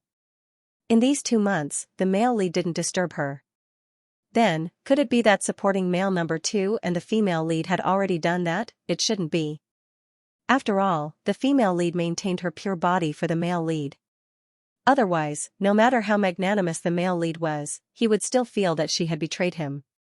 When the time came, who knew what kind of torturous relationship they would have? Thinking about it, she felt that something wasn't right. Because that supporting male number 2 wasn't Song Jiayue. If Song Jiayue was young Master Qian, then he had a human face and a beast heart. After all, he was a man of the Jianghu and naturally had a casual nature. The women he fancied were rarely chaste. Moreover, he was also very strong. If he wanted to force himself on her or rape her, the female lead's weak body wouldn't be enough. So, she was a bit worried for the female lead. If the female lead didn't properly cherish herself, or if it was useless to cherish herself, then she would also be unlucky. Bai Xianxia could also see that the male lead's motives towards her were definitely not pure. No, it was extremely impure. Thinking back to that night, she felt flustered from her fever. She covered herself with the blanket and wanted to calmly sleep, but in the end, she couldn't fall asleep for a long time. And the male lead, who she was afraid of, also couldn't sleep. At this moment, he was standing on a mountain, looking at the distance from the capital. His heart was vexed. He originally thought that after returning, he would be able to see a fragrant and soft beauty. In the end, just as he was about to go over, he received news that Miss Lin was actually under house arrest. It seemed that that man really liked her very much. The people he sent were immediately discovered as soon as they showed their faces. They were even killed on the spot. After the bodies were discovered, he brought people to investigate. In the end, he didn't expect that they had actually moved their nest. This place was already empty. Burn it! That Miss Lin was really amazing. She didn't know martial arts and wasn't deeply involved, but she actually dared to run around alone. As a result, she ended up in a den of thieves. This time, it would probably be difficult for her to come out. He could save her, but there was some resentment in his heart if he had to spend time with Madame Bai. With resentment in his heart, he didn't want others to have an easy time.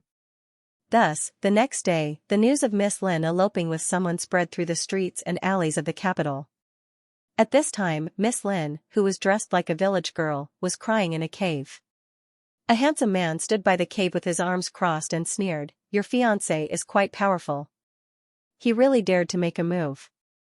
That matter is worth at least 1,000 taels. Don't blame him. I've implicated you. Let me go back. I'll definitely beg Prince not to do this kind of thing again. Don't force you. When had Lin Xianxia ever suffered like this? Originally, it was quite interesting to wander around the Jianghu with this man whom she had met by chance. But after a long time, she couldn't take it anymore.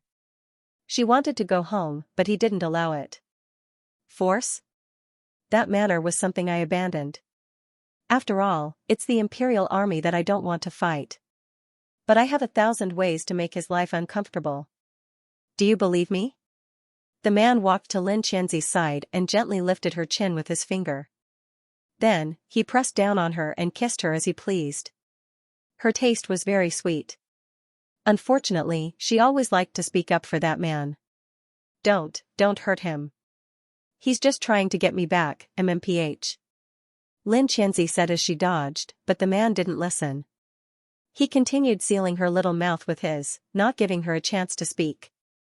Women were always easily subdued by domineering men. This man was domineering and handsome. Although his appearance couldn't compare to Prince's, she felt that he was at least very good to her. However, the people of the Jianghu had their own personalities. She didn't like it, but she was also attracted to it and couldn't get rid of it. You. Don't do this again. Lin Xianxia used all her strength to push him away, but she couldn't use any strength. Don't do this to me, and then go back and let your fiancé do this to you? Qian, is your heart made of iron? Don't you know how I treat you? Leave it to me. Right now. That was his personality. As long as he thought of something, he would do it without thinking too much. But Lin Xianxia couldn't.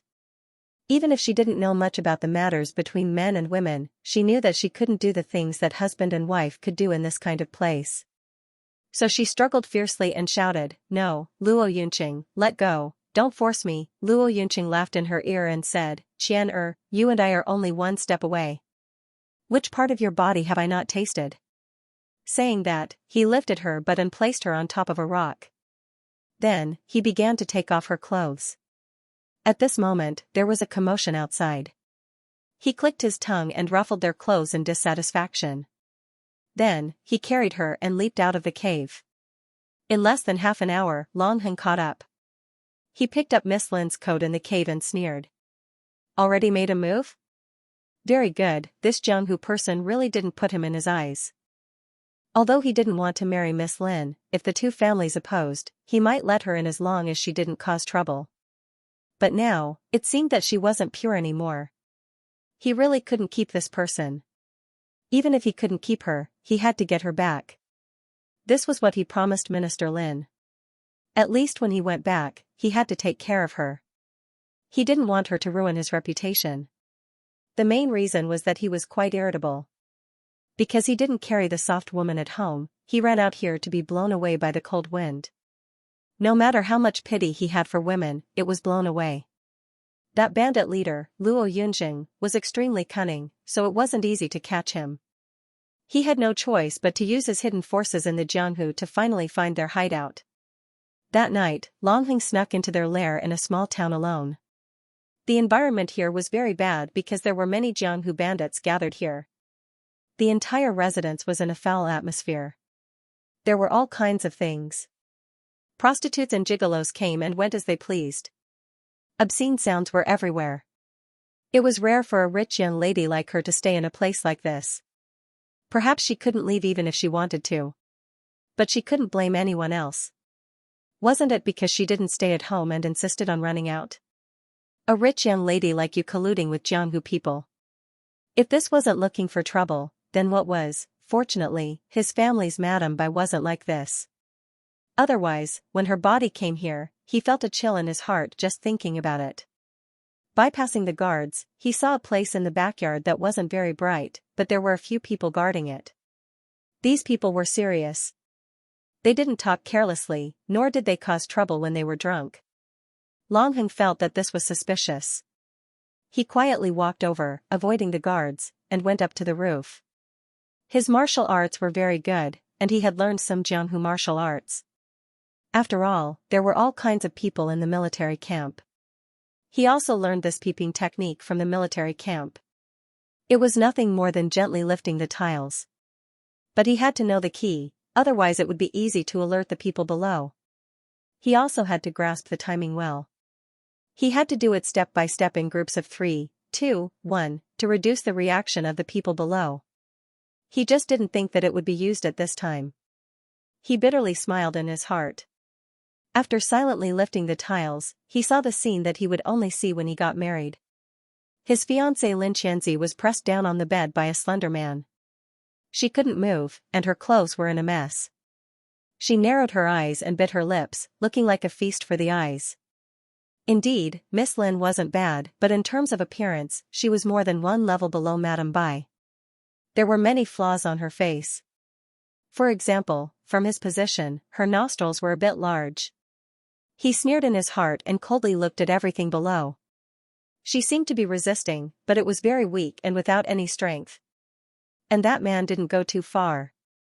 He only took advantage of her and let her go.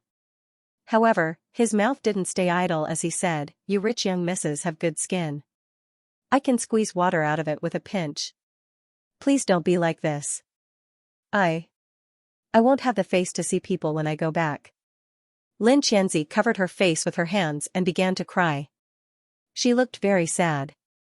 "What are you crying for? If I wanted to do something to you, you wouldn't be like this right now.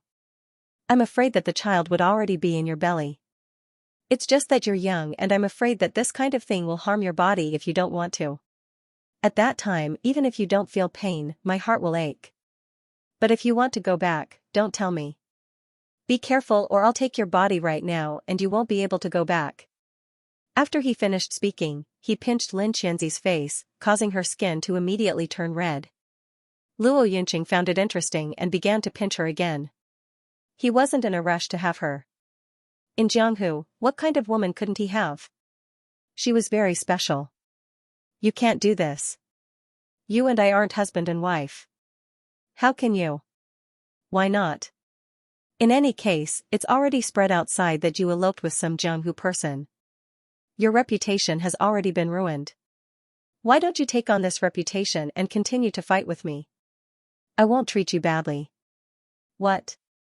How could that be?" Lin Xianxi's eyes widened. She was clearly frightened. That's right, Miss Lin grew up under the protection of her family. Even if she knew about the internal strife in the house, she was protected very well by Madame Lin. She didn't know that she had only run out to play for a few days and had already been rumored to be so unbearable. What did he mean by eloping? She'd clearly done her best to protect her chastity. No matter what Luo Yunjing said, she hadn't agreed. She'd even threatened him with her life to make him give up. Although she had been violated by him these past few days, she didn't reach the final step. If she was really rumored to be like that, then she might as well die. Just when her heart was like dead ashes, the man who was originally pressing her down suddenly raised his body and looked around vigilantly. He suddenly raised his head and laughed. I didn't expect that he would dare to come here alone. As he said this, he flicked his finger and something flew towards the roof. Xianxia didn't understand what was going on when a hole appeared on the roof. Then a tall and handsome man jumped down. He only touched the ground for a moment and then directly attacked them on the bed. She was so scared that she immediately pulled her clothes tight and wanted to hide. But the bed was only so big, where could she hide? She could only shrink in the corner and watch the two men in the room fight. Only when the two people took a break did she see that the person who came was actually Li of Gojosian, Long Hung. At this moment, her heart was very excited because she didn't expect that he would personally come to save her. Long Hung, on the other hand, had a faint sneer on his face from beginning to end. His eyes were filled with disdain and disdain. This caused Luo Yunjing's self-esteem to take a hit. He coldly said, I didn't expect that Prince would personally come. But this woman is now mine. If you want to bring her back, then let's see if you have the ability. But I forgot to remind you that this is my place, not Li of Gojosian's residence. Long Hung didn't hesitate. How could a person who was often rolling on the battlefield care about a Jianghu person in front of him? He took out a pair of short knives from his sleeves and said, so what? Today, I must take her away. If you're a man, you can stop me. Luo Yunqing had the air of a Jianghu ruffian from head to toe, but he was not intimidated by Wei Xiaobao's threat. What's the point of bringing her back? My heart is already here. She ran away to escape from the marriage. Don't tell me you don't know, haha. Long Hang's face had been slashed, and he felt very uncomfortable in his heart. But he didn't even frown as he said, don't talk nonsense. He didn't even say anything, and directly made a move. And on the bed, Xianxia was extremely disgusted by Luo Yunqing's words. Obviously, she was a pure and innocent person. When did she have any feelings for this Jianghu ruffian? She would not be tempted, but she didn't want him to get hurt. Li of Gojosian had long been known for his ruthlessness. She had heard a lot about him. Just the massacre of a city was enough to make people tremble in fear. Now that Li of Gojosian had his eyes on Luo Yunqing, he was afraid that he would be out of luck. The two people were fighting fiercely, and Luo Yunqing's arm was already injured. When she saw the blood, she screamed and said, stop fighting, but how could the two men listen to her? Their eyes were red from the killing. Luo Yunjing had even forgotten to call for his own men. He grabbed a treasured sword from the side and fought with Long Hung with increasing ferocity. Even the furniture had been destroyed. The bed was destroyed. Xianxia screamed in fright and hurriedly jumped down. But she suddenly jumped up and down, and the two men in the city were restrained, and didn't dare to casually wave their hands. Luo Yunqing took the opportunity to cut off Long Hang's two swords. Long Hang also didn't suffer a loss. He kicked Luo Yunqing a few steps back, and reached out to raise the other sword to chop down. Luo Yunqing, Prince, please stop. Don't hurt him. After saying that, she actually rushed forward to help Luo Yunqing block the sword. Long Hang stared blankly. Although he didn't have any feelings for Miss Lin, after all, her father had personally asked him to bring her back. If something happened, he wouldn't be able to explain it clearly. At the very least, it would be very troublesome. His hand paused. He was a step too late. This hesitation gave Luo Yunqing a chance to counterattack. He bypassed Xianxia and sent a sword over. Long Hang felt that this woman was really a hindrance. He reached out and pushed her away. But when he dodged the sword, it was clearly a step too late, and the sword stabbed into his leg. At this time, there were shouts of killing coming from outside. Long Hang knew that things weren't good. He jumped to the side of the woman and lifted her up. But he found that his push had caused her to hit the table. There was a big bump on her forehead, and it was even bleeding. Originally, she was born with an excellent appearance, but after being hit like this, her face was almost disfigured. He couldn't see how beautiful she was originally. Long Hang clamped her under his arm and leapt off the roof with all his might. I don't believe that you can hide from us when you're injured. Luo Yunqing was actually startled by Lin Xianxi's actions. He didn't expect that she would be willing to jump out and block the sword for him at the most critical time. It was because of this that he wasn't cut by Li of Gojoseon. It could be said that she saved his life. That woman had always wanted to escape, but she didn't expect that she would still have feelings for him. He touched his chin and decided that in the future, he would be entangled with her. And even if he couldn't catch up to them this time, it didn't matter. She could run away, but the temple couldn't run away. But even if he couldn't catch up to them, he still wanted to make Longheng bleed more. It would be best if he could cripple one of his legs. But he didn't expect that Longheng would have someone to help him. He didn't know what happened, but the person disappeared halfway and couldn't be found. Luo Yunqing was so angry that he threw things, but he couldn't do anything. But he didn't care. In any case, he knew where Minister Lin's house was. Longheng's people in the Jianghu took them into a secret room. He threw the person on the bed and let his people treat the wound. He said, "Send Miss Lin back. Just say that she was injured by bandits." "Yes, but after you were stabbed, you lost a lot of blood. You should recuperate and heal your wound." That person knelt on the ground and advised. Because it seemed that the prince intended to return to the prince's mansion overnight. "It's okay. I can recuperate anywhere. This injury is nothing." Longheng waved his hand. Finally, he brought the person back. He could finally return to the prince's mansion to see her. Just as he was thinking, Lin Xianxia woke up. She pulled her clothes in panic and looked around, like an injured little white rabbit. When she saw Longheng sitting on the side, she was relieved. In fact, she still hoped that he would save her. But, she didn't want Luo Yunqing to be injured. "You are injured?" She trembled. "That's all thanks to you," Longheng said coldly. He gave a look to his subordinate. He hurried to Miss Lin and said, "Miss Lin, please. What are you doing? Where are you taking me?" Lin Xianxia approached Longheng. Who knew that he would stand up and leave without looking back? He said, "I won't send you back to the thief's lair. Don't worry." But Lin Xianxia seemed to be frightened. She used her hands to poke at that person and said, Don't touch me. I won't go anywhere." Longheng's subordinate couldn't get close. He frowned and said, "Prince, what should we do?" She wasn't cooperating at all. How could he take her away? Hard or soft?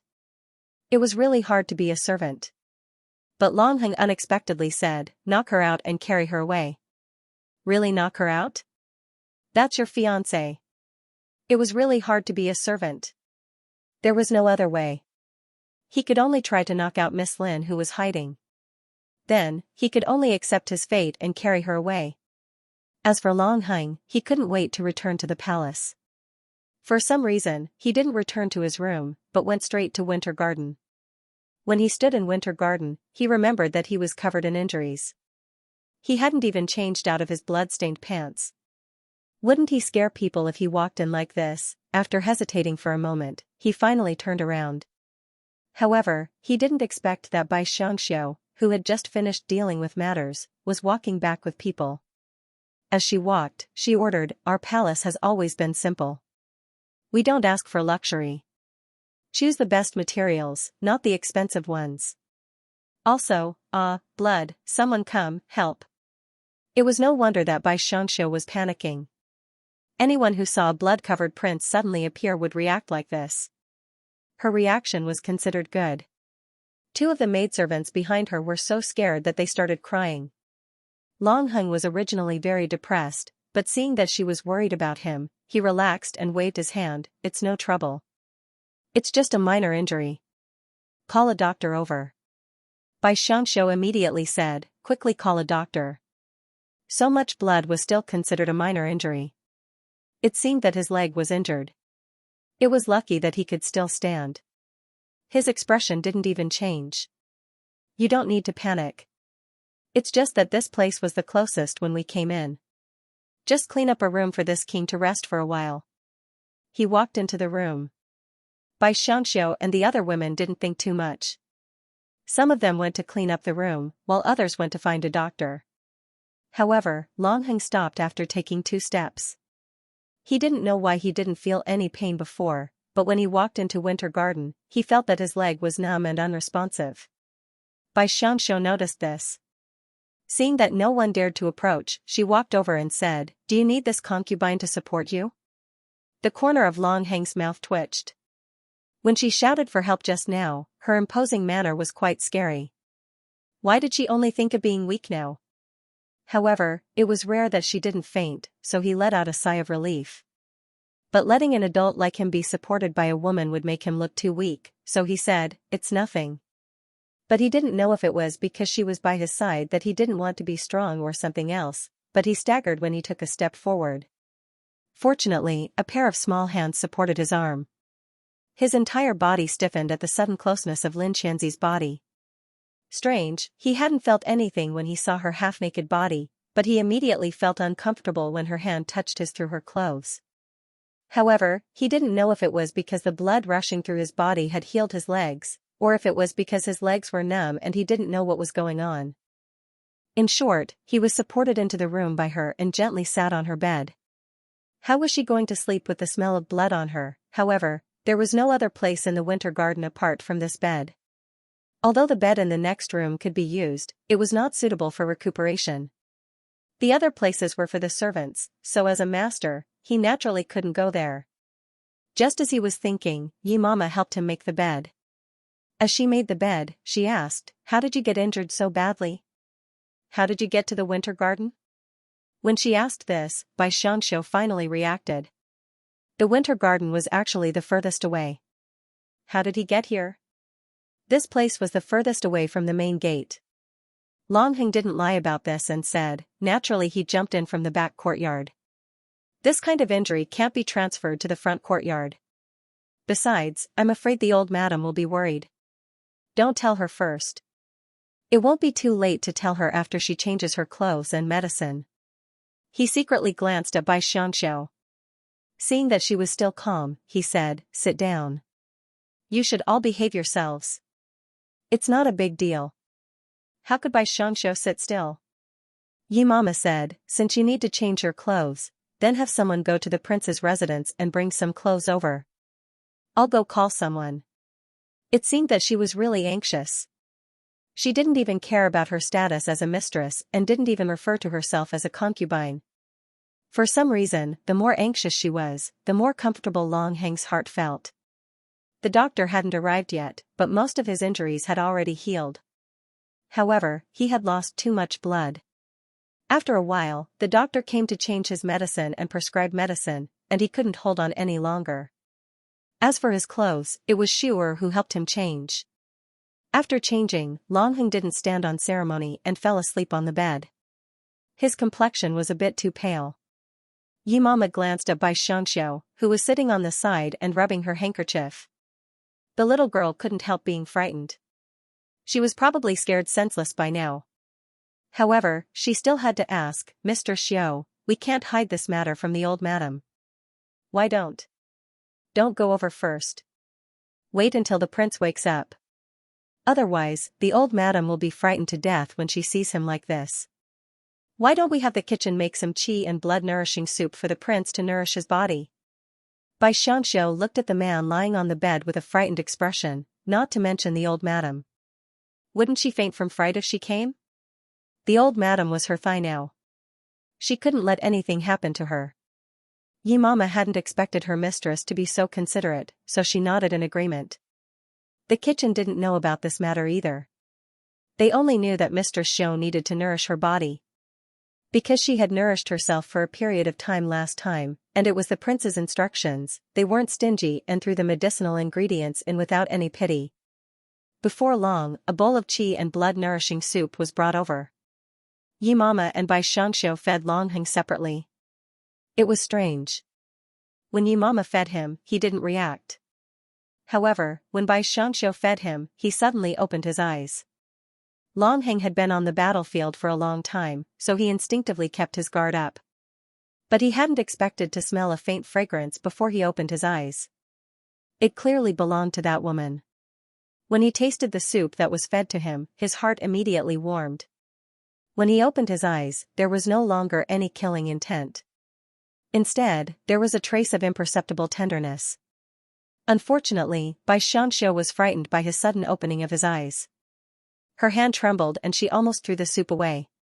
After all, he was a grown man. Lying in her arms while awake like this was a bit embarrassing. She quickly handed the bowl to Yi Mama and laid him down.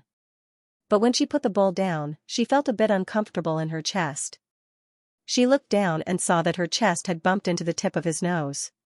She finally couldn't maintain this position. She quickly withdrew her hand and retreated. This caused the unprepared Li of Gojosian to fall onto the pillow. Fortunately, his head wasn't injured. In addition, the position just now was really ecstatic, so he didn't mind her rudeness. Although the fall hurt a bit, he was still immersed in it. What should he do? She didn't know if it was because he ate the tonic or because the scene just now made Long Heng's blood boil. In short, his face was rosy and wasn't as pale as it was when he first came in. His complexion improved. In order to avoid embarrassment, Xianxia said, "Go and talk to the old madam. Just say that he suffered a minor injury. Don't mention anything else." Long Heng was relieved when he saw how thoughtful she was. After looking at all the things she'd done and comparing her to Lin Qianzi, he deeply felt that the old madam's illustrious reputation was the only thing she'd been blinded by when it came to choosing a wife for him. How could she have fallen for that woman, what rich young miss? She wasn't as obedient and sensible as the daughter of a small family. In addition, he subconsciously touched his nose. Just now, he seemed to realize that this woman of his was quite impressive. Unfortunately, Xianxia had accidentally caught him rubbing his nose. Her hand trembled as she held the teacup, spilling half of the tea. Fortunately, it wasn't too hot. However, her heart was on fire. She felt like the male lead was thinking about her. Actually, there was nothing bad about being thought about. The male lead was handsome, powerful, and capable. She hadn't read the books for nothing. The male lead's halo wasn't for nothing. There had to be many reasons to attract people's attention. However, no matter how good it was, there was one bad thing: he would be the main culprit who killed this body in the future. As a girl with an extremely good memory, she recalled the servant girl who had been beaten to a pulp that day. She didn't feel very good, and all the thoughts that she should and shouldn't have had were put to rest. Xiaoshi added fuel to the fire. She hugged her mistress' hand and blew on it, saying anxiously, "Mistress Xiao, your skin is so tender. It'll hurt if you burn it. Hurry and blow on it." "What are you blowing on?" "Go get the red pearl." Long Heng didn't want to talk, but seeing that the girl seemed like she was going to keep blowing, he had no choice but to tell her. Xiaoshi subconsciously wanted to go get it, but Xianxia stopped her. "Don't go. You didn't burn it. Why waste it? Go outside and take a look. The old madam should be coming." How could a mother not worry and run over to take a look when the injured person was here? Xiaoshi nodded and went out. She had to receive the old madam when she came. Once she left, Long Heng said, "Although you're in charge of the family, don't be too tight on yourself. If there's anything you need, just tell me. I won't mistreat you." "Thank you, Prince." She was a bit overwhelmed by the favor, but still behaved properly. At this time, Long Heng felt that her constant alienation was a bit depressing. Could it be that she couldn't tell what he was thinking? Thus, the prince began to reflect on himself. He finally realized that it was really hard for her to notice.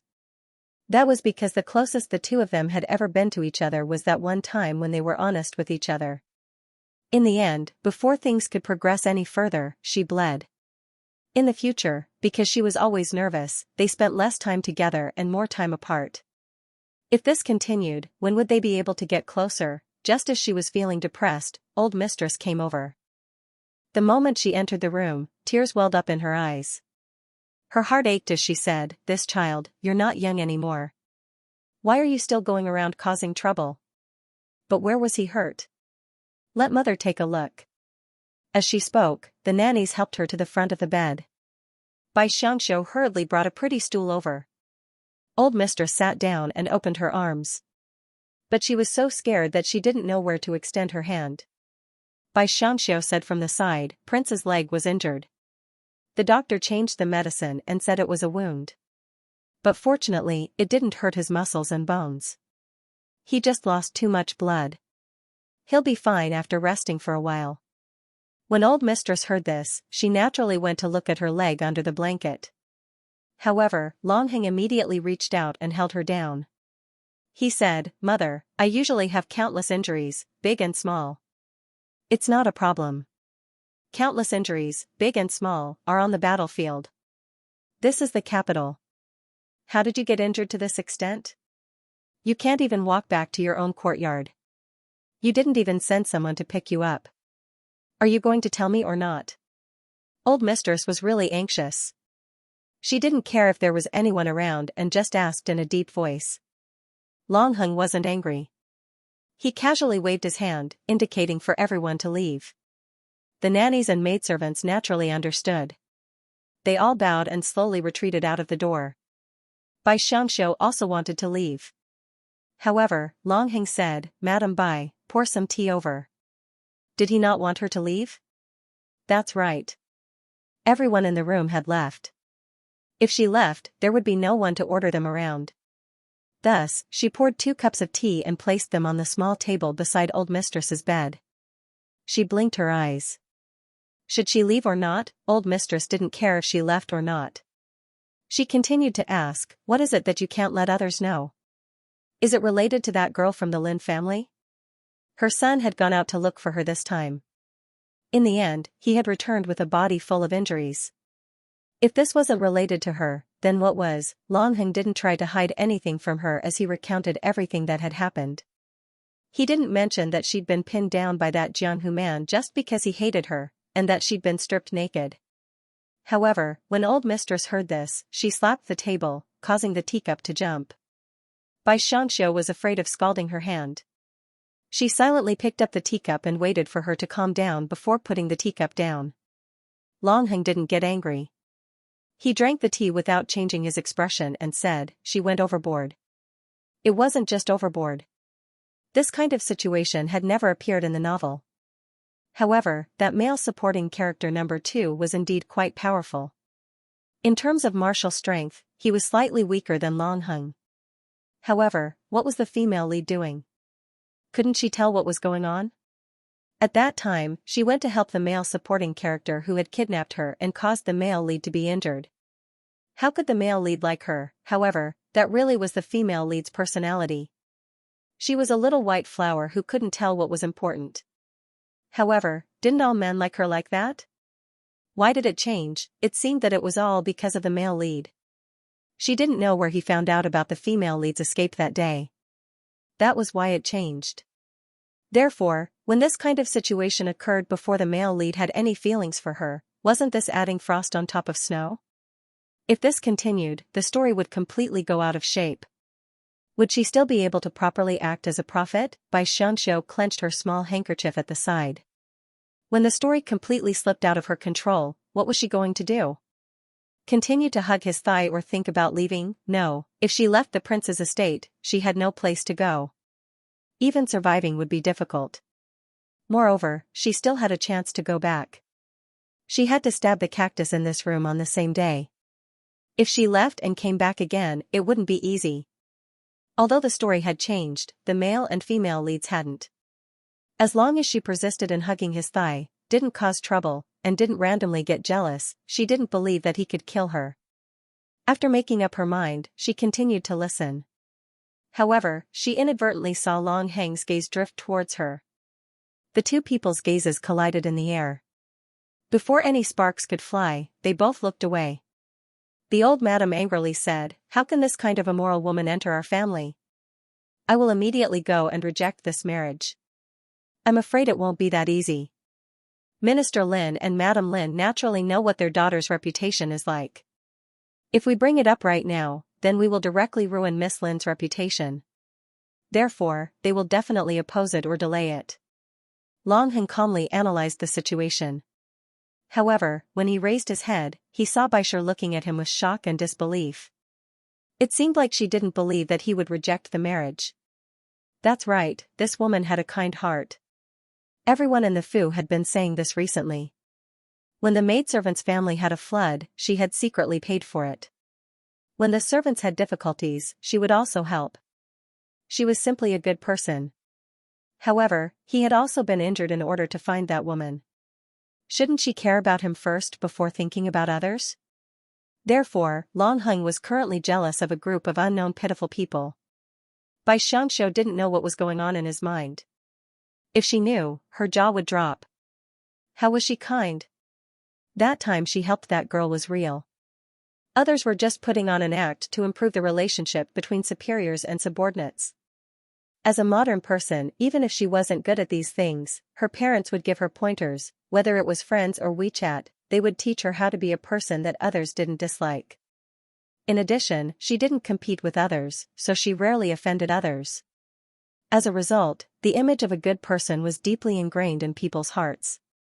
In fact, she always felt that she wasn't a good person.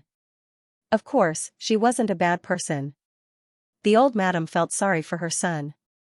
This person hadn't even married into the family yet, and she had already caused her son to be like this. Who knew what kind of person she would be when she married into the family? She was her son's jinx. She shouldn't have arranged this marriage for him. However, the marriage had already been arranged. More importantly, as her son said, this marriage wasn't easy to cancel. Not to mention that Minister Lin was very trusted by the emperor, even Madame Lin could cause a lot of trouble. This matter. I've wronged you. The old madam thought about that shameless daughter-in-law of hers and then looked at the well-behaved girl beside her. She had helped her a lot recently. Most importantly, she wasn't arrogant or rash and had a good temper.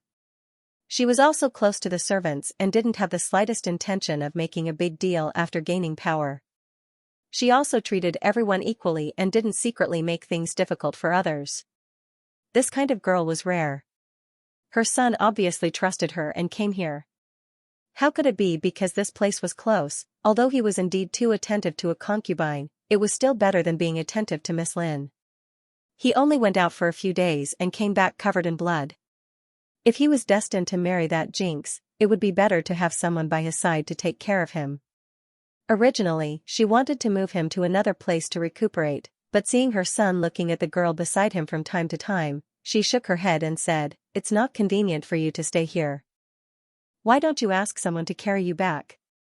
After she finished speaking, she glanced at her son's expression. Seeing that he didn't even move his eyebrows, she said, "Isn't that your home? It's not easy to move your leg. Rest for 2 days before you leave." The old madam's mouth twitched. It was not easy to make him show any expression. Time had forcibly turned her obedient and adorable son into a person who was not what he appeared to be. She then said, "It's just a pity that she has to take care of a patient like you." Bai Xianxia did not dare to complain at all. She could only mutter a few words in her heart. On the surface, she still pretended to be magnanimous and said, "It's okay. It's my duty to serve Prince. Why don't you ask your female lead to serve you?" Oh, right. The male lead and female lead seemed to be at odds with each other. Speaking of which, it was written in the novel that they often quarreled, but it was not to the extent that the male lead would break off the engagement. He seemed to always be the one chasing after her. No matter how much trouble his little wife caused, he would always accept it. He hoped that the story wouldn't change and that he could leave a way out for himself. If the story changed, she wouldn't be able to deal with either situation. The old madam chatted with Long Hung for a while, but when she saw that he was in low spirits, she went back. Before she left, she repeatedly reminded Bai Xianxia to take good care of him. Bai Xianxia said that she must complete the task, but in her heart, she was thinking about hiding as far away as possible. If she really couldn't hide, then she would just go and meet them face to face. She originally thought that there would be servants to do everything. As a mistress and a concubine, how could she show off her abilities? However, he didn't let her rest. Even when he ate, she still had to serve him. Other than when he went to the toilet and needed Shuer to accompany him, she almost always had to be present, right? If she left, there would always be 1 or 2 mamas who would persuade her to take care of the prince or something. She could only obediently lie on the bed beside the prince, who was reading a book, with tea and water ready at any time. When she really had nothing to do, she took the needle and thread that she was learning to embroider. Because life in ancient times was really boring, her skills in needlework were infinitely improving. Long Heng, who was lying on the bed, wasn't reading a book. He was obviously holding a book and looking at a beauty. She, who was sitting there quietly, was especially beautiful. She was like a landscape. But why did she suddenly become stiff and then let out a cry? How could you be so careless? Come over and let me have a look. Long Heng frowned. He didn't care whether the other party was willing or not and called her over. Bai Xianxia used to hang out with plants. Even if there were men around her, there was no one who was as young, promising, and extraordinary as Long Heng. Most importantly, his aura was too strong. She only hesitated for a moment. Her mind and body both obeyed and moved over. She sent her finger, which was still dripping with blood, over to him from a distance. Then she turned her face to the side, as if she was sending it over to be chopped. Long Heng didn't want to do anything. He just wanted to see if she had stabbed too deeply. Seeing that she was so shy that she was about to drill into a crack in the ground, he strangely grabbed her finger. He clearly felt her whole body tremble. He even mischievously stuffed her finger into his mouth. The soft and delicate hand and the slightly fishy but sweet taste in his mouth made Long Heng's face heat up. But seeing that she was more nervous than him, he slowly calmed down. He only cared about teasing her until her face, hand, and even the skin on her neck turned pink. He didn't let her go. Anyway, there was no one in the room. It gave him enough space to do all kinds of things. But, his leg was injured. Otherwise, he definitely wouldn't let her go. You're Prince, you, first let go of concubine. What was the male lead doing? Was his male hormones going out of control? Not only was he sucking her, he was also teasing her like a cat. As a woman who never messed around, she couldn't stand it. What should she do? Her legs were a bit weak. What should she do? This body, wasn't it a bit too sensitive? Or, this was very exciting. She didn't understand at all. She just wanted to escape. But Long Heng's hand didn't tighten or loosen. With her little strength, she really couldn't escape. Just as she was about to cry, she heard someone outside say, "Prince, the head madam is here." She asked if she could come in to see your injury. The head madam was the madam of Spring Garden. Originally, Bai Xianxia didn't have a good impression of her, but now she felt that she came at the right time. She almost knelt down to thank her. Looking around, she found that the male lead Long Heng's eyes flashed with a trace of unwillingness. His hand also loosened. She couldn't help but fiercely pull her hand back. Her face was red as she said, "No, this concubine will go pick up the head madam." Long Heng saw that her expression was very interesting as she ran away. He couldn't help but slowly raise the corner of his mouth. So teasing a woman was such a joyful thing. Oh, no, teasing her was such a joyful thing. Other women, looking at his leg, he felt that it was better if other women didn't touch it too much. Other than by her side, other people were either trouble or danger. See, now there was another trouble. Actually, he could have ordered them not to see her, but who knew that because he was nervous, he didn't say it. And that Madame Bai also rushed out because she was nervous. In this kind of situation, he had no choice but to see her. The first madam didn't expect Madame Bai to come out in person, nor did she expect to see the prince. Normally, he didn't like to see them, and the things he sent would sometimes be thrown out. A while ago, she had angered the prince because of this Madame Bai. She thought that this time, she would either be embarrassed by Madame Bai or driven away by the prince. However, she was a merchant's daughter and was good at scheming. She smiled and said, "I don't dare to let fourth madam come out to receive me. You have to serve the prince. How is his injury?" "Much better." "First madam, please come in." Bai Xianxia saw her as a savior and hurriedly let her in. Unexpectedly, as soon as the first madam walked in, the male lead returned to his appearance in the book. His face was cold and he only raised his eyebrows slightly. After the first madam knelt and paid her respects, he said, "It's only a small matter. What are you looking around for? Go back to the courtyard and stay there. Don't always run around." Yes. This was the male lead's normal appearance. He was cold and indifferent to these concubines, and in the end, he still wanted to set them free. In fact, he couldn't be blamed. he couldn't be said to be cold-blooded. After all, it was the old madam who brought them back. In order to fulfill his love with the female lead, he naturally had to sacrifice something, thus, he chose to sacrifice, which caused the women to be angry. In fact, it wasn't that they couldn't marry again after being sent back. It was just that they weren't willing to leave the palace. The first madam immediately felt a burning pain on her face. She carefully responded and said, "Prince, this concubine heard that fourth sister hadn't slept well for several days, so I wanted to come and replace her. I didn't wander around. I didn't expect you sisters to have such a good relationship." As he spoke, he glanced at Madame Bai and saw that she was also surprised. She also didn't seem to understand when she had such a good relationship with the first madam. Long Heng secretly shook his head in his heart. This Madame Bai was really too naive. If she was allowed to scheme against these women, she'd probably be eaten up by them until not even dregs remained. He was her man after all, so he should protect her a little. "Prince, fourth sister is such a lovely person.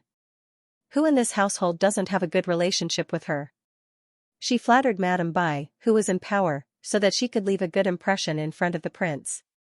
Sure enough, Long Heng's mood really improved after hearing her praise. He liked to hear others praise Madame Bai. He even felt an inexplicable sense of pride. Even he didn't know why. However, he was also annoyed that she was in the way, so he said, "I know. If you really want to help her, then go and deal with Lu Dejia's matter." After she finished speaking, she looked at Bai Shi. She had assisted the old madam in managing the household's funds, so the power was already in her hands. If it was snatched away by someone else, how would they feel? This was originally a test, but in the end, he found that the other party's expression didn't even change. It was as if it was a great thing to have someone to help him deal with it, and there was no need to fight for it. He really was looking for trouble. He shouldn't have probed this Bai Shi. Her mind was so pure that he had long let down his guard, hadn't he? The head madam was naturally happy to suddenly get a job. Ever since she came to the Wang Fu, she had been a person who couldn't be more idle. Obviously, the newly established Fu needed people to deal with all kinds of matters, but the old madam was a cautious and strong person. She didn't need the help of the new concubines. It wasn't easy to cultivate a helper, but it wasn't her. Hearing the prince's orders, she didn't care whether Madame Bai was willing or not. She agreed and went to deal with Lu Dejia's matter. Master Lu's situation was neither simple nor complicated. He used to be one of Long Heng's father's former subordinates, and had been following Long Heng all these years. That was why he'd followed Long Heng when they decided to split up and build a new manor. These years, because he was used to being raised in the Wang Fu, he had become a bit exaggerated. Adding on the fact that his sons were managing things in the Fu, he became even more unrestrained.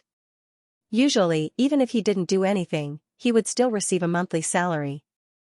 When he received the money, he didn't give it to his wife and children, but instead drank. And the older he got, the more muddle-headed he became. He was in his 50s, but he still went to drink with prostitutes and brought back a young girl who had been a courtesan to be his concubine. Lu Dejia's old woman was originally the old madam's servant girl. Seeing that he had brought back a servant girl, she reported it to the old madam. The old madam felt that it wasn't easy for her to deal with this matter, so she gave it to Bai Xianxia. Bai Xianxia also felt it was difficult, so she frowned as she fed him porridge in the morning. Long Heng found out after asking, so he gave the difficult matter to the head madam to deal with. The head madam didn't care if it was easy or not. After all, she was young, only 16 or 17 years old. How could she compare to Bai Xianxia, who had read countless novels in modern times and was able to keep her composure? So after she took the job, it was spread to almost everyone in the Fu. Some were jealous, some were curious, and some were waiting to watch the show with a cup of tea. Bai Xianxia was one of those people who was watching the show. She was drinking tea and had no idea how the head madam was going to deal with this matter. Lu Dejia wasn't easy to deal with. He kept talking about Long Heng's father. If he was pushed too hard, he would start scolding. Without patience and power, it would be difficult to deal with him. And if you dealt with him, people might say that the Fu couldn't tolerate old subordinates and so on. It would be a statement that you didn't sympathize with old subordinates. But it was impossible to persuade old woman Lu. And as long as she went to the old madam's place to make trouble, the old madam would be unhappy. Thus, Bai Xianxia glanced at the man lying on the bed with his jet-black hair draped over his shoulders. Was he helping her? In fact, he was really pleasing to look at like this. He looked cold and handsome. When he combed his hair, he looked very serious and proper. But when his hair was loose, he looked a little charming. Especially when he raised his head from time to time, there was a hint of warmth in his eyes. Ah, did she stare at him for a long time just now? She blushed inwardly and continued to embroider. But Long Heng had already noticed that she was secretly looking at him. His heart was really nervous. Seeing her lower her head, he asked curiously, if it were you, how would you deal with Ludagia? He shouldn't ask too much about matters of the inner residence, but he was curious about her opinion. I haven't thought about it yet. Bai Xianxia spoke the truth. But such a lack of ambition made her blush a little. Long Heng smiled. This smile was like ice melting snow. Even Bai Xianxia, who didn't think she was a love-struck fool, didn't feel dazzled. Fortunately, she didn't embroider at this time. Otherwise, she would have pricked her finger. Long Heng saw that she was so shy and his heart warmed. He got off the bed and wanted to walk to her side and touch her blushing face. Her skin was fresh and moist. It would be very comfortable to touch. But as soon as his feet touched the ground, he frowned slightly. Bai Xianxia also hurriedly stood up and called Shuer outside. Prince usually didn't get off the bed when he was recuperating. He would only stand up when he needed to relieve himself. But in those cases, he needed Shuer to help him. After calling Shuer, she hurriedly left. Her room had an inner room. It was originally used for washing up and getting up at night. But because it was separated by a screen, she had to hide in the side room. When Shuer came in, he saw that his prince's face was dark. Before he could ask if he wanted to go to the toilet, he was glared at by the other party. He was so scared that he immediately knelt down. Get out. Long Heng lay on the bed dejectedly. This woman was really difficult to deal with. Her thoughts didn't seem to be on the same path as his. Obviously, he wanted to be intimate with her, but he didn't expect her to react so quickly and find an excuse to run away. That's not right. She wasn't looking for an excuse. No matter what, he was still her man. Why would she be afraid of being intimate with her man? So, what a stupid girl. Long Heng shook his head helplessly and lay down again. Why couldn't she please other women? It wasn't like he was difficult to get close to. But he lowered his head and looked at his leg. What was the use of pleasing him? He was still injured. Although he wasn't a perfectionist, he didn't want his first time to be rushed with injuries. After waiting for 2 days, his leg could finally get out of bed and walk around. Although it hurt a little, it probably wouldn't be a problem. But he was used to living at Bai Xianxia's place and didn't want to leave yet. These 2 days, when he was walking around the house, he had the idea of moving her to a bigger place. The house was already very small, and the flowers and plants she raised took up a lot of space. Although the air was really good, for a man like him, he felt that it wasn't spacious enough. Before he could discuss with her, he heard a granny hurriedly walk in and say to Bai Xianxia, who looked very quiet, "Grandma, it's not good." Lu De broke into the inner residence and said that he wants to kill First Madam. Ah? Kill? What was going on? She subconsciously glanced at the male lead. This matter seemed to be ordered by him to First Madam. Now that something had happened, what should she do? Speak properly. What happened? Long Heng also sat down, the corner of his mouth slightly raised. He looked like he was waiting to watch a good show. This matter was originally difficult to deal with. Fortunately, it was handed over to someone else. Let's see how she's going to deal with this. This person has already killed his way into the inner residence. Bai Xianxia was sitting close to him. How could she not see the slight smile on his cold lips? She couldn't help but shiver. She thought that he was indeed the male lead. Inside, he was absolutely black. Speaking of which, the author also mentioned in the novel that although the male lead looked domineering, he wasn't domineering towards everything and everyone. He was actually a black man. He was used to black people. So, this unlucky First Madam had been tricked by him. However, When the nanny finished speaking, Bai Xianxia felt that he wasn't slandering her. It was First Madam who had slandered herself. After he got the job, he brazenly went to find Boss Lu and reprimanded him. After all, she was the master, so she had to act like one. Lu De was not convinced, but there was nothing he could do. He went back home, drank some wine, and quarreled with Mrs. Lu. He even hit her. Who knew that the scolding would hurt his heart? Mrs. Lu went to find First Madam, because she knew that Old Madam wouldn't do anything. However, First Madam did. She ordered people to sell Boss Lu's concubine. Old Mrs. Lu was satisfied, but it angered Lu De.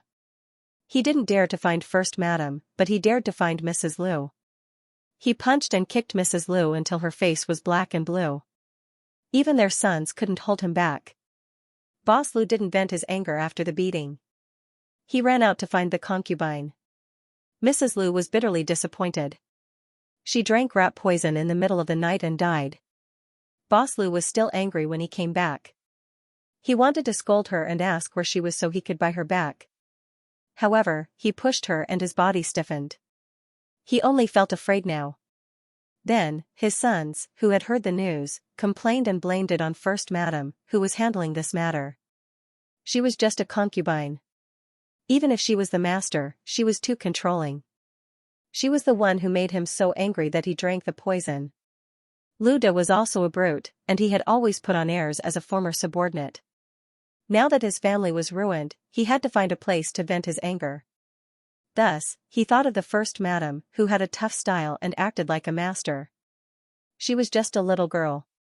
She casually said a few words and ruined their family. He really had no choice but to talk about this matter. Thus, Boss Lu, whose family was ruined, became tough and brought a knife into the back residence. Originally, people were forbidden to bring knives into the back residence. However, the guards didn't know that Boss Lu was here to cause trouble. They thought that he was looking for his sons, so they let him in. Who knew that as soon as he came in, he waved the knife and threatened to cut First Madam. At this moment, he was stopped outside First Madam's summer garden. Only then did they come to report to Prince and Madam Bai, who was in charge. Bai Xianxia frowned. This matter was difficult to deal with, however, as a modern person, she looked down on Boss Lu. A man in his 50s hit his wife, who had spent half his life with him. This was too much of a scumbag. However, that First Madam was too arrogant. You're a good concubine, so why can't you know your place? Old Madam and Prince were the true masters of the entire residence. If you wanted to deal with it, you could, but you were just a substitute. Even Old Madam would have to think twice about forcefully selling off another person's concubine. This concubine will go take a look. Since the matter had already happened, she, as the substitute, would have to step in. However, how could Longheng be at ease? Boss Lu came in with a knife. Even if he was subdued now, what if he got agitated and scared her? He secretly hated himself for hurting his leg for that Lin Xianxia. Now, he couldn't even stay by her side to guard her. He said to Shuer, "You go with Fourth Madam. If that Boss Lu causes trouble again, directly cripple him." Yes, Prince. Shuer had also learned martial arts for a few years. Although he wasn't an expert, it was more than enough to deal with Boss Lu. In addition, he also knew that Fourth Madam was Prince's sweetheart, so he didn't dare to treat her lightly. Bai Xianxia brought Xiaoshi, Yi Mama, and Shuer to First Madam's summer garden. They saw that the door was still tightly shut. Boss Lu was pressed into the ground and was still cursing nonstop. It seemed that he was extremely unconvinced. It was Bai Xianxia's first time hearing ancient people curse people. The words they used weren't pleasant to hear. Words like whore, slut, hooligan, and so on jumped out one by one. Shuer's heart skipped a beat because he saw Fourth Madam frown. He hurriedly ran to Boss Lu's side and kicked his buttocks. He fiercely said, "What are you saying? Fourth Madam is here. If you say anything bad, be careful of your head." In this residence, the only person who could take someone's head was Prince. Everyone knew that Madam Bai was as beautiful as a flower. She was Prince's sweetheart. Who dared to provoke her? Boss Lu stopped cursing and said, "Whoever comes has to be reasonable. I, Boss Lu, was separated from my family by that little slut inside. My home is gone. Scumbag, wasn't it your own fault that your wife and children were separated? If you hadn't brought back a concubine despite being close to 50 years old, why would your old woman have died? Why would you estrange yourself from your son? However, Xianxia wasn't smart enough to bring up these things. She said, Luda, I already know about your family's situation. Why didn't you handle the funeral at home? Why did you run into the estate to commit murder? Someone brought over an embroidered stool for her, and Xianxia sat down in a dignified manner. This was the first time many of the servants had seen this Madame Xiao. They immediately felt that she wasn't a human, but a fairy. No wonder the prince liked her so much. What man wouldn't like this kind of woman who was both beautiful and intelligent? As for the head madam, they shook their heads because she had already spoken. Obviously, she had been too scared to speak just now. Now that someone had come to take charge for her, she dared to speak up again. This barbarian, he angered his wife to death and now wants to use a knife to cut me, an unrelated person. The head madam felt wronged. Why did she encounter such an unreasonable person on her first mission? Older sister, please don't speak. Speaking at this time, did she want to continue being nervous? As expected, Luda began to struggle, and his mouth began to speak dishonestly. If it weren't for you, you little whore, would she be so bold? If you have the ability, then come out. Let's see what it feels like to be sold by the prince. So it turned out that he still couldn't forget that concubine. Xianxia said softly, that's enough. This estate isn't a place for you to make a ruckus. If you continue to cause trouble, you'll be punished with a rod. She paused, then turned to Luda and waved her hand, don't hold him down like that. Let him raise his head. Luda only felt his shoulders relax, and he raised his head. He had never seen the prince's fourth madam before, but now that he saw her, he felt that he had wasted his life as a man.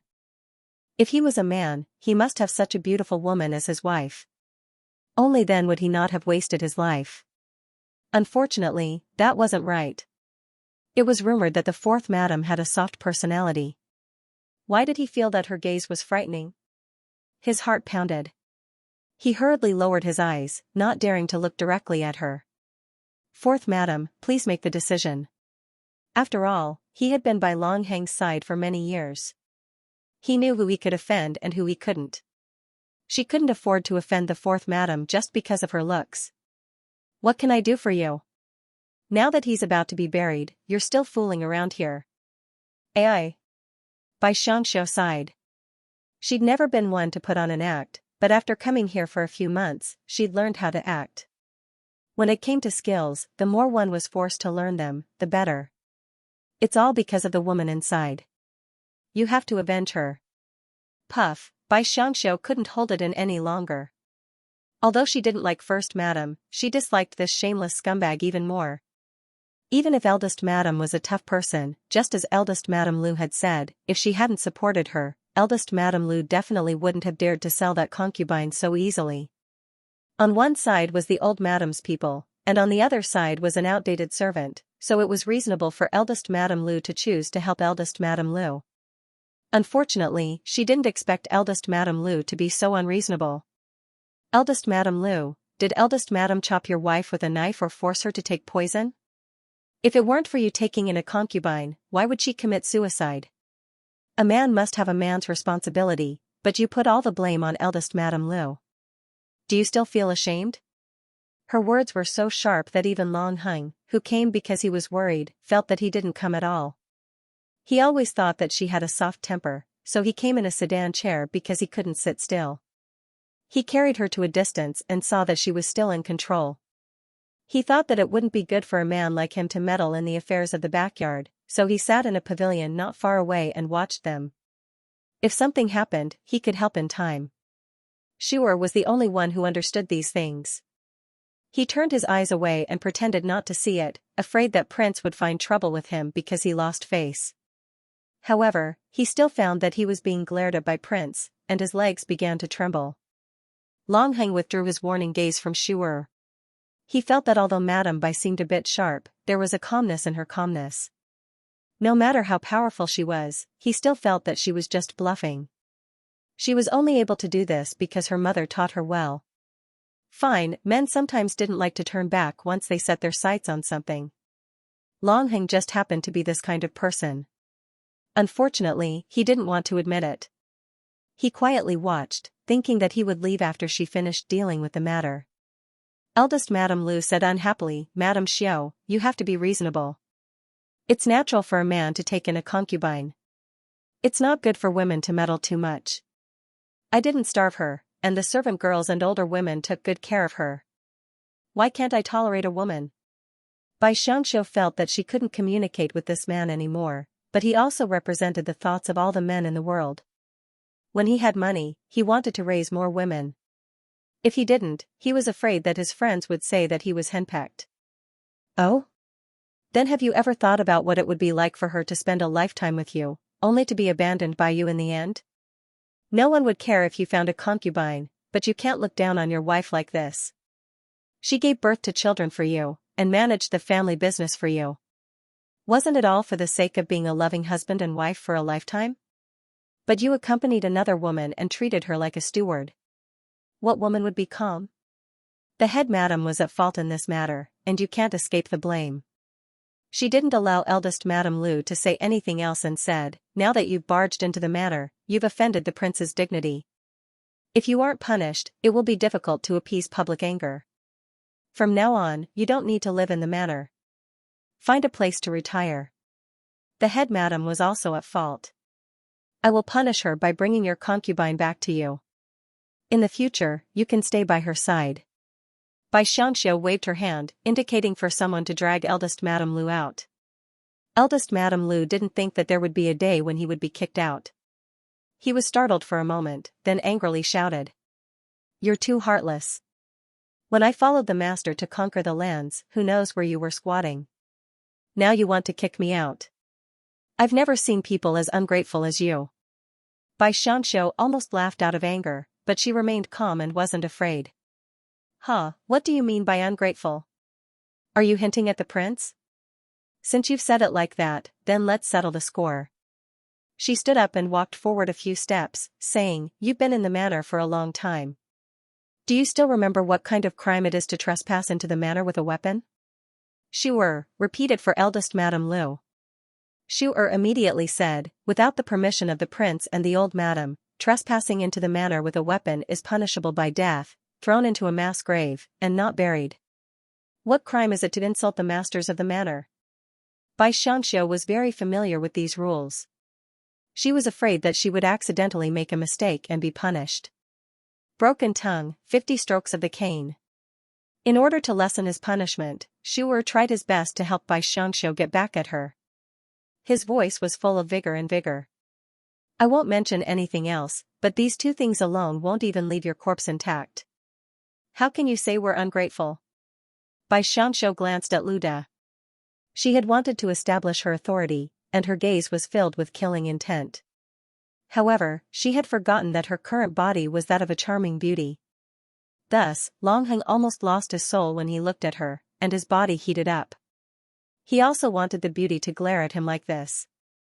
What should he do? Her glare was so seductive and charming that it made one's heart flutter for no reason. Luda did not believe that such a delicate little girl could kill. Moreover, she was only a concubine. Although she had slept with the prince, she was not the real master of this residence. He was not convinced. He always thought that since he was an old subordinate of the prince's father, he would not be so heartless to him.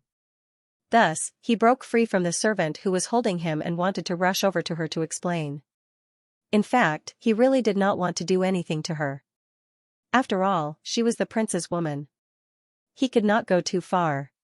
He had good intentions, but as soon as he rushed forward, he was misunderstood by the prince who was peeking from the other side. Even if he was an old subordinate of the prince's father, his courage was too big. He even dared to touch her. Long Heng was not an impulsive person, but when he did, it meant that someone was about to be sacrificed. He did not have anything in his hands, so he reached out and slammed his palm on the stone table. He grabbed a piece of the stone table and threw it at Luda. Fortunately, he held back after throwing it. Otherwise, Luda would have lost his life. Even so, his right leg was broken on the spot. With a thud, he fell to the ground and wailed like a wolf. Bloody, violent, too bloody, and too violent. His bones were piercing the outside, and his blood spilled all over the ground. As a normal city dweller from the modern world, she was not used to this kind of bloodshed. Therefore, she was obviously scared. Fear was written all over her face. When Long Heng saw this, he was shocked. He shouldn't have been so impulsive. She was famous for being timid, and now he was afraid that he would scare her. His heart trembled, and he actually used the stone table as leverage to escape. Even when he landed on the ground, his heart was still beating nonstop. He was not even afraid of the enemy's million-strong army, so why was he afraid of her resentful gaze? However, she probably didn't realize that it was his doing. It was good that she didn't find out. In the future, he had to be careful not to let others talk about this matter. If she heard it, she would think that he was very cruel. On the other hand, Xianxia was actually very grateful to the person who'd saved her. Although Luda had been beaten very badly, he'd looked like he wanted to kill her just now. If it hadn't been for someone else, she would have been strangled to death by him. But when he looked over there, he saw two servants standing in the pavilion with very conflicted expressions. They seemed to want to leave but didn't dare to. They stood there with stiff expressions. When he saw her looking over, he even bowed to her. They felt that Madame Xiao was looking at their prince and that they were just decorations. But why was she looking at them? What was the meaning of that grateful smile? Was she thanking the wrong person? She should be thanking the prince. They turned their gazes to the prince. There was nothing there. Where was their prince? When had he gone missing? A perfectly fine person had gone missing right under their noses. This made them break out in cold sweat, didn't it? Xianxia didn't notice that something was wrong with their trembling. She only said, "Take him away. He can be chased out of the estate after he recovers." This was already her greatest tolerance. Luda was in so much pain that he was about to faint. He had no idea what had happened. Just like that, he was forcefully carried out, leaving a pool of blood on the ground. Xianxia finally knew what was wrong with her. Ever since she saw that servant girl get beaten to death, she had developed an incurable illness. She was dizzy with blood. No wonder she felt weak and dizzy when she was on her period, just like how she was now. She swayed. Xiaoshi hurriedly supported her and said anxiously, "Madame Xiao, please hold on. This servant will immediately call a doctor over." She must have been frightened again, Xiaoshi thought. Did she need a doctor just because she was dizzy with blood? No need. Take me to the garden for a walk. I'll come back when I feel better. Xianxia gave her hand to her. Xiaoshi helped her to the garden and sat her down. The weather was already very cold, but she sat on the cold stone chair like this, as if she could calm herself down. Xiaoshi's heart ached. "How can we do this? You'll catch a cold." "It's fine. Xiaoshi, come closer and let me lean on you." She was really dizzy and could only lean on Xiaoshi. What's wrong?" A warm and gentle voice sounded from nearby, causing the dizzy Xianxia to immediately sit up. Even if she had a secret crush, it was still her first time. Moreover, she had wanted to pursue him so badly. Although there was no hope, he was still someone she had wanted to marry. Thus, Xianxia felt a bit uneasy. The other person seemed even more uneasy than she was, but he was also worried. He had originally come to the estate to visit the injured Long Heng, but heard that he was resting at Madame Xiao's place. Just one sentence was enough to make his heart flutter. He was so uneasy that he couldn't walk into Winter Garden. He had originally wanted to walk around outside and wait for his uneasiness to subside before going in. In the end, he ran into her. Her face was pale and she seemed to be very uncomfortable. His heart throbbed with pain and he couldn't help but come over to take a look. When he saw her raise her face, he felt that she had lost a lot of weight and looked even more delicate and pitiful than before. Her eyes were especially red, as if tears could fall at any moment. Song Jiayue furrowed his brows and asked, "What happened?" "It's nothing." Xianxia really didn't think it was a big deal and wasn't worth mentioning. Madame Xiao was frightened. Xiaoshi didn't treat Song Jiayue as an outsider. After all, he was a good friend of her prince and often appeared in the estate. He also had a good temper and seemed easy to talk to, so she didn't hold back. "How did you get frightened?" Song Jiayue subconsciously thought that Long Heng's violent temper must have frightened her again. He couldn't help but feel sorry for her. No, Xianxia felt that it wasn't good to speak of what had happened in the estate, but the maidservant beside her had a belly full of complaints and had nowhere to vent. It was just a servant who almost offended Madame Xiao. In the end, the servant broke his leg and made him bleed. She glanced at Xianxia and silently closed her mouth. Actually, Xiaoshi also felt sorry for her, but she felt that there was nothing she could do to help. Xianxia felt like she was about to be drowned by Song Jiayue's probing gaze. She quickly stood up and said, "Go, go." She couldn't go back, she was dizzy, her body swayed and she fell backwards. Xiaoshi reached out to pull her up, but how could she do so? Seeing that the two of them were about to fall, Song Jiayue hurriedly reached out to support them. He was a martial artist and his movements were fast. He actually managed to catch the two women.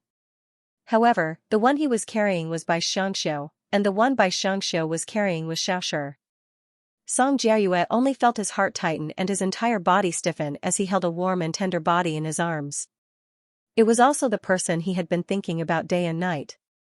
P.S. Seeking fans, flowers, and votes, this article is posted around 12 o'clock every day. If it's late, it means the author was too focused on writing and forgot to post it. Xianxia's scent was different from other women's. It was as fresh as pine, bamboo, and cypress, a scent that could only be smelled when surrounded by mountains. Not to mention the scent of incense, even the scent of rouge was so faint that it was almost non-existent. Where did this woman grow up? She was so fragrant and soft, as if she didn't have any bones. He subconsciously tightened his arms, afraid that she would fall. But the steady companion next to him realized that something was wrong. Where was this place? This was the prince's estate. His young master's expression was clearly a little delirious. If something happened, wouldn't that provoke that fierce prince? So he hurriedly said, "Big sister, why haven't you gotten up yet?" "Young master, are you hurt?" Song Jiayue smiled bitterly and let go. But his heart was throbbing with pain. If possible, he really wanted to hug her for the rest of his life. Xiaoshi was really frightened. She hurriedly jumped up like a rabbit. "Mr. Xiao, are you all right? Did this servant hurt you?" "I'm fine." "Is Prince Song injured?" Xianxia saw Xiaoshi get up and quickly stood up, obediently taking a step back. She no longer had the deliberately intimate expression she had before. It was only now that Song Jiayue seemed to understand why he'd felt a trace of discomfort when they'd first met. It was because she'd been secretly observing him. He wasn't used to not being watched by her. At the same time, he admired this young lady. She was able to pick up and let go, but compared to her, he was far too lacking. Song Jiayue felt that he was the kind of person who could pick up, but couldn't let go. "I'm fine. But you should take care of yourself." He was polite, but he didn't dare look at her face. Xianxia immediately changed the topic. "Why did Prince Song come?" Song Jiayue immediately said, "I came to see Prince's injuries." "Is he better?" "I'm much better now." "This way, please." Xianxia felt a little uncomfortable. She always had an illusion that Prince Song's gaze was somewhat scorching. But, wasn't it unintentional? Since it wasn't intentional, then he shouldn't think too much about it. Otherwise, it would be a mess. She led the way like a host, while Song Jiayue watched her from behind. Her figure was slender and beautiful, and her long hair was tied up neatly, revealing her pure white neck. Madame Xiao was a rare beauty, and a very attractive one at that. Facing such a person like her, what kind of man would turn a blind eye to her? This included Long Hung, his somewhat cold friend. She only hoped that he would pity her a little. Not long after, they arrived at the winter garden. The gate was wide open because Prince was resting here, so there were more people coming and going. Xianxia walked in first and found that Prince was still sitting upright on the bed, reading a book. She didn't know that he had gone out earlier, so she pretended that nothing had happened and said, Prince Song is here to see you." "I don't know. Should he come in, or should she go out?" It was obvious that an injured patient could not walk out of the room. However, she didn't know that his stubbornness had aggravated his injuries, which was why he couldn't leave. "Let him come in. You go rest." She hadn't returned quickly after taking care of things, and had even bumped into Song Jiayue. He didn't know why, but his heart felt a little tight and uncomfortable. Not long after, someone led Song Jiayue in. Song Jiayue had long returned to his previous self. He smiled as soon as he entered. "Where did you get all these injuries again?" Although he seemed to be walking in casually, his eyes were still looking around from time to time. This used to be her boudoir, right? But why were there so many flowers and grass? It looked a little strange. However, the smell was very pleasant, as if he had returned to the garden in spring. His mood improved in an instant, and he sat across from Long Heng. He looked at his good friend, the corners of his mouth slightly raised, proving that the owner was happy. Long Heng said, "It's only a small injury. You, on the other hand, have been here many times since the prince's estate was built. How did you get lost in the summer garden?" "Summer garden? Oh no, he must be overthinking." He hurriedly smiled. "How could I not know where summer garden is? You've really underestimated my memory. I heard that you changed places to recuperate, so I took a detour. When I came over, I just happened to see." He paused, and saw Long Heng's pupils contract. Song Jiayue secretly clenched his fists. As expected, he cared about her. He continued, "Madame Xiao seemed like she was about to faint, so I helped her up before coming over." He directly mentioned that he had helped her up, so that no one would use this as an excuse. After all, they couldn't be sure that no one else had seen what had just happened. Faint? Long Heng was worried, but he didn't show it. As a man, he naturally wouldn't let others laugh at him. However, he was still worried. "That's right. Let's not talk about this. Were your injuries caused by that person from the Lin family?" Song Jiayue deliberately changed the topic. Then, he saw Long Heng's expression change. Speaking of which, to be able to make this friend's expression change, that Miss Lin was really quite impressive. This topic wasn't very pleasant, and he clearly didn't want to talk about it in detail. After the two of them casually exchanged a few words, Song Jiayue stood up. He wasn't suited to admiring everything in this room, but he was interested in a single plant. That plant was covered in thorns. It seemed to be the thing that the young girl at the seaside took away, right? "What is this?" No matter who saw this thing, they would be curious, right? "What air?" "No, it's a cactus." He had asked before, but in the end, Madame Bai had actually named the flower. He coughed lightly. Was it too immature of him to say it in front of his friend? Cactus? Flower? Or grass? He reached out to touch it, but Bai Xianxia next door had already heard their conversation. "Don't touch it. If he touched it again, it would prick and bleed." Song Jiayue's finger stopped at a place very close to the thorns of the flower, and his heart couldn't stop beating. Was she concerned about him? But was she not afraid that Long Heng would be angry with her obvious actions? When he turned around, he found that Long Heng didn't act strangely. It seemed that he trusted her very much. Or perhaps he knew that she would do this because she was kind. Yes, she had always been a kind woman. Song Jiayue retracted his hand and said, "Thank you for your advice, but I don't know what this cactus is used for." So, that young girl really was her, and at that time, she had tried so hard to get it, and seemed to like it very much. Cactus has very strong survival abilities. It originally lived in the desert, and is effective against burns, and once she started talking about flowers and plants, she couldn't stop talking and almost forgot her identity. Fortunately, she didn't say too much. She hurriedly shut her mouth and became silent, embarrassed. Song Jiayue was very happy. Although they were separated by a curtain, it was the first time he had spoken so much with her, and he was very happy. Long Heng felt more and more uncomfortable. He even sat up straight in annoyance.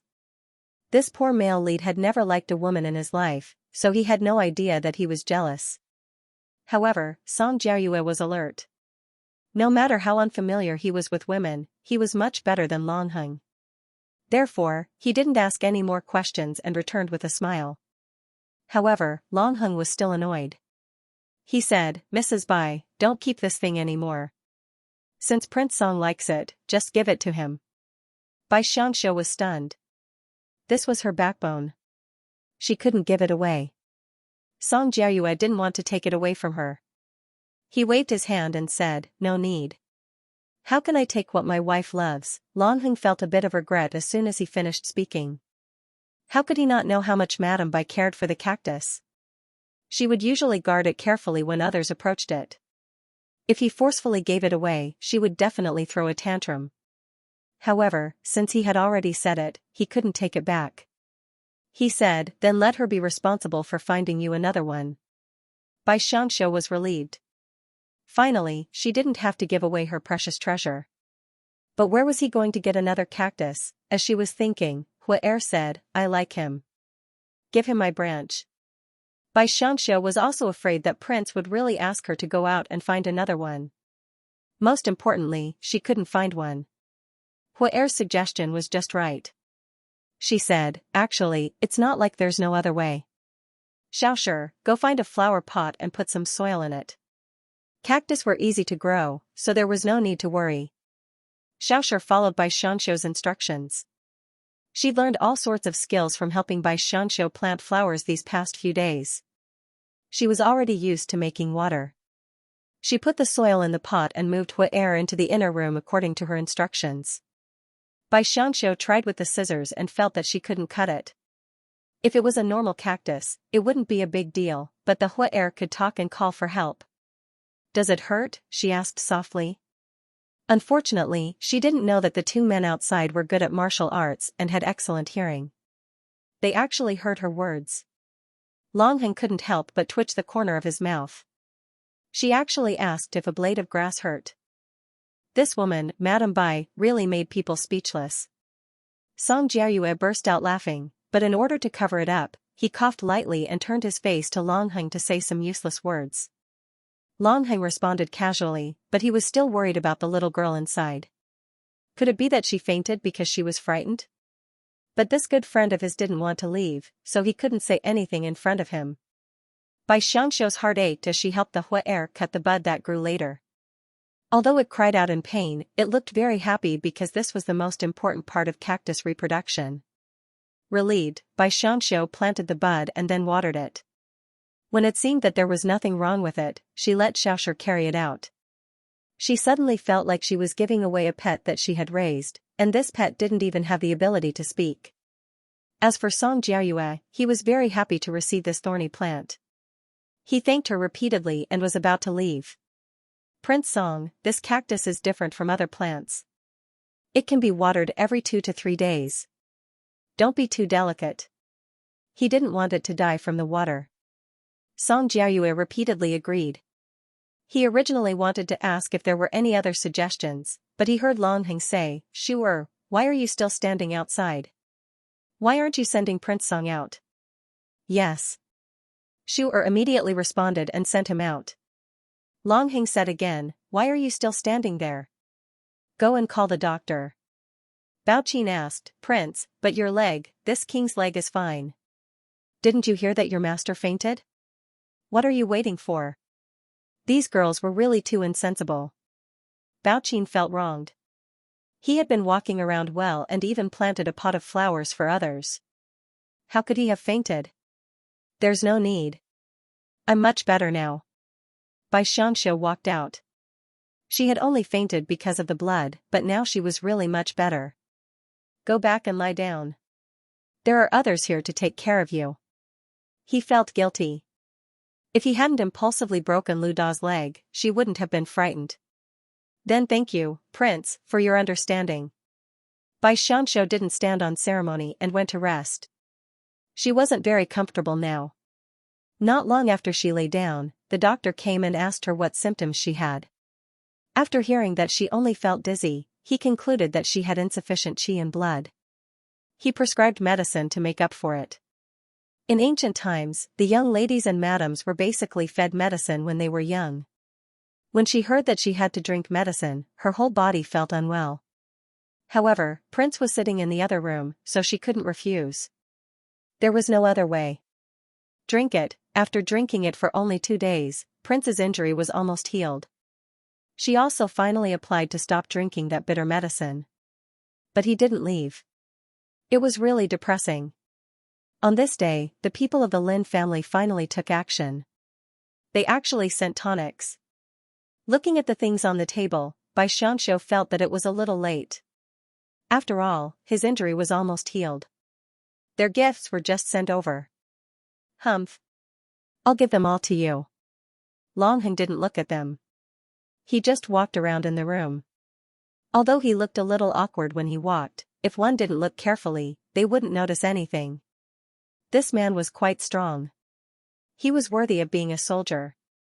But how was she going to eat this pile of tonics? Longheng walked around twice before he said to the servant who came to report, "Go, and tell the people of the Lin family that this king thanks them for remembering how he got this injury." It wasn't good. After all, it was the Yu family. But looking at Prince's firm gaze, he didn't seem to be joking. He could only leave and do it. When the servant of the Lin family received the news, his face was naturally gloomy. He went back and told Minister Lin and Madam Lin. Minister Lin slammed the cup and said, "He has the nerve to say that he got injured." He didn't even look at how this person was sent back. The injury on his head hasn't healed yet. After all, she is his fiancée. Can't he protect her a little? Madam Lin was so angry that she cried and said, "At that time, my poor daughter was abandoned in our backyard. She was battered and exhausted. Her whole body was covered with injuries. As her mother, I almost died of heartache." But that girl defended him and didn't say anything. She only said that she wanted to thank him for bringing her back. How could this person bring her back like that? He clearly abandoned her and left. Such a cold-hearted person. If I had known earlier, I wouldn't have given her to him. Don't cry. This person has already promised. When I have time tomorrow, I will talk to him and let him know how to be a husband. Minister Lin was so angry. If it weren't for his daughter's request to thank him, why would he send so many gifts to annoy him? Master, you must teach that brat a lesson. Don't let him belittle our daughter in the future. Madam Lin fanned the flames. However, Minister Lin said, "Don't blindly indulge your daughter. She should be disciplined. This time, she is also in the wrong." Perhaps his daughter's eyesight was not bad. She ran away from the marriage because she saw that Longheng was not a good person to entrust her life to. But the marriage was already set. Besides, they were indeed climbing up the social ladder. The capital was bustling with activity these days. All kinds of rumors about the Lin family and the prince's mansion were flying everywhere. After all, Miss Lin was missing. Although she was found, Li of Gojosian was injured. This made people fanciful. Moreover, the two of them were a rare handsome man and a beautiful woman in the capital. This marriage was also very popular. But now, it was really hard to say. Some people even bet that Li of Gojosian would take the initiative to reject this marriage. He had always been a person who could not tolerate the slightest bit of sand in his eyes, and Miss Lin's disappearance greatly reduced his face. However, none of this had anything to do with Longheng, who was enjoying himself, and by Xianxia, who was feeling uneasy. Right now, they were like a trembling little white rabbit in front of a big gray wolf that had already recovered. The little white rabbit wanted to hide every day, but there was a transparent rope tied around its neck. No matter how hard it tried, it couldn't escape. The big gray wolf wanted to eat this delicious food at any time, but because it had never eaten meat before, it was a bit hesitant. The two of them were at loggerheads for a few days. Longheng could finally go to court. It was a bit embarrassing to continue living here, so he could only move back to his courtyard. In fact, he also had a plan. He had seen clearly what Miss Lin was like, so this marriage could not be allowed to happen.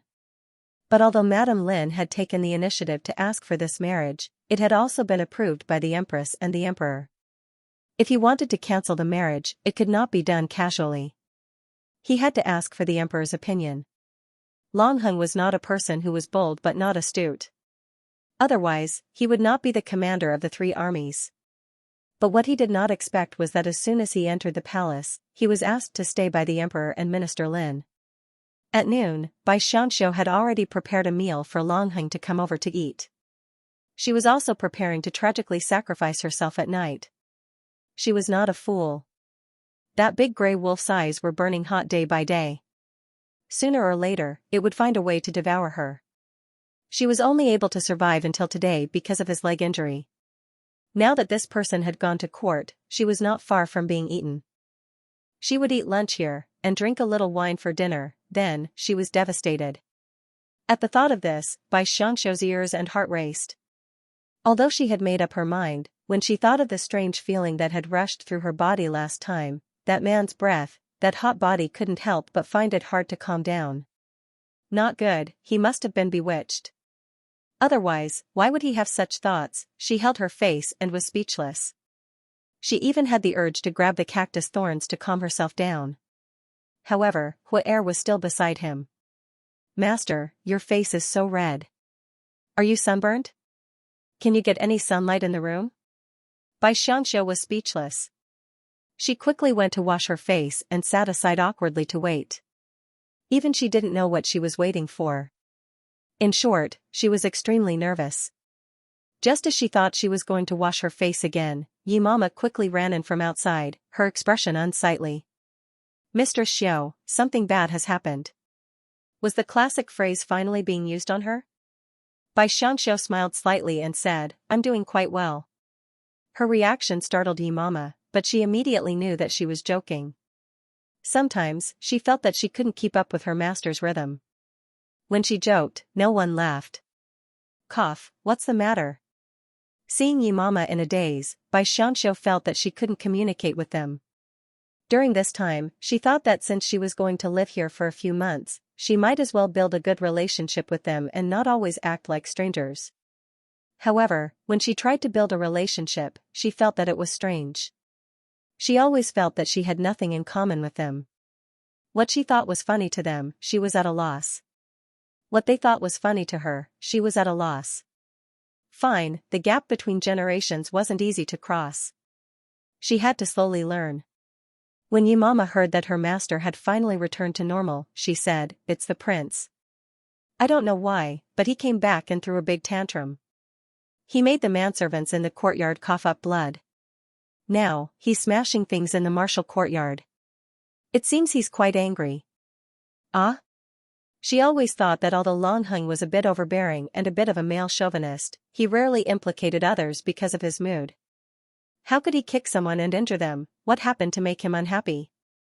Even if he couldn't go out to recuperate, he had always maintained a calm attitude.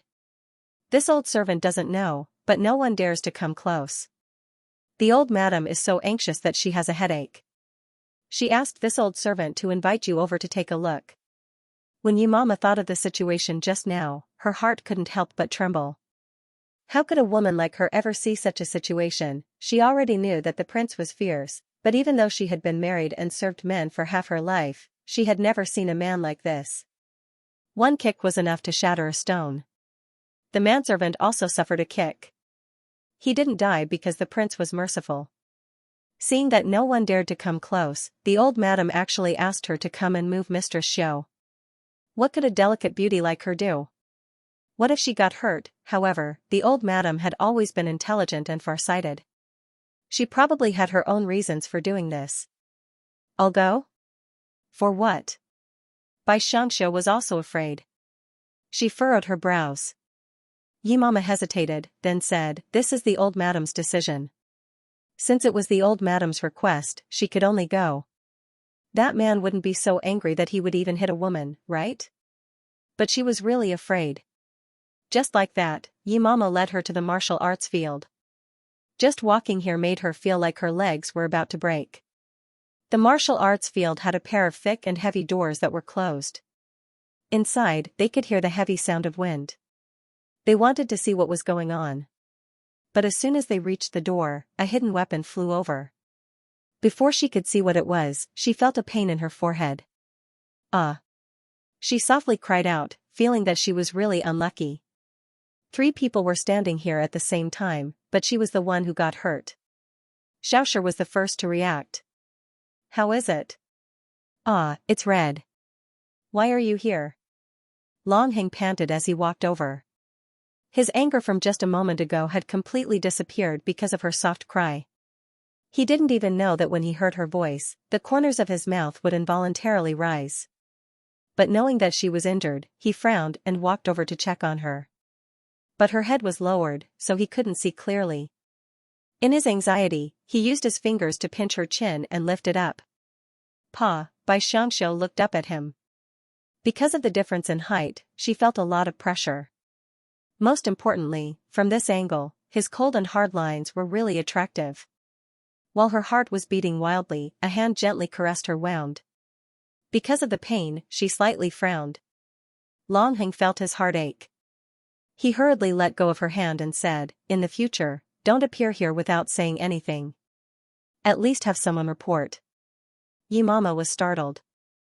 That can't be right. Was this their princely? He had said that the women in the rear courtyard couldn't easily approach the martial arts courtyard. Even the old madam rarely came. The Long family was a military family, so they had the habit of having the female lead the family and the male lead the external affairs. Women in the inner chambers were not allowed to ask about men's affairs, and men were also not allowed to ask too much about the inner chambers. This was a rule passed down from generation to generation, so although the old madam had a headache, she couldn't stop her son. So she didn't hesitate to bring up Bai Xianxia. First of all, she was a concubine, so even if she broke the rules, she would at most be punished according to the family rules. Second of all, she and the prince had been in love recently, so perhaps this matter would be left unsettled. Yi Mama had been with the old madam for so many years, so how could she not understand her intentions? She just didn't expect that her prince would ignore the family rules and even say that he would inform her in the future. Did he mean that she could come back again? Yi Mama felt that this was no longer a matter of being in love with each other. But she swallowed these words. A concubine who was so valued by the master would sooner or later surpass the mistress. If this matter spread, then whether or not the young miss of the Lin family married into the family, she would have to think of a way to deal with this seemingly gentle master. Yi Mama wasn't a ruthless person, and after spending so much time with her, she already had some feelings for her. Although she wasn't an extravagant or scheming person, her appearance was lovable and pure. Compared to those scheming women, she was much better. But in this inner chamber, if she didn't have the master's protection, she would be eaten sooner or later. Looking at it now, as long as the matter of her being pampered didn't spread, but, would this matter really not spread? Yi Mama looked at her mistress and gently nodded. The male master didn't have the fierce attitude from before, as if the person who was angry just now wasn't him. You came here for something? Princely, Long Heng didn't know why. He'd been filled with anger just a moment ago, but when he saw her, he forgot all about it. It was as if nothing had happened. No, I just wanted to ask you, did you eat lunch? Bai Xianxia didn't rub her head, but because of the pain, she kept her head down. If she didn't raise her head, Long Heng wouldn't be able to see her injury. He was slightly anxious. He knew the strength of his hands. It was not impossible for him to kill someone with a rock.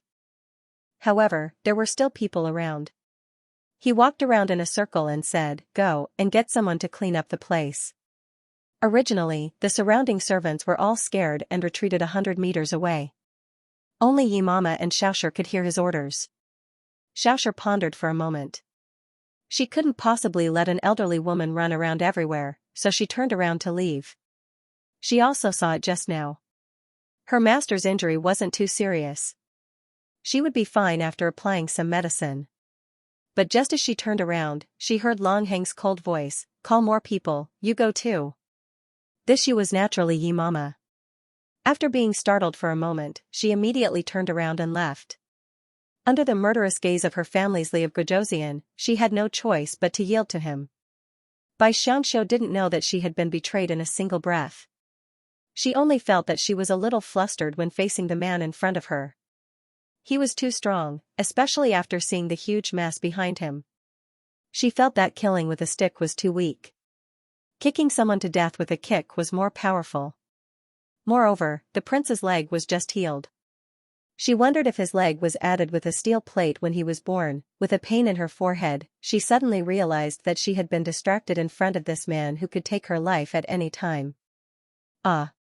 She slightly wrinkled her brows and subconsciously dodged back. But her chin was held in his hand. It was warm and sweaty. It could be seen that he had undergone intense exercise. After taking a look, Long Heng felt a little relieved. It seemed that it was only a superficial injury. It was just that her skin was really good. The closer he looked, the more he was mesmerized. Especially that fragrance, he was almost intoxicated. He had already felt unbearable when he hid in her room for a few days, but her intentional or unintentional distance made him feel that she was afraid of him. A wife should be in awe of her husband, but they always had to be together. After thinking it through, he felt that this woman was his. Regardless of whether she was willing or not, he gently pulled her forward and kissed her. Bai Xiangxiu's heart almost stopped beating. This man overbearingly held her waist with one hand and fixed her chin with the other. She thought that she must be in a tragedy this time. It must be very uncomfortable to be kissed by force. But she was wrong. The terrible Li of Gojoseon only pecked her forehead. Then he looked up and said with an intoxicated expression, "Let's go back. We'll apply the medicine first and then have lunch." Bai Xiangxiu was stunned. This development seemed a little wrong, but what was wrong? It was not until Longheng took the lead and walked in front that she noticed his red earlobes. Could it be that this man was shy? No way, no way, no way, right? But the truth was in front of her, and she remembered the contents of the book. Longheng was indeed a very overbearing man. He had all the abilities of a male protagonist, but he was a virgin until he met the female protagonist. His cold, silent, ferocious and ruthless temperament seemed to have vanished into thin air at this moment. She even somewhat forgot that she had died in his hands. Because his reaction was really cute. As a modern woman, she had never seen a man so easily shy. In fact, the male protagonist was not bad. Unfortunately, he was the female protagonist. No matter what the female protagonist did wrong, he would resent her at first, but in the end, he would always forgive her. Even if the two of them were a little distracted because of her small wings, it was hard to guarantee that they would not be together in the future. There was still a long time. Bai Xiangxiu followed him with some thoughts. She only felt that the back in front of her was broad and safe. He was a pure man. Bang, they bumped into each other. A certain someone who was injured again felt that her nose was broken. She lowered her head and shed a few tears. It was not that she wanted to cry. It was purely a physical reaction. However, when Longheng turned around, he saw that the jade-like woman was squatting on the ground because of his back. He frowned and reached out to her. "Are you okay? Where does it hurt?" He pulled back after pulling her up because she might be scared. However, a drop of tear fell on his hand. Longheng's heart was scalded by that tear. He frowned again and lifted her chin. "You. It's not safe for you to walk." It was really worrying. Her nose was red and her brows were slightly wrinkled. A beauty like this was so charming. He had never looked at a woman in a daze. Obviously, he hated this kind of beautiful woman very much. However, he could not resist and a kiss fell on the tip of her nose. In fact, he wanted to kiss her lips more. He was just afraid that he would scare this little rabbit outside. What if she hid and trembled in anger? The tip of her nose felt warm and moist, warm and sweet. Bai Xiangxiu felt that it was even more ambiguous than a kiss on the lips. Her face immediately turned red, and she couldn't move at all. She just raised her head to look at him, but her body started to sway. Actually, she couldn't be blamed. Her body was like this, and she seemed to be very sensitive to this kind of thing. Who asked her to be a beauty? Who asked her to be a supporting female lead? Which supporting female lead didn't have a high EQ, so her reaction was normal. But Longheng didn't know, and thought that he had scared her. But she looked so cute. He couldn't help but gently pinch her face and say, "Tonight, I'll stay at your place." Bai Xiangxiu only felt like a bolt of lightning had struck her head. Although she had already decided, which woman could stand him mentioning it so bluntly? Moreover, she was a young girl who had never experienced this before. Now, no matter how calm she was, she couldn't stand it. She covered her face and ran away in embarrassment. She couldn't be blamed. How could a man seriously look into her eyes when he was courting?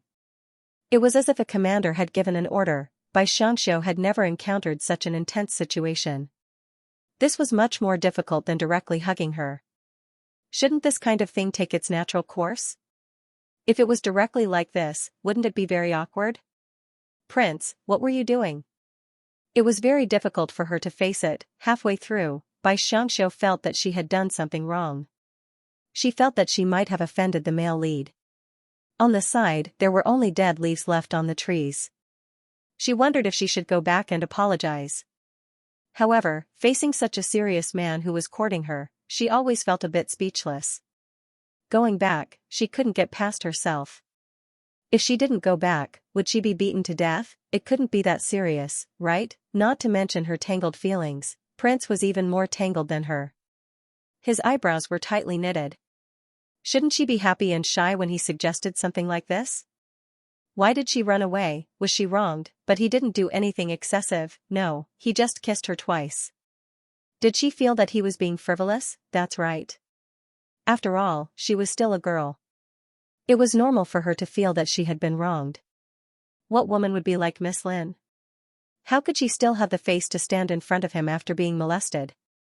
He would do it tonight. Tomorrow, he could get intimate with her as much as he wanted.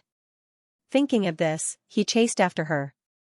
He still had to eat. In the end, he picked up a woman who was pulling leaves from a tree. Long Heng smirked and said, "Let's go."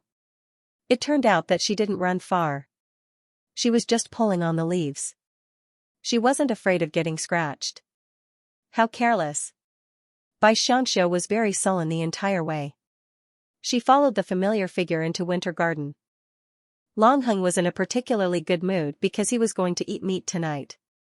In order to maintain his strength, he ate quite a bit. There were 3 big bowls in total.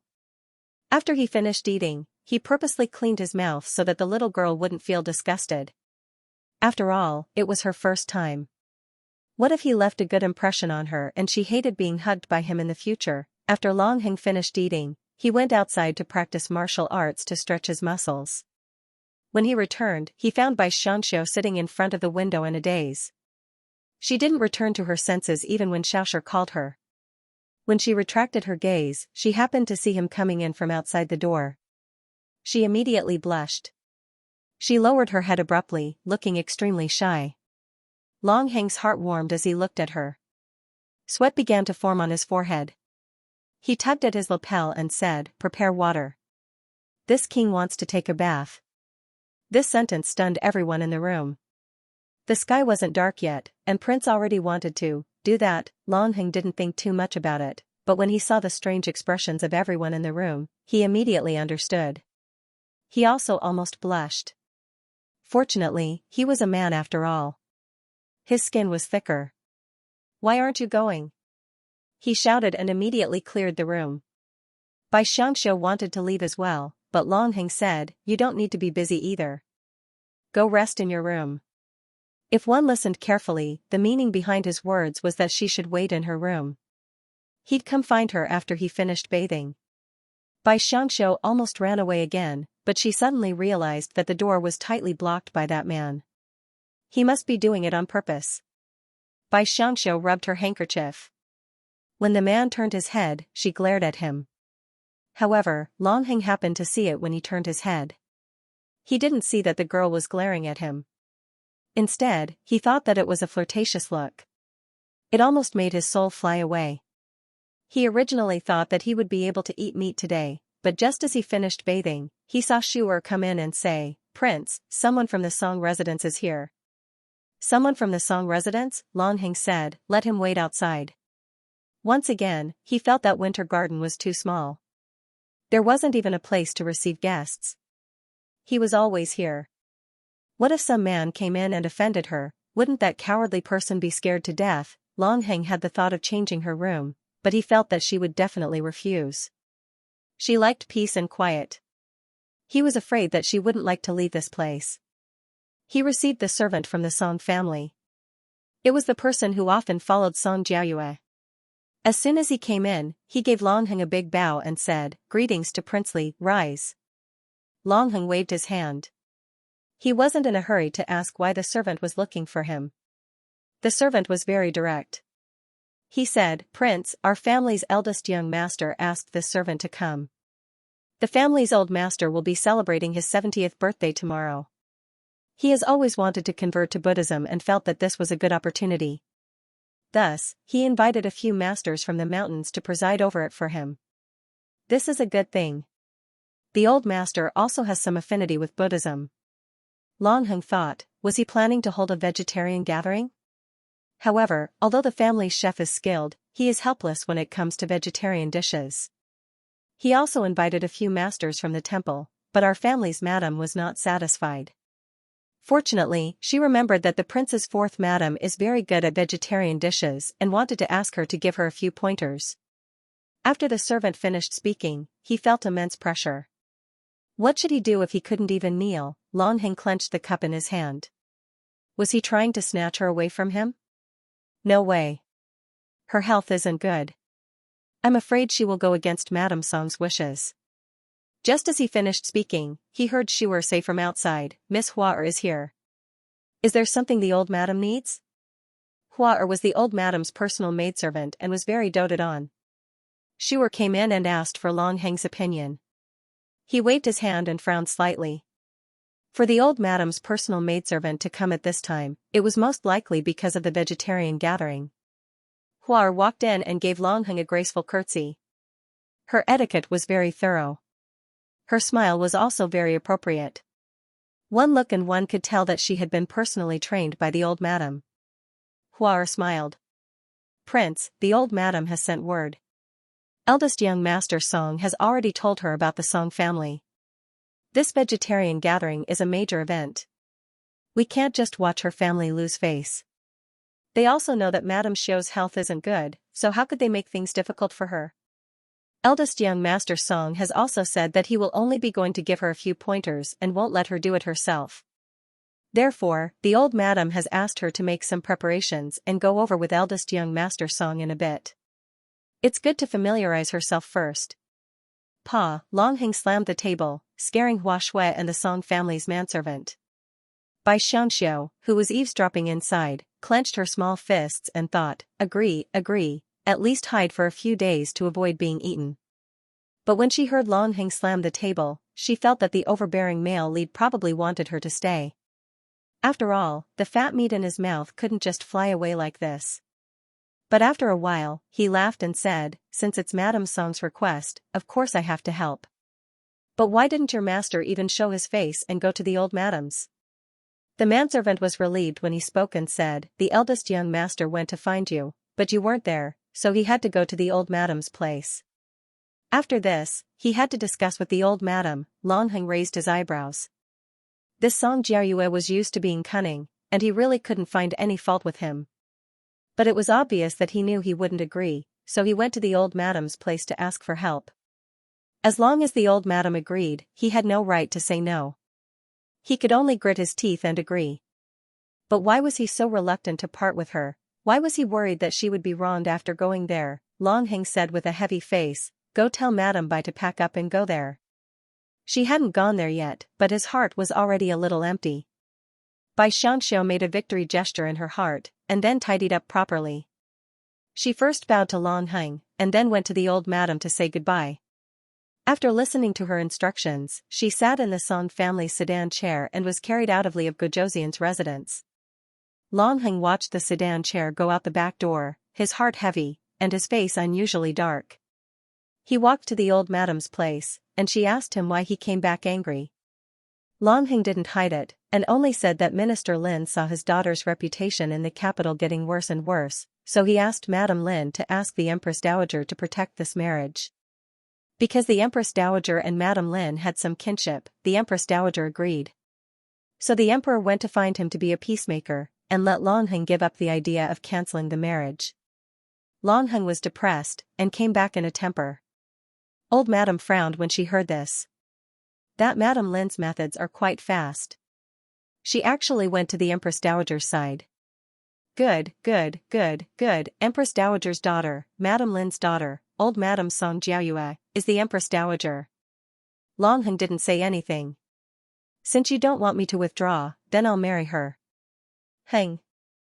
The old madam held Long Heng's hand. She hadn't lived a good life since she was young. Now that she'd grown up, she couldn't even get married as she wished.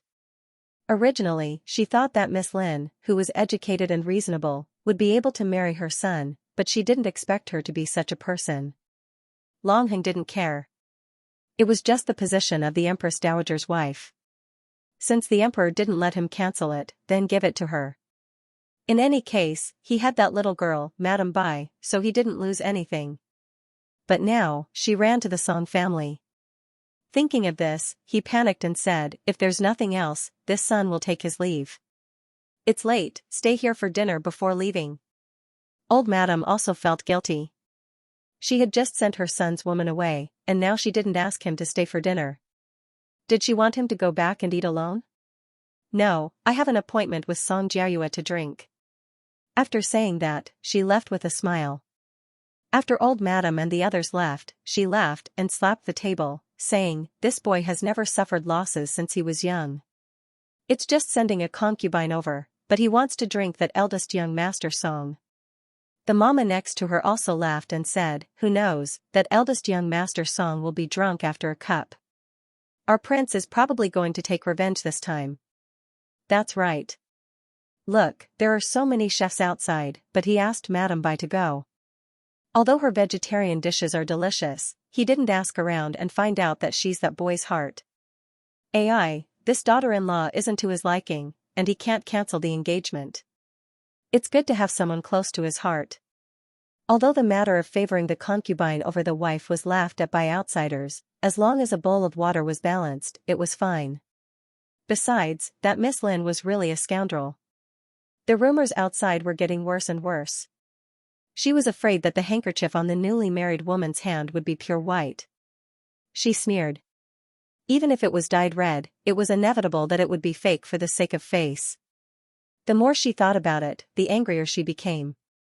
She said, that Empress Dowager is also biased. Madame Lin is her relative, but why didn't she think that I'm her close friend? The mama advised, perhaps she's not familiar with the situation outside, so she thought that it wouldn't be easy to resolve this matter, so she acted as a mediator. She's a good person, but my son has suffered. The old madam smiled bitterly. Why don't the old madam also ask the Empress Dowager? The mama suggested with a frown. The emperor has a golden mouth and jade words. What's the use of asking? The old madam pressed her head and said, let nature take its course.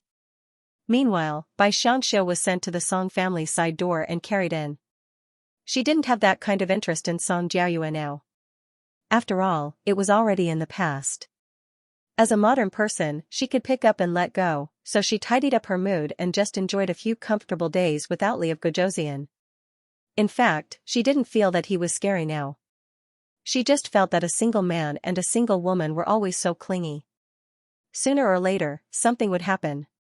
But now, she was still the supporting female character. If she didn't do well, she would return to the original ending. Even if she didn't reach that ending, if she returned to the modern era, would the Xianxia of this era die or come back to life? If her soul came back to life, then the story would be quite exciting. But she didn't know that another man had been watching her for a long time. From the moment her sedan was carried out of the Wang Fu to the Song family's side door, his eyes had never left her. His heart was also full. He didn't expect that there would be a day when he would bring her home from the Wang Fu. From afar, before the side door was closed, he saw her being helped out by a servant girl. Her figure was just as slender and elegant as before. Just looking at her back, she was more pleasing to the eye than any of the girls around her. The corners of Song Jiayue's mouth lifted slightly. He seemed to be satisfied with just this one glance. Just as he came back to his senses, he heard a servant say, "Eldest young master, Princely invites you for a drink." Song Jiayue's mouth twitched. This retribution came really quickly. If he didn't go, he would definitely think of other ways to deal with him. If he went, he would definitely get drunk and lose consciousness today. Since he couldn't avoid it, he might as well go. In the end, he was carried back by two servants that night. Lying on the bed, he still grabbed the person next to him and asked, "Is she well?" The person next to him served him very well. She wiped the sweat off his forehead and asked, "Which one?"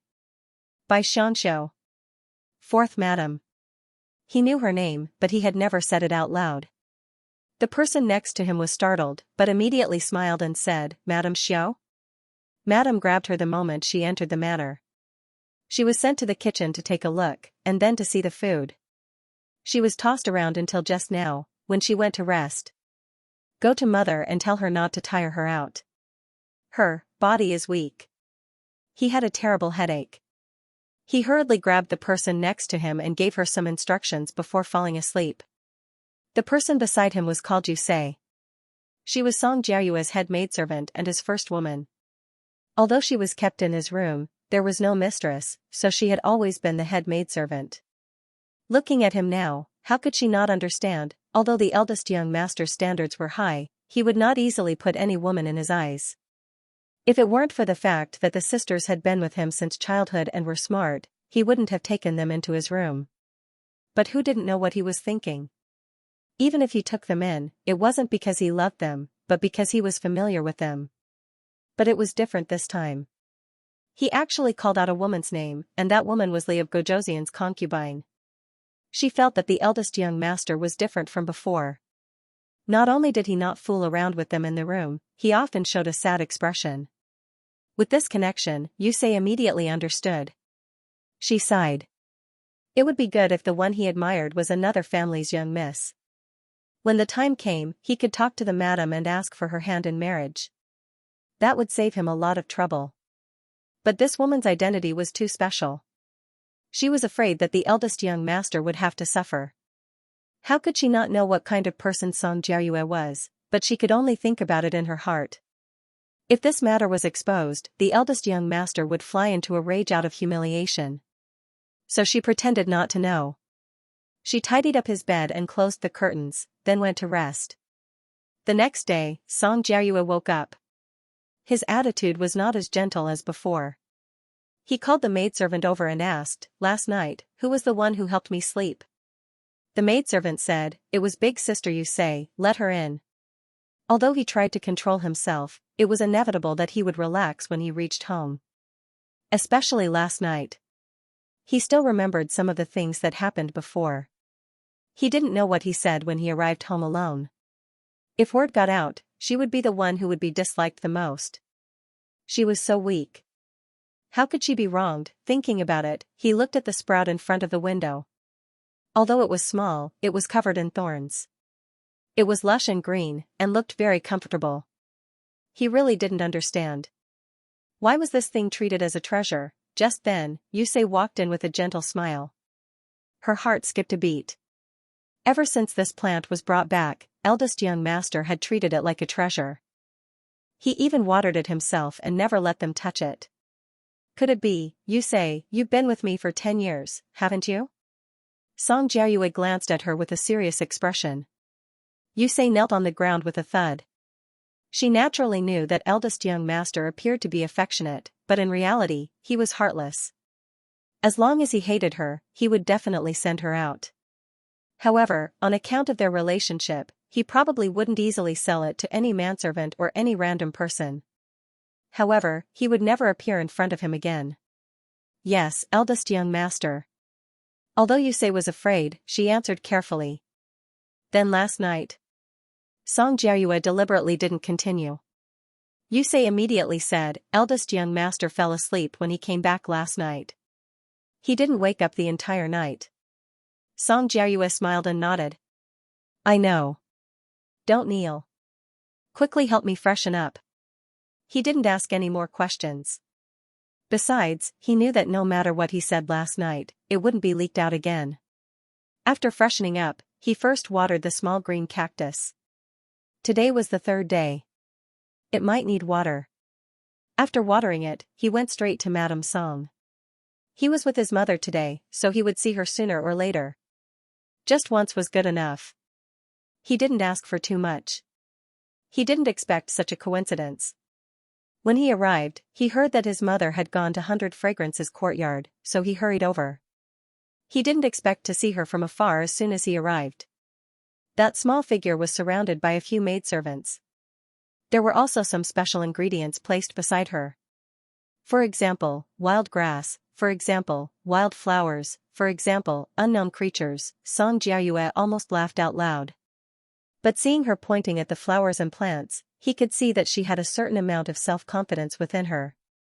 When he got closer, he heard, "Don't say that these are just weeds. In fact, they can also add flavor."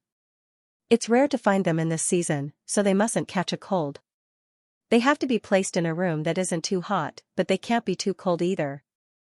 Apart from the side dishes of flowers and plants, the most important thing is the freshness of the vegetables. Also, the beans have to be soaked in advance. Have you prepared everything today? Vegetables and beans were the most common, so of course, she had to ask. Song Jiayue had already arrived at Madame Song's side. When she saw her son, she hurriedly put a finger to her mouth to signal him to be quiet. Then, she pointed at Bai Xianxia, indicating that she was inspecting the ingredients and didn't want to disturb her. Song Jiayue couldn't wait to watch for a while longer, so he didn't say anything and also sat to the side to watch.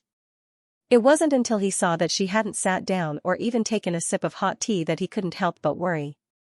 "Mother, why don't we rest for a while?" he suggested. Madame Song finally said, "That's right. But we promised the old madam. We can't tire out her capable assistant. But I'm really jealous. How did she manage to find such an amazing girl? She's already prepared 16 dishes in such a short time. Madame Xiao, come over and rest for a while. We'll look at them later." As soon as she finished speaking, she saw a pair of resentful eyes looking over. Madame Song almost spat out her tea.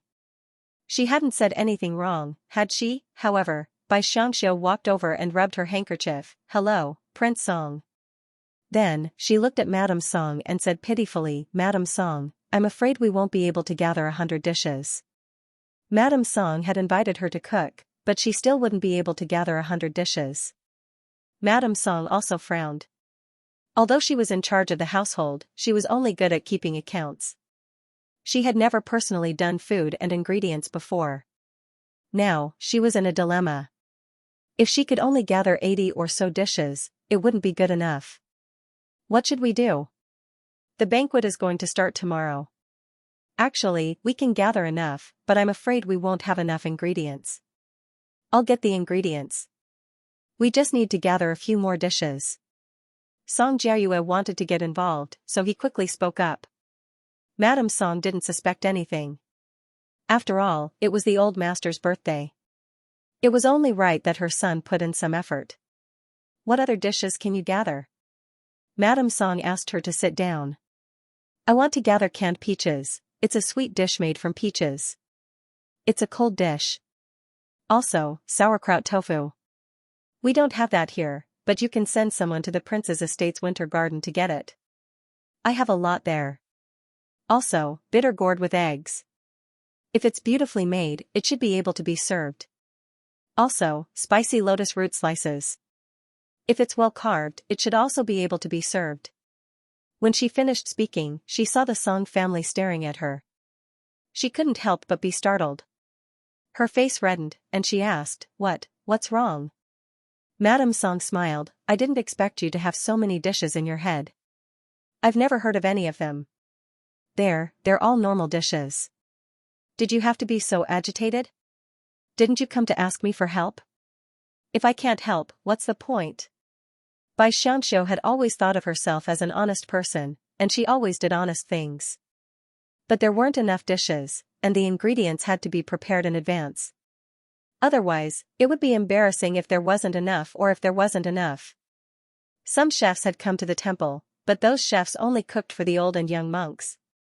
Even if they were good at cooking, the number of vegetarian dishes they knew was limited. And among the chefs of this era, there wasn't a single one who could bring out 100 vegetarian dishes. After all, once they learned this method, the vegetarian feast wasn't something that an ordinary family could afford. So Madame Song made the right choice in letting Bai Xianxia come. Although she hadn't cooked some dishes before, she could think of them. This helped a lot. The old master was even more satisfied. His original intention was that if they couldn't gather 100 dishes, having 50 would be good enough. But when she came, they directly gathered more than 80 dishes, so he became ambitious. Madame Song saw that she was sitting there thinking carefully and knew that she was a serious person. She couldn't help but say tenderly, "There's no need to be too anxious. Think slowly. If you tire yourself out, your mother-in-law will be angry with me. And I want to take a walk in the greenhouse. Maybe I can get some inspiration." Bai Xianxia also knew her limits. She didn't want to make a big deal out of the Song family. She only did her own things diligently, vowing to gather 50 dishes into 100. This? Inspiration? Madame Song thought, this wasn't painting or poetry. What inspiration did she need? And Song Jiayue thought that her brain was probably filled with many things. Because she was in a hurry, she couldn't think of anything at the moment, so she needed some inspiration. He couldn't help but say, why don't the old servants and I take Madame Xiao to take a look? Madame Song frowned, feeling that this wasn't very appropriate. But if the servants accompanied her, it would be letting down the of Gojoseon if something happened. Song Jiayue said, the greenhouse is very far. We'll return as soon as we escort her there. That's fine. You must be careful. Madame Song thought that was right. Although the greenhouse was in the estate, it was very far away. It would probably take some time to walk there. It wouldn't be good if someone in the estate bumped into them along the way. After all, they weren't family. Just like that, Song Jiayue had people prepare a sedan chair to carry Bai Xianxia to the greenhouse. Bai Xianxia rubbed her handkerchief in the palanquin, thinking about the dishes. Song Jiayue, on the other hand, was attentively escorting them all the way. Not long after, they arrived at the greenhouse. Song Jiayue originally wanted to say a few words to her, but who knew that as soon as she got off the sedan, Bai Xianxia, who was a woman of action, rushed into the greenhouse in a hurry. Song Jiayue smiled bitterly behind her. He didn't expect that a woman like her would be able to let go of things more easily than him. Back then, he was the one who had rejected her. Now, he had to suffer like this. Why, just as he was about to leave, he heard exclamations coming from inside. He hurriedly opened the curtain and looked inside, only to see Bai Xianxia on the ground and Xiaoshi on top of her. Her face was a little pale. It seemed that she was enduring the pain. Bai Xianxia was beautiful to begin with. Her frown made her appear even more delicate and pitiful. He didn't have time to think. He hurriedly ran over and pulled Xiaoshi away, saying, hurry and get up. You're on top of her. Xiaoshi also knew. She hurriedly stood up and turned around to ask, Madame Xiao, are you all right? My leg. She twisted it. Bai Xianxia hissed in pain. She sat up and said, I told you to be careful. You tripped and fell, didn't you? She didn't blame him. When she saw a hand reach out to help her, she extended her hand to let him help her up. She didn't feel uncomfortable at all during the process. It couldn't be helped. Modern women weren't so particular. Moreover, they had to say thank you to the person helping them. Upon closer inspection, it turned out to be Song Jiayue. He actually stood there in a daze, as if thinking about something. You have to be careful. There's a lot of debris here. Why don't you go back and rest first? Is your leg okay? Song Jiayue finally came back to his senses. He could still feel her delicate skin in his palm. It made his heart beat faster. It's fine. I'll be fine after walking for a bit. Bai Xianxia smiled at him and continued to observe the ancient greenhouse. Although they didn't have modern insulation technology, the vegetables here grew very well. At the very least, it was more than enough to provide for the entire estate. The prince's estate was obviously larger than this one, so they could walk around sometimes. When the time came, it would be good to build a small greenhouse and plant some flowers and plants. Otherwise, they wouldn't be able to see any greenery during the winter. After walking around, she thought of a few dishes and had someone prepare the ingredients. Song Jiayue also helped on the side. It wasn't until nighttime that they finally decided on 100 dishes. Although they didn't do much, Bai Xianxia was so tired that she was about to lie down. In particular, her leg still hurt a bit. After rubbing it with vinegar, she leaned to one side to rest. Not long after, she heard that the eldest young master's 2 maidservants were coming to visit her. Actually, she knew that these maidservants were most likely concubines. When they came in, she saw that their hair was coiled up. It seemed like they were Song Jiayue's people. These 2 maidservants looked very beautiful. They smiled when they saw people and had a scholarly temperament. Seeing them, Bai Xianxia felt a small blow to herself. She thought that it was reasonable for the supporting male lead to reject her. Although her face was good, she didn't think that she had any temperament. Compared to others, she was really too far away. However, if he didn't like her, then so be it. It was all in the past anyway. Although she still felt a bit uncomfortable when she saw the supporting male lead, as long as she deliberately didn't think about him, they could still get along well. As soon as the two maidservants sat down, they asked her if she was tired and if she was used to it. They also introduced themselves. One was called Yusei and the other was called by he. These ancient young masters were really lucky. They already had two women at such a young age, and they were both so beautiful. Since Bai Xianxia didn't have any other thoughts, she didn't show any difference. She smiled and invited them to sit. Then she politely said, "There's nothing to be used to. In any case, I can't rest for a day in the Fu." "That's right. Elder sister is very lucky. It's said that the prince's old madam is very dependent on you." Bai he smiled and said. As she spoke, she had someone bring over a basket of fruit.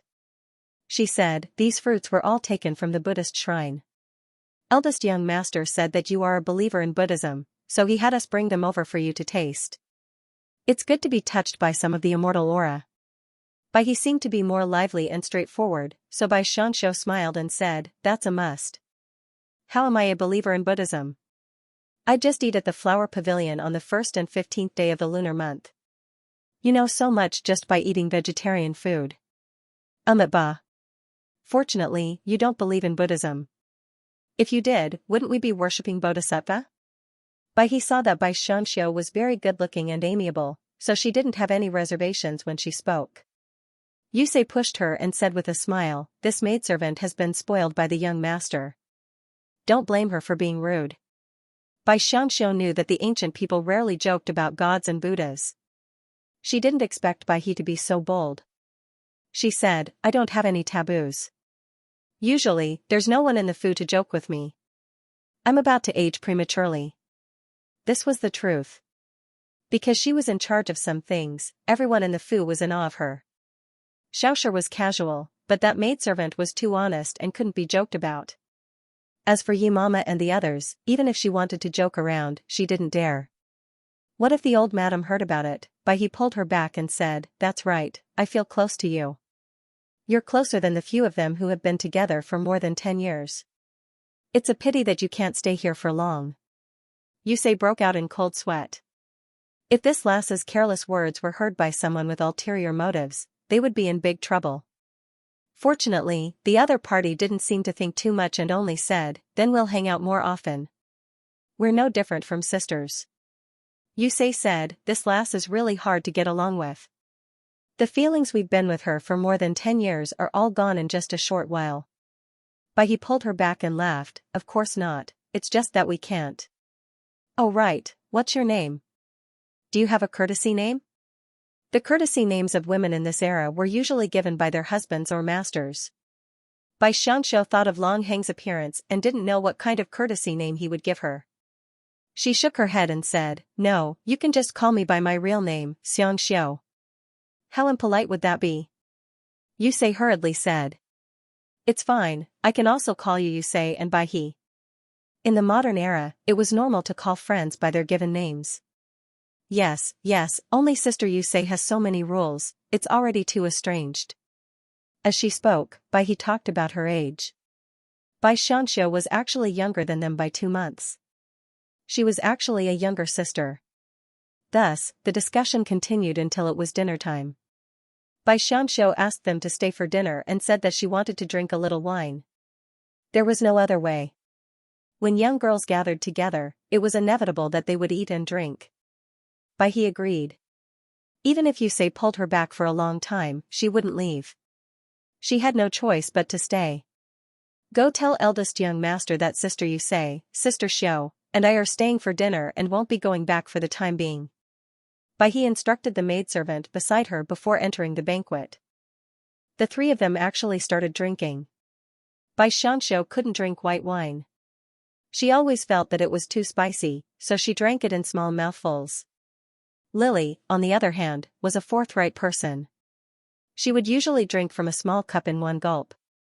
The Song family was not stingy with their guests.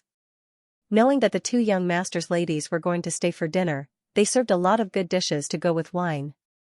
In the blink of an eye, Xianxia was a little drunk after drinking 2 cups of wine. I'm not drinking anymore, I'm not drinking anymore. I'm going to get drunk if I keep drinking. She waved her hand. This body's alcohol tolerance was really not good. She had only taken 2 small sips and her head was already starting to feel dizzy. Lily, on the other hand, was still sober and said, Sister Xiao only drank a few mouthfuls and you're already saying that you're drunk. As far as I know, the more drunk you are, the more sober you are. Come, let's play a drinking game. Don't just drink so much. Drinking game? But I don't know how to. Xianxia had drunk too much, and her previous naivety was revealed. She rubbed against Lily's shoulder and said with grievance. Ioyo, sister you say, look. Even I can't stand Sister Xiao lying in my arms like this, let alone her family's prince. No wonder the outside world is saying that he treats you like his heart and loves you dearly. But he also drank a few more cups before she started joking around with Xianxia. However, Xianxia shook her head and said, wrong, wrong, wrong. Sister Lily, you made 2 mistakes with just 1 sentence. She stretched out her fingers and pouted to defend herself.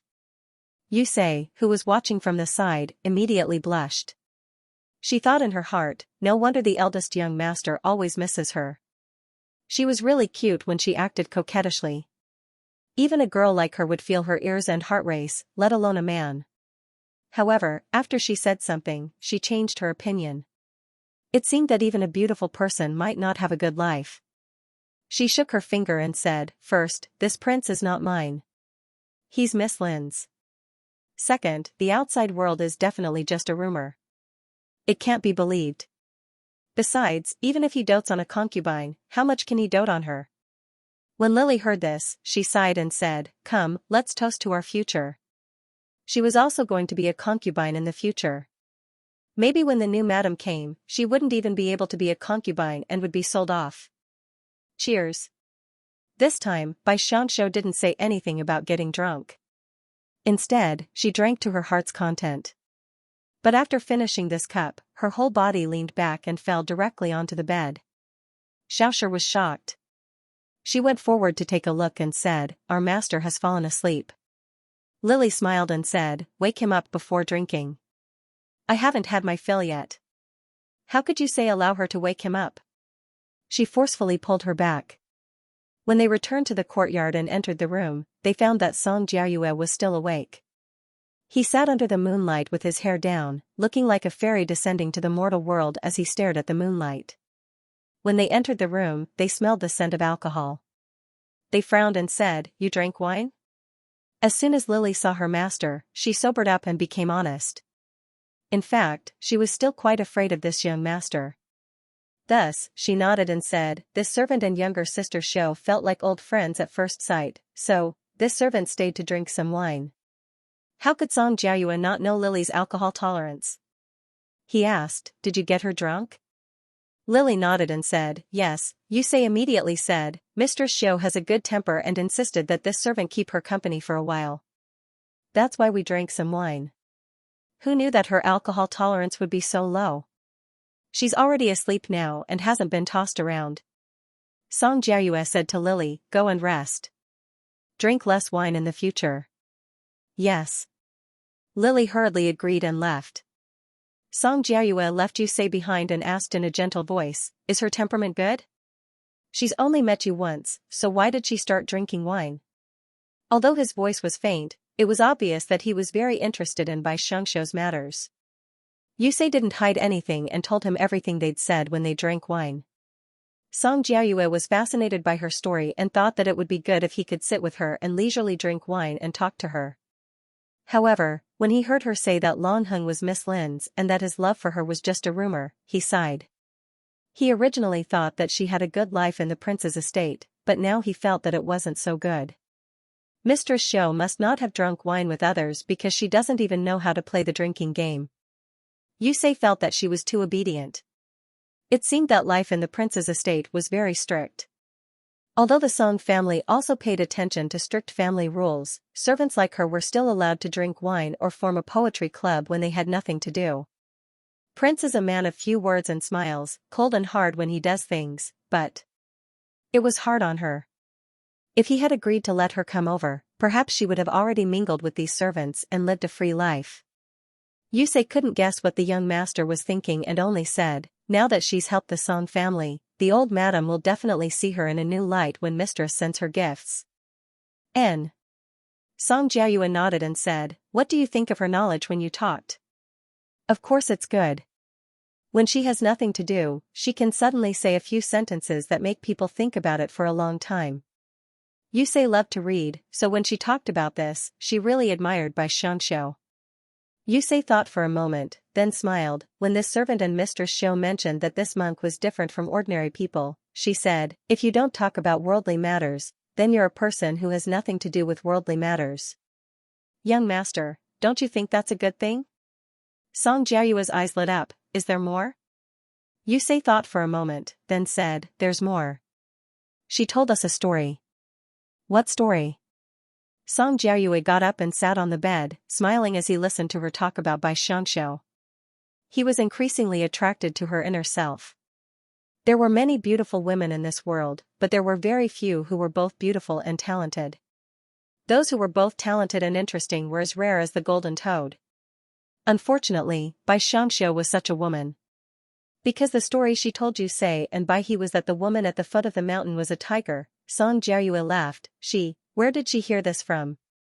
It's really, thinking of those little monks who didn't know anything but pretended to be prim and proper, he felt that this story was both reasonable and interesting. Yusei also said, compared to her, this servant's story isn't that interesting. Is that so? Song Jiayue had already heard and laughed, so he waved his hand and said, you should go to sleep too. Young master, don't you need someone to serve you tonight? Yusei's face reddened. It wasn't that she wanted to accompany the young master, but she was afraid that he was young and impetuous. If this continued, it would harm his body. Song Jiayue's expression became serious. You may leave. She was in the manor right now, so how could he have the mood to have fun with other women? She was the tiger at the foot of the mountain, and now she had already entered his heart. Meanwhile, Li of Gojoseon, who was still ignorant about love, was pacing back and forth in his room. She had been gone for 2 days. Apart from when he was attending court, he didn't think about her as soon as he returned to the manor. But she wasn't there. Yi Mama came back every day to report to the old madam about her situation in the Song mansion.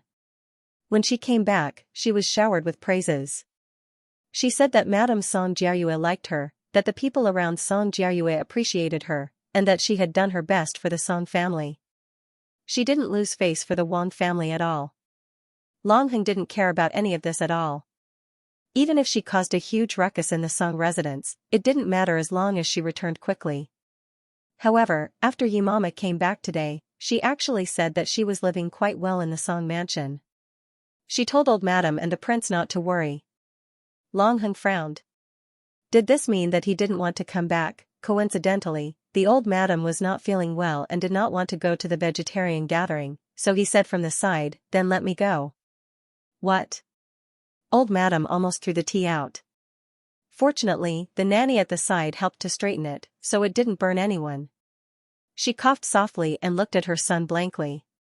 The corners of her mouth twitched and she almost couldn't smile. He, who was covered in death qi, was going to attend the vegetarian gathering.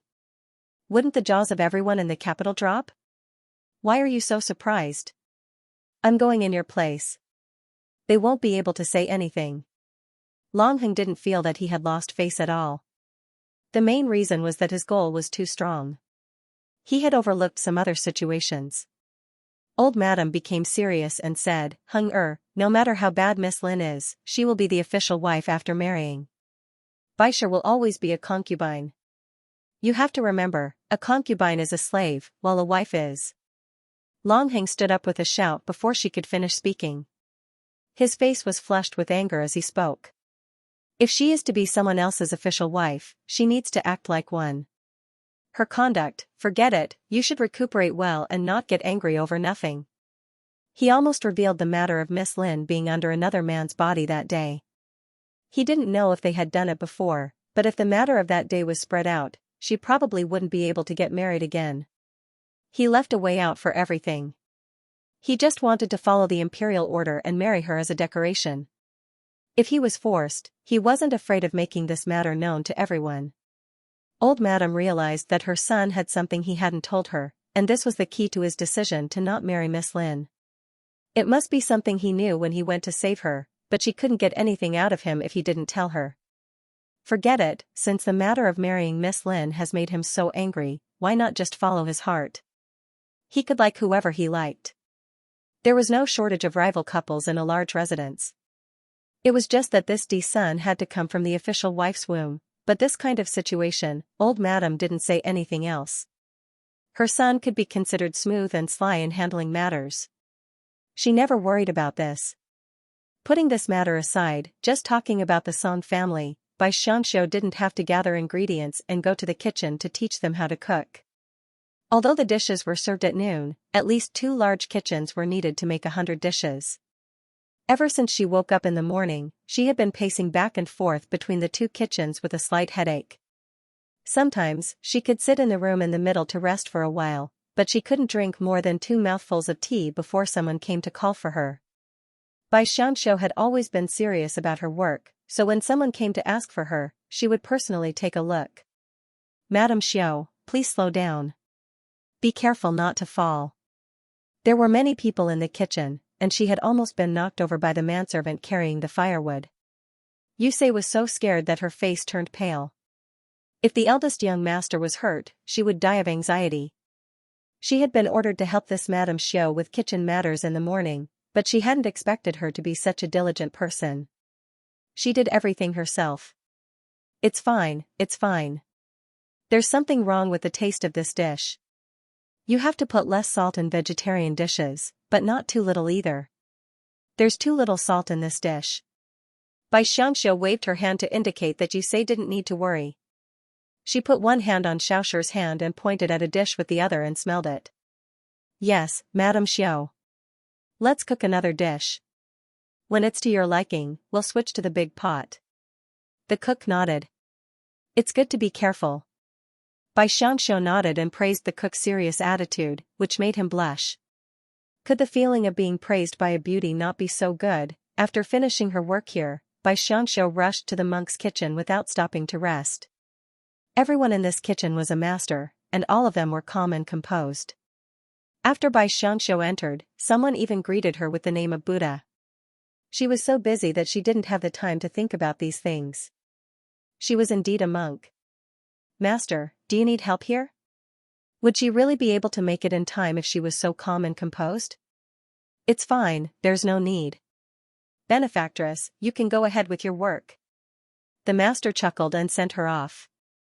The monk wasn't used to dealing with women. Yes. "Master, you can go ahead with your work. If there's anything you need, just let us know." Xianxia also chanted the name of Buddha. She was really busy today. Some people liked her being so busy, while others were depressed. The depressed one was the Song family's kitchen manager, Manager Fong. Nothing had happened since he took over the kitchen, so everyone treated him with great respect. But ever since Xianxia had arrived, he'd become someone who stood to the side. He didn't know why, but other people didn't ask him anything anymore. They even asked Madame Xiao about Chai He, as if she was the one in charge. She was just someone who was invited to help. Did she really think she was the boss here? He came over with a smile and said, "Madame Xiao, you don't seem very familiar with this place. Why don't you rest inside? I'll take care of everything." Xianxia, on the other hand, was more than happy to go rest. Her sprained ankle from yesterday was still hurting. His heart was also tired. He kept feeling that one thing after another was really not easy to manage a family. "Thank you, Steward Fong, but I promised the old madam that I would come over to help. Especially this dish, it's almost finished once it's put into the pot. There are a total of 100 dishes. The ingredients were also gathered together, so we can't waste them. Don't you think so?" She usually spoke softly, but at this time, her tone was unusually firm. Steward Fong was embarrassed and said, "Of course. I'm just afraid that you'll be tired. After all, you're a guest. There are so many things to do right now." There's no need to differentiate between a guest or not. The most important thing is to let this matter pass. That little brother over there, you can't put the dishes in a place that's too hot. Xiaoshi, tell them to stop. Dishes that have been washed will spoil easily if they're placed in a hot place. Xianxia pointed at the servant on the side. She was so anxious that her voice became louder. Xiaoshi hurriedly told the servant, but they didn't know that Long Heng was watching all of this with a smile on his face. So this young lady also had such a glib tongue. He glanced at Song Jiayue and said, "She's doing very well. Her voice is twice as loud as when she was in the prince's mansion." Song Jiayue smiled bitterly and said, "I'll have someone ask her to rest." "You're really worried about her." He had just arrived, but he insisted on coming to the kitchen to take a look. Even a blind person could see that he was worried about Xianxia. However, he never thought that his friend would be so concerned about a concubine. Song Jiayue's heart became even more bitter. Nonsense. This king is here on mother's orders to see if she's disgracing the prince's mansion. Long Heng snorted and left with a flick of his sleeves. Song Jiayue thought to himself, I hope you're telling the truth. Then I might still have some hope. The two of them arrived at the front courtyard with their own thoughts. They first bowed to the old master and presented the gifts they had brought. The old master was almost 70 years old, but he was in good spirits and his eyes were bright. However, his impression of Long Heng was not very good. The Song family was a family of scholars, so it was difficult to understand why his grandson would become friends with such a person full of hostility. However, he had changed his mind recently. The reason was naturally because his concubine had supported him. Therefore, he was very polite when he saw him. He was much friendlier than the previous few times they had met. Long Heng naturally felt it, but he didn't care and sat down. On the other side, several eminent monks were drinking tea and preaching Buddhism with the old master. He wore a grey monk robe and held a prayer bead in his hand, but he did look somewhat decent. After the discussion of Buddhism, they had to go to the temple hall. Long Heng felt that he really couldn't listen to it anymore. As someone who had been in and out of the battlefield, he could not bear to hear such things. He whispered, I'm going out for a walk. Song Jiayue shook his head in his heart. If he didn't like it, why did he come again? He said, I'll have someone accompany you. He called for a servant to lead Long Heng away. Although Long Heng had a good relationship with Song Jiayue since he was young, he was introverted and didn't easily come to the Song family. Therefore, Song Jiayue was very familiar with the prince's estate, but he didn't know much about the Song family. The servant led him out. Who would have thought that he would run into the people he didn't want to meet the most? Madame Lin, Miss Lin, and Madame Song were walking over.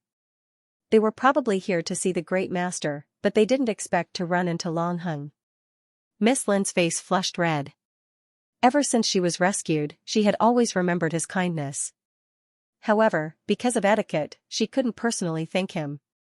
She didn't expect to meet him in this kind of situation, but she didn't know what to say. Her impression of Long Heng was a bit better now. After experiencing some things, she knew that most of the men in this world were barbaric and rude. His behavior was already considered good. At least he didn't tell everyone about her affair with that thief. She didn't expect to suddenly meet him today.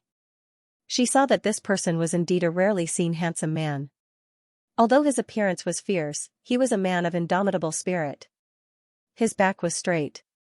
Although his behavior that day was rough, he could be considered a gentleman. She opened her mouth to say something, but Long Heng only nodded at them and turned to leave. Miss Lin's face froze. She opened her mouth and said, Princely. Long Heng frowned. He didn't expect her to be so bold as to tell him to stop.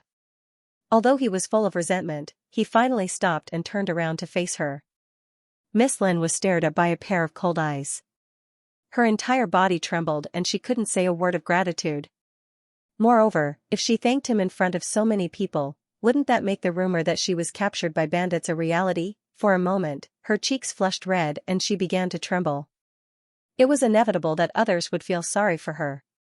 Madame Song didn't know the inside story and thought that the girl was shy and timid.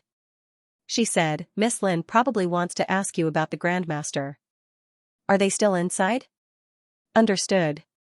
Long Heng didn't say much and left immediately after he finished speaking. His heart was filled with disgust. From then on, he began to hate strong women and women who were too pretentious. Women like Bai Xianxia, who was a bit timid but still had some ability, were just nice. Long Heng wandered aimlessly around the Song Manor. Suddenly, he saw a servant girl holding a bottle of Dida wine and running away at lightning speed. He recognized this servant girl. She was one of Song Jiayue's servants. Her name seemed to be Bai He. Ask her what's the matter. Why is she in such a hurry? It was just a moment of curiosity. He was afraid that it had something to do with Bai Xiangxiu. The servant of the Song residence called out, "Big sister Bai He, where are you going?" Bai He was in a hurry and didn't pay attention to who it was. She said as she walked, "Madame Xiu from the prince's residence has a footache. I'm bringing some wine over." As she spoke, she had already passed through the corner gate. Long Heng naturally heard it and couldn't help but frown. Thinking about the chaos in the kitchen, he thought that she must have fallen. She was so small and weak that she could get hurt easily. If he had known earlier, he would have warned her not to try to be brave. Now she was injured, right? Let's go and take a look. There weren't many women in the kitchen, so he wasn't afraid of offending anyone. Most importantly, she was injured. The servant originally felt that it wasn't appropriate. Wouldn't the eldest young master scold him if he found out that he was bringing a guest to the kitchen? But thinking that she was his woman, it seemed normal to go and take a look. When Long Heng arrived at the kitchen, he saw that the servants were still busy with their own tasks. However, Yi Mama was standing outside the room by the corner gate. He walked over in large strides and asked, "What's the matter?" When Yi Mama saw that it was her master, she hurriedly saluted and replied, "Yesterday, Madam went to the greenhouse and twisted her foot. She didn't say anything and just rubbed it with vinegar in private. Today, she was busy and her injury worsened. Now it's swollen." What nonsense. Long Heng slammed the table and stood up. He was furious. Why didn't she know how to take care of herself? She was so anxious because of other people's matters. Yi Mama trembled in fright. After all, she was a woman of the inner residence. Even if she was old, it was difficult for her to resist Li of Gojoseon's murderous nature. Her face turned ashen. Her heart was in a mess, and she forgot to stop Li of Gojoseon from barging in. When the door was opened, she thought, since the two of them were husband and wife, what was there to be afraid of? Since he had seen, she reached out to block the two servants behind her. Long Heng didn't think about whether or not there was anyone following behind him. He directly pushed the door open and entered. This room was originally a place for the chefs in the kitchen to rest. The outer room was a tea room. In the middle of the room, there was a hanging curtain embroidered with a landscape painting. Standing outside, he could see a few pairs of embroidered shoes inside. He didn't care who was inside and directly lifted the curtain to enter. The inside was bustling with activity. A group of people surrounded a pair of white little feet and pointed at them. Suddenly, a tall man came in. Everyone was stunned and even made a path for him. This path led directly to the Kong bed Bai Xiangxiu was sitting on. She had no idea who had entered due to the obstructions, but when she heard the group of chattering girls suddenly fall silent, she realized that someone must have come. She poked her head out to take a look and saw her own prince. She was a modern woman, so she didn't feel uncomfortable having her feet looked at. However, her female alertness made her see that Long Heng's eyes darkened when he saw her feet. She hurriedly hugged her feet and shrunk inwards. But at this moment, he had already walked over. A hand accurately grabbed her ankle and said, "Don't move." Bai Xiangxiu's face immediately turned red. Obviously, he was feeling uncomfortable just now. How could he be so bold now? The people in this room, where were they? Why did the people in this room disappear in the blink of an eye? Bai Xiangxiu's heart immediately jumped and said, "It's not serious. It's just a sprain. If you have anything to do, let the servants do it. Otherwise, what's the point of keeping them?" he said sternly. Bai Xiangxiu felt like she was being lectured by a teacher. She lowered her head in embarrassment. Long Heng also knew that his tone was too cold. This was the reason why she was afraid of him. However, looking at her cherry-red lips, he had a feeling that he wanted to suppress it. However, this was the Song family. He restrained himself and shifted his gaze to the side. I don't need you to do anything right now. I'll get someone to send you back. Long Heng was actually a very protective person. He would never let his people suffer any grievances. He thought that this timid and obedient woman would immediately nod and pack up to go home. Who knew that she would say, "How can I do that?" Xianxia regretted it as soon as she finished speaking. How could she dare to disagree with Liu Guozhian? Shouldn't she be afraid of him the most? Her heart trembled at the thought of his methods. She originally thought that she would definitely be punished this time. She bit her lower lip and lowered her head. Why? A cold voice sounded from above her head. The male lead was very tall, so she was still a bit shorter when sitting on the Kong. Xianxia bit her lip hard and let the pain calm her down. She admitted that she was afraid of death, but she couldn't lose her dignity because of her fear of death. She was a modern woman, so she had her own principles when doing things.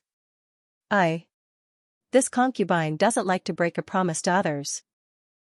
Long Heng found that he couldn't do anything to her. It wasn't only because she disobeyed him, but also because of her strong and stubborn personality. Obviously she was very weak, but she still wanted to keep her promise. She wasn't a man, so why was she like this? His heart was beating fast. He felt like he was getting to know this woman who looked weak, but had an honest heart. His heart was throbbing. Since it's like this, take good care of yourself. He turned to leave, but his heart couldn't calm down. Yes. Xianxia looked at Long Heng's back and let out a sigh of relief. It was strange that he didn't want to punish her. In this kind of society where men were respected, a concubine was a man's plaything, a servant. They could be given away, sold, or even killed. So, while she broke out in a cold sweat, she was also grateful to the male lead. He wasn't bad, he didn't directly kill her. It was a pity that the male lead was the female leads. Right now, it was already too far from the main story. Her fate as a small supporting female lead had never been mentioned. It didn't even mention if she was liked by the old madam. The original plot was the supporting female lead thinking of all kinds of ways to frame the female lead, using all kinds of schemes to seduce the male lead. But now, she seemed to have been seduced by the male lead. What should she do? This male lead really made people, especially women, unable to ignore him.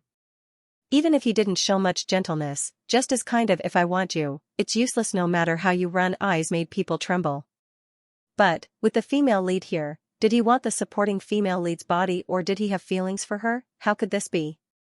Obviously, the time spent with him was limited, and there was nothing about her that could attract him. Xianxia sat on the Kong, stiff for a while. Xiaoshi came in and continued to apply medicine for her. In a short while, she could walk 2 laps. The matter in the kitchen was also settled, so there was nothing for her to worry about. Song Jiayue let the 2 maidservants accompany her. After all, the Buddhist gathering was a rare ceremony. Even a concubine was a guest and should attend. But women couldn't stand in the front openly. They generally gathered around the temple. If it was quiet, they could hear the masters in the courtyard preaching Buddhist principles.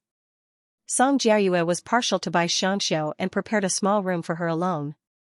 It was very elegant, and she could quietly listen to the Buddhist preaching outside. Xianxia listened to the masters preaching Buddhist principles and couldn't help but think about why she came to this strange world. She sat cross-legged on the couch, closed her eyes and turned the Buddhist beads in her hand. She still felt that this was very inconceivable. Why did she come? Why would she go back? Or would she stay and never go back? Was this a book or a reality? Was this her previous life or her current life? Perhaps she was thinking too seriously. When Song Jiayue came in, she didn't notice. Song Jiayue was stunned by this scene as soon as he came in. The woman's appearance was very beautiful, but when she sat with her eyes closed, she was so dignified like a fairy. Her posture was beautiful, her appearance was beautiful, and even her quiet appearance was so beautiful that it was out of this world. Why didn't he notice her like this before? Originally, he thought she was a frivolous woman. Now it seemed that she wasn't such a woman. She was young, but she was knowledgeable. She was beautiful, but she didn't take pride in it and used her body to seduce men. Even when she was in love with him, she was well behaved. Aside from boldly giving him a gift, she only stared at him from time to time. At that time, her gaze disappeared directly after he rejected her. From this point, it could be seen that she wasn't a particularly clingy woman, nor was she indecisive. However, her feelings for him were probably real, otherwise she wouldn't have been sick for so long. At this time, he wanted to ask her what she saw and understood at this time. Song Jiayue stared at her in a daze. In his 20 years of life, he had never stared at a woman in such a daze.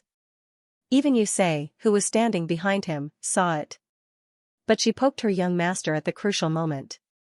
Song Jiayue regained his senses.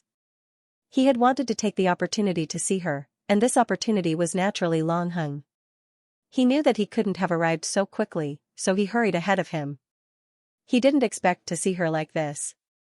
As soon as he woke up, he heard footsteps behind him. He quickly turned around and smiled. "Why are you so slow? I thought you had arrived long ago. I even specially arranged such a quiet place for you. You couldn't have gotten lost, right?" He must have been pestered by Miss Lin. He heard from the servants that Miss Lin wanted to meet with Li of Gojosian alone, but she never had the chance. Thus, he arranged such an opportunity. But he didn't expect that Miss Lin wouldn't be able to hold him back for long. Long Hung didn't know why, but he felt unhappy. He walked into the room and said, "It's nothing."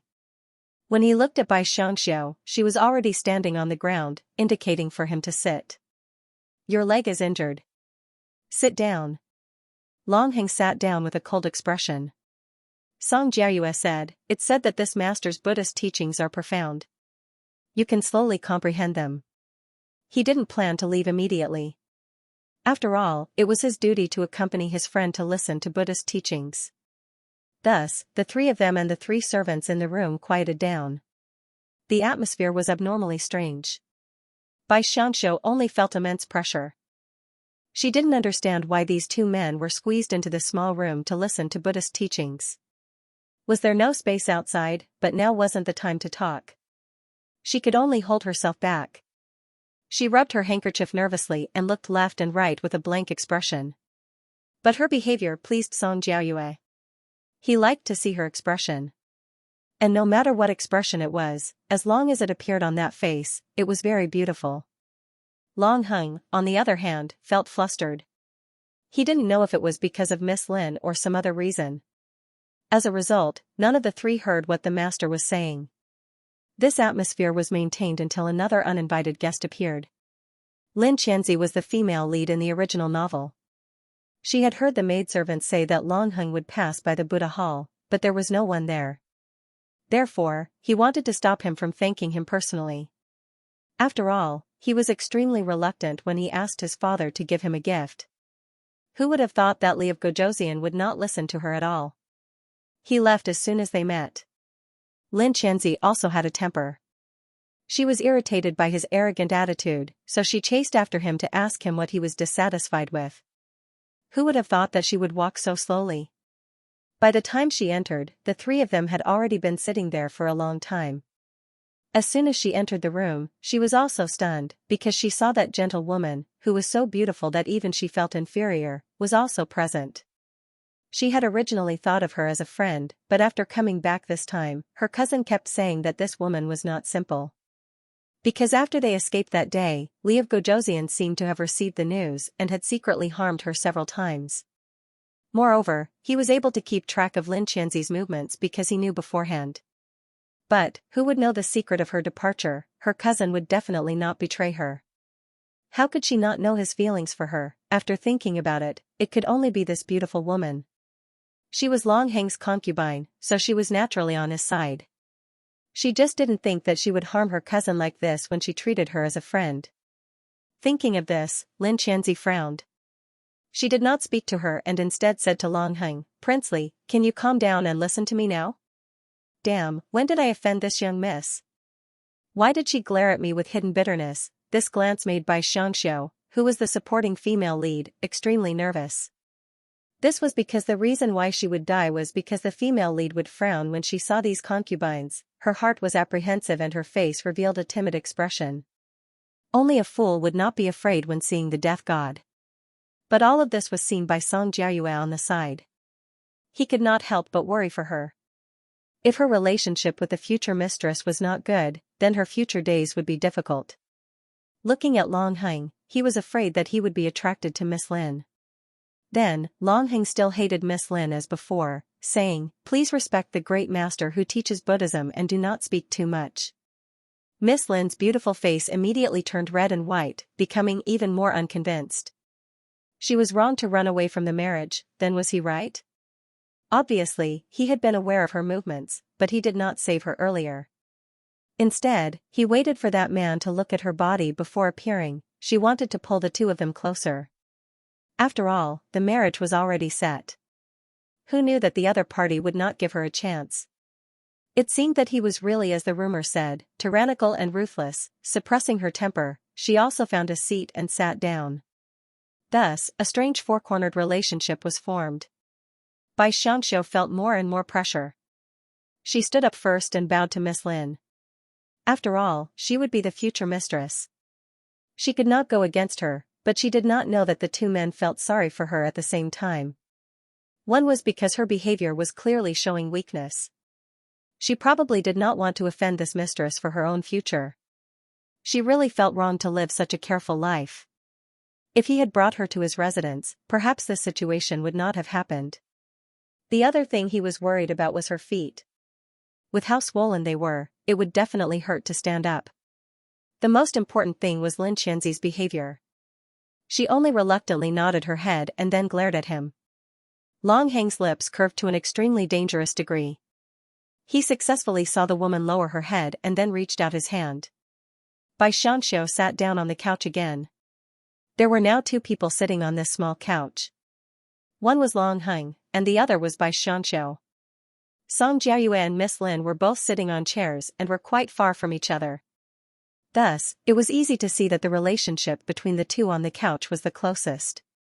Fortunately, there were no outsiders. The four of them actually endured until the master finished speaking. Bai Xianxia's forehead was beaded with sweat. She'd wanted to take her leave first. Even a blind person could see that the male lead and female lead wanted to talk about their feelings in private. But as soon as she moved, she was suppressed by the male lead's strange gaze. She was almost unable to move. She only knew that Long Heng did not allow her to leave. If she dared to leave, she would definitely offend him. Bai Xianxia made a comparison between offending the female lead and offending the male lead. She felt that if she offended the female lead, she would at least have a chance of reprieve. But if she offended the male lead, she would have a hard time when she went back today. After weighing the pros and cons, she gritted her teeth and sat down. Long Heng was very satisfied with her obedience. Until Miss Lin could not hold back anymore and stood up. "Li of Gojoseon, can I talk to you alone, Miss Lin? This king has not married you yet." The meaning behind his words was that the two of them were only engaged. How could they meet in private? Lin Qianzi's face turned red from his words. They were already engaged, but he did not want to meet her. But that playboy in Jianghu was different. Even if she rejected him, he still pestered her and even went into her boudoir. That's right, he really didn't like her, because there was such an outstanding woman by his side. She was gentle, she was beautiful, she was sensible, she was better than her in everything. Lin Qianzi admitted that she was a little jealous, because this man was already destined to be her future husband. Other than him, she couldn't marry anyone else, and couldn't even escape. Women were weak, so she could only endure this unwillingness and say, "I just wanted to thank you for that day." As for what it was, she definitely wouldn't say it. No need. Long Heng was still brooding over his leg injury, and the situation he saw at the time really made him feel disgusted. Lin Qianzi was injured, her eyes drifted towards Bai Xianxia, her face full of sorrow. Bai Xianxia was shot while lying down, but she didn't do anything to her. She originally wanted to say a few good words for her, but when she saw the male lead's expression, she didn't dare to move. What was going on with the male lead and female lead? Were they in the middle of a quarrel? The book did explain that the two of them fought and quarreled in the beginning, but all of this was built on the premise that the male lead was very interested in the female lead. But now, what about the male lead's interest? It seemed like she didn't see it at all. Bai Xianxia looked left and right, and finally chose to shut up. And her expression in Song Jiayue's mind was that she was in a dilemma, or afraid of both sides, not knowing who to help and who not to help. If it was like this now, then it would be even more difficult in the future. He coughed lightly, breaking the awkward atmosphere. After the Buddhist conference, there's a big show prepared, and then you can sit while watching the show. Would you do me the honor of moving to the Lotus Garden? The Lotus Garden was newly built by the old master for this Buddhist conference. He completely overturned the old garden and built a Buddhist hall for himself, planning to live there for a long time. There was a large hall in the Lotus Garden that could hold dozens of tables. There was a screen in the middle, so men and women could sit separately. There was also a Buddhist table, which was the place where the masters and monks ate vegetarian dishes. The old master sat with the masters, and there weren't many female guests. Most of them were madams who believed deeply in Buddhism. Young girls or daughters-in-law were rarely seen. Xianxia lured them out of the room with great difficulty. Once they reached the Lotus Garden, they had to separate. It just so happened that Bai Xianxia was walking with Miss Lin. This time, Long Hung was a little worried. He always felt that the fragrant and soft Madame Bai would be at a disadvantage walking with Miss Lin. At this moment, he had completely forgotten that Miss Lin was going to be his official wife, and Bai Xianxia was just a concubine. Bai Xianxia was also depressed. Lin Qianzi's gaze was strange, especially when she looked at her. His resentment and hatred made her feel uncomfortable all over. Her hair stood on end from being stared at, so she tried to find something to talk about. Miss Lin, have you been well since we parted? Lin Qianzi's heart ached.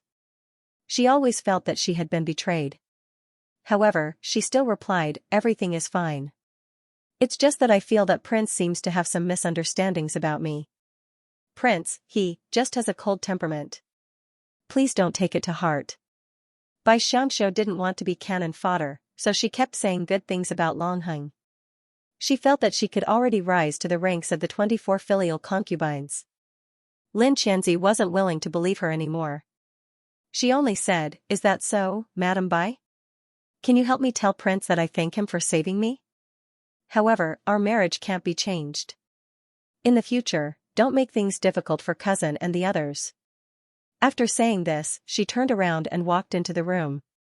Bai Xianxia, who was behind her, was completely stunned. That's right, she was stunned by the female lead's Holy Mother's actions. Not only did she hook up with a man, she also didn't want her future fiancé to be jealous. Wasn't this a bit too controlling? Although she didn't know what the male lead had done to her, with her words, the male lead would probably be angered to death or spit out blood. Does this mean that he can't do anything even if he sees you wearing a green hat? He can only blame himself for being unlucky. She scratched her head. She felt that these words weren't easy to pass on. However, she had already been told. If she didn't pass it to the male lead's ears, then wouldn't she be in an awkward situation? For her own safety, she decided that when she had time, she would pass on these words to the male lead. As for what kind of reaction he would have, she didn't care. Bai Xianxia rolled her eyes at the sky. She prayed that the male lead and female lead wouldn't put their troubles on her. After waiting for a few more months, they would be able to go home. Who would care about their troublesome matters? She adjusted her expression and patted her face lightly. She returned to her previous appearance of an obedient concubine and slowly walked into the hall. As a concubine, even if she helped someone, it wouldn't be appropriate. Therefore, even if she was arranged to sit, she would still be in the back. In fact, this could be considered as Madame Song giving her face. Otherwise, ordinary concubines wouldn't be able to attend such a big event. For example, the women by Song Jiayua's side couldn't even get a seat in their own home. They could only wait on others. For example, Yusei was sent by Song Jiayue to greet her. Without a doubt, the Song family greatly respected her. Otherwise, they wouldn't have arranged a banquet and sent people to take care of her. Although it was a big play, it was also a Buddhist story, advising people to do good and not to do bad things, etc. As someone who grew up reading stories, Bai Xianxia was already extremely calm towards these things. However, there were some women who were watching with rapt attention. This wasn't surprising. This kind of big play usually wouldn't be acted out. It could only be seen at a vegetarian gathering. The women at the same table as Bai Xianxia were all madams of extremely low-rank officials. However, they were also dressed in an imposing manner. It seemed that they had put in a lot of effort to be able to attend the vegetarian gathering. At least, they couldn't fall behind others on the surface. Compared to them, Xianxia was much more plain. She didn't like those ancient ornaments too much. They were too heavy. Although the ancient style was beautiful, it was really tiring to wear too many of them. However, in order to not lose face for the prince's estate, the ornaments on her head could be considered valuable. However, compared to these gorgeous madams, they were still slightly inferior. Xianxia didn't care about these things. However, there was a madam who saw it. She covered her small mouth and said while changing the play, "I don't know which family this madam belongs to. I've never seen her before." Xianxia smiled slightly. Xiaoshi, who was beside her, helped her master answer, "This is the fourth madam of Liu Guozhouzian's estate." "Oh, so it's the fourth madam. She's truly a wonderful person." Although she said this, she was thinking in her heart, no wonder she looked like a vixen. So she was a concubine. A concubine was also presentable. She really didn't know how the Song estate arranged things. Although the official ranks at their table were lower, it wasn't their turn to sit at the same table as a concubine. How could you say not see it? She immediately smiled and said, "This fourth madam is incredible. She's our Song estate's great savior." After saying this, she laughed a few times. Xianxia knew that she was speaking up for her, but she didn't put her in the position of a concubine at all. It could also be said that she didn't consider herself a person here from the beginning. Yusei didn't say much. Her words implied that the Song family was indebted to this fourth madam, so she was given this position. If she wanted to complain, she wouldn't be giving the Song family any face, and this was the reason why she was standing here. Naturally, no one came to find trouble with Xianxia, but as time passed, their gazes were attracted to her. Everyone liked to look at handsome men and beautiful women, regardless of whether they were men or women. Women might be jealous, but there were also those who liked to look at beautiful women. Xianxia's appearance could be said to be devastatingly beautiful, especially with her otherworldly temperament. Sitting there, she didn't feel inferior at all. She just sat there indifferently and didn't show too much expression in the face of those stories of joys and sorrows. She was like an old monk in meditation, making people feel that she was dignified and steady, with a noble demeanor. In reality, Xianxia was only nervous because she didn't know how others would comment on these 100 dishes. Yusei admired Xianxia. She heard that she came from a scholarly family, but it was a small one. The only person in the family who was famous was her father, but he didn't have any real power even if he was on the list. He didn't even become a 7th-ranked official. She was the eldest daughter in the family, and if it wasn't for her outstanding appearance, it would be difficult for her to enter the prince's estate. However, her current performance was neither arrogant nor impatient, and she wasn't much worse than those noble young ladies. There were many young ladies in the Song family, but none of them could reach her level. Facing other people's provocative gazes, she was indifferent. Even when facing the eldest young master and that prince, she didn't seem to have any special reaction. It was as if she was at the center of attention, but she had drifted far away. Yusei had followed the eldest young master since she was young, and her knowledge wasn't bad, but she felt that in terms of temperament and calmness, she was far inferior to her. Just as she was thinking, the dishes were already served. 6 appetizers were served first, and the maidservants of the various madams in the various manors began to busily put food on their masters' plates. This kind of competition was not only about themselves, but also about their maidservants. Although Xiaoshi was considered a 2nd-rank maidservant, she was still young and lacked experience, so her movements were inevitably a little flustered. The chopsticks in his hand trembled, and the food fell onto the table. Xianxia didn't blame her. She didn't even care. She didn't want to compete with these madams. It was useless to her. She took the initiative to pick up her chopsticks and put the food into her bowl. Seeing that everyone was looking at her, she said, "We can't waste it." It was not easy to make a dish. Others might not know, but she knew. Xiaoshi blushed. Where could she find such a good master? Although she was a concubine, it was a blessing for her to serve her. She was a woman who knew how lucky she was, so she put in even more effort. Yusei, on the other hand, smiled faintly. She roughly understood why young Master Xiao was so interested in her. This servant didn't blindly blame her for making a mistake. Instead, she helped her clean up the mess. This is indeed a rare kind heart. After the dishes were served, they would be removed after a while. Then, another 6 dishes would be served. After the 12th dish, everyone started to talk about it. Although it was a vegetarian dish, it could be said that the color, fragrance, and taste were superb. It was indeed different from the usual dishes. Which of these Buddhist madams hadn't eaten vegetarian food before? But they all found it very unbearable because it was too bland. But today's dishes were different. They had never seen this style before. It was also very palatable, so the response was very good. As the chief planner of these vegetarian dishes, Xianxia silently breathed a sigh of relief. Just like when she had to hold a gardening party in the past, she had been nervous for a long time. Only when the garden was closed could she relax and let out a long sigh. She only relaxed after the task was completed, even though she didn't get paid. Xianxia had a small problem. She was abnormally satisfied when the things she made were liked by everyone.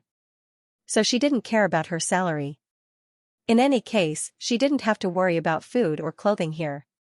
There was also nothing she wanted to buy. It was different from the modern world.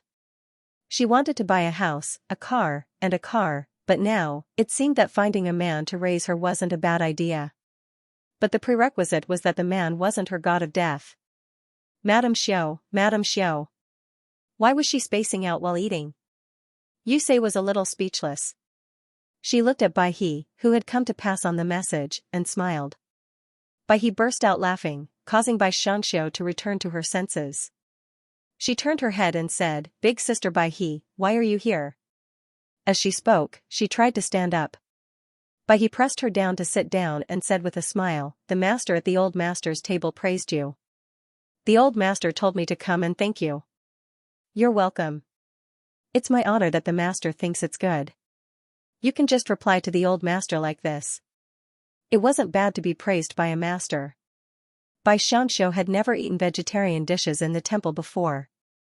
She had only stayed for a few days last time and felt that there wasn't anything special about it. Although the dishes she thought of didn't use any special ingredients, they had all been improved by the times, so they weren't commonly seen. The rarer something was, the more valuable it was. It was the same with food. A moment of novelty opened everyone's eyes, so she received such praise. Bai He smiled and said, "Look at how happy you are. I'll go back now." And how could she not be happy? However, Xianxia endured it. She had to live carefully now, just so that she could return to the modern world a year later. Before that, she tried her best not to be too eye-catching, not to cause trouble, and not to provoke others. Therefore, she suppressed her happy emotions as much as possible. However, she was a little excited in her heart as she watched the dishes being served and taken away one after another. There were a total of 100 dishes, and every guest was amazed. If it was summer, when fruits and vegetables were abundant, it wouldn't be surprising to make 100 dishes. However, in this time of shortage, they actually made 100 vegetarian dishes. This made people have a whole new level of respect for them. The Song family could be considered to have gained face. During the banquet, the old master's smile didn't drop. Longheng was also a little proud. He didn't expect Bai Nei to be so capable. It was just that she injured her foot because of this, so she had to go back and recuperate properly. Song Jiayue sat at the same table as him. He felt that the dishes were full of ingenuity, just like her person.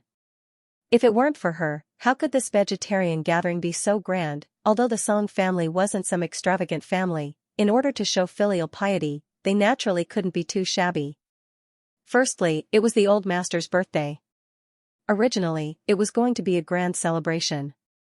Secondly, he invited a few great masters. In addition, there were officials and their families who came to celebrate the birthday. It was always a matter of face, so they naturally couldn't underestimate it. And there was a reason why Madame Song did this. The Song family had 5 sons in total, but they had already separated. The old master had always been living in the home of his youngest son, Song Jiayue's father. And those families always came to find trouble for no reason. This time, they could only shut their mouths and watch. In the future, this matter would be enough to shut their mouths. Madame Song was very happy today. Many of the people present asked where she found the cook, but she didn't say anything. After all, fourth Madame was only a concubine. If she spread the news, she was afraid that it would bring her trouble.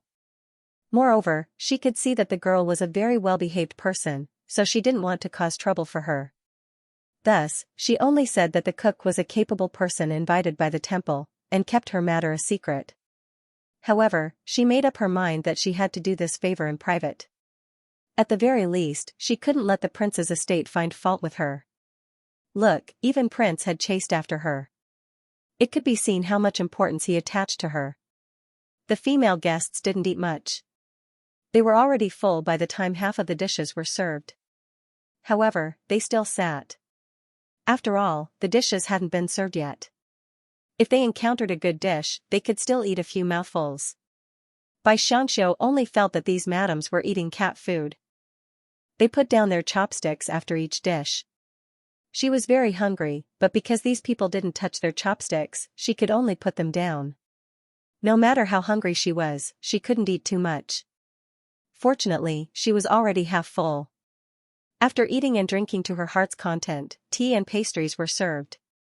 After drinking 2 mouthfuls of tea, Bai came over again.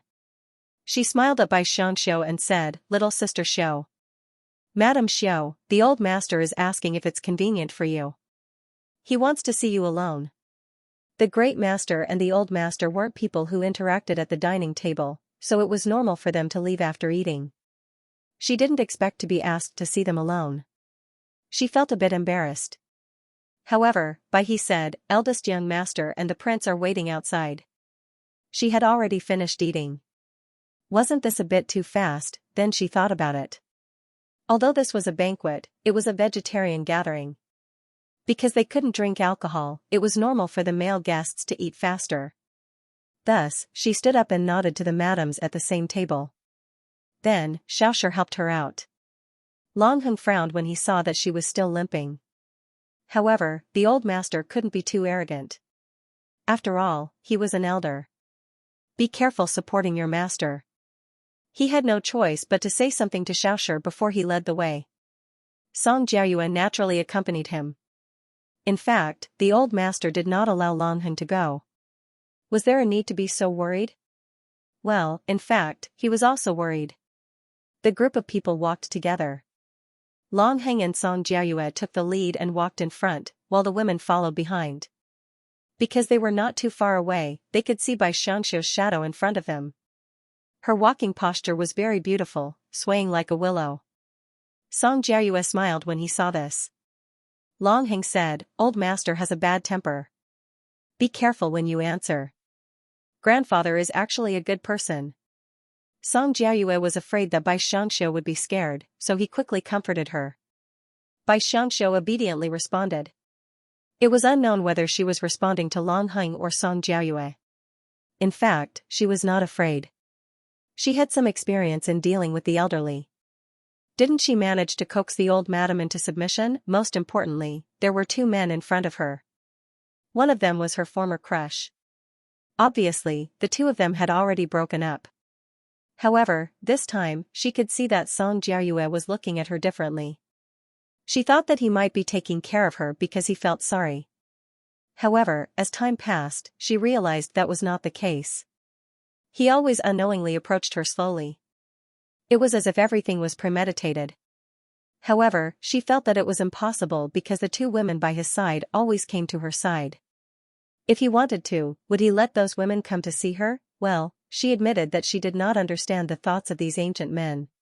As for the other one, although his back and manly style suited her taste, he was someone else's man. That person also had the halo of a female lead. No matter how she thought about it, she felt that he would never become her man. The most important thing was that the part where he killed her in the book was really bloody. Well, she admitted it again. In this ancient guest house, killing people was like playing around. The more power one had, the more it was like this. Moreover, the male lead was a decisive general. There was a lot of pressure facing them. If they walked in front like this, no matter which woman it was, their heart would be disturbed. Xianxia was an older girl who had never been in a relationship before. It would be strange if she did not think about it at this time. When people think too much and their thoughts move too fast, they would always forget to pay attention to their feet. Xianxia was the type of person who worked seriously. She was single-minded and could not be distracted. If she was distracted at this time, she would really fall. People always had an instinct to protect themselves. In order to not flatten her nose, she inevitably wanted to find something to hug. Thus, she excitedly hugged the leg of the person in front of her. There was no other way. Whose leg was easier to hug? In the end, her face did not touch the ground. In fact, the moment she hugged the leg, her collar was pulled. When she woke up, she was already standing firmly on the ground. However, falling down and being lifted up happened in an instant. How could Xianxia, who came from a scholarly family, endure this? She only felt her body go soft and her head become dizzy. She quickly pressed down on her head with one hand and her body swayed on the ground. It really was the supporting female lead's appearance and body. Was it really good to be this delicate? Reality proved that no matter if it was the supporting female lead or the female lead, as long as you were liked, then everything was good. A strong arm held her in the crook of his arm and a strong heartbeat immediately woke her up. This familiar smell did not need to guess to know that it was Longheng. Could it be that he had just lifted her up? Obviously he was very rough, but now he was pretending to be a good person. However, his embrace was indeed quite safe. This supporting female lead's body was very petite. Being held in his embrace, she just happened to have her head resting on his chest. This position was very ambiguous. Her face turned red as she suddenly raised her head and said in a muffled voice, "Thank you." But thinking about it, that wasn't right. She had just been lifted up by Longheng and was hugged by Longheng. Then whose leg was she hugging before? That leg was quite thick, it couldn't be. Xianxia raised her head with a red face and saw the supporting male lead, Song Jiayue, standing in the wind with a frown on his face. Damn, she had been rejected when she wanted to hug his leg, but now she had unexpectedly hugged it. Who could tell her how to react in this kind of situation? The most important thing was the supporting male lead. Give her an expression. How was she supposed to apologize if he was so dumb? "I'm sorry." No matter what kind of expression he had, an apology was necessary. At this time, Song Jiayue finally woke up from his shock and hurriedly said, "It's fine." "Did you hurt yourself?" "I'm fine." She wanted to cry, but no tears came out. Why did he have to bring up a sore spot? She really wanted to slap herself. Could a man's leg be touched so casually? Look at Longheng's face, it was so dark. Her heart was so stifled that she could not look straight at it. What should she do? "Let's go." Longheng's words brought Xianxia out of the abyss. She almost thought that he would chop off her hands for hugging another man's leg. Luckily, her hands were still there. However, her heart was very nervous. End of chapter 77. Don't forget to subscribe, like, and share the video to support the channel.